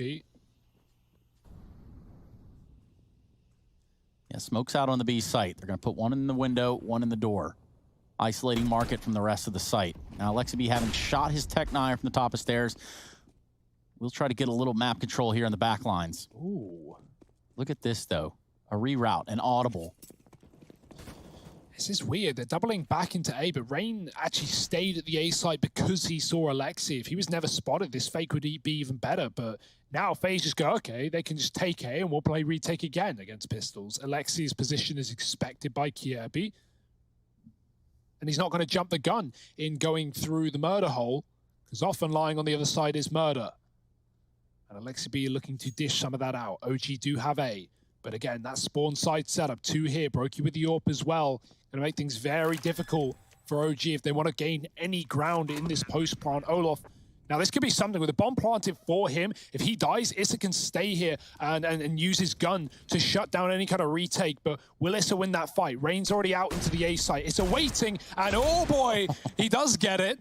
Labored and slow, but it's still going to be his. There's the murder in the hole, and this is good for OG with the gun up on Catwalk. Cold never clears above, and Valde with a tech tags him down. Brokey good at clutches, but this one surely one step too far, and BK deals with him. and OG get on the board. That's a nice round for OG. That was one of the worrying things, though, about setting up for a retake setup at the A site there, right? Is that you give up so much ground when you are forced into a retake and you're not moving into it with any kind of advantage. You know, you're the one pressed for time. You don't know where these Ts are, and so every angle that you're moving through could be hiding someone from the opposition. And, you know, FaZe, they don't have the time to be clearing that. They've got to go fast. And unlike when we saw them play that same setup in the pistol round, there was no opener for FaZe to keep pressure on OG, to let them move in with, you know, like one expendable player who they can just throw at these angles. Suddenly, every kill that goes in favor of OG is arming their opponents, it's delaying this retake, it's costing time, and ultimately that proves to be their undoing there. Just giving up a little too much of the map, it feels like, right? The fact that you lose both window and the ladder room as well really does make that retake difficult, because only CT was open to FaZe. Now, a B play on the cards for OG, and Olof and Brokey send them packing. Wow. A might have worked, but B is a different story when Olof is on the case. Back in favor of FaZe as it's 9 on the board. And are we going to have this now start to tip back in favor in FaZe in a big way? Well, if it wasn't already Harry at 9-1, maybe it might. Maybe it will. And FaZe are wondering, guys, why didn't we just close Dust 2? Let's just win. And that looks to be the result right now. OG needs something. They need anything in the remainder of this T side. Brokey's getting hyped as well. FaZe probably feeling pretty good right now. Yeah, smile there from Olof. Almost signifying the ever-coveted GG go next. There will be no next, Trace. This is it. Done and dusted. The map 3. That's where you're wrong, Hugo. There's always a next. And this next is going to be Rugratz taking on Liquid. Yeah, I don't think FaZe are playing that one. No, you don't say. You don't say. Now, Hugo, if we did insert a third team, I do believe this game would turn into chaos and nonsense. Yeah, where would they spawn, I think is the biggest question. Middle of the map. Okay.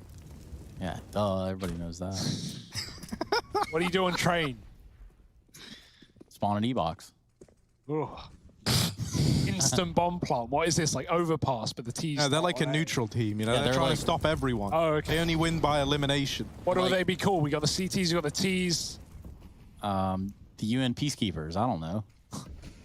Oh, hang on a minute. Look at this. So there's no peace being kept at this B side, that's for sure. It's about to be loud once again.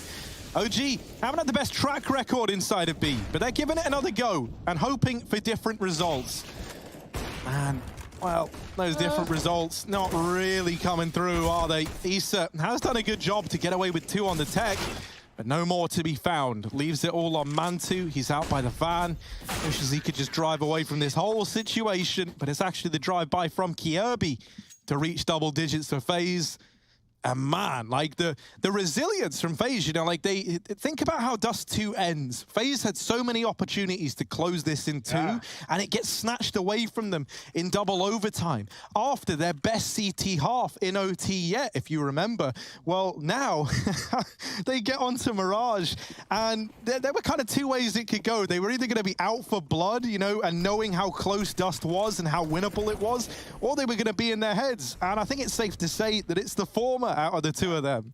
Yeah, we were crediting OG for their resilience in never going down, never giving up on Dust 2, despite the ebbs and flows, the ups and downs of that game. Well, that's flipped on its head. It's FaZe now, just controlling the narrative. 10-1. Will there be any salvation for OG in this T side?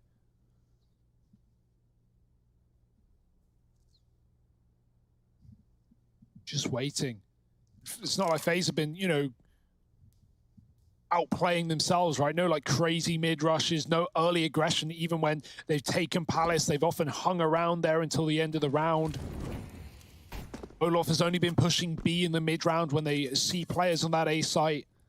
So yeah, FaZe is not really giving anything to OG. These slow defaults aren't going to net you much. It's being left for OG to execute with a lurking lower at times.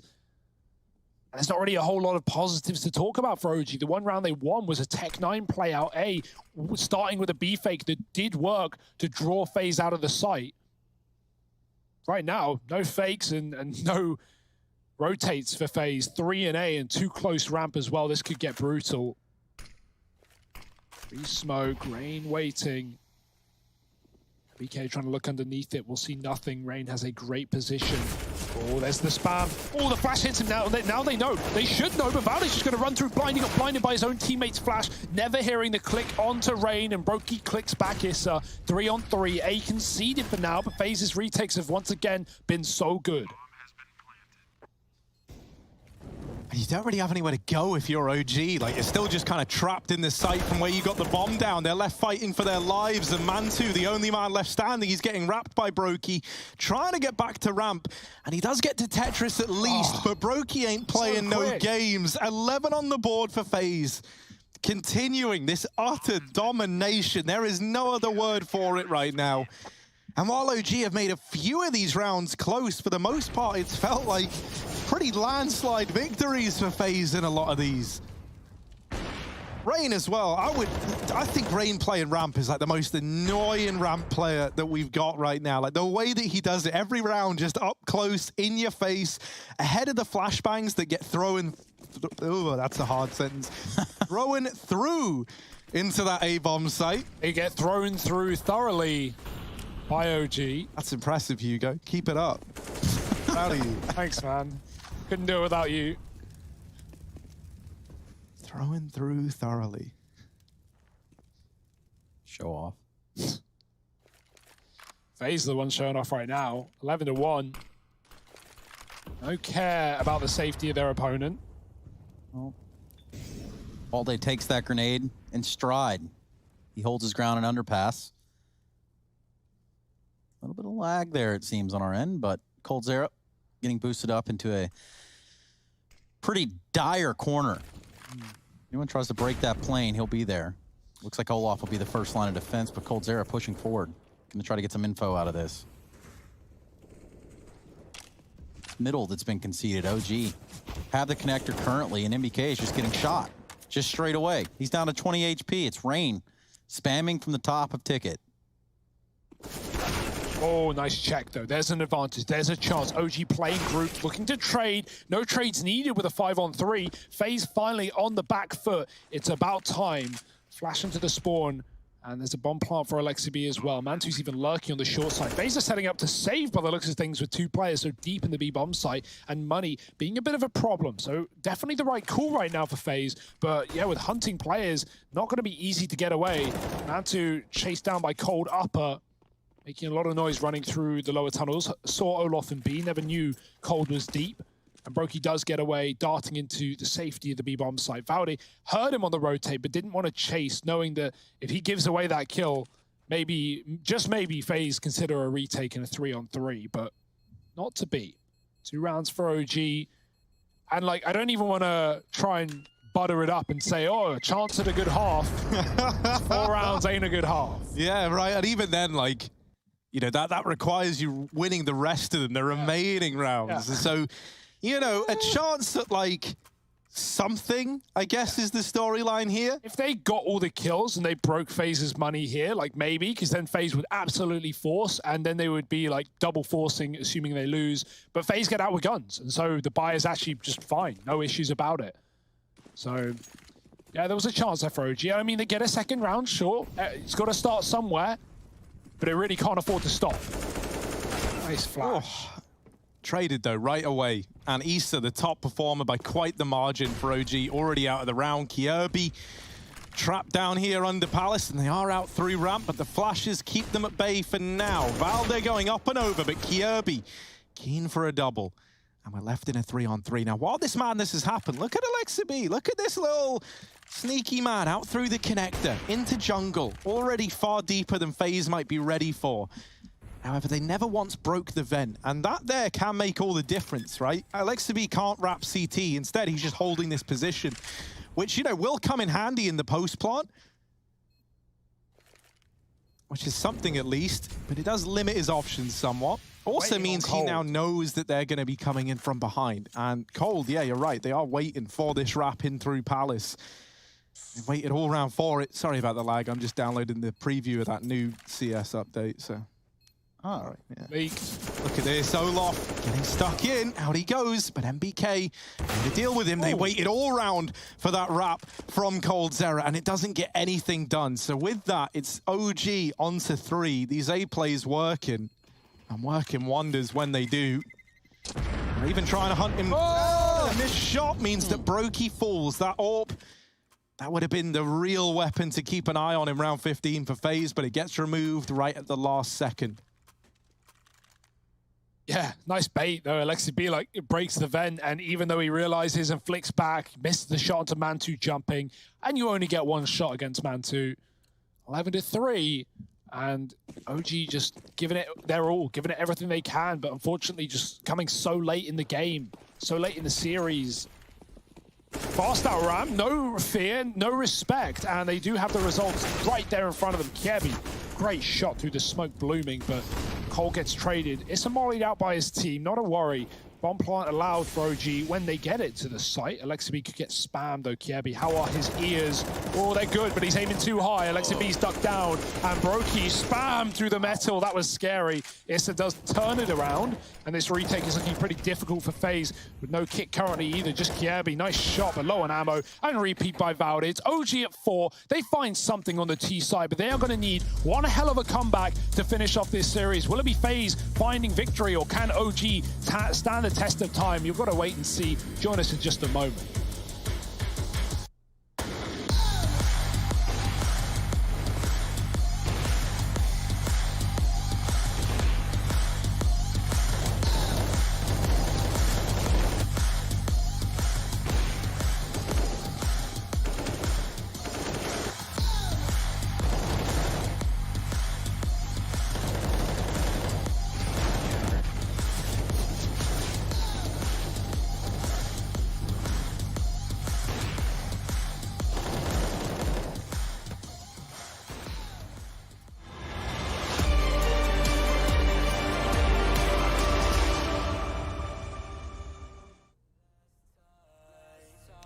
This ain't a song, it's a battle cry.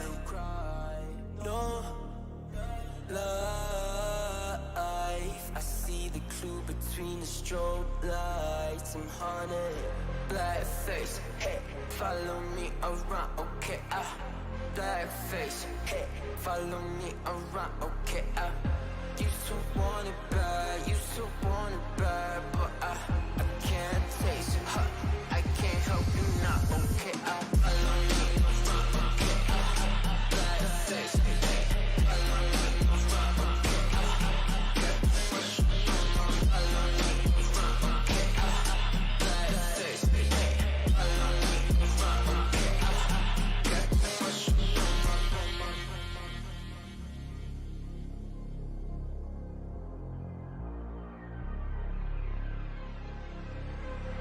got too much up on my plate, now I can't think. I said woke up, take a X, and now I'm feeling this is it. Want the money, want the rest. I do purse, not no cess. They say, Donis, why you sad? I said, I just need to think. Red tape, got too close, I hit the city. Black face, show you everything you need to your phone, get it back. Someone said it's sad. I used to want it bad. I know it's in my head, keep seeing you too many times. I know it's in my head, keep seeing you. I know it's in my head. Follow me around, okay? Black face, hey, follow me around, okay? Got too much up on my follow me around, okay? Black face, hey, follow me around, okay? Got too much up on my follow me around, okay? Black face, hey, follow me around, okay? Got too much up on my follow me around, okay? Black face, hey, follow me around, okay? Got too much up on my follow me around, okay? Black face.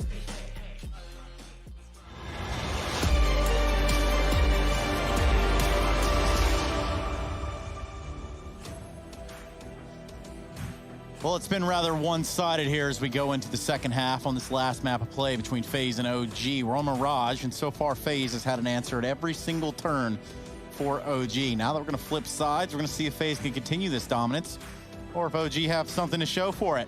It's the Intel Extreme Masters Beijing 2020 Online. We're ready to jump back into it. It's been a pretty good series thus far. It's been delivering. And will that slow down? Well, we're not entirely sure. And neither are you. So make sure you're watching intently. Or otherwise, Hugo's got some choice words for you. Yeah, you better be watching, not just listening. Eyes on the prize. Right now, that prize is the B-bomb site. FaZe. No. Going right in. MBK hovering in the air before he departs back with a nade. Wow. It's great and good damage done by Alexi B as well. FaZe are in the B-bomb site, but heavy casualties taken, and 5 players here for OG. This is a mess. They smoke him at the car. Ha! They don't even let him fight. They don't even let him get an angle. Brokey will take down Alexi B, but it's a small victory in a sea of losses. OG are all over the site. Cole does eventually get something done, and trapped at the bench. If they kill MBK, this could be a round after all. How have they turned this on its head? It's a 3-on-5 to a 3-on-1. Valde with 5 health on a long flank. FaZe have done it. What? That's mental, isn't it? I don't even know, man. I kept seeing the Glock dinks come in, and I'm thinking, like, nah, surely not. Surely OG get this back under control. But they don't. And critically as well, there was a short smoke thrown in. That blocked off the line of sight from Valde, who was trying to come in to help out. And that opened up these engagements in the site for the rest of FaZe. They put 12 up on the board. They win the pistol. And now they are poised to win this series. 12-4. And a decision now faces OG, and one that is the nightmare fuel of any IGL out there, right? And that is, do you force buy here up against 12? Or do you take an eco knowing that you're probably not going to win it and then play for rifles up against 13? And that cushion, it's just not there to do so. No, it's really not, right? Especially the downside of this, like, full eco and then purchasing up next is that while you do have a buy, it is going to be lacking in some respects, right? You're either going to have to not have kits if you want full utility, or you're going to have players lacking utility in favors of bringing kits into the round. And just kind of all around, you know, you don't get the AWP either. All around, it is just a very, very rough spot to be in.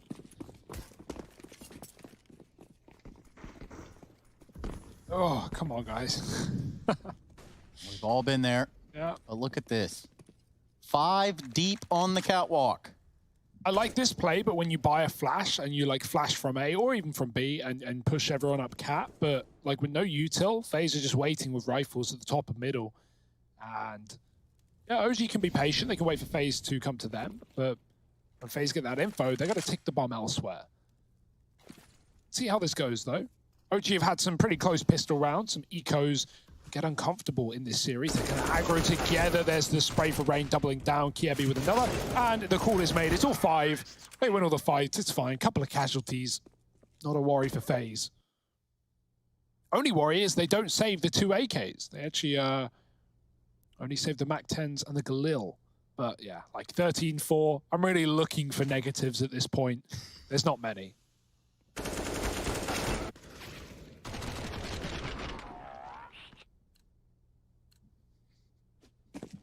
And so look, here's that buy that we're talking about, and notably, there are no kits in play. So is that something that's going to come back to haunt OG? Surely hope not.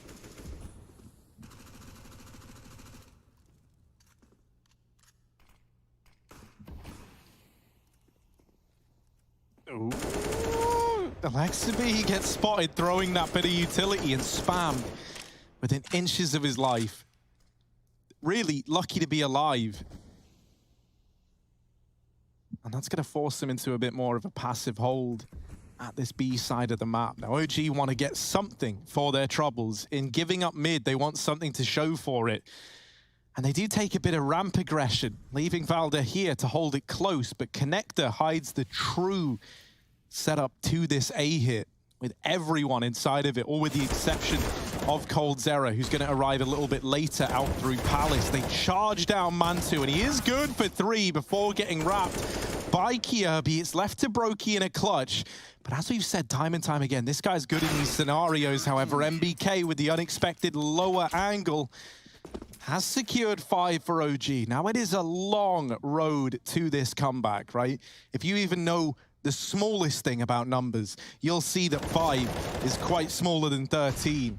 And as a result, right, it's going to take something pretty monumental here for OG. You just check that, Hugo. Oh, how's it looking? No, he's right. Yeah, he's got it. Yeah. Yeah, so there's a big old difference here. I couldn't tell you what the exact round difference is. My mind doesn't work in that way. 8. 8. Okay, right. Yeah. 8 rounds the difference. So that's we got you. That's a lot of rounds right there. And every time you do that, you're lagging the server. So be careful. Sorry, all right? sorry. Guys, can you stop typing in the Twitch chat? My laptop's getting really hot on my lap, and it's actually burning a hole in my jeans. So, could you please stop typing? Don't do it, Twitch chat. I got your back.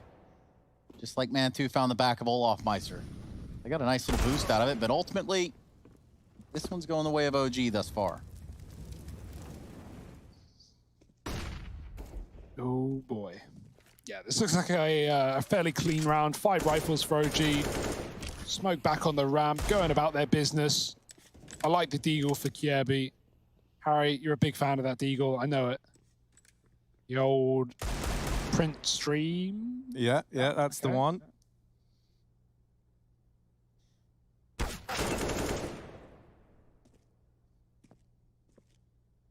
Even a flanking spawn. Don't think it will get to that point, although Brokey does get a pick out. They've got to go back for the bomb that Man2 now currently is in possession of, although he probably doesn't know it, with it being above him.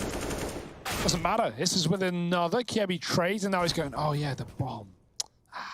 Looking for a gun, though, and trying to take more kills with him. 20 seconds. Doesn't want to die after time, and so Alexi will grant him that. At least it's going to be 6 for OG, with 3 up as well. And now's the time to turn it around if you are on the side of FaZe. You saved, and now you're going to bring these rifles into this next round.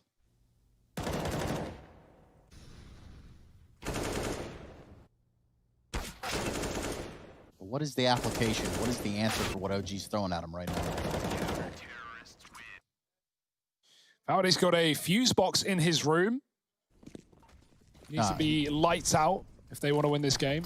That's just his power source. He's hooked into that. Yeah. He is pretty electric at the best of times. Old lamp flash as FaZe go through the smoke into A. No one's watching for it. Issa, here's the flash and now calls for support. Good pop flash back in for OG to actually blind FaZe out. It's kind of stalled them out of the ramp room. Issa gets 1. There's the palace swing. Cold traded after that kill, and Valde goes up on top of the stairs. Not good for more than 1, though. Oh, Alexi B's trapped in the corner. If they can kill him, there's a chance at a round after all. But FaZe now need to worry about spawn, where Man2's dishing out haircuts. 2 kills off the AWP. And OG still with FaZe in this series. Now, speaking of FaZe, and speaking of FaZes, there are several of you in the fan cams, which I've been told by a little birdie that you guys have some special fans there, Harry and Hugo. But like personal, or what does that mean, Trace? Well, we got your mom in the fan cams. Oh. But not really. We do have a bunch of hearts there for you. Uni's #1 fan. Respect. Someone has to like us. Yeah, certainly not me. I'm tired of hating myself, so I'm glad, right? Valde, aggression into the top of mid. And he's only good for 1. Man2 now, ready and waiting. Looking to get stuck in with the AWP. They run Booster Man out and over, and Man2 never even saw it. So there is a player out in mid, that's Rain, but with no armor behind the M4, the aim punch just kind of wrecks him, as it should. The nade is good, and that there lays this whole round to rest. 8 on the board for OG. And now suddenly, this big old gap that was between these two teams is down to just 5 rounds. If my memory holds correct. Yes. I could only do addition. Well, subtraction, Harry, it's just the opposite. Yeah, it's got you there. It's like adding backwards. Adding backwards. If I just think of it like that, then yeah, I'm sure I got this. World's your oyster. 13-8. Yeah, it's just worrying against this kind of scoreline for FaZe that they're pretty damn close, but not having a single rifle round to their name certainly bodes well for OG. FaZe still got to get over the hump, get onto the board, and get going now. Nade. Ooh. Oh no, boosting. Okay, I thought they were going to double nade. Oh, second time's a charm. Get it quick. The smoke's fading. Oh, Vali's trapped. Oh dear. It's not what they wanted, but make do with what you got. Re-smoke will buy him at least an exit route. Dropping a molly lower as he does. Looking like an A split with Cold in the Palace. And 2 with his eyes on the prize on Con. Smoke is still down, but it will be fading soon, and that will give him the chance to fight from this ticket position. There's a player gone broke. He's posted. Mantu doesn't care. And wow, what a time to come alive on the AWP. 5 on 3. Many more kills to be had. Ooh. Yeah, FaZe love this A-bomb site, but it does not love them back, right? Every single time they've tried to end up here, it's been dominant for OG, and this round is no different to that. Flawless for the OG side. I was going to say, if Cold got out of Palace there with 2 ramp players and kills Brokey, or kills Mantu rather, I'd be mad if I'm Mantu. Like, you got 2 A anchors. Like, come on, watch Palace. Yeah, there was a chance right there for him to slide out. But they do. They watch it. They cover it down, and OG keep building with clean rounds as well. Money is good. And that's really, really key, right? I'm glad you bring that up, Hugo, because that's how you get back into this game. You don't have many rounds if things do turn against you. And so you can't afford to be like, losing one and down to an eco or down to a 4 spy or really down to anything other than the best buy you can get, right? I'm talking M4's out, kits behind them, full utility, AWP in Mantu's hands. We got a B play for FaZe. I'm happy that they are throwing one of these in nice and early before this feels a little too far gone. And they flood into this B site. Now MBK with a lot of damage has finally put a kill up before getting bested. And it's not going to spiral out of control just yet as the rotations arrive. Brokey is wrapping Alexa B. Does deal with him on the Deagle, but that's where the crossfire comes in between him and Valder. And so OG, they reach 10. Now 3 between them and FaZe. See, that's a little bit easier of a number. Yeah. 3. It's getting closer. This was 8 a minute ago. My oh my, OG are not going down without a fight. And this is where, like, as an in-game leader for Cold, in-game leading here for FaZe, he's got some questions to be asked. He's got to come up with solutions to this. And new to the role, not going to be easy to do. A lot of problems here for FaZe now on this T side, but another big buy round with Brokey on the AWP. Alexi makes the catch-up. Oh my, what a mow down. Valde with a double down below. Alexi's second AWPing as well. Wild times we live in. Oh! Ow. That's so damn quick. FaZe. This is about to be 11 to OG. They're 2 on 5 and they didn't see Issa. Oh, what is that timing? In the night. What is that timing? No. That was never meant to happen. No kills on A. No, they don't know that it's Issa. Rain could just walk in. Rain could just walk in and get the bomb down. Here's the thing, though. Because Issa's flanking Palace, he will make the call like, yeah, okay, I haven't actually cleared ramp. Someone could come out ramp. So as far as they're aware, this dude's come out ramp. Brokey's running through spawn. He is dead if he makes noise or if he goes Palace. Because don't worry, Brokey, Palace is clear. Rain can't believe it. He's like clearing ramp. He's like, nah, this ain't right. And now Brokey's making noise at ramp. No. Suddenly, that guy that they had in A is no longer a secret. They know that it's the ramp play. Mantu's back. It looked like it was going to be some cool little timing thing, but it's not. And now it's left to Brokey. And as good as he's been, they don't know about this flanking player. How would they? They just came from T-spawn. They cleared everywhere. How is Issa here? He should never be here. And Brokey is going to die to him. If you're FaZe there, you're so confused. You're thinking, like, he must have been right behind me when I was leaving through T-spawn. I'm like, no, I'm sorry, man. He was actually with your guy up in Palace. Oh, that's just, yeah. That's wild. That's okay. 11 now for OG. Okay. 11. They needed 8 in a row to tie this one back up, and they have almost done it. It didn't sound achievable. But here they are, making it look easy. Incredible feat for OG. Again, the resilience that we saw on Dust is showing through once more with a near flawless CT side. Yeah, and for Olaf, things have slowed down tremendously. Oh, look at that. Cold Zera going to be starting this one off with 53 HP. Man, if we just stopped counting the rounds when FaZe were up like 13-4, this would have been a nice, easy victory for them. But now, stop the count. OG, man, they're pulling it back. They're getting back into it. It's the blue coming back here. Rain bested right away, but Brokey keeping things in a good spot for FaZe, rather. 4 on 3. And Mantu forced out of CT. Okay, this is a doable round for FaZe, and they're throwing in a window boost. This is great timing. No one's watching. MBK has just bypassed his position, but the break, it's not in. And there's no way you can fake that out either, so they are pretty screwed here. Nonetheless, again, a position for the post plant and a spam through the smoke. Oh, jumping up is Brokey. He's had a great game, but he's on a rifle and the nades come through. Oh boy, the bomb plant delayed and maybe even denied. If Kjaerbye goes for it now, there's so many CTs here to fight back. Olaf has that cross, but it's covered by smoke. And now it's starting to fade as Kjaerbye goes wide. He's caught from above. MBK swings out though, and Olaf does trade. It's still doable. They don't know Alexi's inside of the site, but he is looking very deep indeed. Cold walking up. He could bypass him. This is so weird. And Cold might have them both. They line up. He takes one. Olaf in con, and they know where Mantu is as well. A bomb plant available with 20 seconds. Does he want to fight, or does he want to stick it? It will be the latter. 15 as the plant comes in, and a chance to back up. Do the dance. Mantu on 10 health with the kit, and Olaf goes back to jungle. Oh, this is wild, man. Mantu still just patient as ever. Moving in through CT, Olaf down in the connector, but this is a pretty favorable fight for the AWP to take. Mantu is also one shot away from death. Both players would be in this head-to-head. Olaf just playing a timing game. Playing the timings is Olaf Meister. Mantu smoking the bomb, and Olaf now spamming through. Hasn't found anything. Mantu goes over, but there's going to be no time. Olaf with the 1v1, and FaZe on to 14. It takes them so long, but finally they find another round. One step closer to closing this game out. However, OG are now hot on their heels. There's no longer that little... I say little, that big old buffer that you had, right? This is almost neck and neck. 7 in a row for OG to get to this point.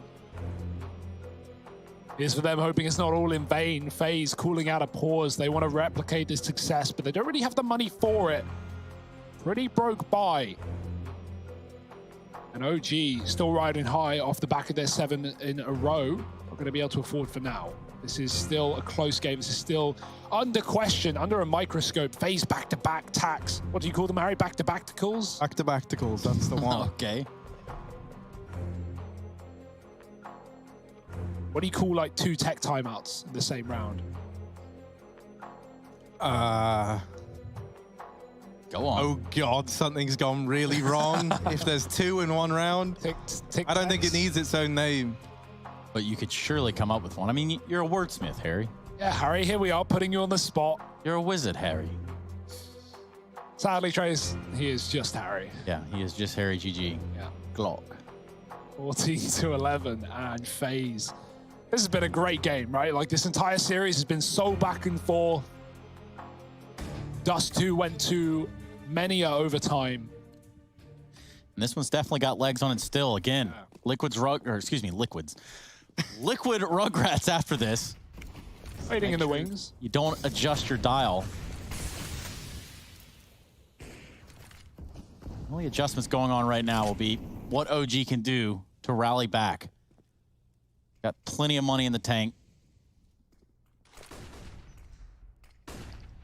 Faking out A, but double jungle smokes. Miscommunication for FaZe potentially. It's not what you like. They were going up cat nonetheless, and it's not like OG fell for much with no one running out into A. MBK flanks lower. No, he doesn't. That's someone else. That's Alexi flanking lower, and they don't even know about it. MBK just got a kill. Olaf is trapped, and the AWP is still on B. This is a mess for FaZe. They're going to double back into A that is open for the taking because Valde's pushed up through spawn, but he's not overcommitting. He can go back in an instant and be in the right place. Alexi's coming out lower. Issa's got the info. He's also got the bomb. 5-on-2 for FaZe, down and almost out. Alexi is going to kick the door down and shut down the round. 12 for OG and flawless. Now no money for FaZe. This is those double jungle smokes that you talk about. Oof. They really wanted to smoke jungle. And that was like a fake as well. Like, no, firstly, no one's really falling for that anyway, with no one committing out A. But if you see 2 jungle smokes, you're making the call, guys. Watch B. Watch B. Well, this time they got 4 smokes. 2 of them for jungle, 1 for stairs, 1 for CT. That's how they're gonna look to get stuck in here. In go the smokes, there they are, flying in. And this time they fall right. Standard A play, Valdet trying to hold from the sandwich is only good for 1. Now these pistol rounds can't get out of hand. They definitely can. Rain getting close in towards CT. And that bomb looking to go down for FaZe. A 4-on-4. Oh, He seems very aware, but not aware enough. Rain takes his head off. MBK here to trade and keep this even at the very, very least. Kjaerbye with a lengthy flank, and he does have armor behind this M4. If there's a bit more damage done by these players in the site, maybe there's a chance for Kjaerbye, but if he is left alone in a 1v3, this becomes damn near impossible. Instead, he gets it done early, and Brokey wins his Deeg fight onto MBK. Mantu is the man throwing into a clutch. This was pistols for FaZe, and they could be about to find 15. A missed shot, but he's given a second chance at life. The bomb isn't planted for sure. Brokey needs to stay alive, and he will. Takes the AWP away. FaZe onto 15. And my word. That bait peak for Brokey just won them the round. If he dies there, if he gets shot on that one bullet, that's a defuse for Mantu right there. That's a round with Kjaerbye being so far away. Look at this. Oh, just baited out. And there's nothing Mantu can do, even if he gets that kill after. It's too little time. He needed it on the first shot. Oh, boy. That's a hell of a round to lose for OG. FaZe with Deagle, nothing this more. This game is like no ebbs and flows, man. It's just anyone can win anything, apart from FaZe winning rifle rounds. But if it's eco, man, they'll bring it to you. They'll bring the heat. Oh dear, this was 13-5 moments ago, and OG pulled a huge comeback, only to fall to pistols against 15 now. Mantu might have spotted one lower. They just came through. Re-smoking the window. FaZe have that mid-control. Leading B, ROG with 2 in the site and Alexi up above.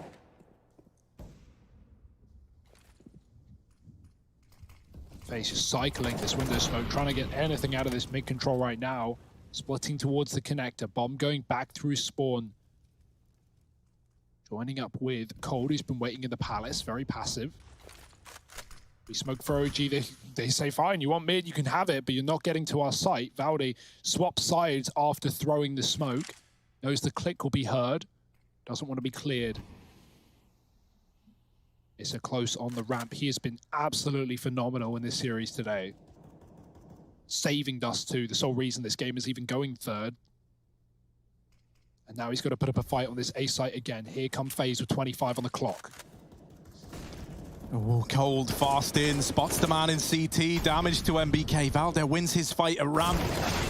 Issa, though, bested in the head-to-head, and it's a 3-on-2. OG, they did so well to get this game close, and it would be a shame to see it all be for nothing.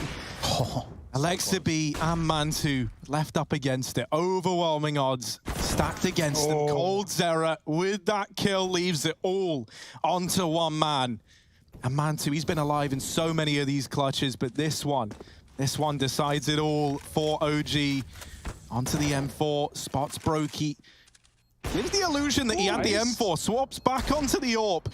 And now maybe a chance. Cold low, Olaf low as well, but he's just dodged him. Will get the kill. The bomb isn't planted for ramp. Cold's gonna go, and he's gonna go now, but he will. And that's FaZe taking it 2-1. They best OG, and it takes them a while on Mirage. A damn good attempt at the comeback from OG, but ultimately FaZe stand strong, and they take this series.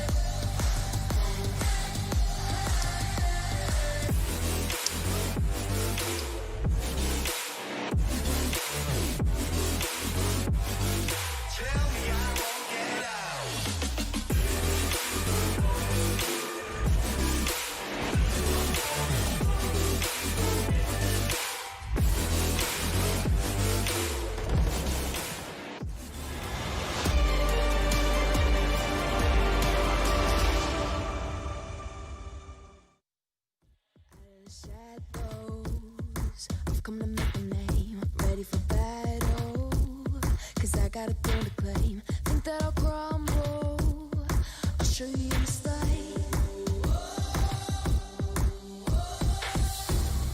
Where you see me coming, better run for cover. 'Cause I'm not soaring that I'm never going under. I survived the pain, I know it made me stronger. So meet the monster I came to conquer.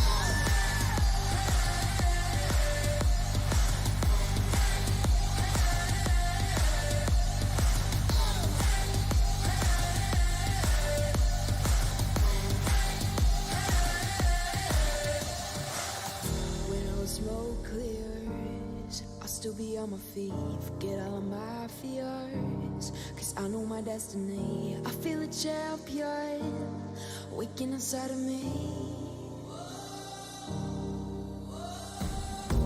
It's set in motion, the legends spoken. This is my moment. Can't break my focus, know where I'm going. This is my moment.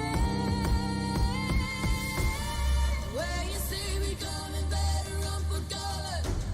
'Cause I'm not soaring that I'm never going under. I survived the pain, I know it made me stronger. So meet the monster I came to conquer.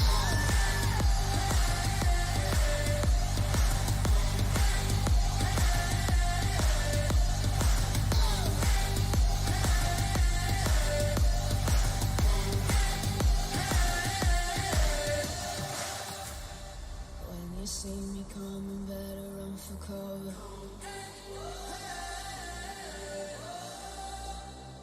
I survived the pain, I know it made me stronger.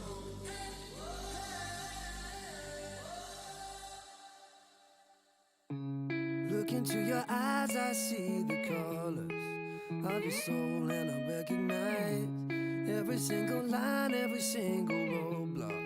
We are two hearts that beat in time, and the towers looking down all night, blocking out the sun that we need. Maybe we can change our stripes and colors. You're the only one I see. And I take it all or nothing at all. Driving through the night till I'm at your door. Go outside, stay up all night. And I take it all or nothing at all. Driving through the night till I'm at your door. Go outside, stay up all night. Sleep through the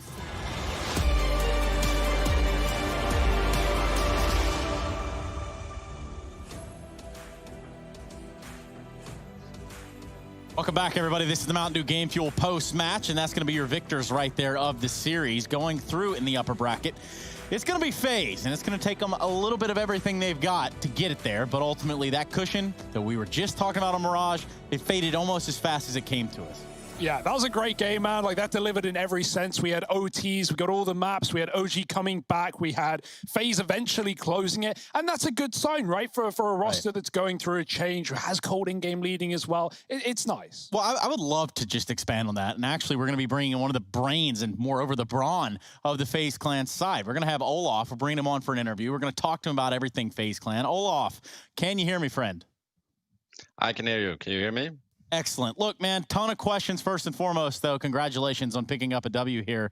I think a lot of the questions for the FaZe side are going to be, you know, just about the tactical in-game approach from you guys. We know that Cold is calling. Can you give us a little more about what the future holds for FaZe in that regard?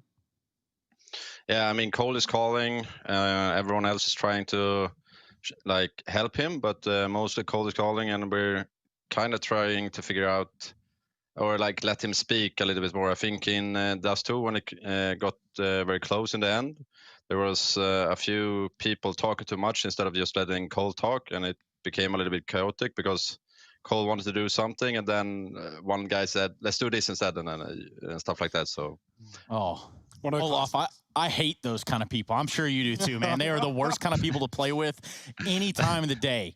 Look, man, before I kick it over here to Harry and Hugo, we actually have round 24 loaded up from Mirage. Now, this is where things get a little weird, and I'm hoping you can walk us through this. And I know this is going to be your first time seeing it, so perhaps this would be a perfect time to enlighten you as to what happened inside of the halls here and how this round got so weird. Can you walk us through the comms in this moment?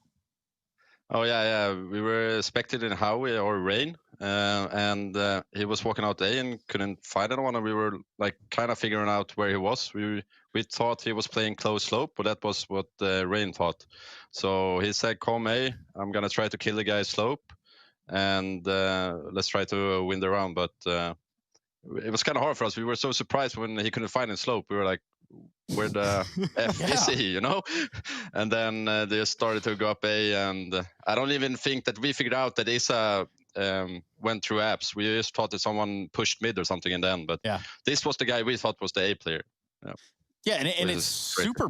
It's bizarre, Olaf. I mean, we watched that round unfold, and it's like, okay, this is about to get really creepy, and it remained that. So all in all, though, you guys did pick up the W, and that's got to feel good. Yeah, of course, it feels really good. Yeah, Olaf, we don't get a lot of chances to talk to you, so it's nice to have you back. Firstly, how are you enjoying playing again, right? We're aware you obviously took a bit of a break. And following up on that, what are your goals, right? Are you planning on sticking around in this FaZe team and playing here, or are you just helping out short term? Like, what are your personal goals in terms of playing competitively right now? Right now, I'm just focused on these two events, or the Blast event and this one. And after that, I will figure it out. But right now, I'm just focused on this and trying to make do my best, and also having as fun as possible. I mean, I kind of forgot how fun it is to compete, but it's been really, really fun, and I like to play with these guys. But right now, it's just playing this event and focus on this event. As someone who's been in this squad, you know, like both with NiKo and now that NiKo's departed, what's it like, you know, like in contrast, both inside and outside of the game? I mean, outside of the game, we haven't really met each other for a long time, but inside the game, it gives a lot of people more space, of course, because NiKo is a player that takes a lot of space. But in my opinion, he's also a player that should take a lot of space because he's insanely good and he does so much for the team. But it gives a lot of space for a lot of players, and I think that's why you can see players perform a little bit better, because they can also take a little bit more space right now. Oh, I understand. That just makes sense. Hey, Olaf, we're going to get you out of here. But someone said French CS is back. You guys have Vitality next. Is it true? I hope not. I hope not. I see what you're trying to do, but I'm not going to say anything stupid. I feel you, man. Hey, I was just curious. You know, I just got questions for you. Thank you so much for your time, Olaf. Okay, thank you. Have a nice day. Yes, we will have a nice night. You have a nice night as well. And now on the back of that, we can talk about what this means. I just said FaZe get to go play Vitality. This is what the brackets look like. You can kind of maul over these if you're a fan of OG. They're going to slip on down to the lower bracket, take on Team Spirit. And that is just about where I'm going to leave you on that cliffhanger, because we're going to jump into North American action here. We got Liquid taking on the Rugratz when we return.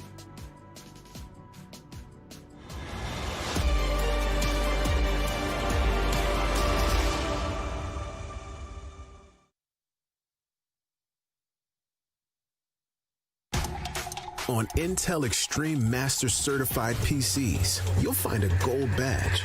It means you'll find brilliance inside, that you'll get high-grade components like Intel Core i7 and i9 processors that'll deliver the uncompromised performance you need to game like a pro. Not to mention, every purchase supports the prize pool of Intel Extreme Masters. Intel, unleash your brilliance.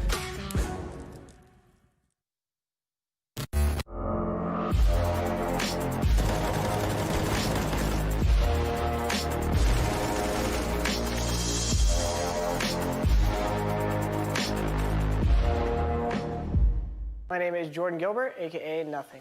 Hi, my name is Sue Lee. My handle is Snix. I think it's important for these initiatives to happen. Empathy really, really goes a long way, and it always means so much to us, and I think that's where initiatives like this really help.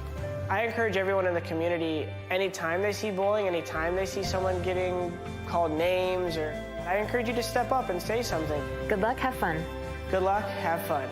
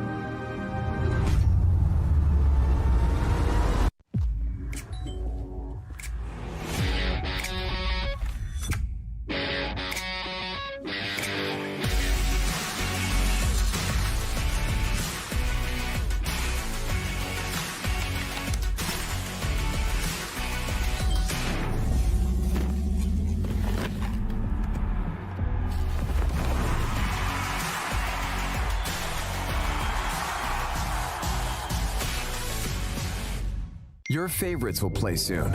You hope for the win. Excited about the game. But something has changed. You start to doubt. Will they pull it off? Or will they drift away? You pull yourself together because you're sure they're revved up to win. You know they've prepared. They've picked the right course. And even when there's no chances, you believe they will win. GG Bet. Be excited.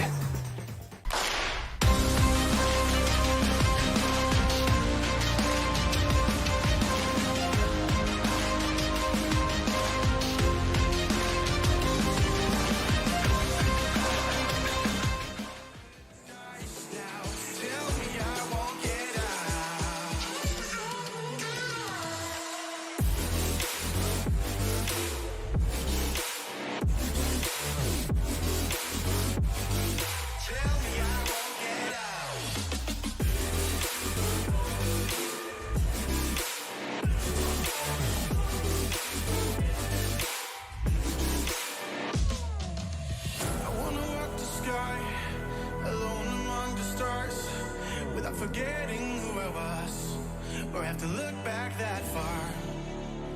And I don't want to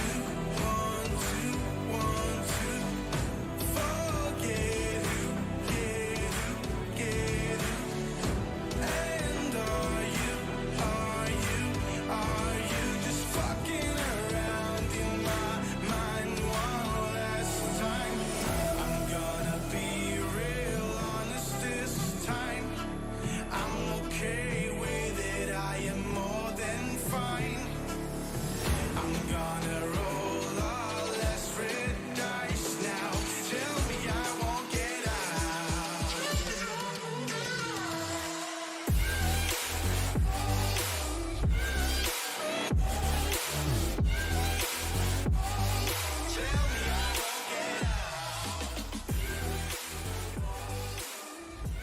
Intel Extreme Masters is brought to you in part by Intel, Acer Predator, Mountain Dew Game Fuel, DHL, and GG Bet.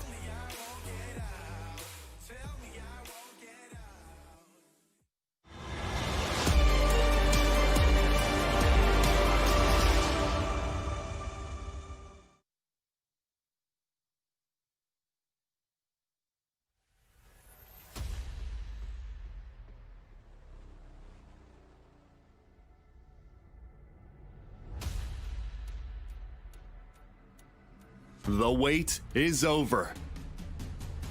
The Intel Extreme Masters Global Challenge. 8 participating teams.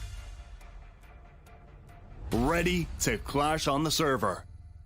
It's time. 3 teams from North America.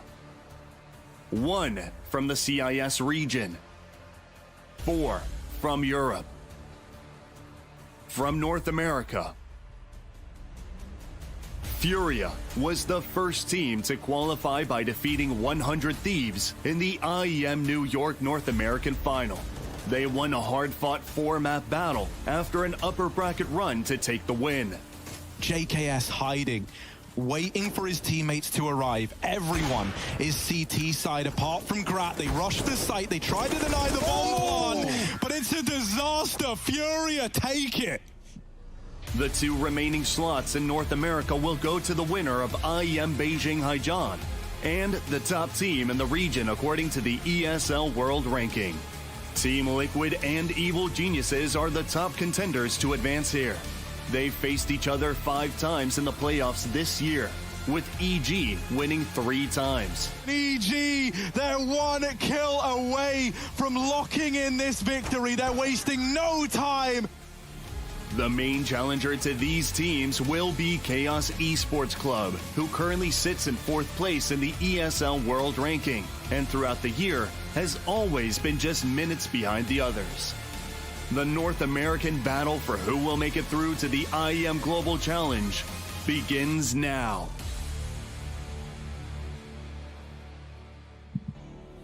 Yeah, it does just that. We're jumping into Liquid versus Rugratz. Now, if there's one thing that we all know was very clear on all of that, was there's not a Rugrat in sight on any of those rankings. Welcome back, everybody, to the Intel Extreme Masters Beijing 2020. Now, with me are going to be Harry and Hugo. And guys, who the hell are the Rugrats? That's a great question, Trace. MDL team, right? We've had this before back in New York. We had a few upcoming rosters, a few upcoming players, and we got to see them take on some of the best that North America have to offer. Obviously, in most cases, those MDL teams struggled. The exceptions were Whalers and Team One, who actually looked really good and made runs in the tournaments, both to the playoffs. Team One even exceeding that. So, yeah, for Rugrats, obviously, that's the hope. That's the pipe dream, beating a team like Liquid, but it's just never going to be that easy.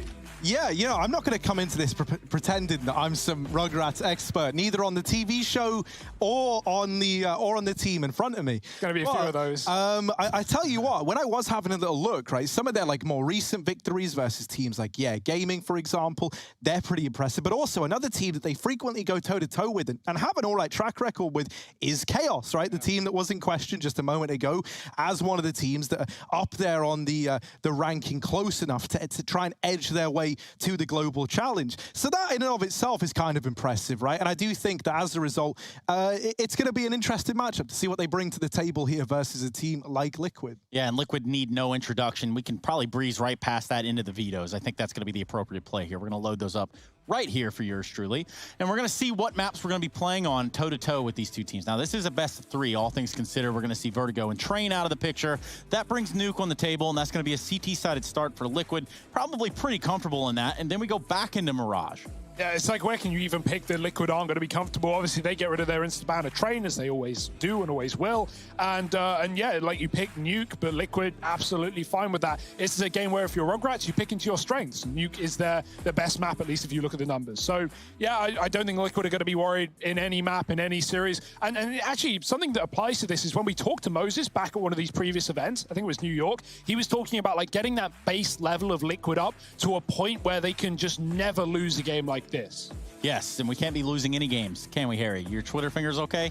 Yeah, man, no, they're a little sore after all the tweeting I've been doing. Of course they are. Now, I haven't been blocked yet, so that's all good. Well, it's not too late, actually. Let's just go ahead and do that right now. I'm kidding. We're going to be jumping into the game pretty soon, so we know what maps we're going to be playing on. We saw the predictions there. It should be of no surprise that everybody's kind of leaning towards Liquid. That's obviously because the Rugrats, largely unknown in many ways, shapes, and forms. Now, we're ready to jump into this matchup, the best of 3, featuring the Rugrats and the aforementioned Team Liquid.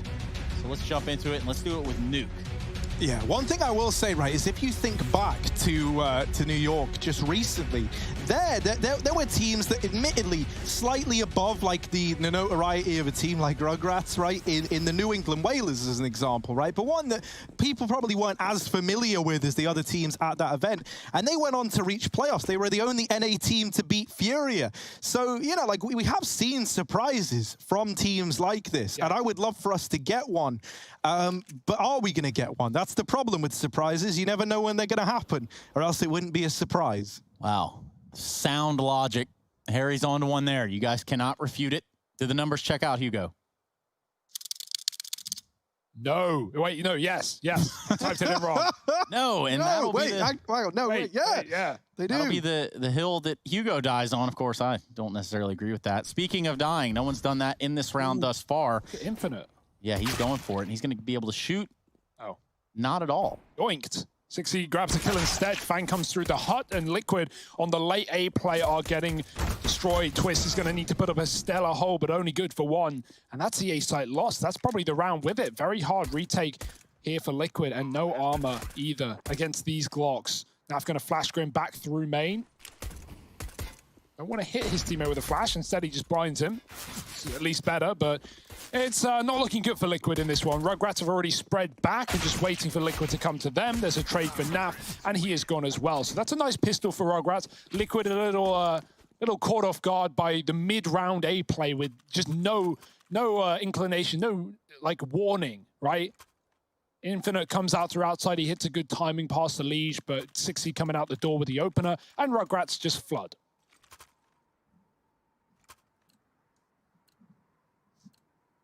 I'm just waiting until we get Rugratisfaction, man. That'll be the roster move that no one sees coming. Yeah, I don't think anyone's going to see that one coming. Real life or in the theory craft that is known as your mind, Harry. It's an interesting place you've got there. I love what you've done with the drapes. Some of the names that people might be familiar with for Rugratz is someone like Sixy, who stood in for Genji recently. Obviously, they lost Daps and Som to, well, let's not go there. But yeah, sadly, Sixy stood in there. He looked pretty good in the games he played. Not many. Infinite has at one point been in Chaos as well, and I think those are like two of the at least bigger names inside of this team. Some of these guys have been around the block, but taking on a team like Liquid in an official. Never going to be fun. Never going to be easy. But a pistol round under their pocket already. And like, I like the patience. They're just not rushing. They're waiting for Liquid to make mistakes. They need that. And when we saw that upset between Whalers and Furia, a lot of what they were doing on their T side of Nuke, where the Whalers won 16-14 against Furia, a huge win there in New York, was them just playing these patient lobby control rounds and bleeding the time and waiting for Furia to be over aggressive as the favorites and rushing into their own death. Well, that might happen here on ramp with the crossfire. Elige, 3 kills off the top, does some damage and sets his team up for a win. Naf here, and now no longer here as he takes on to the dome. So a 2-on-2.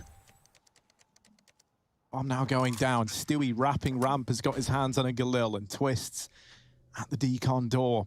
This has really limited Rugratz' kind of options as to how they want to play this one. Like, if you're Liquid, you know these guys are in the site. You haven't heard the double doors open, and so you've got ramp, you've got decon. They can't be anywhere else apart from inside of B. And this one gets mobbed up by Liquid right away. The force by victory coming through. Weapons carried forward. Defused for Liquid, and immediately we're 1-1 on the scoreboard. Hugo, did we ever decide how we're going to pronounce RZU? RZ. Your guess is as good as mine. Do you think it's Razu or? Yeah, you can play a Razu. Yeah. Yeah. And it's kind of like kazoo. It's like the distant cousin of a kazoo as well. Or Razu. I like that. I like that. That's a good one. Well done. That'll be Harry Russell. Is it Z or Z? I use both. Not even in this word, just generally. I guess it's where you're from, but I don't really know where I'm from. I don't know where I'm going. But what I do know is Rugratz are running outside. Smoke is down for Elige, and cross smokes as well for Rugratz. He mollies them. All it's going to do is slow it. He can still commit once that has gone. Naf, going to get popped through potentially. There's no one to throw a flash. It's just a dry swing. Good luck, Naf. All this util maybe gone to waste, and the gun as well given to his opponents as they get down towards B. This is a good round for Rugratz right now. They've got lower. Twist is in on rotation, though.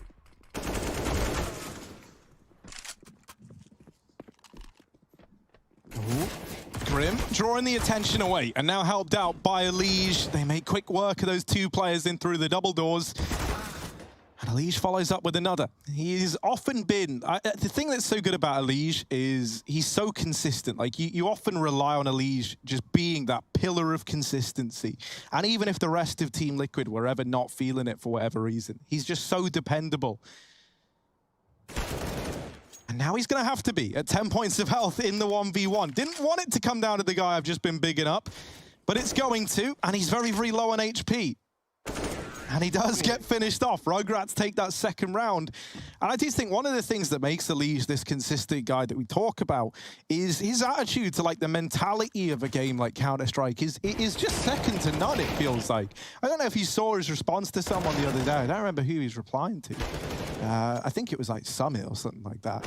And he was just saying how, like, you know, one of the biggest challenges with playing like a competitive shooter is that you have to try and figure out how you can still bring stuff to the table on a day that like your aim isn't feeling like it, and the kind of practices that you would go through, right, to make that happen. And he's someone who's very, very invested in the whole mentality and, you know, like matching your kind of where your mind's at with what you're doing in game, and you're like evaluating how good you actually are in the moment and what you're capable of, and then using that to change how you're still bringing stuff to the table. I don't know, I can't talk about it half as well as he can. That's the problem, right? But I would love to have just Elige sit there for 3 hours and talk to me about how he prepares. That's a great nade onto Fang. And so already, a 5-on-4. Yeah, no round is free if you're Rugratz in a game like this, right? Liquid forcing back in after losing second round and third, rather.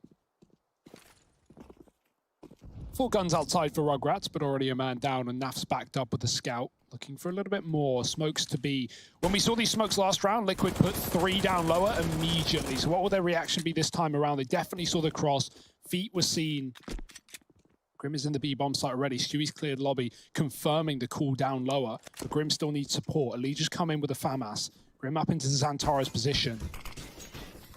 Oh dear, Ali's trying to get out alive, and he does, but the scout is just lighting them up right now. Grim finishing the job, and Elige helps out. Naf has hit everyone in the round except for Infinite, who will be trying to save the day, but he can only get one. Cobra back up the vent into Twist. Oh, okay, yeah, it's not even a problem. It's not a worry. It's Liquid with 2. Naf hits 4 players in that round, and even nades out one of them.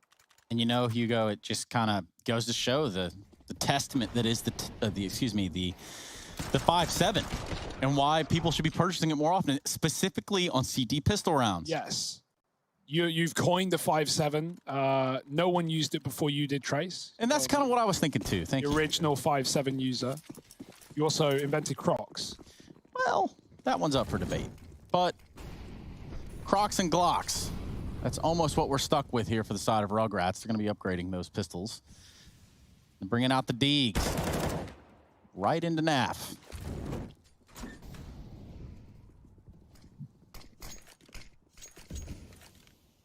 Rugratz just big chilling in the lobby.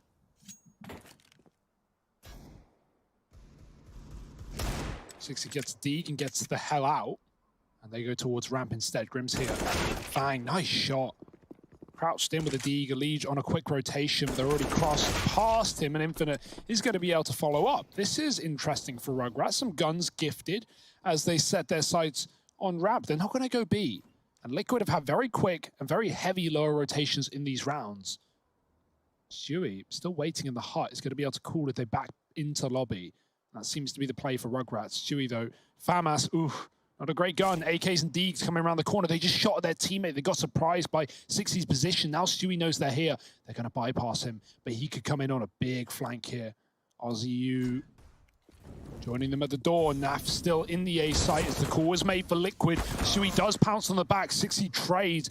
They go out into A. Naf is here ready and waiting with the spray. Only good for 1. And Twist now coming up from B. Doesn't know that he is already dead.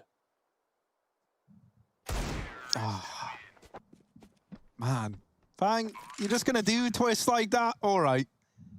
All right, fine then. I guess there's no respect left in the server here. Team Liquid, very, very back and forth, having to come back in with a force buy once again. It's not ideal. It's not really what they signed up for.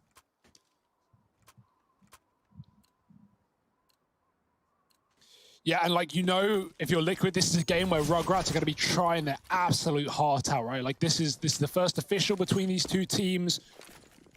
Whether or not they practice Liquid, I don't know, but a lot of even top-tier NA teams like EG, so that they don't even really practice MDL teams a lot of the time. They just stay against the professional level ones. And so... What? Yeah? No, nothing. Oh, sorry, I thought you had a point to add. But yeah. Just had to moisten my mouth there. Delicious. All ready to go. You're disgusting. Get him out. Security. Oh, that's the bomb as well. Oh no. What? Naf given free. Oh, there's the tag. And they're thinking damage, at this point, right then, all right, let's stay away from there. Oh no, it's going to be the back and forth continuing, isn't it? You can feel it. Oh no, Naf just keeps getting given fights. And if you keep feeding the beast, why won't he stay around to eat on up? They do have the bomb in the smoke. They've got a man down B, but they're kind of all over the place right now. RZU can at least deal with Naf, but he's already done enough damage to make this worth it. And as he tries to go back outside into what might be safety in the lobby, that's what Rugratz are hoping for. There is no safety to be found here. Look at Grim. Safety's off, mate. He's up close with that MP9. And with 30 seconds left, that bomb gets dropped. The round is done. And the bomb gets dropped, the round is done. It's 3 on the board for Liquid. Oh, whoa, who did that? To the Zeus, man. Who did that? Whoa. That's going to mortally wound Hugo right in the ego, man. He loves that Zeus. They at least threw it in like the electric grid, you know, where it all makes sense. Like lore friendly, yeah. Charging it up for the next round. It's not danger zone. Sadly. All right, Rush. All right, so we're 7 rounds in, and we're yet to see 2 rounds won consecutively. Like we all expected, right? This Liquid Rugratz game was one that we knew was going to be tightly contested, and that's exactly what it is.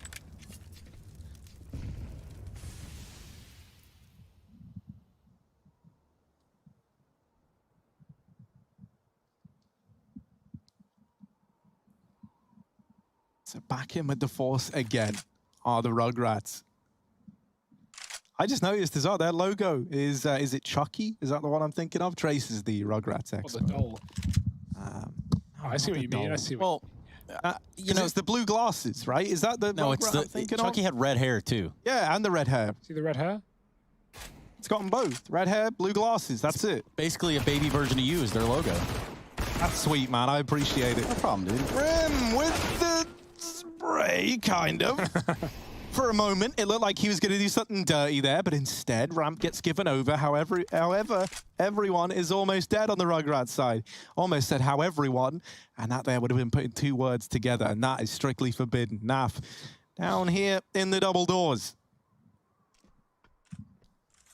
As much as kill is kill, round is round, so it doesn't matter how you get there as long as you do. That's what Liquid is saying. Grim putting up 1, Elige with a double, and now Naf here to try and close, but they're already right above him. And, oh, this is weird. 60 doesn't want to give away this kill with RZU so deep. He's going to wrap on the rafters. Naf is not going to be ready for this position, but a Molotov to buy time for the plant. Just got to worry about the double door now. Dangerous bomb plant, but it does come through. No one disrespects the molly, although Naf tries. Door shut in his face. 60's in as well, gone very deep. Good flash. And RZU, he's almost dead here. He just has to look for a fight as soon as he can. And he's going to do so. Stewie does go down. 60 follows up. Naf for the Molotov. If he had a gun out, that's free, but he still gets it. On top of the silo is 60. Naf knows, but it's too late. 60 with 4. What is this game? I don't know, but it's Rugrats trying their hearts out, finding a 4th. Wait, I don't know. Nice logo. I do like the logo. It's different. Chris, if you had to guess, who from Liquid would be the biggest Rugrats, the TV show fan? Well, there's a lot of Zoomers on Liquid, right? Yeah. It's kind of hard to say. I mean, I would imagine like Twist. Yeah, you think Twist was a big Rugrats fan? Like, it's just got that sort of aura about it myself. Yeah. Not one of the weirder questions I've been asked, but... Oh, yeah. Well, no, I'm just thinking it must be like, yeah, it would be hard going toe-to-toe versus like one of your favorite childhood TV shows. And yeah, maybe that's the mantra of like, maybe that's the mantra here. You pick something that you know people love and you make them go against it. Yeah. Harry's getting into psychological warfare. Yeah, now. that's why I'm making an organization called Team Counter-Strike, and we're just gonna, I could never beat Counter-Strike. Yeah, exactly, just man. kidding, it beats me every day. Exactly. So that's what it would be like in the server as well. Vengeance. Look at this, man. Stewie trying to keep these force by wars going, because hell, they've gone on for 8 rounds. Why stop now? There's still no back-to-back rounds. It's mad. So many scouts in play, but Naf's making them work, and Stewie with a pistol getting spammed from the door. What? Very lucky to be alive. Elise just pushed up from Secret, but there's no one yard. They're still grouped in the lobby. It's a pick for RZU. It's going to go back for more. Stewie dead as well. That's the A site crumbling, but they're not going to take it. They back up into the scout on ramp. Naf flashed off after one. Grim, a long range for a bad gun. And he really can't hang around for too much longer. Ooh. Naf's doing it on his own. Now Grim can swing, but they're all holding for him. Oh, dear. This is a bit of a mess. He's running away, giving them the ramp room and taking outside instead. Where do Rugrats go with this control? Back to B, back to lower. Naf is here. Any more on the scout? Oh, just doesn't stop. Now he's got a Galil. He might ace. No. As soon as I say it, it's done. It's dusted, but still around in the palm of the hand for Liquid. 10 seconds. Can they stop the plant? Oh my God, the spam, it's there. It lands on a 60, but the bomb lands itself onto the ground. And this one's gotten really close here for Liquid, but ultimately it's the Rugrats are going to walk away with it, and 60 with 1 HP. Back and forth we go. 5 for Rugrats, 3 for Liquid. Now Naf, pretty much a beacon of hope here with this scout. Yeah, finally a team take 2 in a row, and it's Rugrats to do it. And so now that eco's going to come in. Now, like normally, Force by Wars are kind of over by like round 5, round 4 if they go on a while, and it's like, man, that must suck, because then you got to eco. and it's like a little late in the half. This is really late in the half to be ecoing for the first time. We haven't, just bear this in mind, right? We are over halfway through the first half, so I know it's a confusing sentence, right? It's a quarter way through. Yeah, we are over a quarter of the way through the game. We're almost a third of the way through the game, and we haven't had a rifle v rifle round yet. That is absolutely wild. That does not happen every day.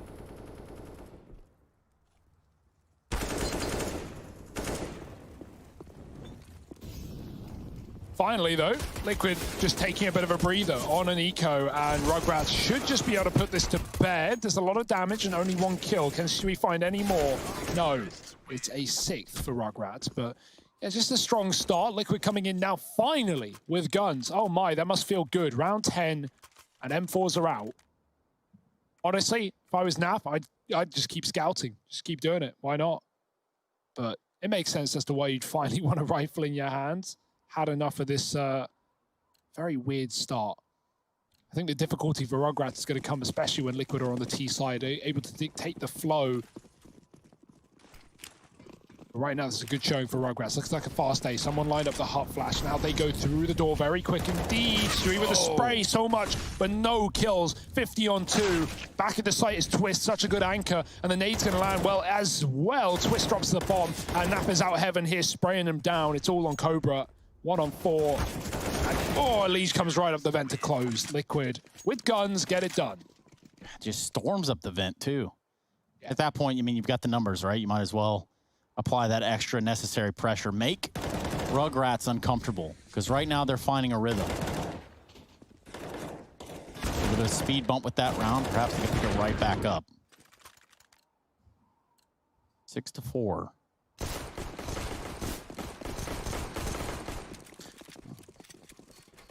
Yes, the coveted everybody shoot your Glock on the way out of spawn.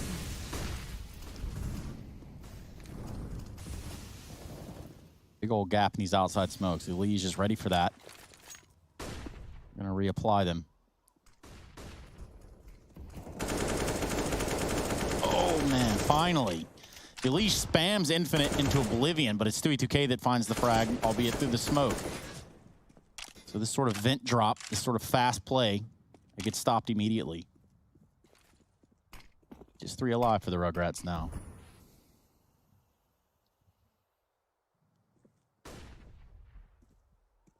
Yard's been cleared, so Liquid know to double down on that A hold, and you can see Grim runs back to ramp as he was flashing outside.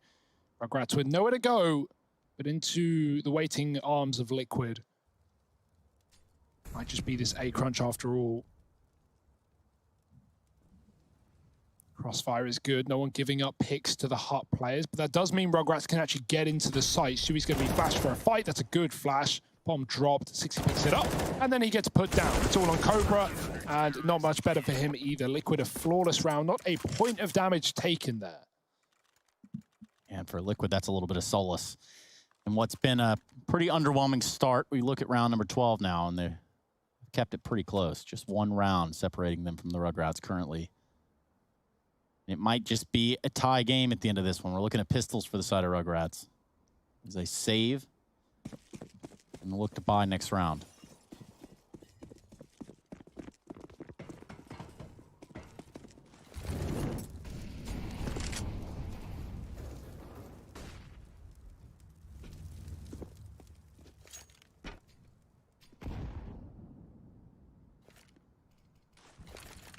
Well, they're going to go through that. Nothing to lose, everything to gain, but, well, not going too well. 60 spam to a smoke as well at the door.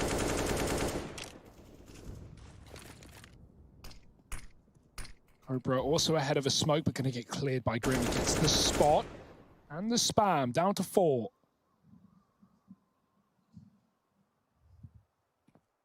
Double ramp setup against Anti-Eco as well. Liquid aren't falling for any tricks, and Grim's finished the job. Liege can help out. And yeah, this is looking pretty done. Just Fang with a deke. He's had a couple of nice shots, but Liege, just feeding the beast. Grim also dead as well. Fang with a deke is a dangerous thing indeed. But it's not going to be enough to win the round for Rugratz. Still a decent eco, 6-6, and guns are back for the Rugratz.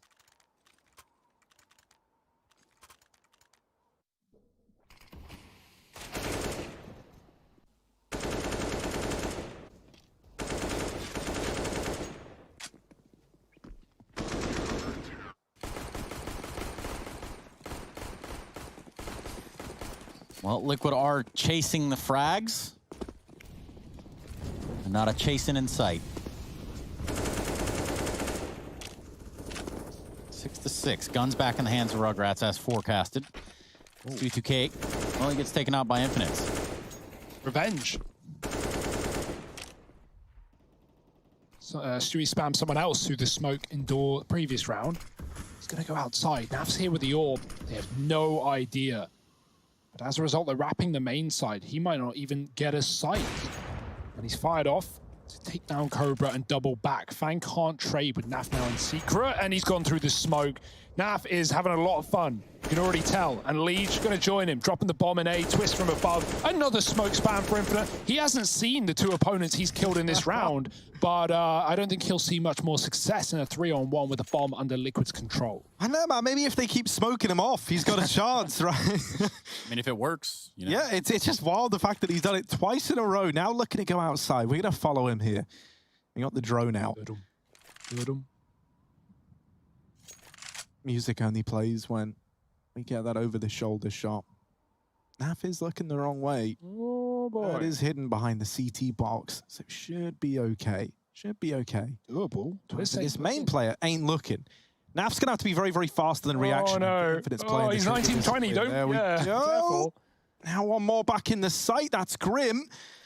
And this situation is looking grim as well for Infinite. He gets the bomb. Looked like he wanted to dive down the vents and go for a B plant, which would have been a nice play, but Grim never lets him survive the journey. Team Liquid going to take the lead at 7-6. Dude, when he's walking closer to Twist, I'm getting more and more scared. Like he's walking wide. Oh, dear. It's eerie. Yeah. But normalcy somewhat returned here with Liquid picking up the lead. Will they find a way to lose this round? The question that we're all asking ourselves. Tech9's on the side of Rugratz. Could be down the vent. Stewie's going to try and pad it out with his body. Knife out. Always fun. And hello, Infinite. Oh, no! Oh, Stewie! Karma delivery comes in. And even though they trade it, they still lose a man in the vent. Now, luckily enough, Twist is like, all right, enough messing around. Stewie gets it back under control for a moment, but does get deegged out of the round. Cobra moving in, and Naf caught with nades out over in heaven, isn't able to deny that bomb plant. So that's something for Rugratz at the very, very least, and also a 2-on-3 with the bomb down. It's not going to be easy when you've only got these pistols, but it's not going to be impossible either. Liege in through main, and it's left onto Fang. Is spotted, not dealt with though. This Tech9 wreaking havoc. And with one, Naf's looking to try and cancel this out. Quick flick, but it's not good enough. Defuse found, and Team Liquid move on to 8. Last round of the first half of play. It's been a rocky road for Liquid in the start here. But bear in mind, since Liquid have had guns, they have not lost a round. Some of those even flawless. Yeah, most of those. They've had some good ones, but obviously the Force by Wars came to a close some time ago, and now Liquid look to shut down the half with a 9-6. Still, 6 is good for Rugratz. They're going to be happy with that, but not exactly winning, right? Naf, again, secret smoke to let him cross. Throws that so no one on silo can spot him.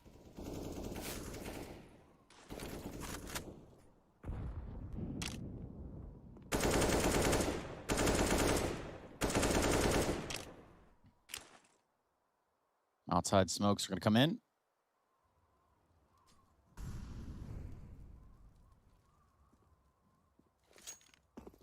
When we've seen these smokes, they've often crossed behind them to B. Not looking to be the case now, and the issue is Naf is here. So he sees behind them. He makes the call, guys. No one's behind the smokes. It's a fake. They're either coming close main or they're going into lobby. So Stewie is aware of his backline right now, but he's going to turn around as the util comes through A and deal with Infinite. This crunch is getting obliterated. Twist with another Stewie running through, and he finally perishes, but still a 3-on-2 with players running through heaven. Elise has no fear in this game. He is really taking it to him. 60 now doubling back, looking for the ace. He's on to 4. It's all on Naf inside of the door, who's made his way from secret to A. 60 is none the wiser, and he is getting flanked by the second. If he drops vent, that's the only way to get away.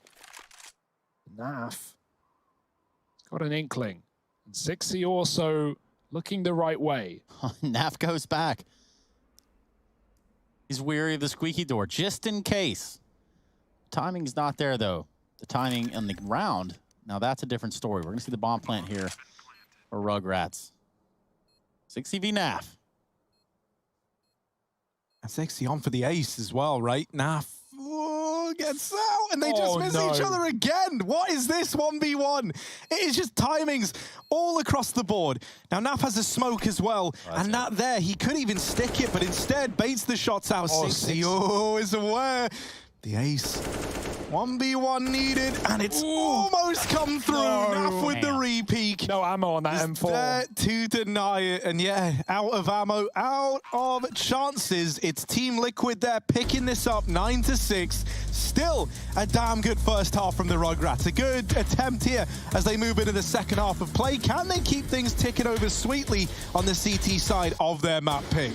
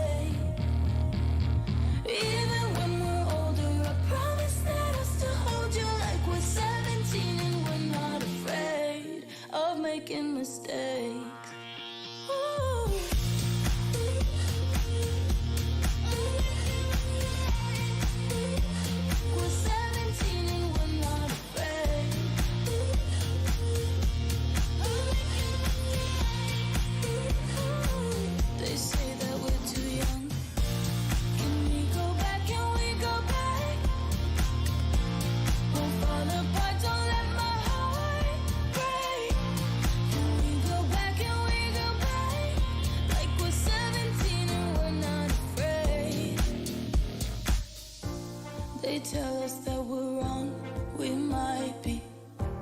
This life, it isn't long enough to feel. My love for you is strong, I'm fighting you and I know that we're not sober, but shut up and pull me closer, yeah. Holding me still too far away. Even when we're older, I promise that I'll still hold you like we're 17 and we're not afraid of making mistakes.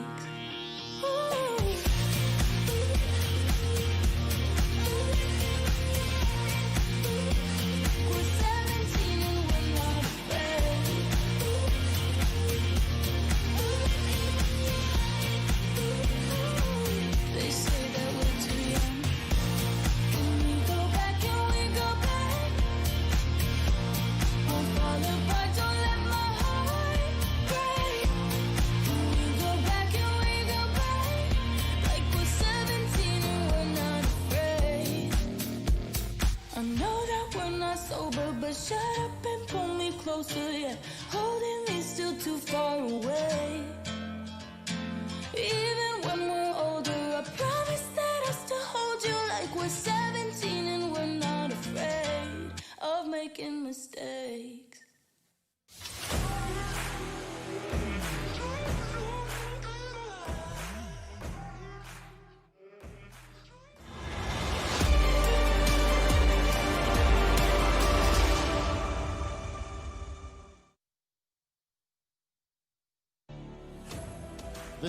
This game's been a wild ride thus far, in it. You take a look at it, and you start to think, well, how in the heck, it's so close, Team Liquid, you're supposed to be in it. Well, guess what? Sometimes things start off a little bit slow. We're on Nuke, and we all find ourselves asking the question, who are these Rugrats, and how are they putting it to Liquid just like this? Slow start for Liquid is going to bring us into a second half. They lasso back, rally back even 9-6. And I think Hugo just put a spell on me. You're cursed. I won't tell you how, I won't tell you what I did. Spelliosa, dude. But I'll tell you I did it. Stewie's doing it to him down B, dropping it through the vents. A lot of util into A. Plenty of nades for Liquid. E-site is theirs. Rugratz on rotation. 60's here. Very, very nice try in the previous round of the last half. Naf waiting on the ramp lurk, and Cobra runs right in. Poor guy. Twist trying to survive outside. They're running him down, but the flash is good for one.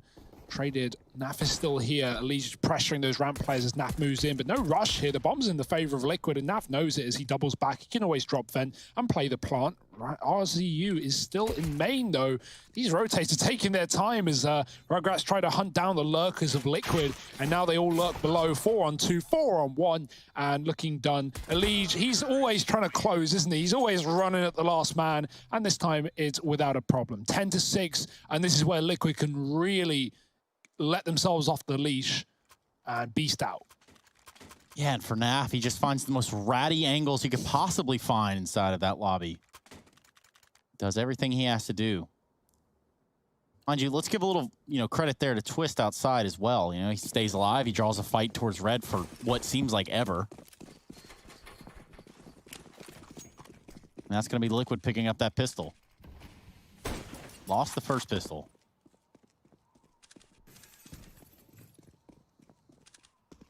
Yeah, do we get the Force by Wars again? That's the big question. What's the big answer? I guess we'll have to wait and see, Hugo. I can't tell you that. I don't want to spoil anything. But yes, we do. Fang, down here, trying to put a start to those Force by Wars. Wanted the opener. Look at him go. Nade thrown in to deal a lot of damage. And 3 players already rotated down to B for the Rugratz. Now, Liquid are not committed to this B site. They've left Twists here to keep making noise and keep the attention of Rugratz here, while the rest of Team Liquid go down towards outside. Cobra here with the scout is only good for 1, but it does get delivered over to him.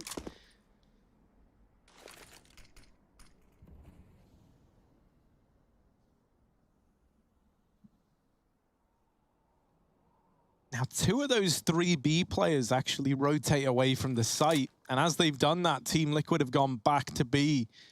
So that's a little bit sad for the Rugratz.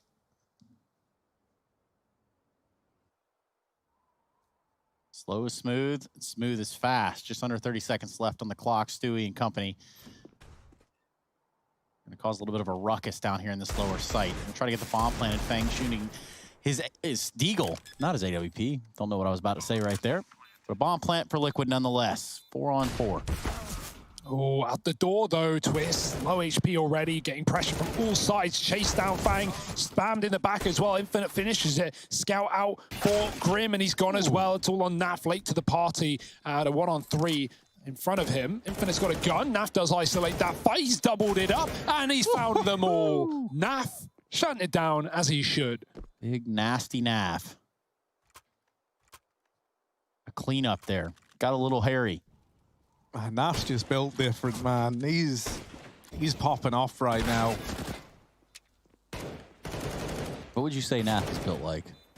Don't say a sloth. I'm trying to think of like. I don't really know any people or celebrities or anything to describe it. He's built it's like kind of otherworldly. He's built like Steve Carell, maybe. Well, Naf's a funny dude. What can I say? Oh. Bit of an exchange at ramp. Ultimately, it's Liquid winning that out. Bangs past the molly. Twist has gone back. He's not falling for your tricks. Nice stuff. Liquid, yeah, this is looking great for them right now. Obviously, you haven't had a gun round yet for Rugratz, right? That is this, and this is that. We've got the AWP on Cobra and guns everywhere else. So, chance to get on this CT side. Chance to get on the board, because it has been a hell of a streak for Liquid, right? Oh, yeah, they've been racking them up. 9 in a row. Tough game for Cobra, 3-17 currently. They're going to give him an AWP. Hasn't had that AWP on the T side, right? Money was never really there, and it's obviously hard to get one going a lot of the time on the T halves. But yeah, this could be his chance. He's playing in the heaven. Supporting outside. Oh, Twist is boosting on Stewie's head on T-Roof. I think not Stewie's head, someone's head. Look like it. Either way, throwing in util towards A. They're going to run right through the hut. Stewie already in the side, wondering where the hell they've gotten up to. 60 does drop one, but traded by a Liege. Cobra with the orb has already been seen taking down Twist, and he's going to back up here. Oh, where's his orb gone? Oh, he's trying trading it out for an M4. Fake tap comes through, Fang denies, and Naf does trade, but they're coming in through the heaven. Liege dodges both flashes, just waiting for the swing, so Naf can pivot as well. That's a third flash, that's the info. They know they're both here, and Liege has got them under lock and key. 4 in the round, no problem for Liege. And that's such a tough angle to fight regardless. Yeah. You know, just trying to fight downward. That's why we see, even though there wasn't a smoke available, we see that, you know, I don't even know what you call it, like paint pot smoke on the outside of heaven to let you fight below, to cover you from the door and the main. But there wasn't one in the hands of Rugratz, just the triple flash that doesn't really do a whole lot when they're dodged. 13-6, another half buy for Rugratz. Should be Liquid lighting up the scoreboard once again.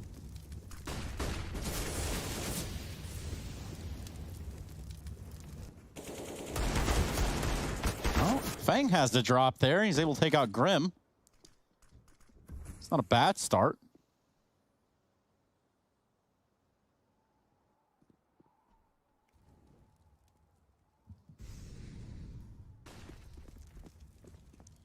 Naf trying to keep that KD up, 23-9 as he sits on T-Roof. Just missed the timing, looks away as player pushes into the lobby. Not the end of the world, though. 60's down on B. He's looking pretty good in this game as well. But not there. Elise just domes him. Now Naf goes back to the lobby, but again, missing that timing. It shouldn't matter. It's just down to the B hold, and there's only Infinite in the site. Joined by Cobra, who draws them in, and Infinite shuts him down, but Elise trades quick as well. And RZU coming from that ramp flank. Naf is on patrol, walking behind. So even if he gets a pick here, he's getting slowed down by the molly. It might just be a free kill for Naf nonetheless. Naf ain't a knifer, he's just going to shoot him. And that's Liquid finding 14. Yeah, that's Naf on 24-9, by the way. He's having a pretty good time, I'd imagine. And Liege up there as well, 25 kills to his name. And this is more of the Liquid show right here. Yeah. Was kind of unsure of what to expect when we switched sides, and perhaps some weird protocols coming out for Rugratz, but Liquid have their number currently. Yeah, we're not really seeing much from Rugratz in terms of like being aggressive. I don't blame them, but just letting Liquid do what they want. And you know, if your anchors or your solo players not holding down with multi-kills, you're gonna have a lot of trouble in converting these rounds. Nice smoke, godly smoke. Stops anyone up on top of the garage, man. That's intentional. It's not, by the way. Who threw that? Something else Wasn't as well, Liquid. right? They have 5. This was on the back of that back and forth, like force by wars in the beginning, 6-3 in favor of Rugratz.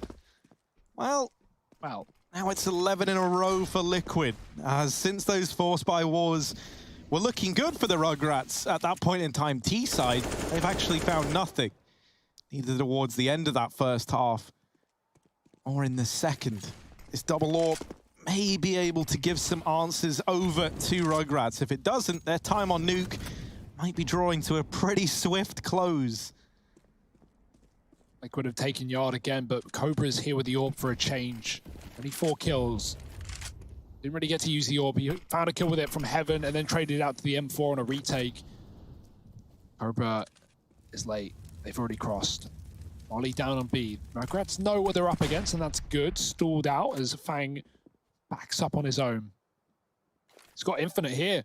Double setup with the orb. Oh dear, that looks so dead on, but Stewie takes him down too quick. Fang is here, they're not ready for it. There's one, but there's not. They're gonna swing him and trade. If only he could have waited for a little bit more to walk into his crosshair. Cobra, nice shot, showing us what he's got on this B-bomb site with the bomb dropped as well. Could be Rugrat's first round in a while as Naf somehow runs right past Fang. I don't know. It's 60 rather, who does kill that player after planting, but Naf in a very difficult clutch. They might not be ready for the fast decon play. And there's one, 60 off the bomb. Naf knows, but he is going to get traded. Nice try nonetheless, but it's Rugratz finally fielding a gun round. It was a good idea for Naf to go back to decon, too. You could see that they were completely unaware. They thought that he'd slid over there towards that double door.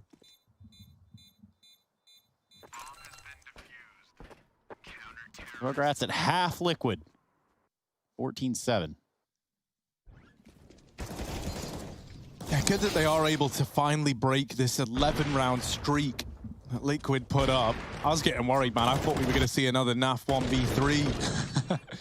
Yeah. Out at that B site, he's proven to be a bit of a menace. You know, not meant to be.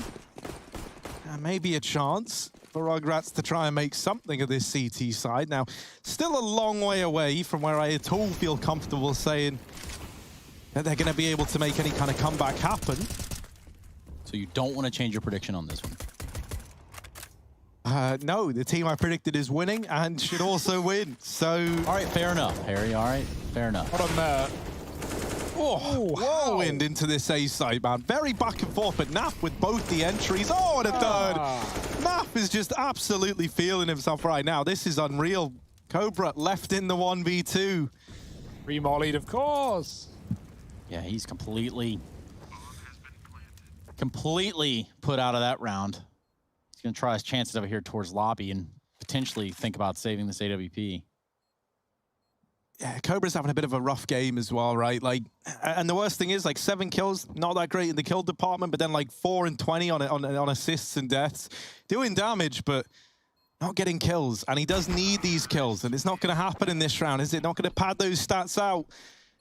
Do they want the AWP? No, they look right at it. Twist is letting us know, look, we could have picked this up, we could have had it, but we don't want it. I feel like the save would have been nicer there, right? Like, no kit, no info, long rotate, Liquid all the time in the world to get where they want to get.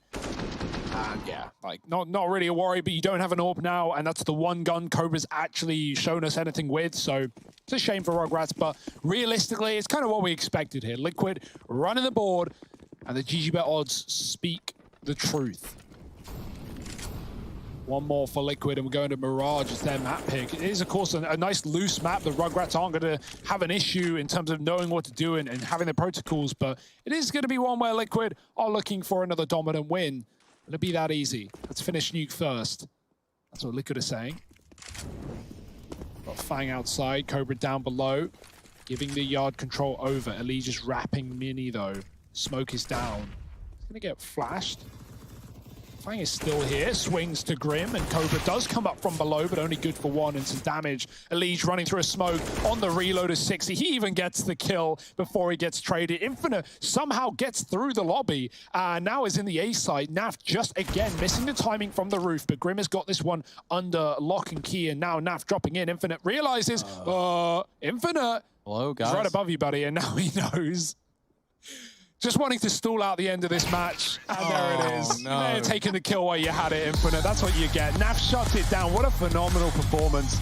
Liquid showing up as they should in this series. We've got Mirage up next. Stick with us for more Counter-Strike.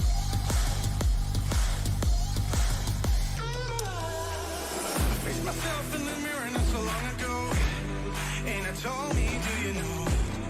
I told me, do you know? All alone in your head, but you don't have to pretend that you will make a change, 'cause you don't want to change. I'm gonna be real honest this time. I'm okay with it, I am more than fine. I'm gonna roll all less red dice.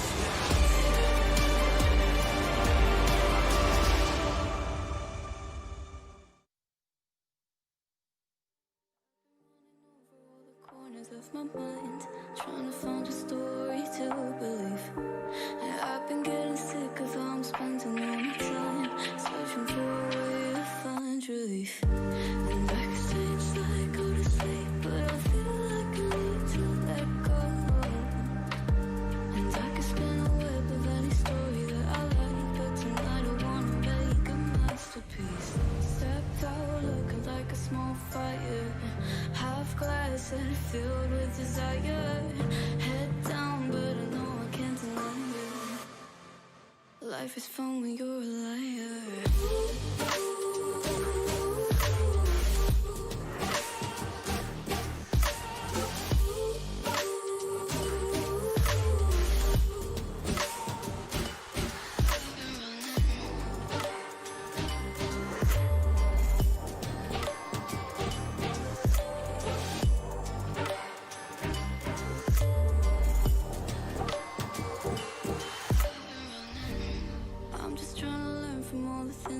I've been told. I'm gonna paint a new reality.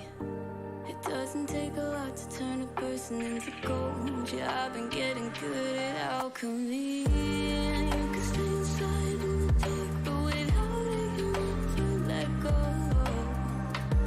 And when you're done with hiding and you wanna have control, you and I can find a perfect fantasy. Stepped out looking like a small fire, half glass that are filled with desire. Head down, but no, I can't deny it. Life is fun when you're a liar.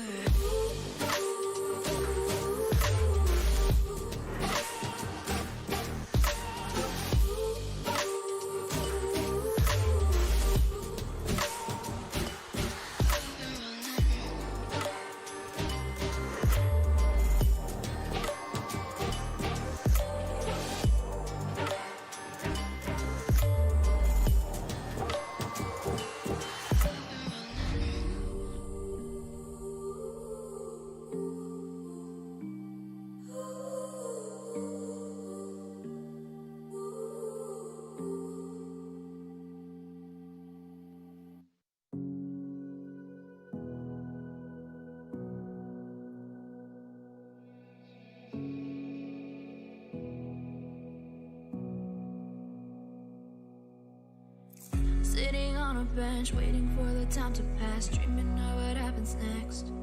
I see what I wanna be, questioning my destiny, only knowing what I see. I don't even realize I've already made a path, and I can change it anytime I can.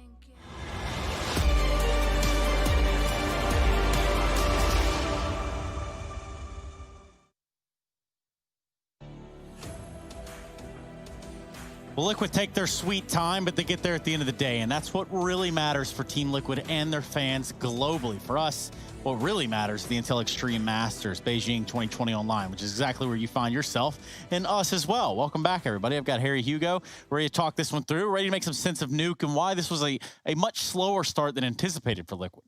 Yeah, I mean, I wouldn't even say it's too worrying of an issue, right? It was just forced by wars. Rugratz went pistol, Liquid went force. It goes back and forth for 6 or 7 rounds. Liquid don't even get a rifle round. That's scouting, for crying out loud. Having a good time. He's wrecking them. But yeah, Liquid finally get a gun round, and they just clean sweep. They just absolutely roll over that game. They win 11, 12 rounds in a row before losing 1, and then they close it. Yeah, there's not really much more else to say in that regard. I do think it's a bit of a shame as well, because Cobra had a very, very quiet game, and so often he's someone who does pretty damn well for Rugratz. I'm pretty sure he's like one of the top-rated players on this team usually as well, at least in like the last month or so. So that's a little bit sad, right? To have someone who so often looks good, falls so quiet. It's a bit of a shame as well, because I did want to see like what Rugratz could bring to the table as someone who's not super familiar with this team. And I think it's always a bit of a shame when you have that eye test and someone is visibly struggling, right? Yeah. I'm hoping that as we move forward, as we head to Mirage, we can see him come alive a little bit more. And maybe that could be a difference maker. And you know, Harry, that brings up an excellent point. With the current state of North American Counter-Strike, like it's pretty pivotal to come in here and make a statement right away. Now, I'm not going to sit here and, you know, kind of fool you guys and try to tell you, oh, well, the Rugrats, they've got this one right where they want. No. But you do want them to pass the litmus test, if you will. Yeah, there was some signs of individuals that look good. I think 60 is definitely a player that really deserves some like shout out in that sense. Fang had some beautiful D shots too. For 60, like obviously fairly experienced player in terms of having been inside of Gen G for a little bit, for a few officials, and that makes all the difference, right? Playing at that level. But he looked good in that round that he almost aced, round 15. Very aware that Naf was faking. Like you could tell by how he was navigating the clutch. He knew what he was doing. Like, yeah, and there's no question about the individuals of Rugratz, right? They're in MDL, they're good players, they're seasoned players, but Liquid are better, and Liquid are always going to be better. And that's what you want, right? Like, instead of looking at this as like, oh, poor Rugratz, they couldn't beat one of the best teams in the region, like, you should look at it like, phew, Liquid are performing as they should. Well, I mean, we want to talk about Mirages. Obviously, that's the map we're coming up to here. And obviously, for us to look at a team like Rugratz, there can't be a Mirage here. This can't be a facade. You have to come out guns swinging, especially on Liquid's map pick.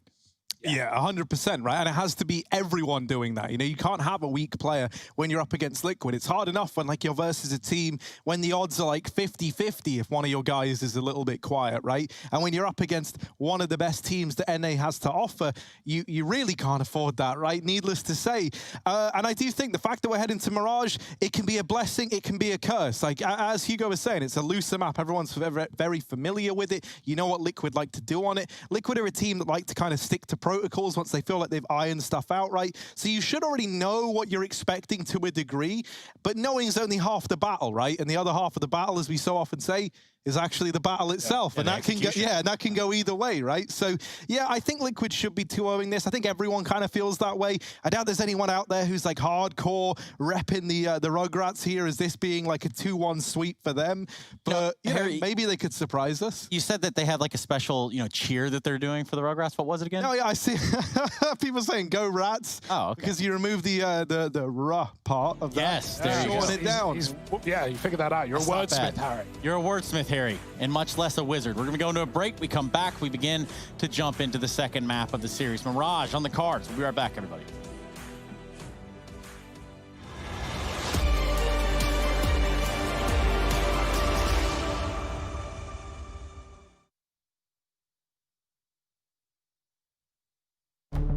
With the right CPU, you can turn any game from familiar to phenomenal. Unleash the potential in all your gaming with Intel 10th Gen processors. With its optimal balance of threads, cores, and frequency to deliver elite real-world performance, only Intel can bring Marvel's Avengers to life with in-game PC optimizations. Supercharge your Marvel's Avengers experience with Intel Core i5, i7, and i9 processors.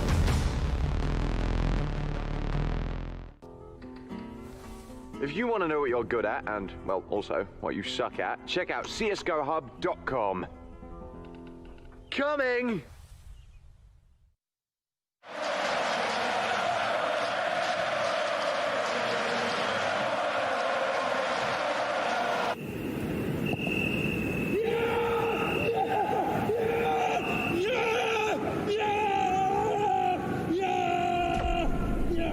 Start your esports career now at play.eslgaming.com.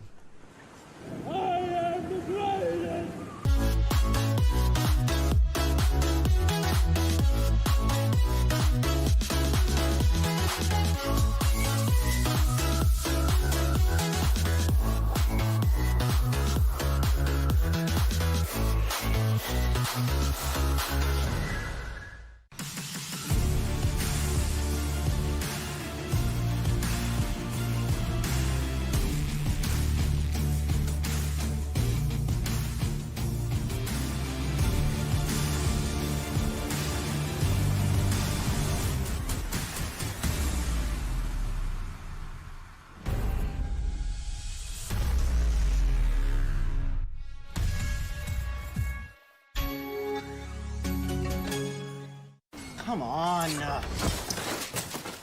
Millions of gamers rage quit every day. Mountain Dew Game Fuel's got you covered. Game Fuel is specially crafted with ingredients shown to improve accuracy and alertness. Another one saved by Mountain Dew Game Fuel.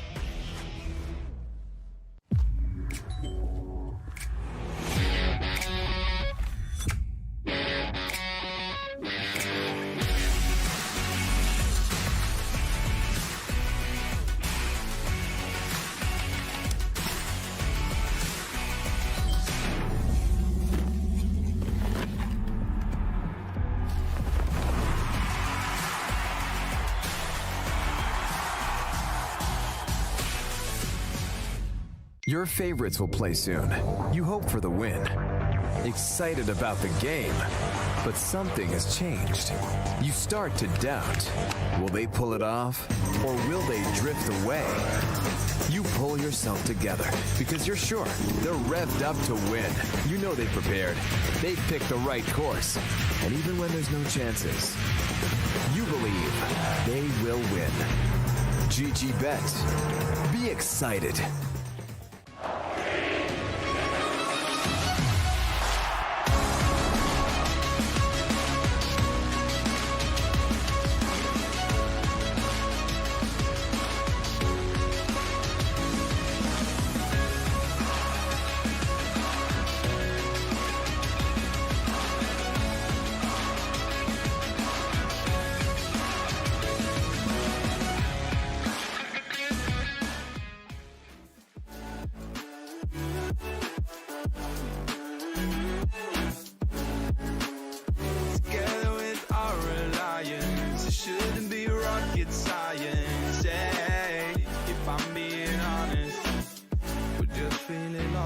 inside.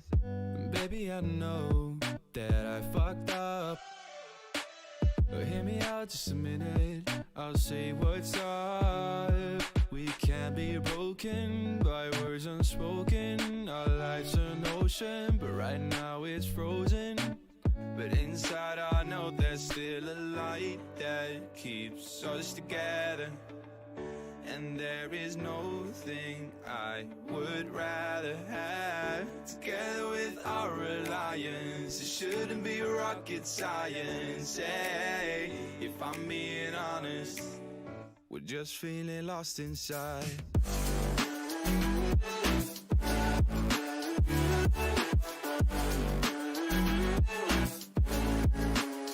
Together with our alliance, it shouldn't be rocket science. Hey, if I'm being honest, we're just feeling lost inside. Look into your eyes, I see the colors of your soul, and I recognize every single line, every single Intel Extreme Masters is brought to you in part by Intel, Acer Predator, Mountain Dew Game Fuel, DHL, and GG Bet.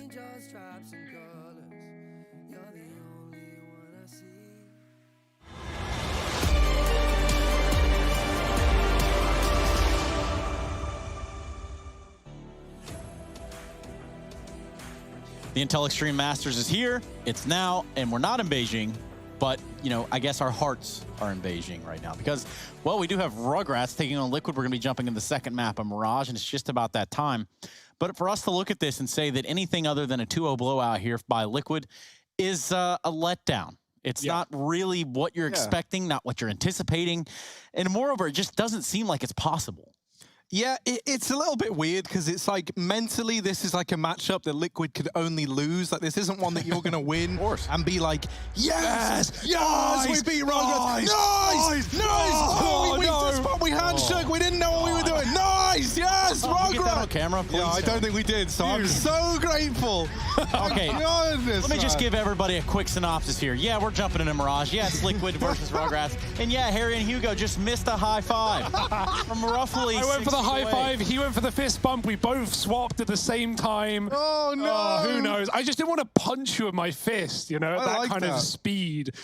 Yeah, how my fist bumps that being said, like, shout out Rugratz. They did make it here. They did qualify, and I can't wait to see what they've got against teams of their caliber, maybe inside of this group. You know, if they can beat Liquid here, all the more credit. It's just not going to be easy. Liquid are looking so damn good right now, and a quick, easy win on Nuke. Now we go to Liquid's map pick. It's an A post part. Nice shot from Fang. He's a bit of a pistol king, this guy. Sharp teeth, sharper aim. Cobra joining the game. Only good for one, though. Grim doubles up in the jungle, and it's a bit of a difficult retake for RZU.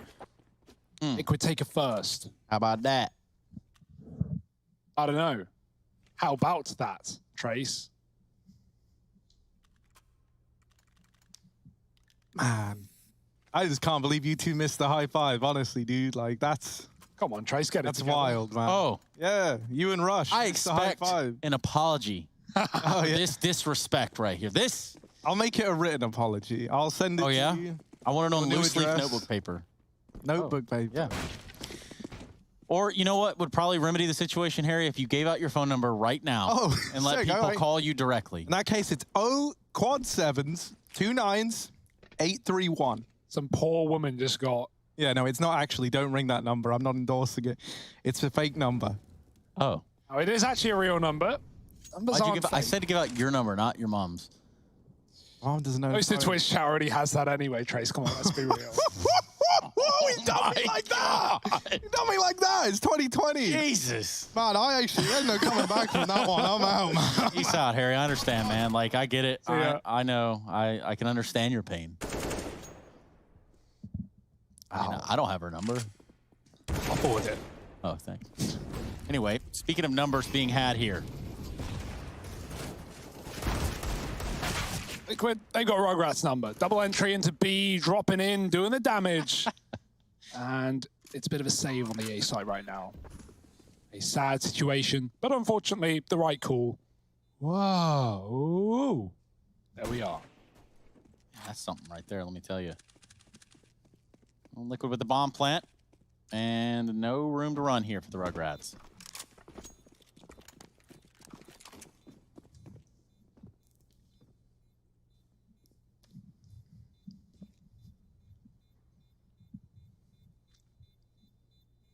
Harry's still not with us, kind of trying to recover after he was put into an early grave there. I can't, actually, that's probably the funniest thing Hugo's ever said. Burn I've ever heard. I actually, like, no questions. Hugo, let's just take a minute to analyze that one. Trace, can you break down why that's so effective? Okay, so what he's done there is going for the kind of the uppercut. You know, he's kind of leaned in for the gut punch and really handed you one. A haymaker, Harry, a knockout blow, a slobber knocker, one that you were never going to come back from because it just spun your head right around right from the get-go. And that would be Hugo saying that Twitch chat all have Harry's mom's number. Now, is that the case? We don't know. But, you know, the realities are this. That one stung. And I didn't even say it to me, so like, Yeah, just for you as like someone who witnessed it. I felt shotgun blasted. I know, yeah. You know? Man. Nice. All right, so look at this. So we got Grim over in top mid. I'm going to try and return to some kind of normality. Good luck. After my world has been rocked. Team Liquid going back in through T-spawn into the A site. And Rugratz, they've just left the A site. So this round's pretty much over. Oh. Oh, the gamble. R-U-G-R-A-T-Z. Go Rats. There you go. And that's if, you know, the Rugrats were a collegiate team, I suppose. That's exactly what they'd be saying. Could have the pom-poms out. Real short skirt. I don't know what you guys do over in that country. Well, we're not all wearing short skirts. Cheerleaders on the sidelines, Liquid in the front lines, and Rugratz left behind as they try and get back into the A site. It's not looking good. Elige mowing them down, man. And Fang trying to take a bite of the action here, but he's on 7 health. Just the savagery. It continues in the server and out of the server.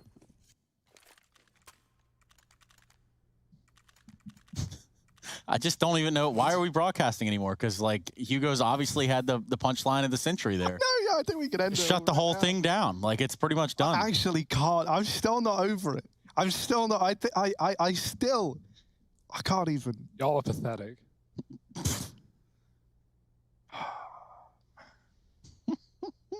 Liquid also going to take a timeout to mull this one over too, because, well, they're probably also a little shotgun blasted, lambasted even.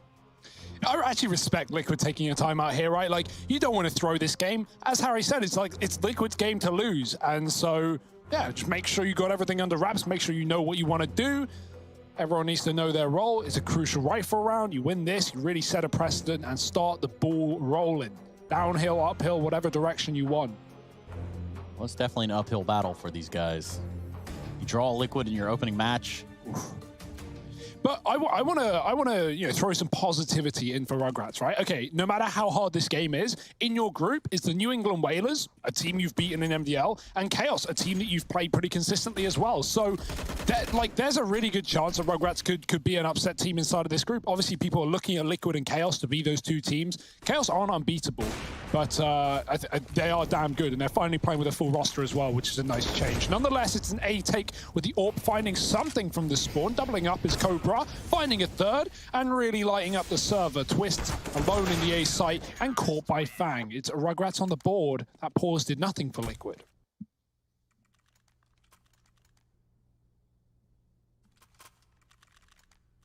Yeah, they're coming in with another buy regardless.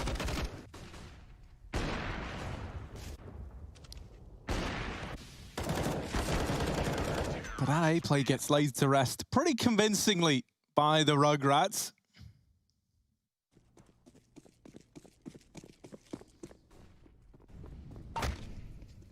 Hiccups now, taking over. Never had them during a cast, thankfully. It's the one thing that I've always had go my way.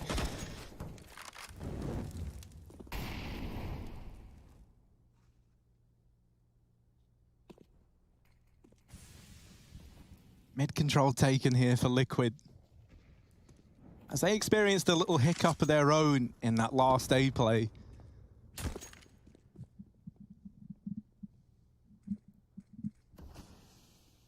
Yes, indeed. Slower approach in the middle for Liquid. Doing apps, looking like a B split.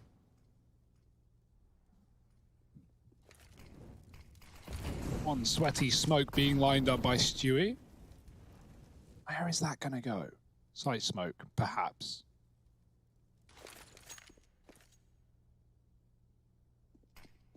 There it is. That's going to cut off their view to shore. So Liquid coming up, and this Orc that was ready for this position is now not going to be able to do a thing until these players come into the apartment, or out of rather. 60 domed, unfortunate stuff. Eliege is way too tough, and Grim is above the smoke. Infinite can't see him, almost one-wayed out, as Liquid get a double B opener and a bomb plant. Rugratz, who are looking to fast flank in a great position, might have to immediately call the save. Very difficult round to get back into with no kills from their B players. And Liquid right back in with another round, resetting Rugratz.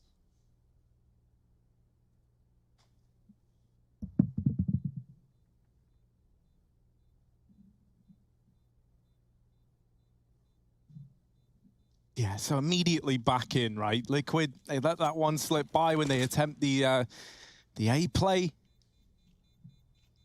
A save here is good. It at least allows the reinvestment for Rugratz. Does rely on getting away with everybody still alive, and they will, thankfully. Cobra can drop one over to 60, and Infinite can buy himself. He's independent like that, and you don't rely on anyone else on this team. Team Liquid up to 4. And Grim with a good start to this map. As mentioned, this is Team Liquid's pick, so it's one that they're hoping to pick up pretty dominantly.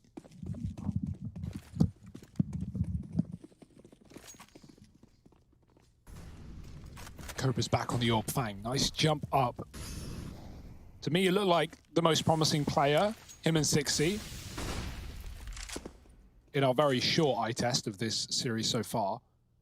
And how much longer will it go on? How much longer will Liquid let it happen? I like how Cobra's actually started this map off really well, too. Finding another pick in middle.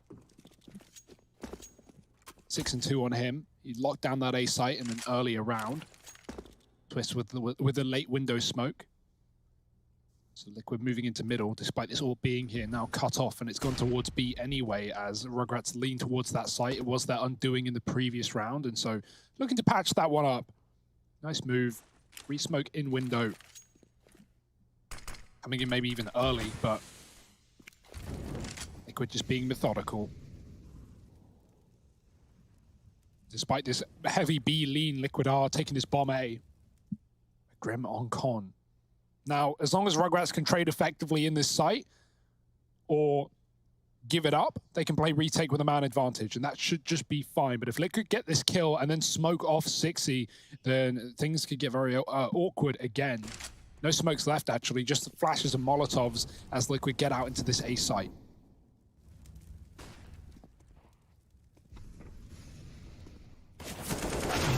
Infinite with the spot onto Grim, and this lack of smokes, as you say, is going to make this bomb plant a tricky prospect. Ooh. They leave Stewie, and he just gets found from CT.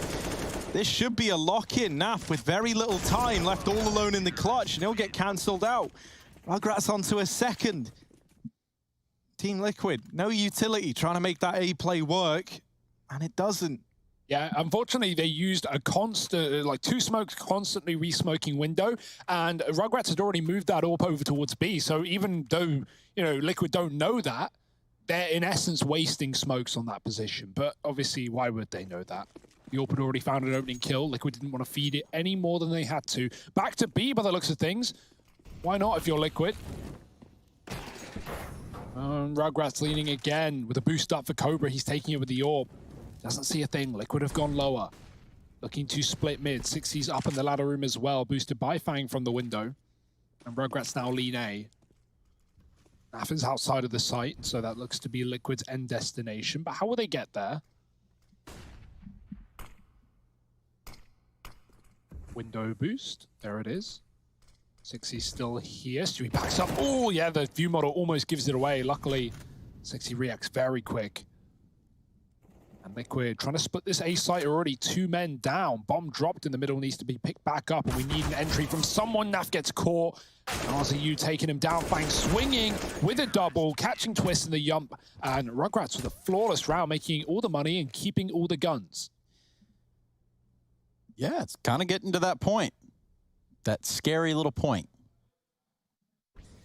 I was just thinking about how you guys had such a little bro moment there, a bromit, we'll call it, with your missed high five opportunity, and then... There's no evidence of that, Trace. No, and then I'm just thinking about the bus that Harry was ultimately slung under and just how big of a bus that must have been. Man, poor guy, never saw it coming.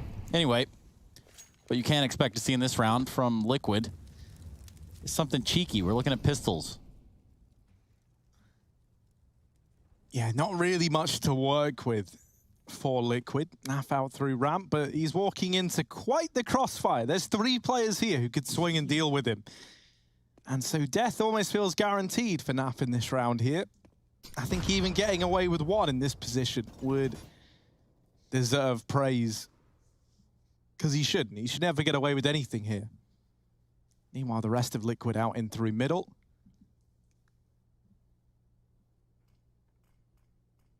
Trying to boost the Liege up into the window for a bit of a spot, and he sees nothing. Nothing yet, anyway. I like the boost, though. Some people just choose not to play Mirage.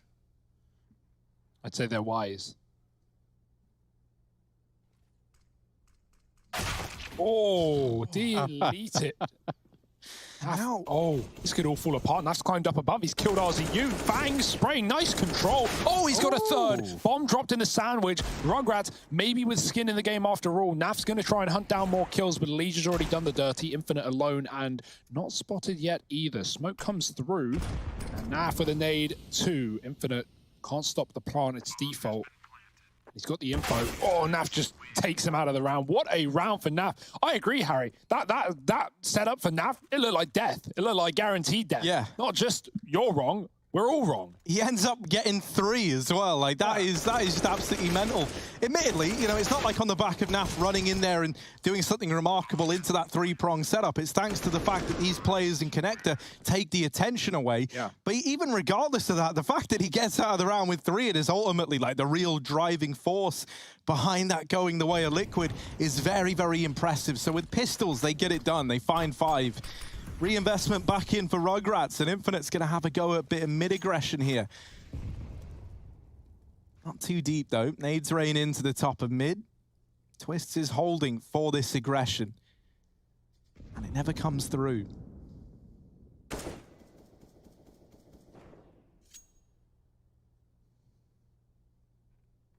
He's showing presence in the underpass.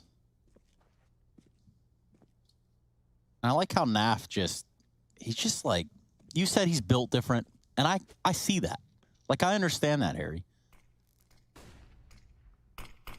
See, most people would say, you know, the world is your oyster, but for Naf, he is the oyster. He is the pearl in the rough. Infinite, though. He's got other plans for this Liquid squad. We now find ourselves in a 3-on-3. Op still in the hands of Liquid. He's not just the oyster, he's the moisture, because this Liquid team is soaking. 60s deep in the apartments. Oh boy. Stewie got to hit a no-scope hit. And he does. It's actually not the no-scope, but still, he'll take it. Liquid into the B-bomb site now. No one here for Rugratz, already running on rotation. Stewie has them cut off at the window. Cobra doesn't want to cross. He's looking for a free kill. Nothing getting offered up. The smoke out will buy a bit of room. Cobra finding Grim through the wall. Retake is on. Stewie is crossed into the site. Oh boy. On a 3-piece now, jumping back and punished for it. Cobra is very quick. And now he's got to check his close right. Why would he know about this? Why would he be ready? The fake flash does nothing. Naf holds his ground, holds his own, but can he hit the shot? Oh, that was very close no scope, just above his head. Freaky Friday. 20 minutes ago.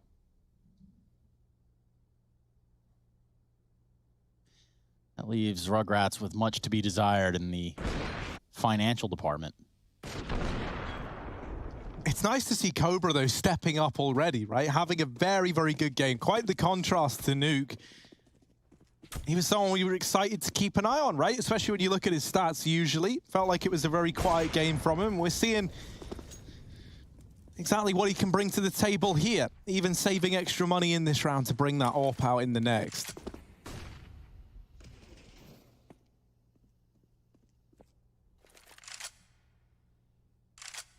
Infinite taking the fight with the Deagle and knocks Twists out of the round. Man up for Rugratz. Liquid go back for that bomb in T-spawn, and they're going to run it over towards the apartments. Or perhaps mid, actually, looking to be its end destination. Feel like they want to try and fall into an A play, and that is the most stacked out of these two sides, but Liquid have got no way of knowing that yet. They're hinging a lot of this on Naf's lurk out through the palace.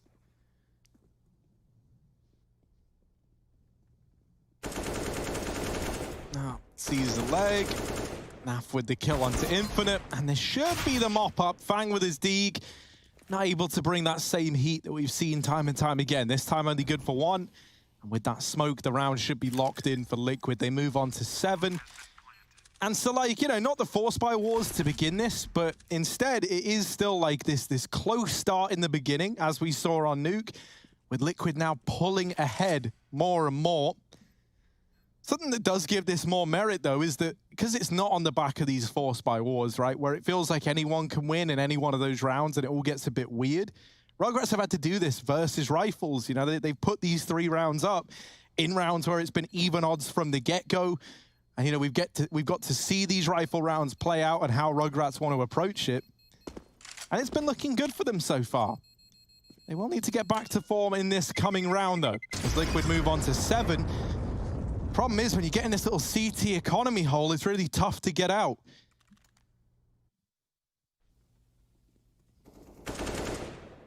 Oh, man. That player just jumped down right in front of Grim, too. You thought Grim was going to walk away with that kill, but Elijah's there. And it just doesn't go that way. The IEM fan cams, join us. IEM.gg/fancam. Now you know. Shh, don't tell anyone else. All right. Secret, just us. All right. Boost up. Cobra with the AWP back on Con. He's been all over the place. Window, B, and now A as well. Actually also seen him in CT. Liquid, late to middle. Elige keeping players there. Cobra flashed out as he tries to peek. Ozzy used push Palace, but Naf is still ramp, so he can't afford to run this one. Liquid coming out lower, looking to group in middle. They've been boosting window in the past. Cobra is here, but he rotates round towards that B bomb site. Walks to avoid getting heard from below in mid. Here's the push through Palace, finally coming through, but Naf none the wiser, and RZU going past. Could find the bomb. Twist has just picked it up and taken it middle. RZU still on this big flank, though. Could shut down Liquid. It's all down to how fast they enter a site. Does look to be A. Even if they get into A, he's a backstab that they will not be ready for this fast on the retake. If we get to that point, it seems like we will. It's just Fang up in A, and he's in jungle. They're leaning B right now. The misread. Fang drops the bomb, though. That complicates things as he's doubled down as well. 60 firing off from short. Grim caught in the open. Too many targets to pick from. This flank not even needed, but it's here nonetheless. Cobra with another, and that's a flawless round for Rugratz. Great stuff. No one in that A site, only jungle, and they still lock it in without a lost man. That's pretty much the best you could hope for there for Rugratz. They don't even need that wrap. 4 rounds for them. 7 for Liquid. Getting into the later stages of this first half of Mirage. Yeah, Liquid don't want to let Rugratz in here. They've got to give them a free round from Eco, but past that point, Liquid open for 10. I mean, they've won this round before. Think about Naf coming through ramps. He's going to get boosted. Oh dear, what's this? Oh, that's no, that's not allowed. I don't think. Oh well, then. Admin. That was picture perfect. Yeah, couldn't have been better. Swung as he went for it. There's a barrel there. Infinite. Oh, you come on. Come on, he should have seen. No. It's all gone kind of wrong here. Cobra trying to hold the apartments. This would be another pistol victory for Liquid. Grim's in. Cobra's quick. Let's deal with him. Naf finding another, and there's Twist stringing out with one more. Cobra is 7 HP, tagged up from the B offensive. Has got no chance of retaking this 1v3. And so Team Liquid, 2 for 2 in these eco round victories. Yeah. That's a little bit scary. And it's kind of sad, right? Because it's like Rugratz, they'll really impress us in like these rifle-on-rifle rounds. And then when Team Liquid kind of end up playing a little more loose, when they feel like they've got nothing to lose and they're just throwing these pistols in, they seem to always find success with it. And it kind of undermines how cleanly some of these rifle rounds have been picked up for Rugratz. And it is constantly leaving them on that precipice of having this money broken, which could be their undoing towards the end of this first half. Even though they've kept it close, they've kept it competitive, and these clean rifle round victories have been keeping the money afloat. All it takes is one round to go in favor of Liquid now, and you're ecoing on the Rugratz side. I love that. I love that boost so much. That was pretty dirty. Brutal. Everyone getting kills with the pistols. P2s and Deegs galore. Orb for Cobra again, saved. But it's got to be the saving grace here. Him and Fang. Double digits, no one else even close. For Liquid, it's Naf and Grim up at 10. Elige close behind at 8. Stewie running the gauntlet down middle with the Orb. Naf holding Palace. Oh, that's unfortunate. Arzayu does take him down. Stewie catches Cobra moving out of middle as the molly comes in. And so Liquid have all the mid control. That molly burns Elige back in 60 sees the barrel. He swings to finish the job. No cover. Twist tries to come in with a trade, but he doesn't know where. 60's backed up to. He's going to molly short. It's actually ladder, so Elige is up for potential death as well. 60 makes noise, though. Tries to smoke himself off. There is a big gap there. Twist can hold it. Oh, 60 pre-fires it. The bomb goes flying into his hands. Elige walks to the smoke. Good play. He can try and get this B pick, but Grim's already died, and now they at least have the info as where the B player is. 60's not falling for it, and he makes the call that he could have gone through the smoke. Infinite watches, and that's a nice round for Rugratz. That's one of those examples where we see, the individuals show up, good communication, everyone knows what's being covered, and Liquid kind of get outplayed. Yeah, and you look at that at the end of it. Elige with the right play. A good idea, at least. And if history were to repeat itself, not just once, but twice now, it would be another pistol victory for Liquid. They have guns. They don't have, well, mate. They just come in with the rifles, don't they? Guys, that's just eco. We'll probably win. We seem to keep winning them. So let's just try that. Oh, fast out through Palace, and it doesn't go well. Naf actually ends up blinding Grim. Maybe they should have ecoed. Maybe they should have. I mean, hell, one's coming, maybe whether they like it or not. Naf.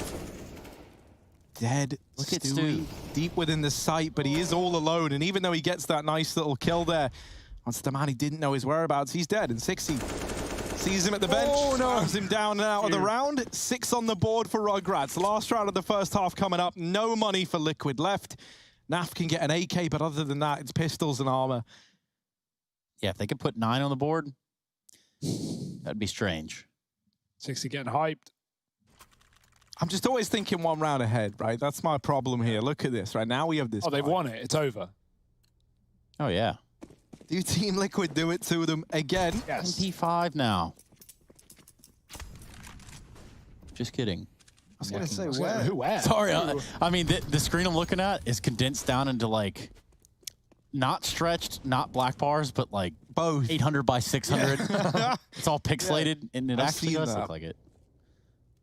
So it's a Galil, and I'm old, so whatever. Eyes on the prize.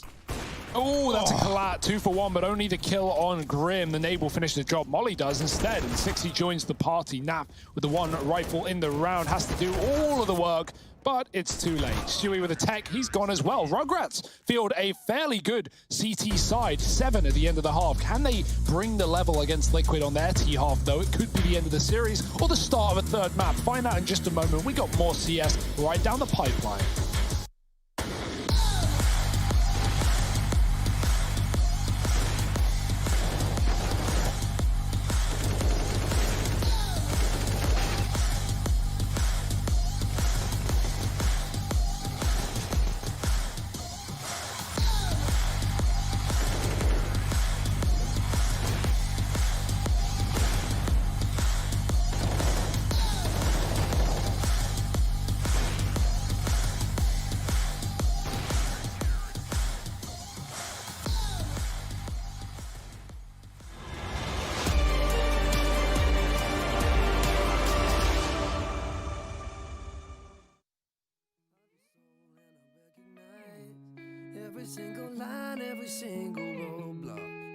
about two hearts that beat in time. And the tide was looking down all night, blocking out the sun that we need.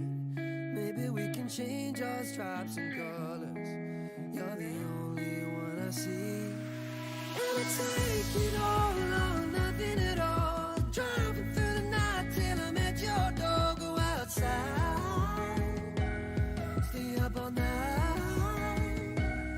And I take it all or nothing at all. Driving through the night till I met your door. Go outside, stay up all night. Sleep through the sunrise.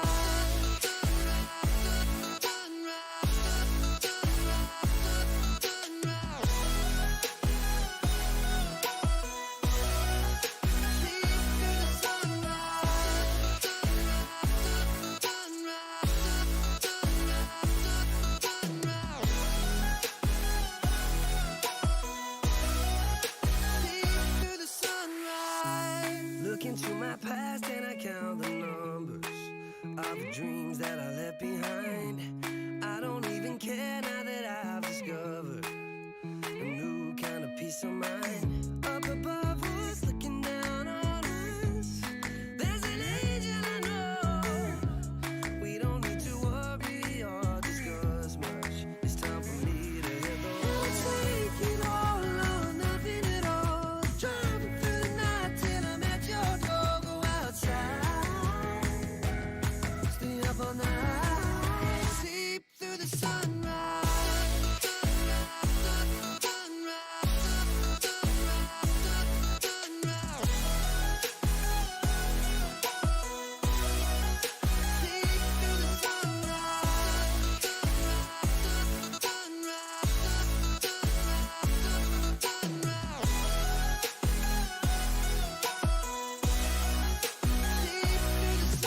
Take it all or nothing at all. Driving through the night till I met your door. Go outside,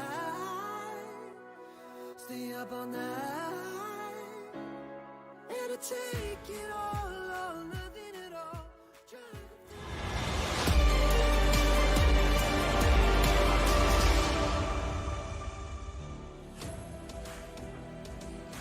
Well, here it is. We're jumping into the second half of play. Liquid on one side. And, well, that's pretty much the storyboard here. We're looking at the first game. We looked at the first map. And now the Rugrats are just trying to keep us on track for a third. Welcome back, everybody, the Intel Extreme Masters. I got Harry and Hugo with me.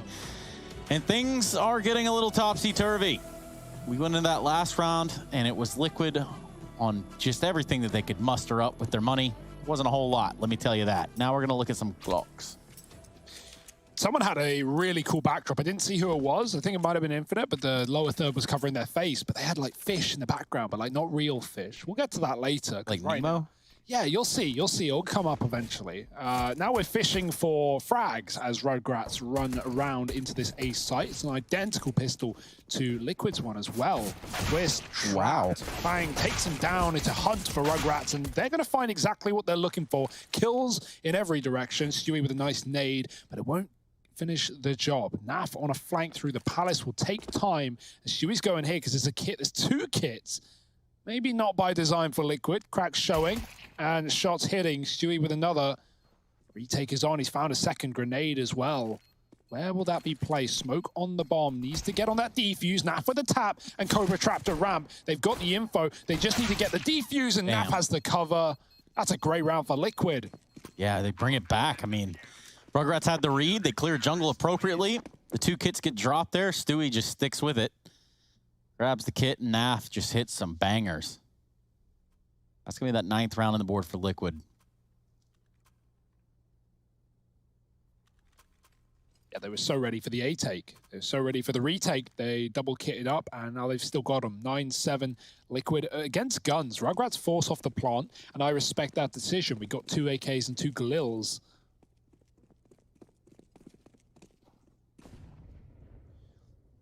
Again, we were kind of giving you this beforehand.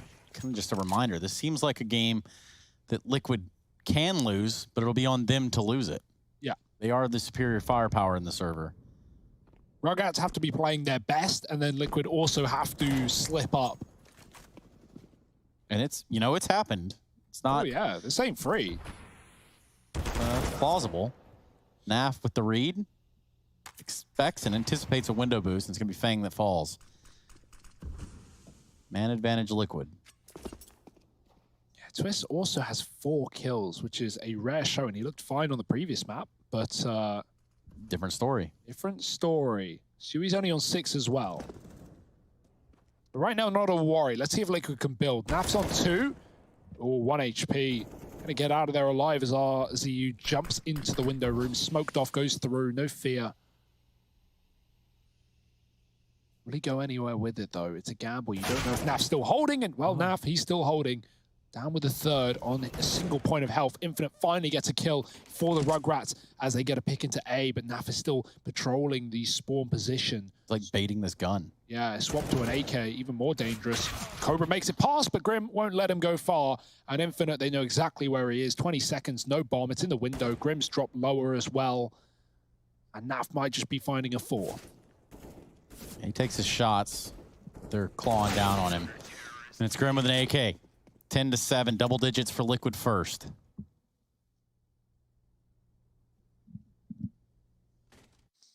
Yeah, they 9-6 nuke, but a lot of that was off the back of the force buy rounds that were being won out by Rugrats on their T side. Here, Ecos, all coming up Liquid, at least on their first half. Rifle rounds that look pretty good for the Rugrats. Bro! And now the Deeks are out.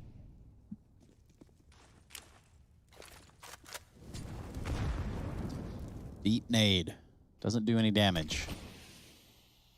Liege playing down in middle. Heavy mid presence here for Liquid to back it up.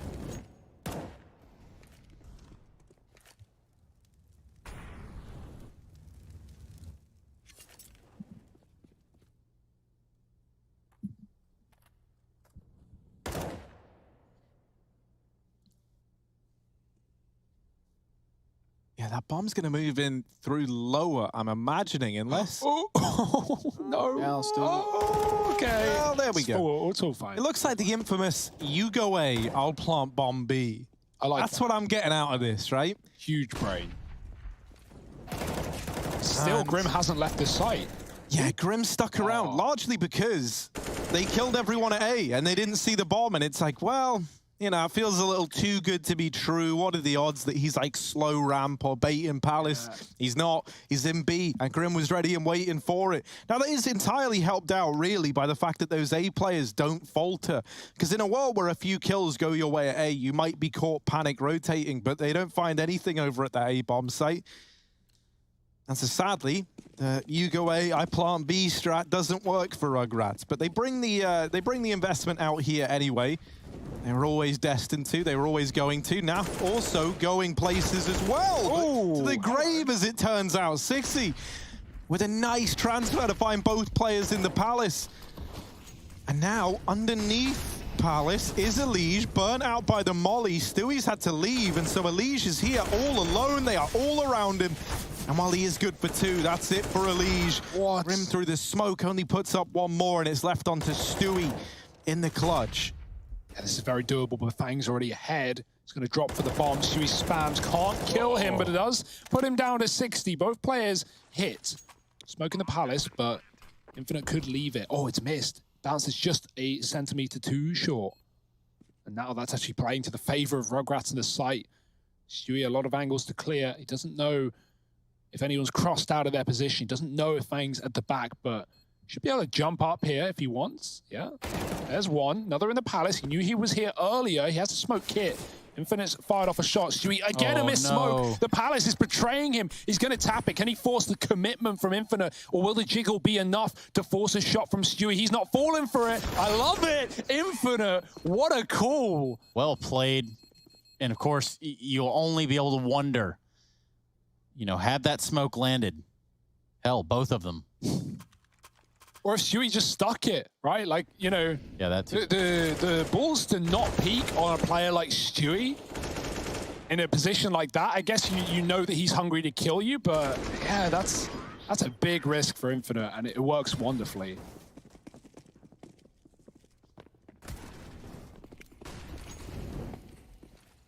Warps out for Naf. Rugratz on the board.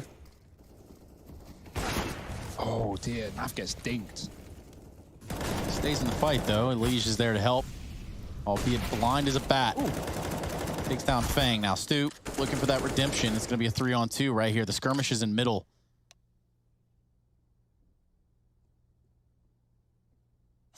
Grim's got a lot of free real estate here in the B halls. Uh-oh. Oh, 60's ready for it. Bad man. Seemed like a kill all day.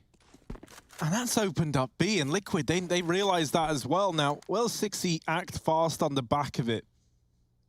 The thing is we know B's clear, but he's got no way to know that. And on the back of seeing the bomb, right, you'd expect Liquid to be rotating towards that B site. Well, that would put this window player into play. The more time this bomb doesn't get planted, the more Liquid are aware that it's a fake, right? So Twist seemed very ready for that. Liquid doubled down at A, just made the call, guys. Don't over-rotate, don't fall for anything here. This is your round. Twist's going to get flanked, and his barrel giving up his position. RZU with a free kill. Take it while you got it, and drop for the bomb, 30 on the clock. But why would you think the Naf is in the A site? He never moved. You can't catch a break there for Rugratz. 12-8, and it seemed like, you know what, Liquid just hiding around every corner. Really well played, though. Nice mid-crunch as well for Liquid. They take a 3-on-2 off the back of that. Even though Elige gets smoke spammed, it turns out pretty well. And Naf closes the round after being dinked first. So, yeah, good stuff for Liquid. 8-12, one gun round for Rugratz, and an immediate response on Liquid. Where will this one go? Another eco.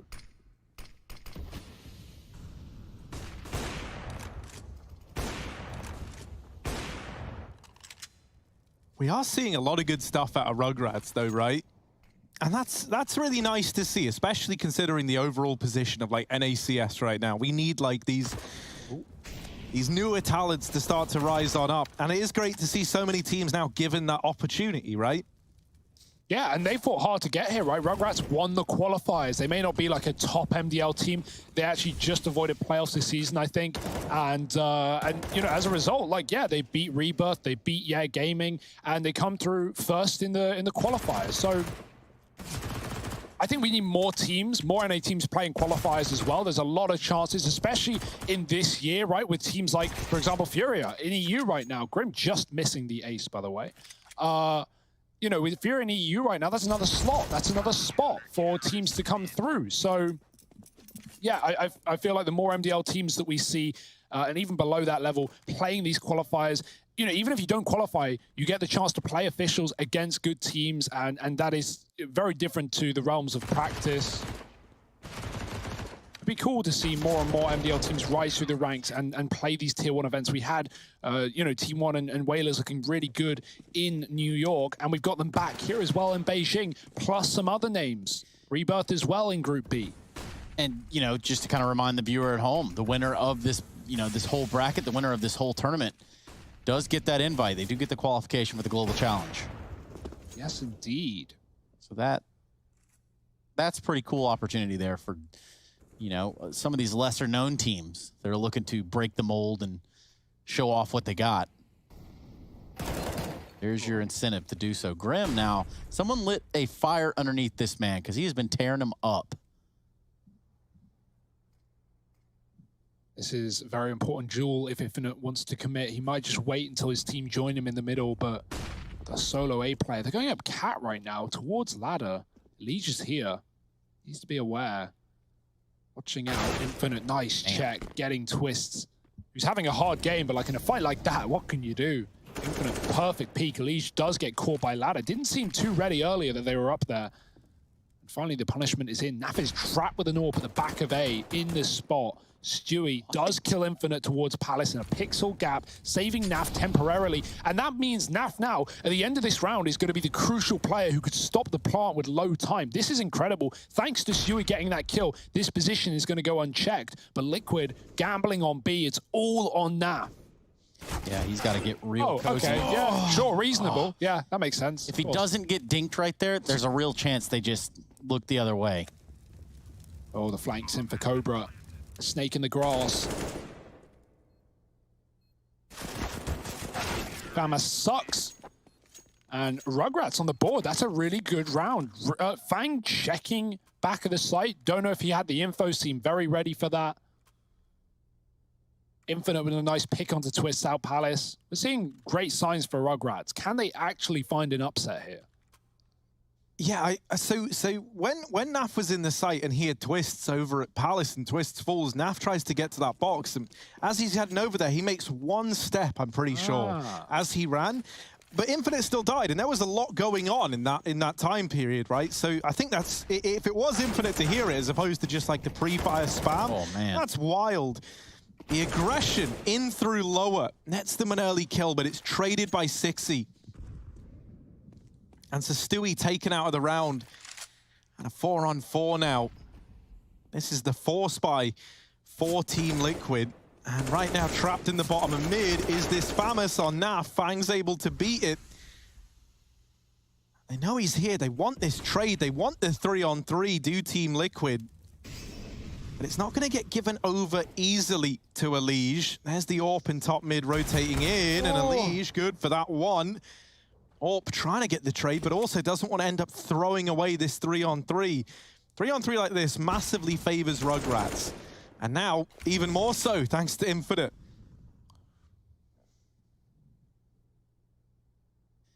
Yeah, they've got their eyes set on B, though, from the looks of it. Rugratz just so weary. You can tell even taking fights against pistols, they get nervous. Grim here, Infinite. Is he still going to run this entire way? This is a free kill. Now, the info as well. Grim gets one, and he can make the call. They're probably already in B, guys. There's no one else here. He was running B-bound, 25, plant for market. I like that. Liquid with no kit and a long way away means a retake, even with the kills, is going to come down to the clock, and not in their favor either. They have got to go, and they've got to go now. Sixy's already back up at the apartments. They will not be ready for this position. Grim certainly looks to be. And he actually clears it. Forget what I said. Liquid now in a 2-on-1. Cobra's got to move. AWP versus 2 rifles. No kit. It is time to go. Well, not sure. Molotov seems on point. It is. That's done it. That's won the round. Wow, that was so close as well. So damn close. Yeah, that Molotov just barely encompasses the bomb. Nice round for Grim nonetheless. It's going to be the round for Rugratz. 10 on the board. Quite the showing. Harry, you all right? Liquid tripping over their own feet. Yeah. Not the only ones. They just stand on the microphone cable as I tried to move. Classic, really. So, yeah, apologies there for that horrific noise. It wasn't entirely my bad. I know, that was a very, very well played 1v2. Like, doesn't even need to get a single kill. Just drops the molly. That's enough. That's enough to win the round. And that has pretty huge implications here for Rugratz. Because, you know, like, while you might think, okay, yeah, you know, they lose the round, but it's all good. Like, that wasn't a full eco for Team Liquid. That was a full buy when, you know, really they probably should have been ecoing. And now this AWP and AK is all they've got. Moving into round 24. Stewie almost through that smoke, but not quite. And it's actually Cobra opening the round up. Smoke kill of his own. They get into the A site, and Cobra another. What? Hello? I don't even It wasn't know. a jumping player. No, it wasn't. But still, he's at Tetris. How on earth did he just deal with the boost? I'm lost for words, and Liquid are lost lives in this round. Nap alone. Stuck in middle, might want to save. Or B, rather. But yeah, this is unreal. Rugratz are putting up one hell of a fight, and Liquid don't have the answers. Not yet, at least. Waiting for another big gun round. That will be the next. They're so close. Just 3 rounds away from locking in the series. Rugratz got a little fight in him. Who would have known Tommy Pickles in the gang? First back-to-back rounds in this half as well for Rugratz. I think one of the greatest things here is that we have this recovery from Cobra as well. You know, like, it was a bit of a shame to see him missing on the map pick of the Rugratz, but, you know, as we kind of highlighted, like, because of those force buy wars, the AWPing, like, wasn't super prominent for Rugratz in that first half of play. And then it wasn't until that CT half where we saw him don the AWP a little bit that we saw some signs of life from him. Ooh. And now here he is delivering, topping the charts, making up for that rather quiet performance back on Nuke. Which, as I say, largely came down to the economic problems that were caused, at least in that first half. Liquid feeling a bit of the pressure now, but not knowing what to do about it. Look at this. This is where like the idea of this being a game that if you're Liquid, you can like only lose. How are we losing? Yeah. Starts to get into your head, right? Because you start to think, well, everyone expects us to win. We expect ourselves to win even more so. And you know, they are winning, right? They're winning. They're 1-0 up. They're 13-11, but they're not winning these last few rounds. And Rugratz are grinding their way back into this game. So credit to them.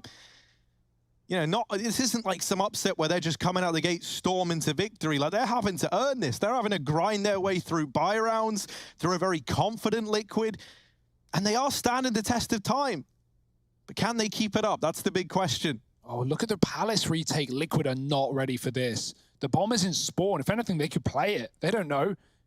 Rugratz, they lost the player in Palace to the double push earlier. Now it's a split with no bomb. This is a huge problem for Rugratz. Someone's got to go back for that. They've got all this real estate, all this room, and they're wondering where the hell Liquid have gotten up to. Naf doubles back. They're under Balk, and Naf might just miss the timing again. He's seen ahead. He's already dead. And Infa going to molly it off. He's ready for a second player. Twist swings through it. Oh, the molly hit him. He's been heard. And Infinite with nades out as well, getting caught. RZU coming from Con. This is a mess right now. Liquid spraying as the smoke blooms. Elish does another, but there's the orb coming alive. Grim doesn't know the bomb is in spawn. The time, it could be the winning factor for Liquid. I don't know how this has happened. What is this round? Grim's like, wait, is Grim going to think they've gone B? Everyone's worried. They're going They are going B. Man. They're They got running time. B. They got time. Grim.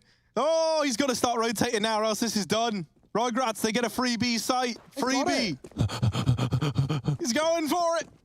Run, Grim, it's run! It's going to be close. Oh, boy. Oh, it's going to be very close. Oh, they don't have time. Oh, no, Grim. No. The clutch master, 14 for Liquid. Incredible. They said it couldn't be done, but unbelievable scenes. Grim with a 1v2 of a lifetime there to put 14 on the board for Team Liquid. And yes, Stewie might have won a major, but he's never, ever come close to doing something like that. He hits the corner. That was so close for Cobra, man. Seconds difference would have been the round for Rugratz. And yeah, I mean, this is why Grim was picked up on this team. Just incredible individual prowess like that, you know, just able to sit still and let Rugratz throw the round. Wow. That's a real shame, man. Like, being real for Rugratz, that really sucks, dude. They were about to reach 12. It would have been 12-13. At that point, it's anyone's game. But now, you know, you're kicking yourself because there wasn't any resistance there. You beat yourself. Yeah, you were your own worst enemy. And you won. Look at these Stewie with the FAMAS again, making it work, making it sing. Boy. And a man advantage back in favor of Rugratz. They're spurred on, and they deal with Naf. Stewie left in a 1v2. Oh, dear. And there's no way to run out of time here. They get it planted. Stewie might just have to save this orb. Looks that way. Real low, no kit.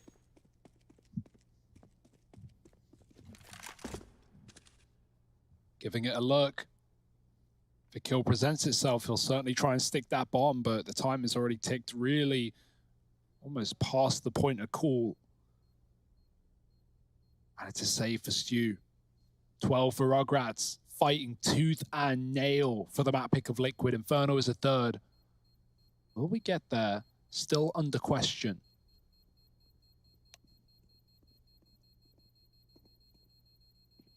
Don't die now. Oh, get out of there. You don't want to lose the orb. Be creepy. Yeah.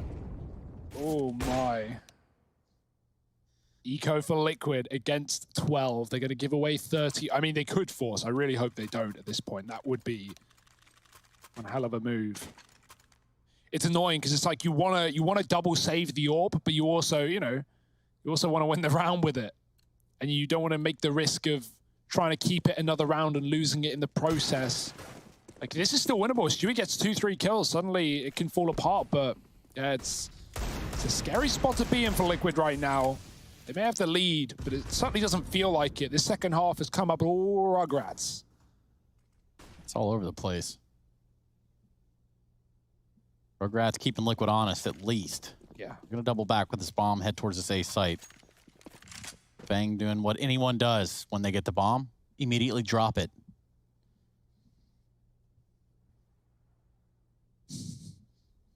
Yeah, but look, 60, man, he's not ever making that mistake again. He's picked the bomb up and he's like, right, I'll do it. If no one wants to do it, I'll do it. I'll bring the bomb with us.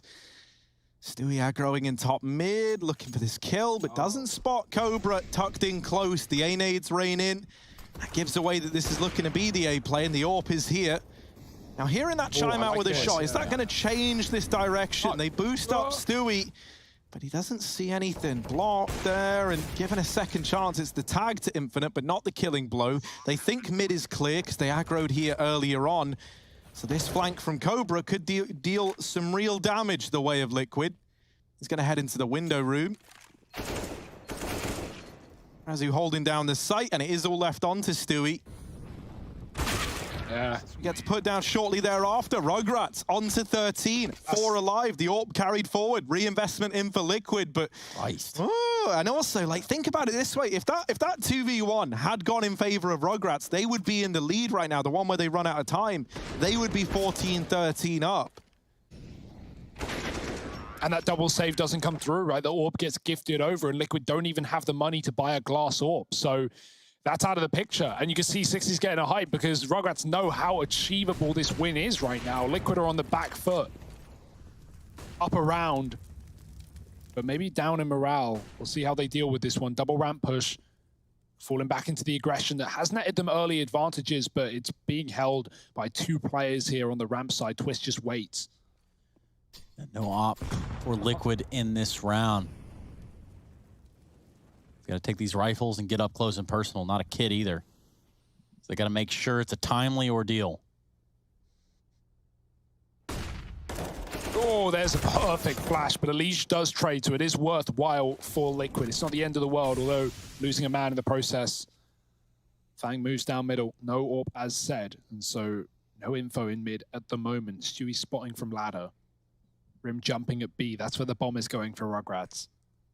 No kit for Liquid. In a round like this with a solo B player, no kit. That could cost them. Fangs up Con to cut off A rotate to the top Con smoke. Grim stopped jumping to aggro Cat, and that is unfortunate because now Rugratz can walk into B.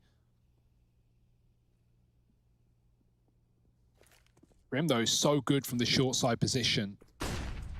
Gonna try and move back in. Rugratz, 30 seconds, here they come. Or no. Oh, they go away. Okay, well, you know, this... Oh, boy. This can only go swimmingly, as we've seen, right? Like, oh, I'm worried, but luckily enough, Fang's here to deliver some hope. Oh, There's one man left at ramp, it's Elige, but he could deny the bomb plant. Still, he needs to stay alive even after doing that. Oh, no, not again, the time! It's happened again, Team Liquid onto 15. Rugratz, no, they even lose players after time. Elige with a great hold. No, I'm done, I'm out. See you later. Oh, it's happened twice. It's happened twice. Man, oh man. Talk about unlucky breaks there for Rugratz. Fang does everything. He kills everyone. He gets 3 picks on that A site to rotate the bomb. And the clock. Oh. It's Rugrat's worst nightmare. What a play for Elige. As you said, Harry, not just stopping the bomb, but killing the second player sat on the bomb. He had to get both kills. He had to, or he was dead. In some way, Liquid is still winning, but it really doesn't feel like it. I don't know how they've done it, but they have almost done it. Man. Liquid fans around the world just wondering why it is they have to play every game so close just like this. Stewie must be like the master timekeeper or something. Like, got to stop watching the pocket. Look at him. He's just giving them back-to-back, but look at the times moments in this game. And now a man down, a Rugratz. Infinite's there to at least leave us back into a 4-on-4. Naf with the trade, or rather, I guess, I was going to say equalize. That's wrong as well. Just takes the advantage. Screw it. Doesn't need a name. 4-on-3. And Rugratz having to dig deep to try and get this one to overtime. A man down in the process. Spam to Infinite brings him down low. And really, this should be Rugratz on 15. Like, they've been cheated twice by the time. That's so sad. But 60 out for blood, out for revenge. Now onto the AK as well. That much more deadly in the process. Stewie low back in seed team, but Twists waiting in the sandwich. He's had a very quiet game. If there ever was a time to try and come alive, it's now. He drops the AWP, just about staying alive, but traded by Infinite. 20 seconds. Now, Rugratz, they want to get that bomb down. They really, really want to get the... Oh, no, it's a CT plant. They swing out, and they take him off the bomb. 10 seconds. Infinite needs the plant. It can't happen 3 times. It can't. He's sticking the bomb plant. It's all well. It's all good. Bomb has been planted. Those words we love to hear, but Stewie with the jump up takes it for Liquid. They close this out, and the little teabag from the man. 16 for Team Liquid, and a 2-0 that goes their way. Somehow they get this one put to bed. They end this series. They best the Rugratz, but man, that's feeling bad for the Rugratz. Can we get an F? Because everyone's feeling sore for them right about now. 2-0 for Liquid. We'll be back in a minute to speak to someone from this squad.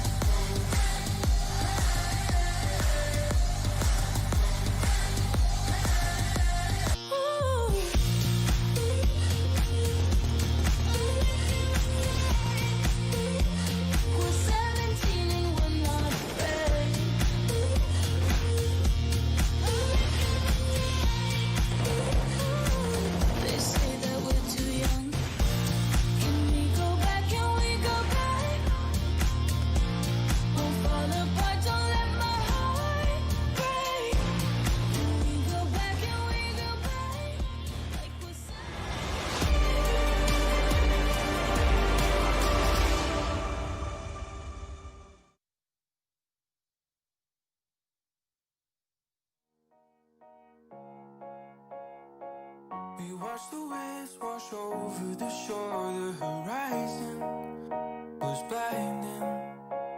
This could be the end of the world as we know it. Or this could be the end of the world as we know it. And we never thought we'd get this far. I'm gonna stay true. These songs I wrote for you. Oh, they make me blue. They make me blue. What did you say to me?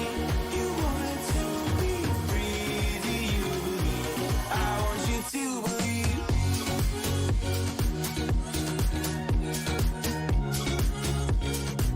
I want you to believe.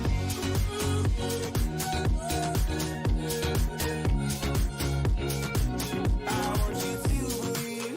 In paradise we burn through the night, getting brighter.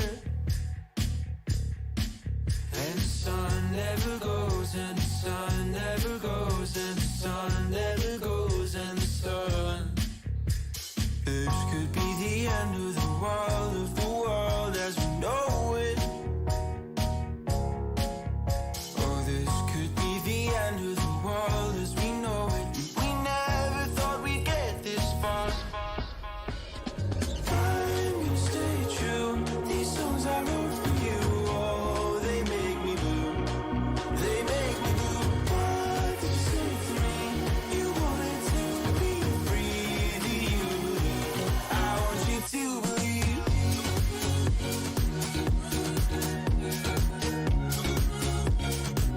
I want you to believe.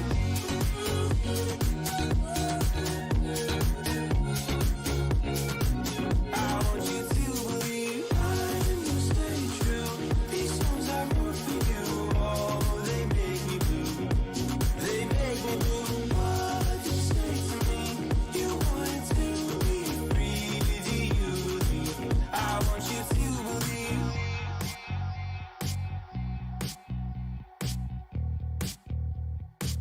I want you to believe.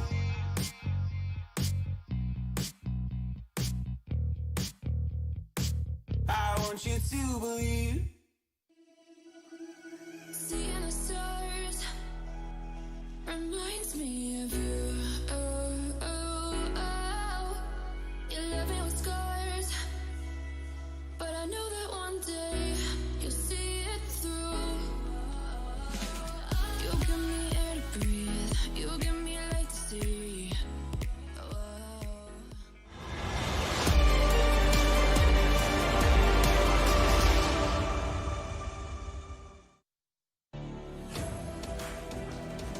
Definitely counting their lucky stars after that one. You see the shot there to end the game, and then a little bit of a sprinkle of love right on top from Stewie2K. 16-13 is how we ended out here. Things get so scary. At one point, I didn't even know. Could it have been possible that this one ran back all the way and the other way and we found ourselves on the third map? Well, it was possible. It didn't happen. But nonetheless, we do have the Intel Extreme Masters Beijing 2020, and we do see Liquid getting pushed around, getting tested a little bit. Now, with that said, guys, it's pretty much right there. I don't know if this says more about the Rugrats or Liquid. Yeah. That's a great question. I do think, like, for Rugratz, it makes the case that they're a team that could do damage here, right? And for Liquid, it's a little bit worrying on account of there is a very real world in which that was 15-13 as opposed to the other way around, right? With 2 of those rounds essentially getting lost down to time. And I think that comes with the nerves of Rugratz, right? You're up against Team Liquid. Everyone knows these guys. Everyone knows them as stars in their own right. And so you might feel like you maybe have to overcompensate or overcomplicate some of these rounds, and that definitely felt like the case towards the end of that game, right? With last-minute fakes into B after leaving the bomb in T-spawn, last-minute fakes in towards A in what was a 4v1 when Elige won that round on the back of time, right? And that happened twice, back-to-back. They were clearly feeling the pressure and feeling like they had to complicate things when maybe keeping it simple was the answer. Yeah, I mean, just breaking it down Barney style. And speaking of which, Barney, big fan coming in right now. We've got Moses on the line, who's going to tell us a little bit about some of his childhood memories, but probably more so about some of the stress of this match. Jason, this one got pretty weird, buddy. Yeah, it did. I mean, listen, I was actually not stressed at all during Mirage the whole way through. I don't know why. I never felt like we were going to lose that map. So even despite, I think, some bad decisions by us and some poorly played situations, I don't know. I still kind of felt like we had every confidence and every ability to pull it out, which we did. Which is miraculous. So miraculous that sometimes crazy things happen. Jason, we're going to load up 2 clips here for you to feast your eyes on and fantasize, because I know that you were counting your lucky stars at the end of some of those rounds when the timer ran just out in just the appropriate time. Now, this one gets a little weird. Now, obviously, we don't have the mini-map up, but you can see what's going on here, Jason. Grim, he's left all to his own devices. How did this one play out, and, what was being said during this? I mean, we kind of knew he was, Grim obviously knows they're headed towards the B bomb site at this point.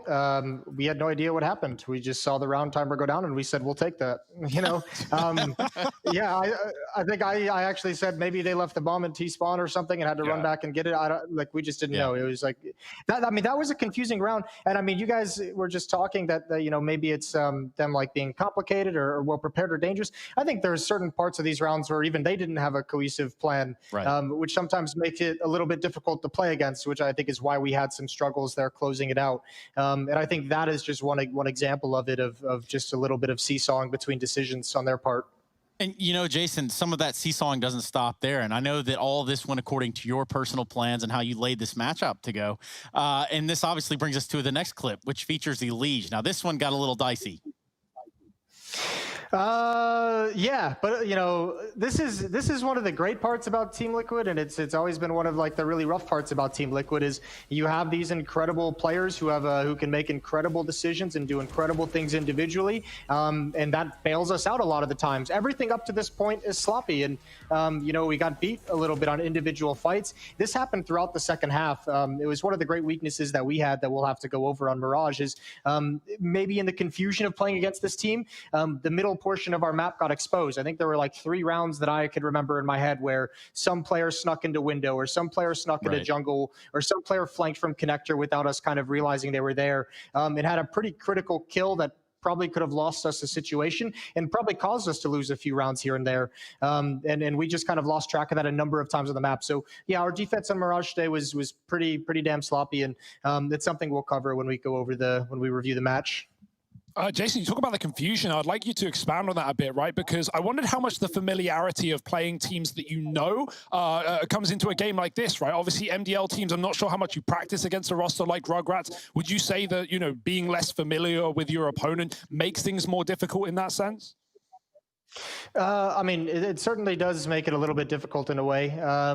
I wouldn't necessarily say more difficult. I still think we probably should have had an easier time. We actually haven't practiced against Rugrats quite yet, although I do respect the name Rugrats because I grew up watching that show. So I would love to play against them in practice. But I think just in general, it's not so much of lack of familiarity with them as a specific opponent. At times, it's just when you play some of these teams that haven't had as much time together and as maybe not as an experienced in-game leader, the tactics feel disconnected. Like there's no reason for player A to be doing something in this part of the map while the rest of the team, or while two players are attacking this. And when you become a professional player and you spend years playing against teams like Astralis and like G2 and all these different teams over the years, Fanatics, there's a kind of a method, like you understand where the next part of the attack is going to go to based off what they're opening up with. And against teams like Rugrats and against some of the other teams in North America, there isn't really that cohesion in the overall strategy. And that's where sometimes it gets caught off guard because you're trying to read what's coming next. And it's something entirely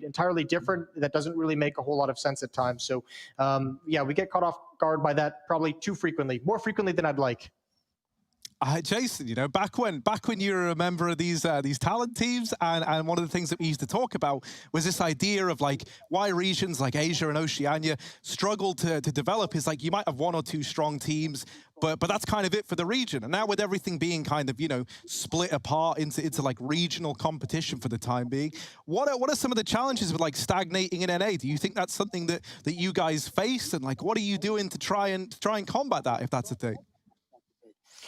I would like to maybe have a heavier hand in helping in that regard come next year. Obviously, at the moment, I've just stepping into coaching, trying to figure this out, and just not really time with the schedule. But I mean, obviously, there's going to be some stagnation in the North American scene at the moment. We've had a lot of tier 2 players and teams kind of depart over for Valorant, which, by the way, I don't see as any kind of real loss. I don't think a lot of the players that left, I don't think we're even having any kind of an impact or improving things to begin with in that level of North American play. But I think we really do. This is like, I guess, the silver lining. We can always whine and complain and look at the negatives of it, but at the moment you can look at the positives and say, man, boy, did we do a really shitty job the past 5 years of creating a structure and a ladder in North America that could actually produce good players and good teams. So now that, we've pretty much had a hard reset button with all these teams and players departing to a different game, this is where, we get to go back and, this is where we look to the tournament organizers and the leaders in these different regions, the ESLs, the Flashpoints, the Blasts, and say, this is where there's a huge hole in the semi-pro market, in the semi-pro divisions of Counter-Strike in North America, and that's where you look at them and you say you have to rethink how exactly you're creating a pipeline to get your top tier events. So hopefully, like I said, next year I'd like to be involved in some projects along those lines of making sure that North American and the semi-pro and the players at the next level down are getting the things they need, and the incentives are there to grow as a team and not just individuals. And yeah, Counter-Strike really has to work on that. It's a huge problem for the game. Yeah, it's somewhat heartbreaking. And, for you guys, you avoid heartbreak today. We can take a look at the bracket for you, and you can see exactly where you're going, Jason, just to kind of keep you up to speed, Momo. I know you wanted to be here, and I understand that. So you got the New England Whalers taking on Chaos. And, well, that's going to be a good game. Yeah, I mean, the New England Whalers showed us what they have, but then again, you can't dismiss Chaos either. So, do you guys play against either of these teams? Yeah, we practice against both of them pretty frequently, especially, in the past few weeks with, Furia and EG both taking trips over to Europe. So yeah, we've played against both of them. I think they have some really cool stuff. Obviously, at the moment, I think both of those teams struggle with some consistency. But when you get them on an on day, they can be pretty dangerous at the moment. And I kind of respect a lot of the things they do in terms of their play style. They have some pretty decent teamwork and some pretty cool, clever tricks to some of their strategies. And yeah, I don't know. Those two teams, especially in North America, if you want to talk about, creating, finding lack of stagnation, those two teams are kind of the ones that would be the counterpoints. Those are the two teams that have players and that have rosters that you would hope can start stepping up and improving steadily over the next year and eventually get to one of these events and qualify for it. So we'll see, but a tough test for both squads, I think, tomorrow.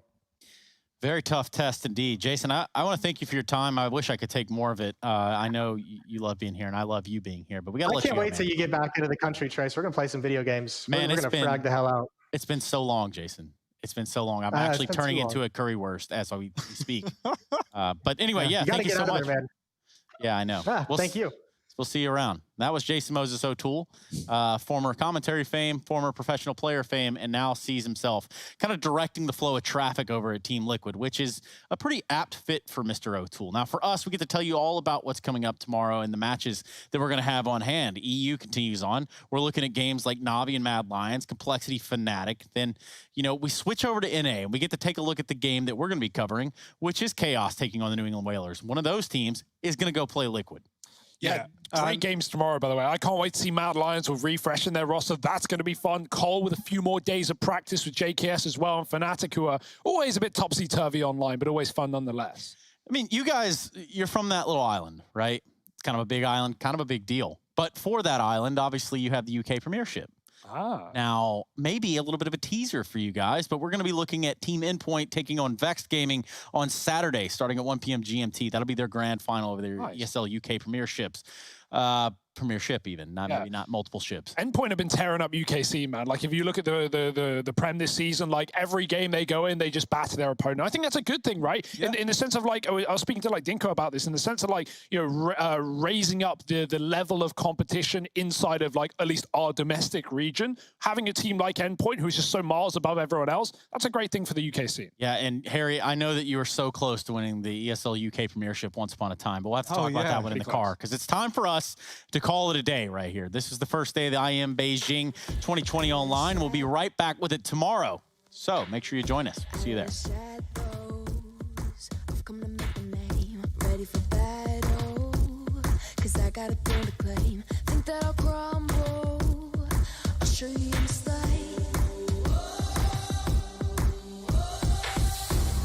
Where you see me coming, better run for cover, 'cause I'm not slowing down.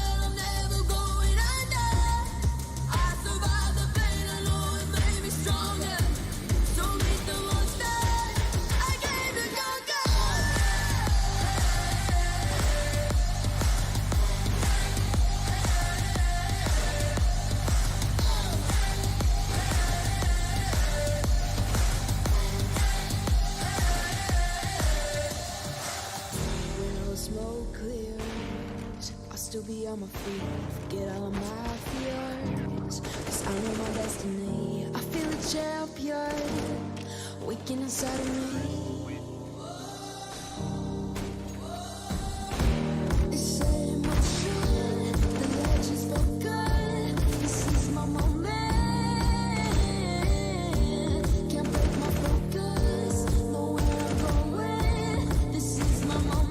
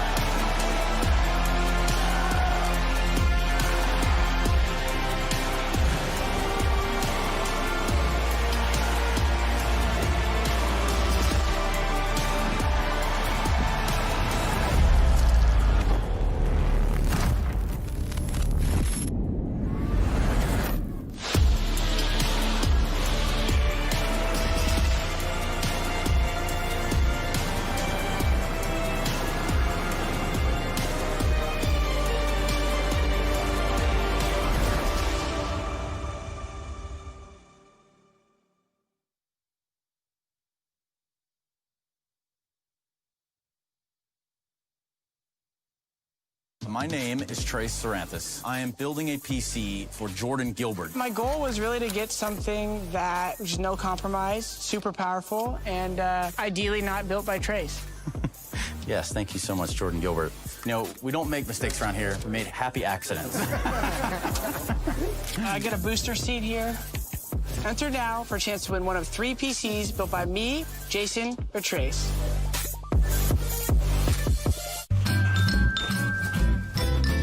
You ready? Huh? Hey, easy boy, huh? You ready? Huh?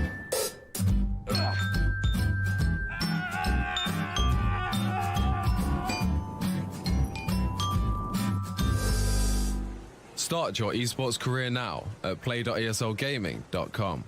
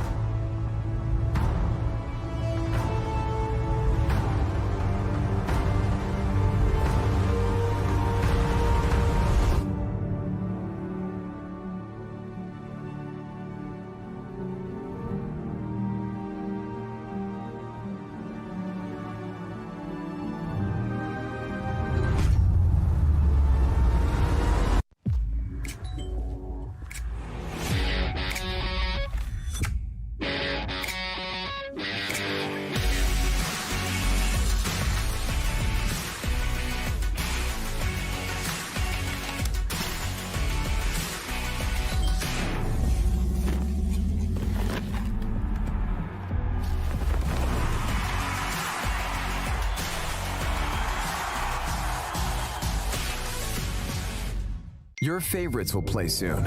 You hope for the win. Excited about the game. But something has changed. You start to doubt. Will they pull it off? Or will they drift away? You pull yourself together because you're sure they're revved up to win. You know they've prepared. They've picked the right course. And even when there's no chances, you believe they will win. GG Bet. Be excited.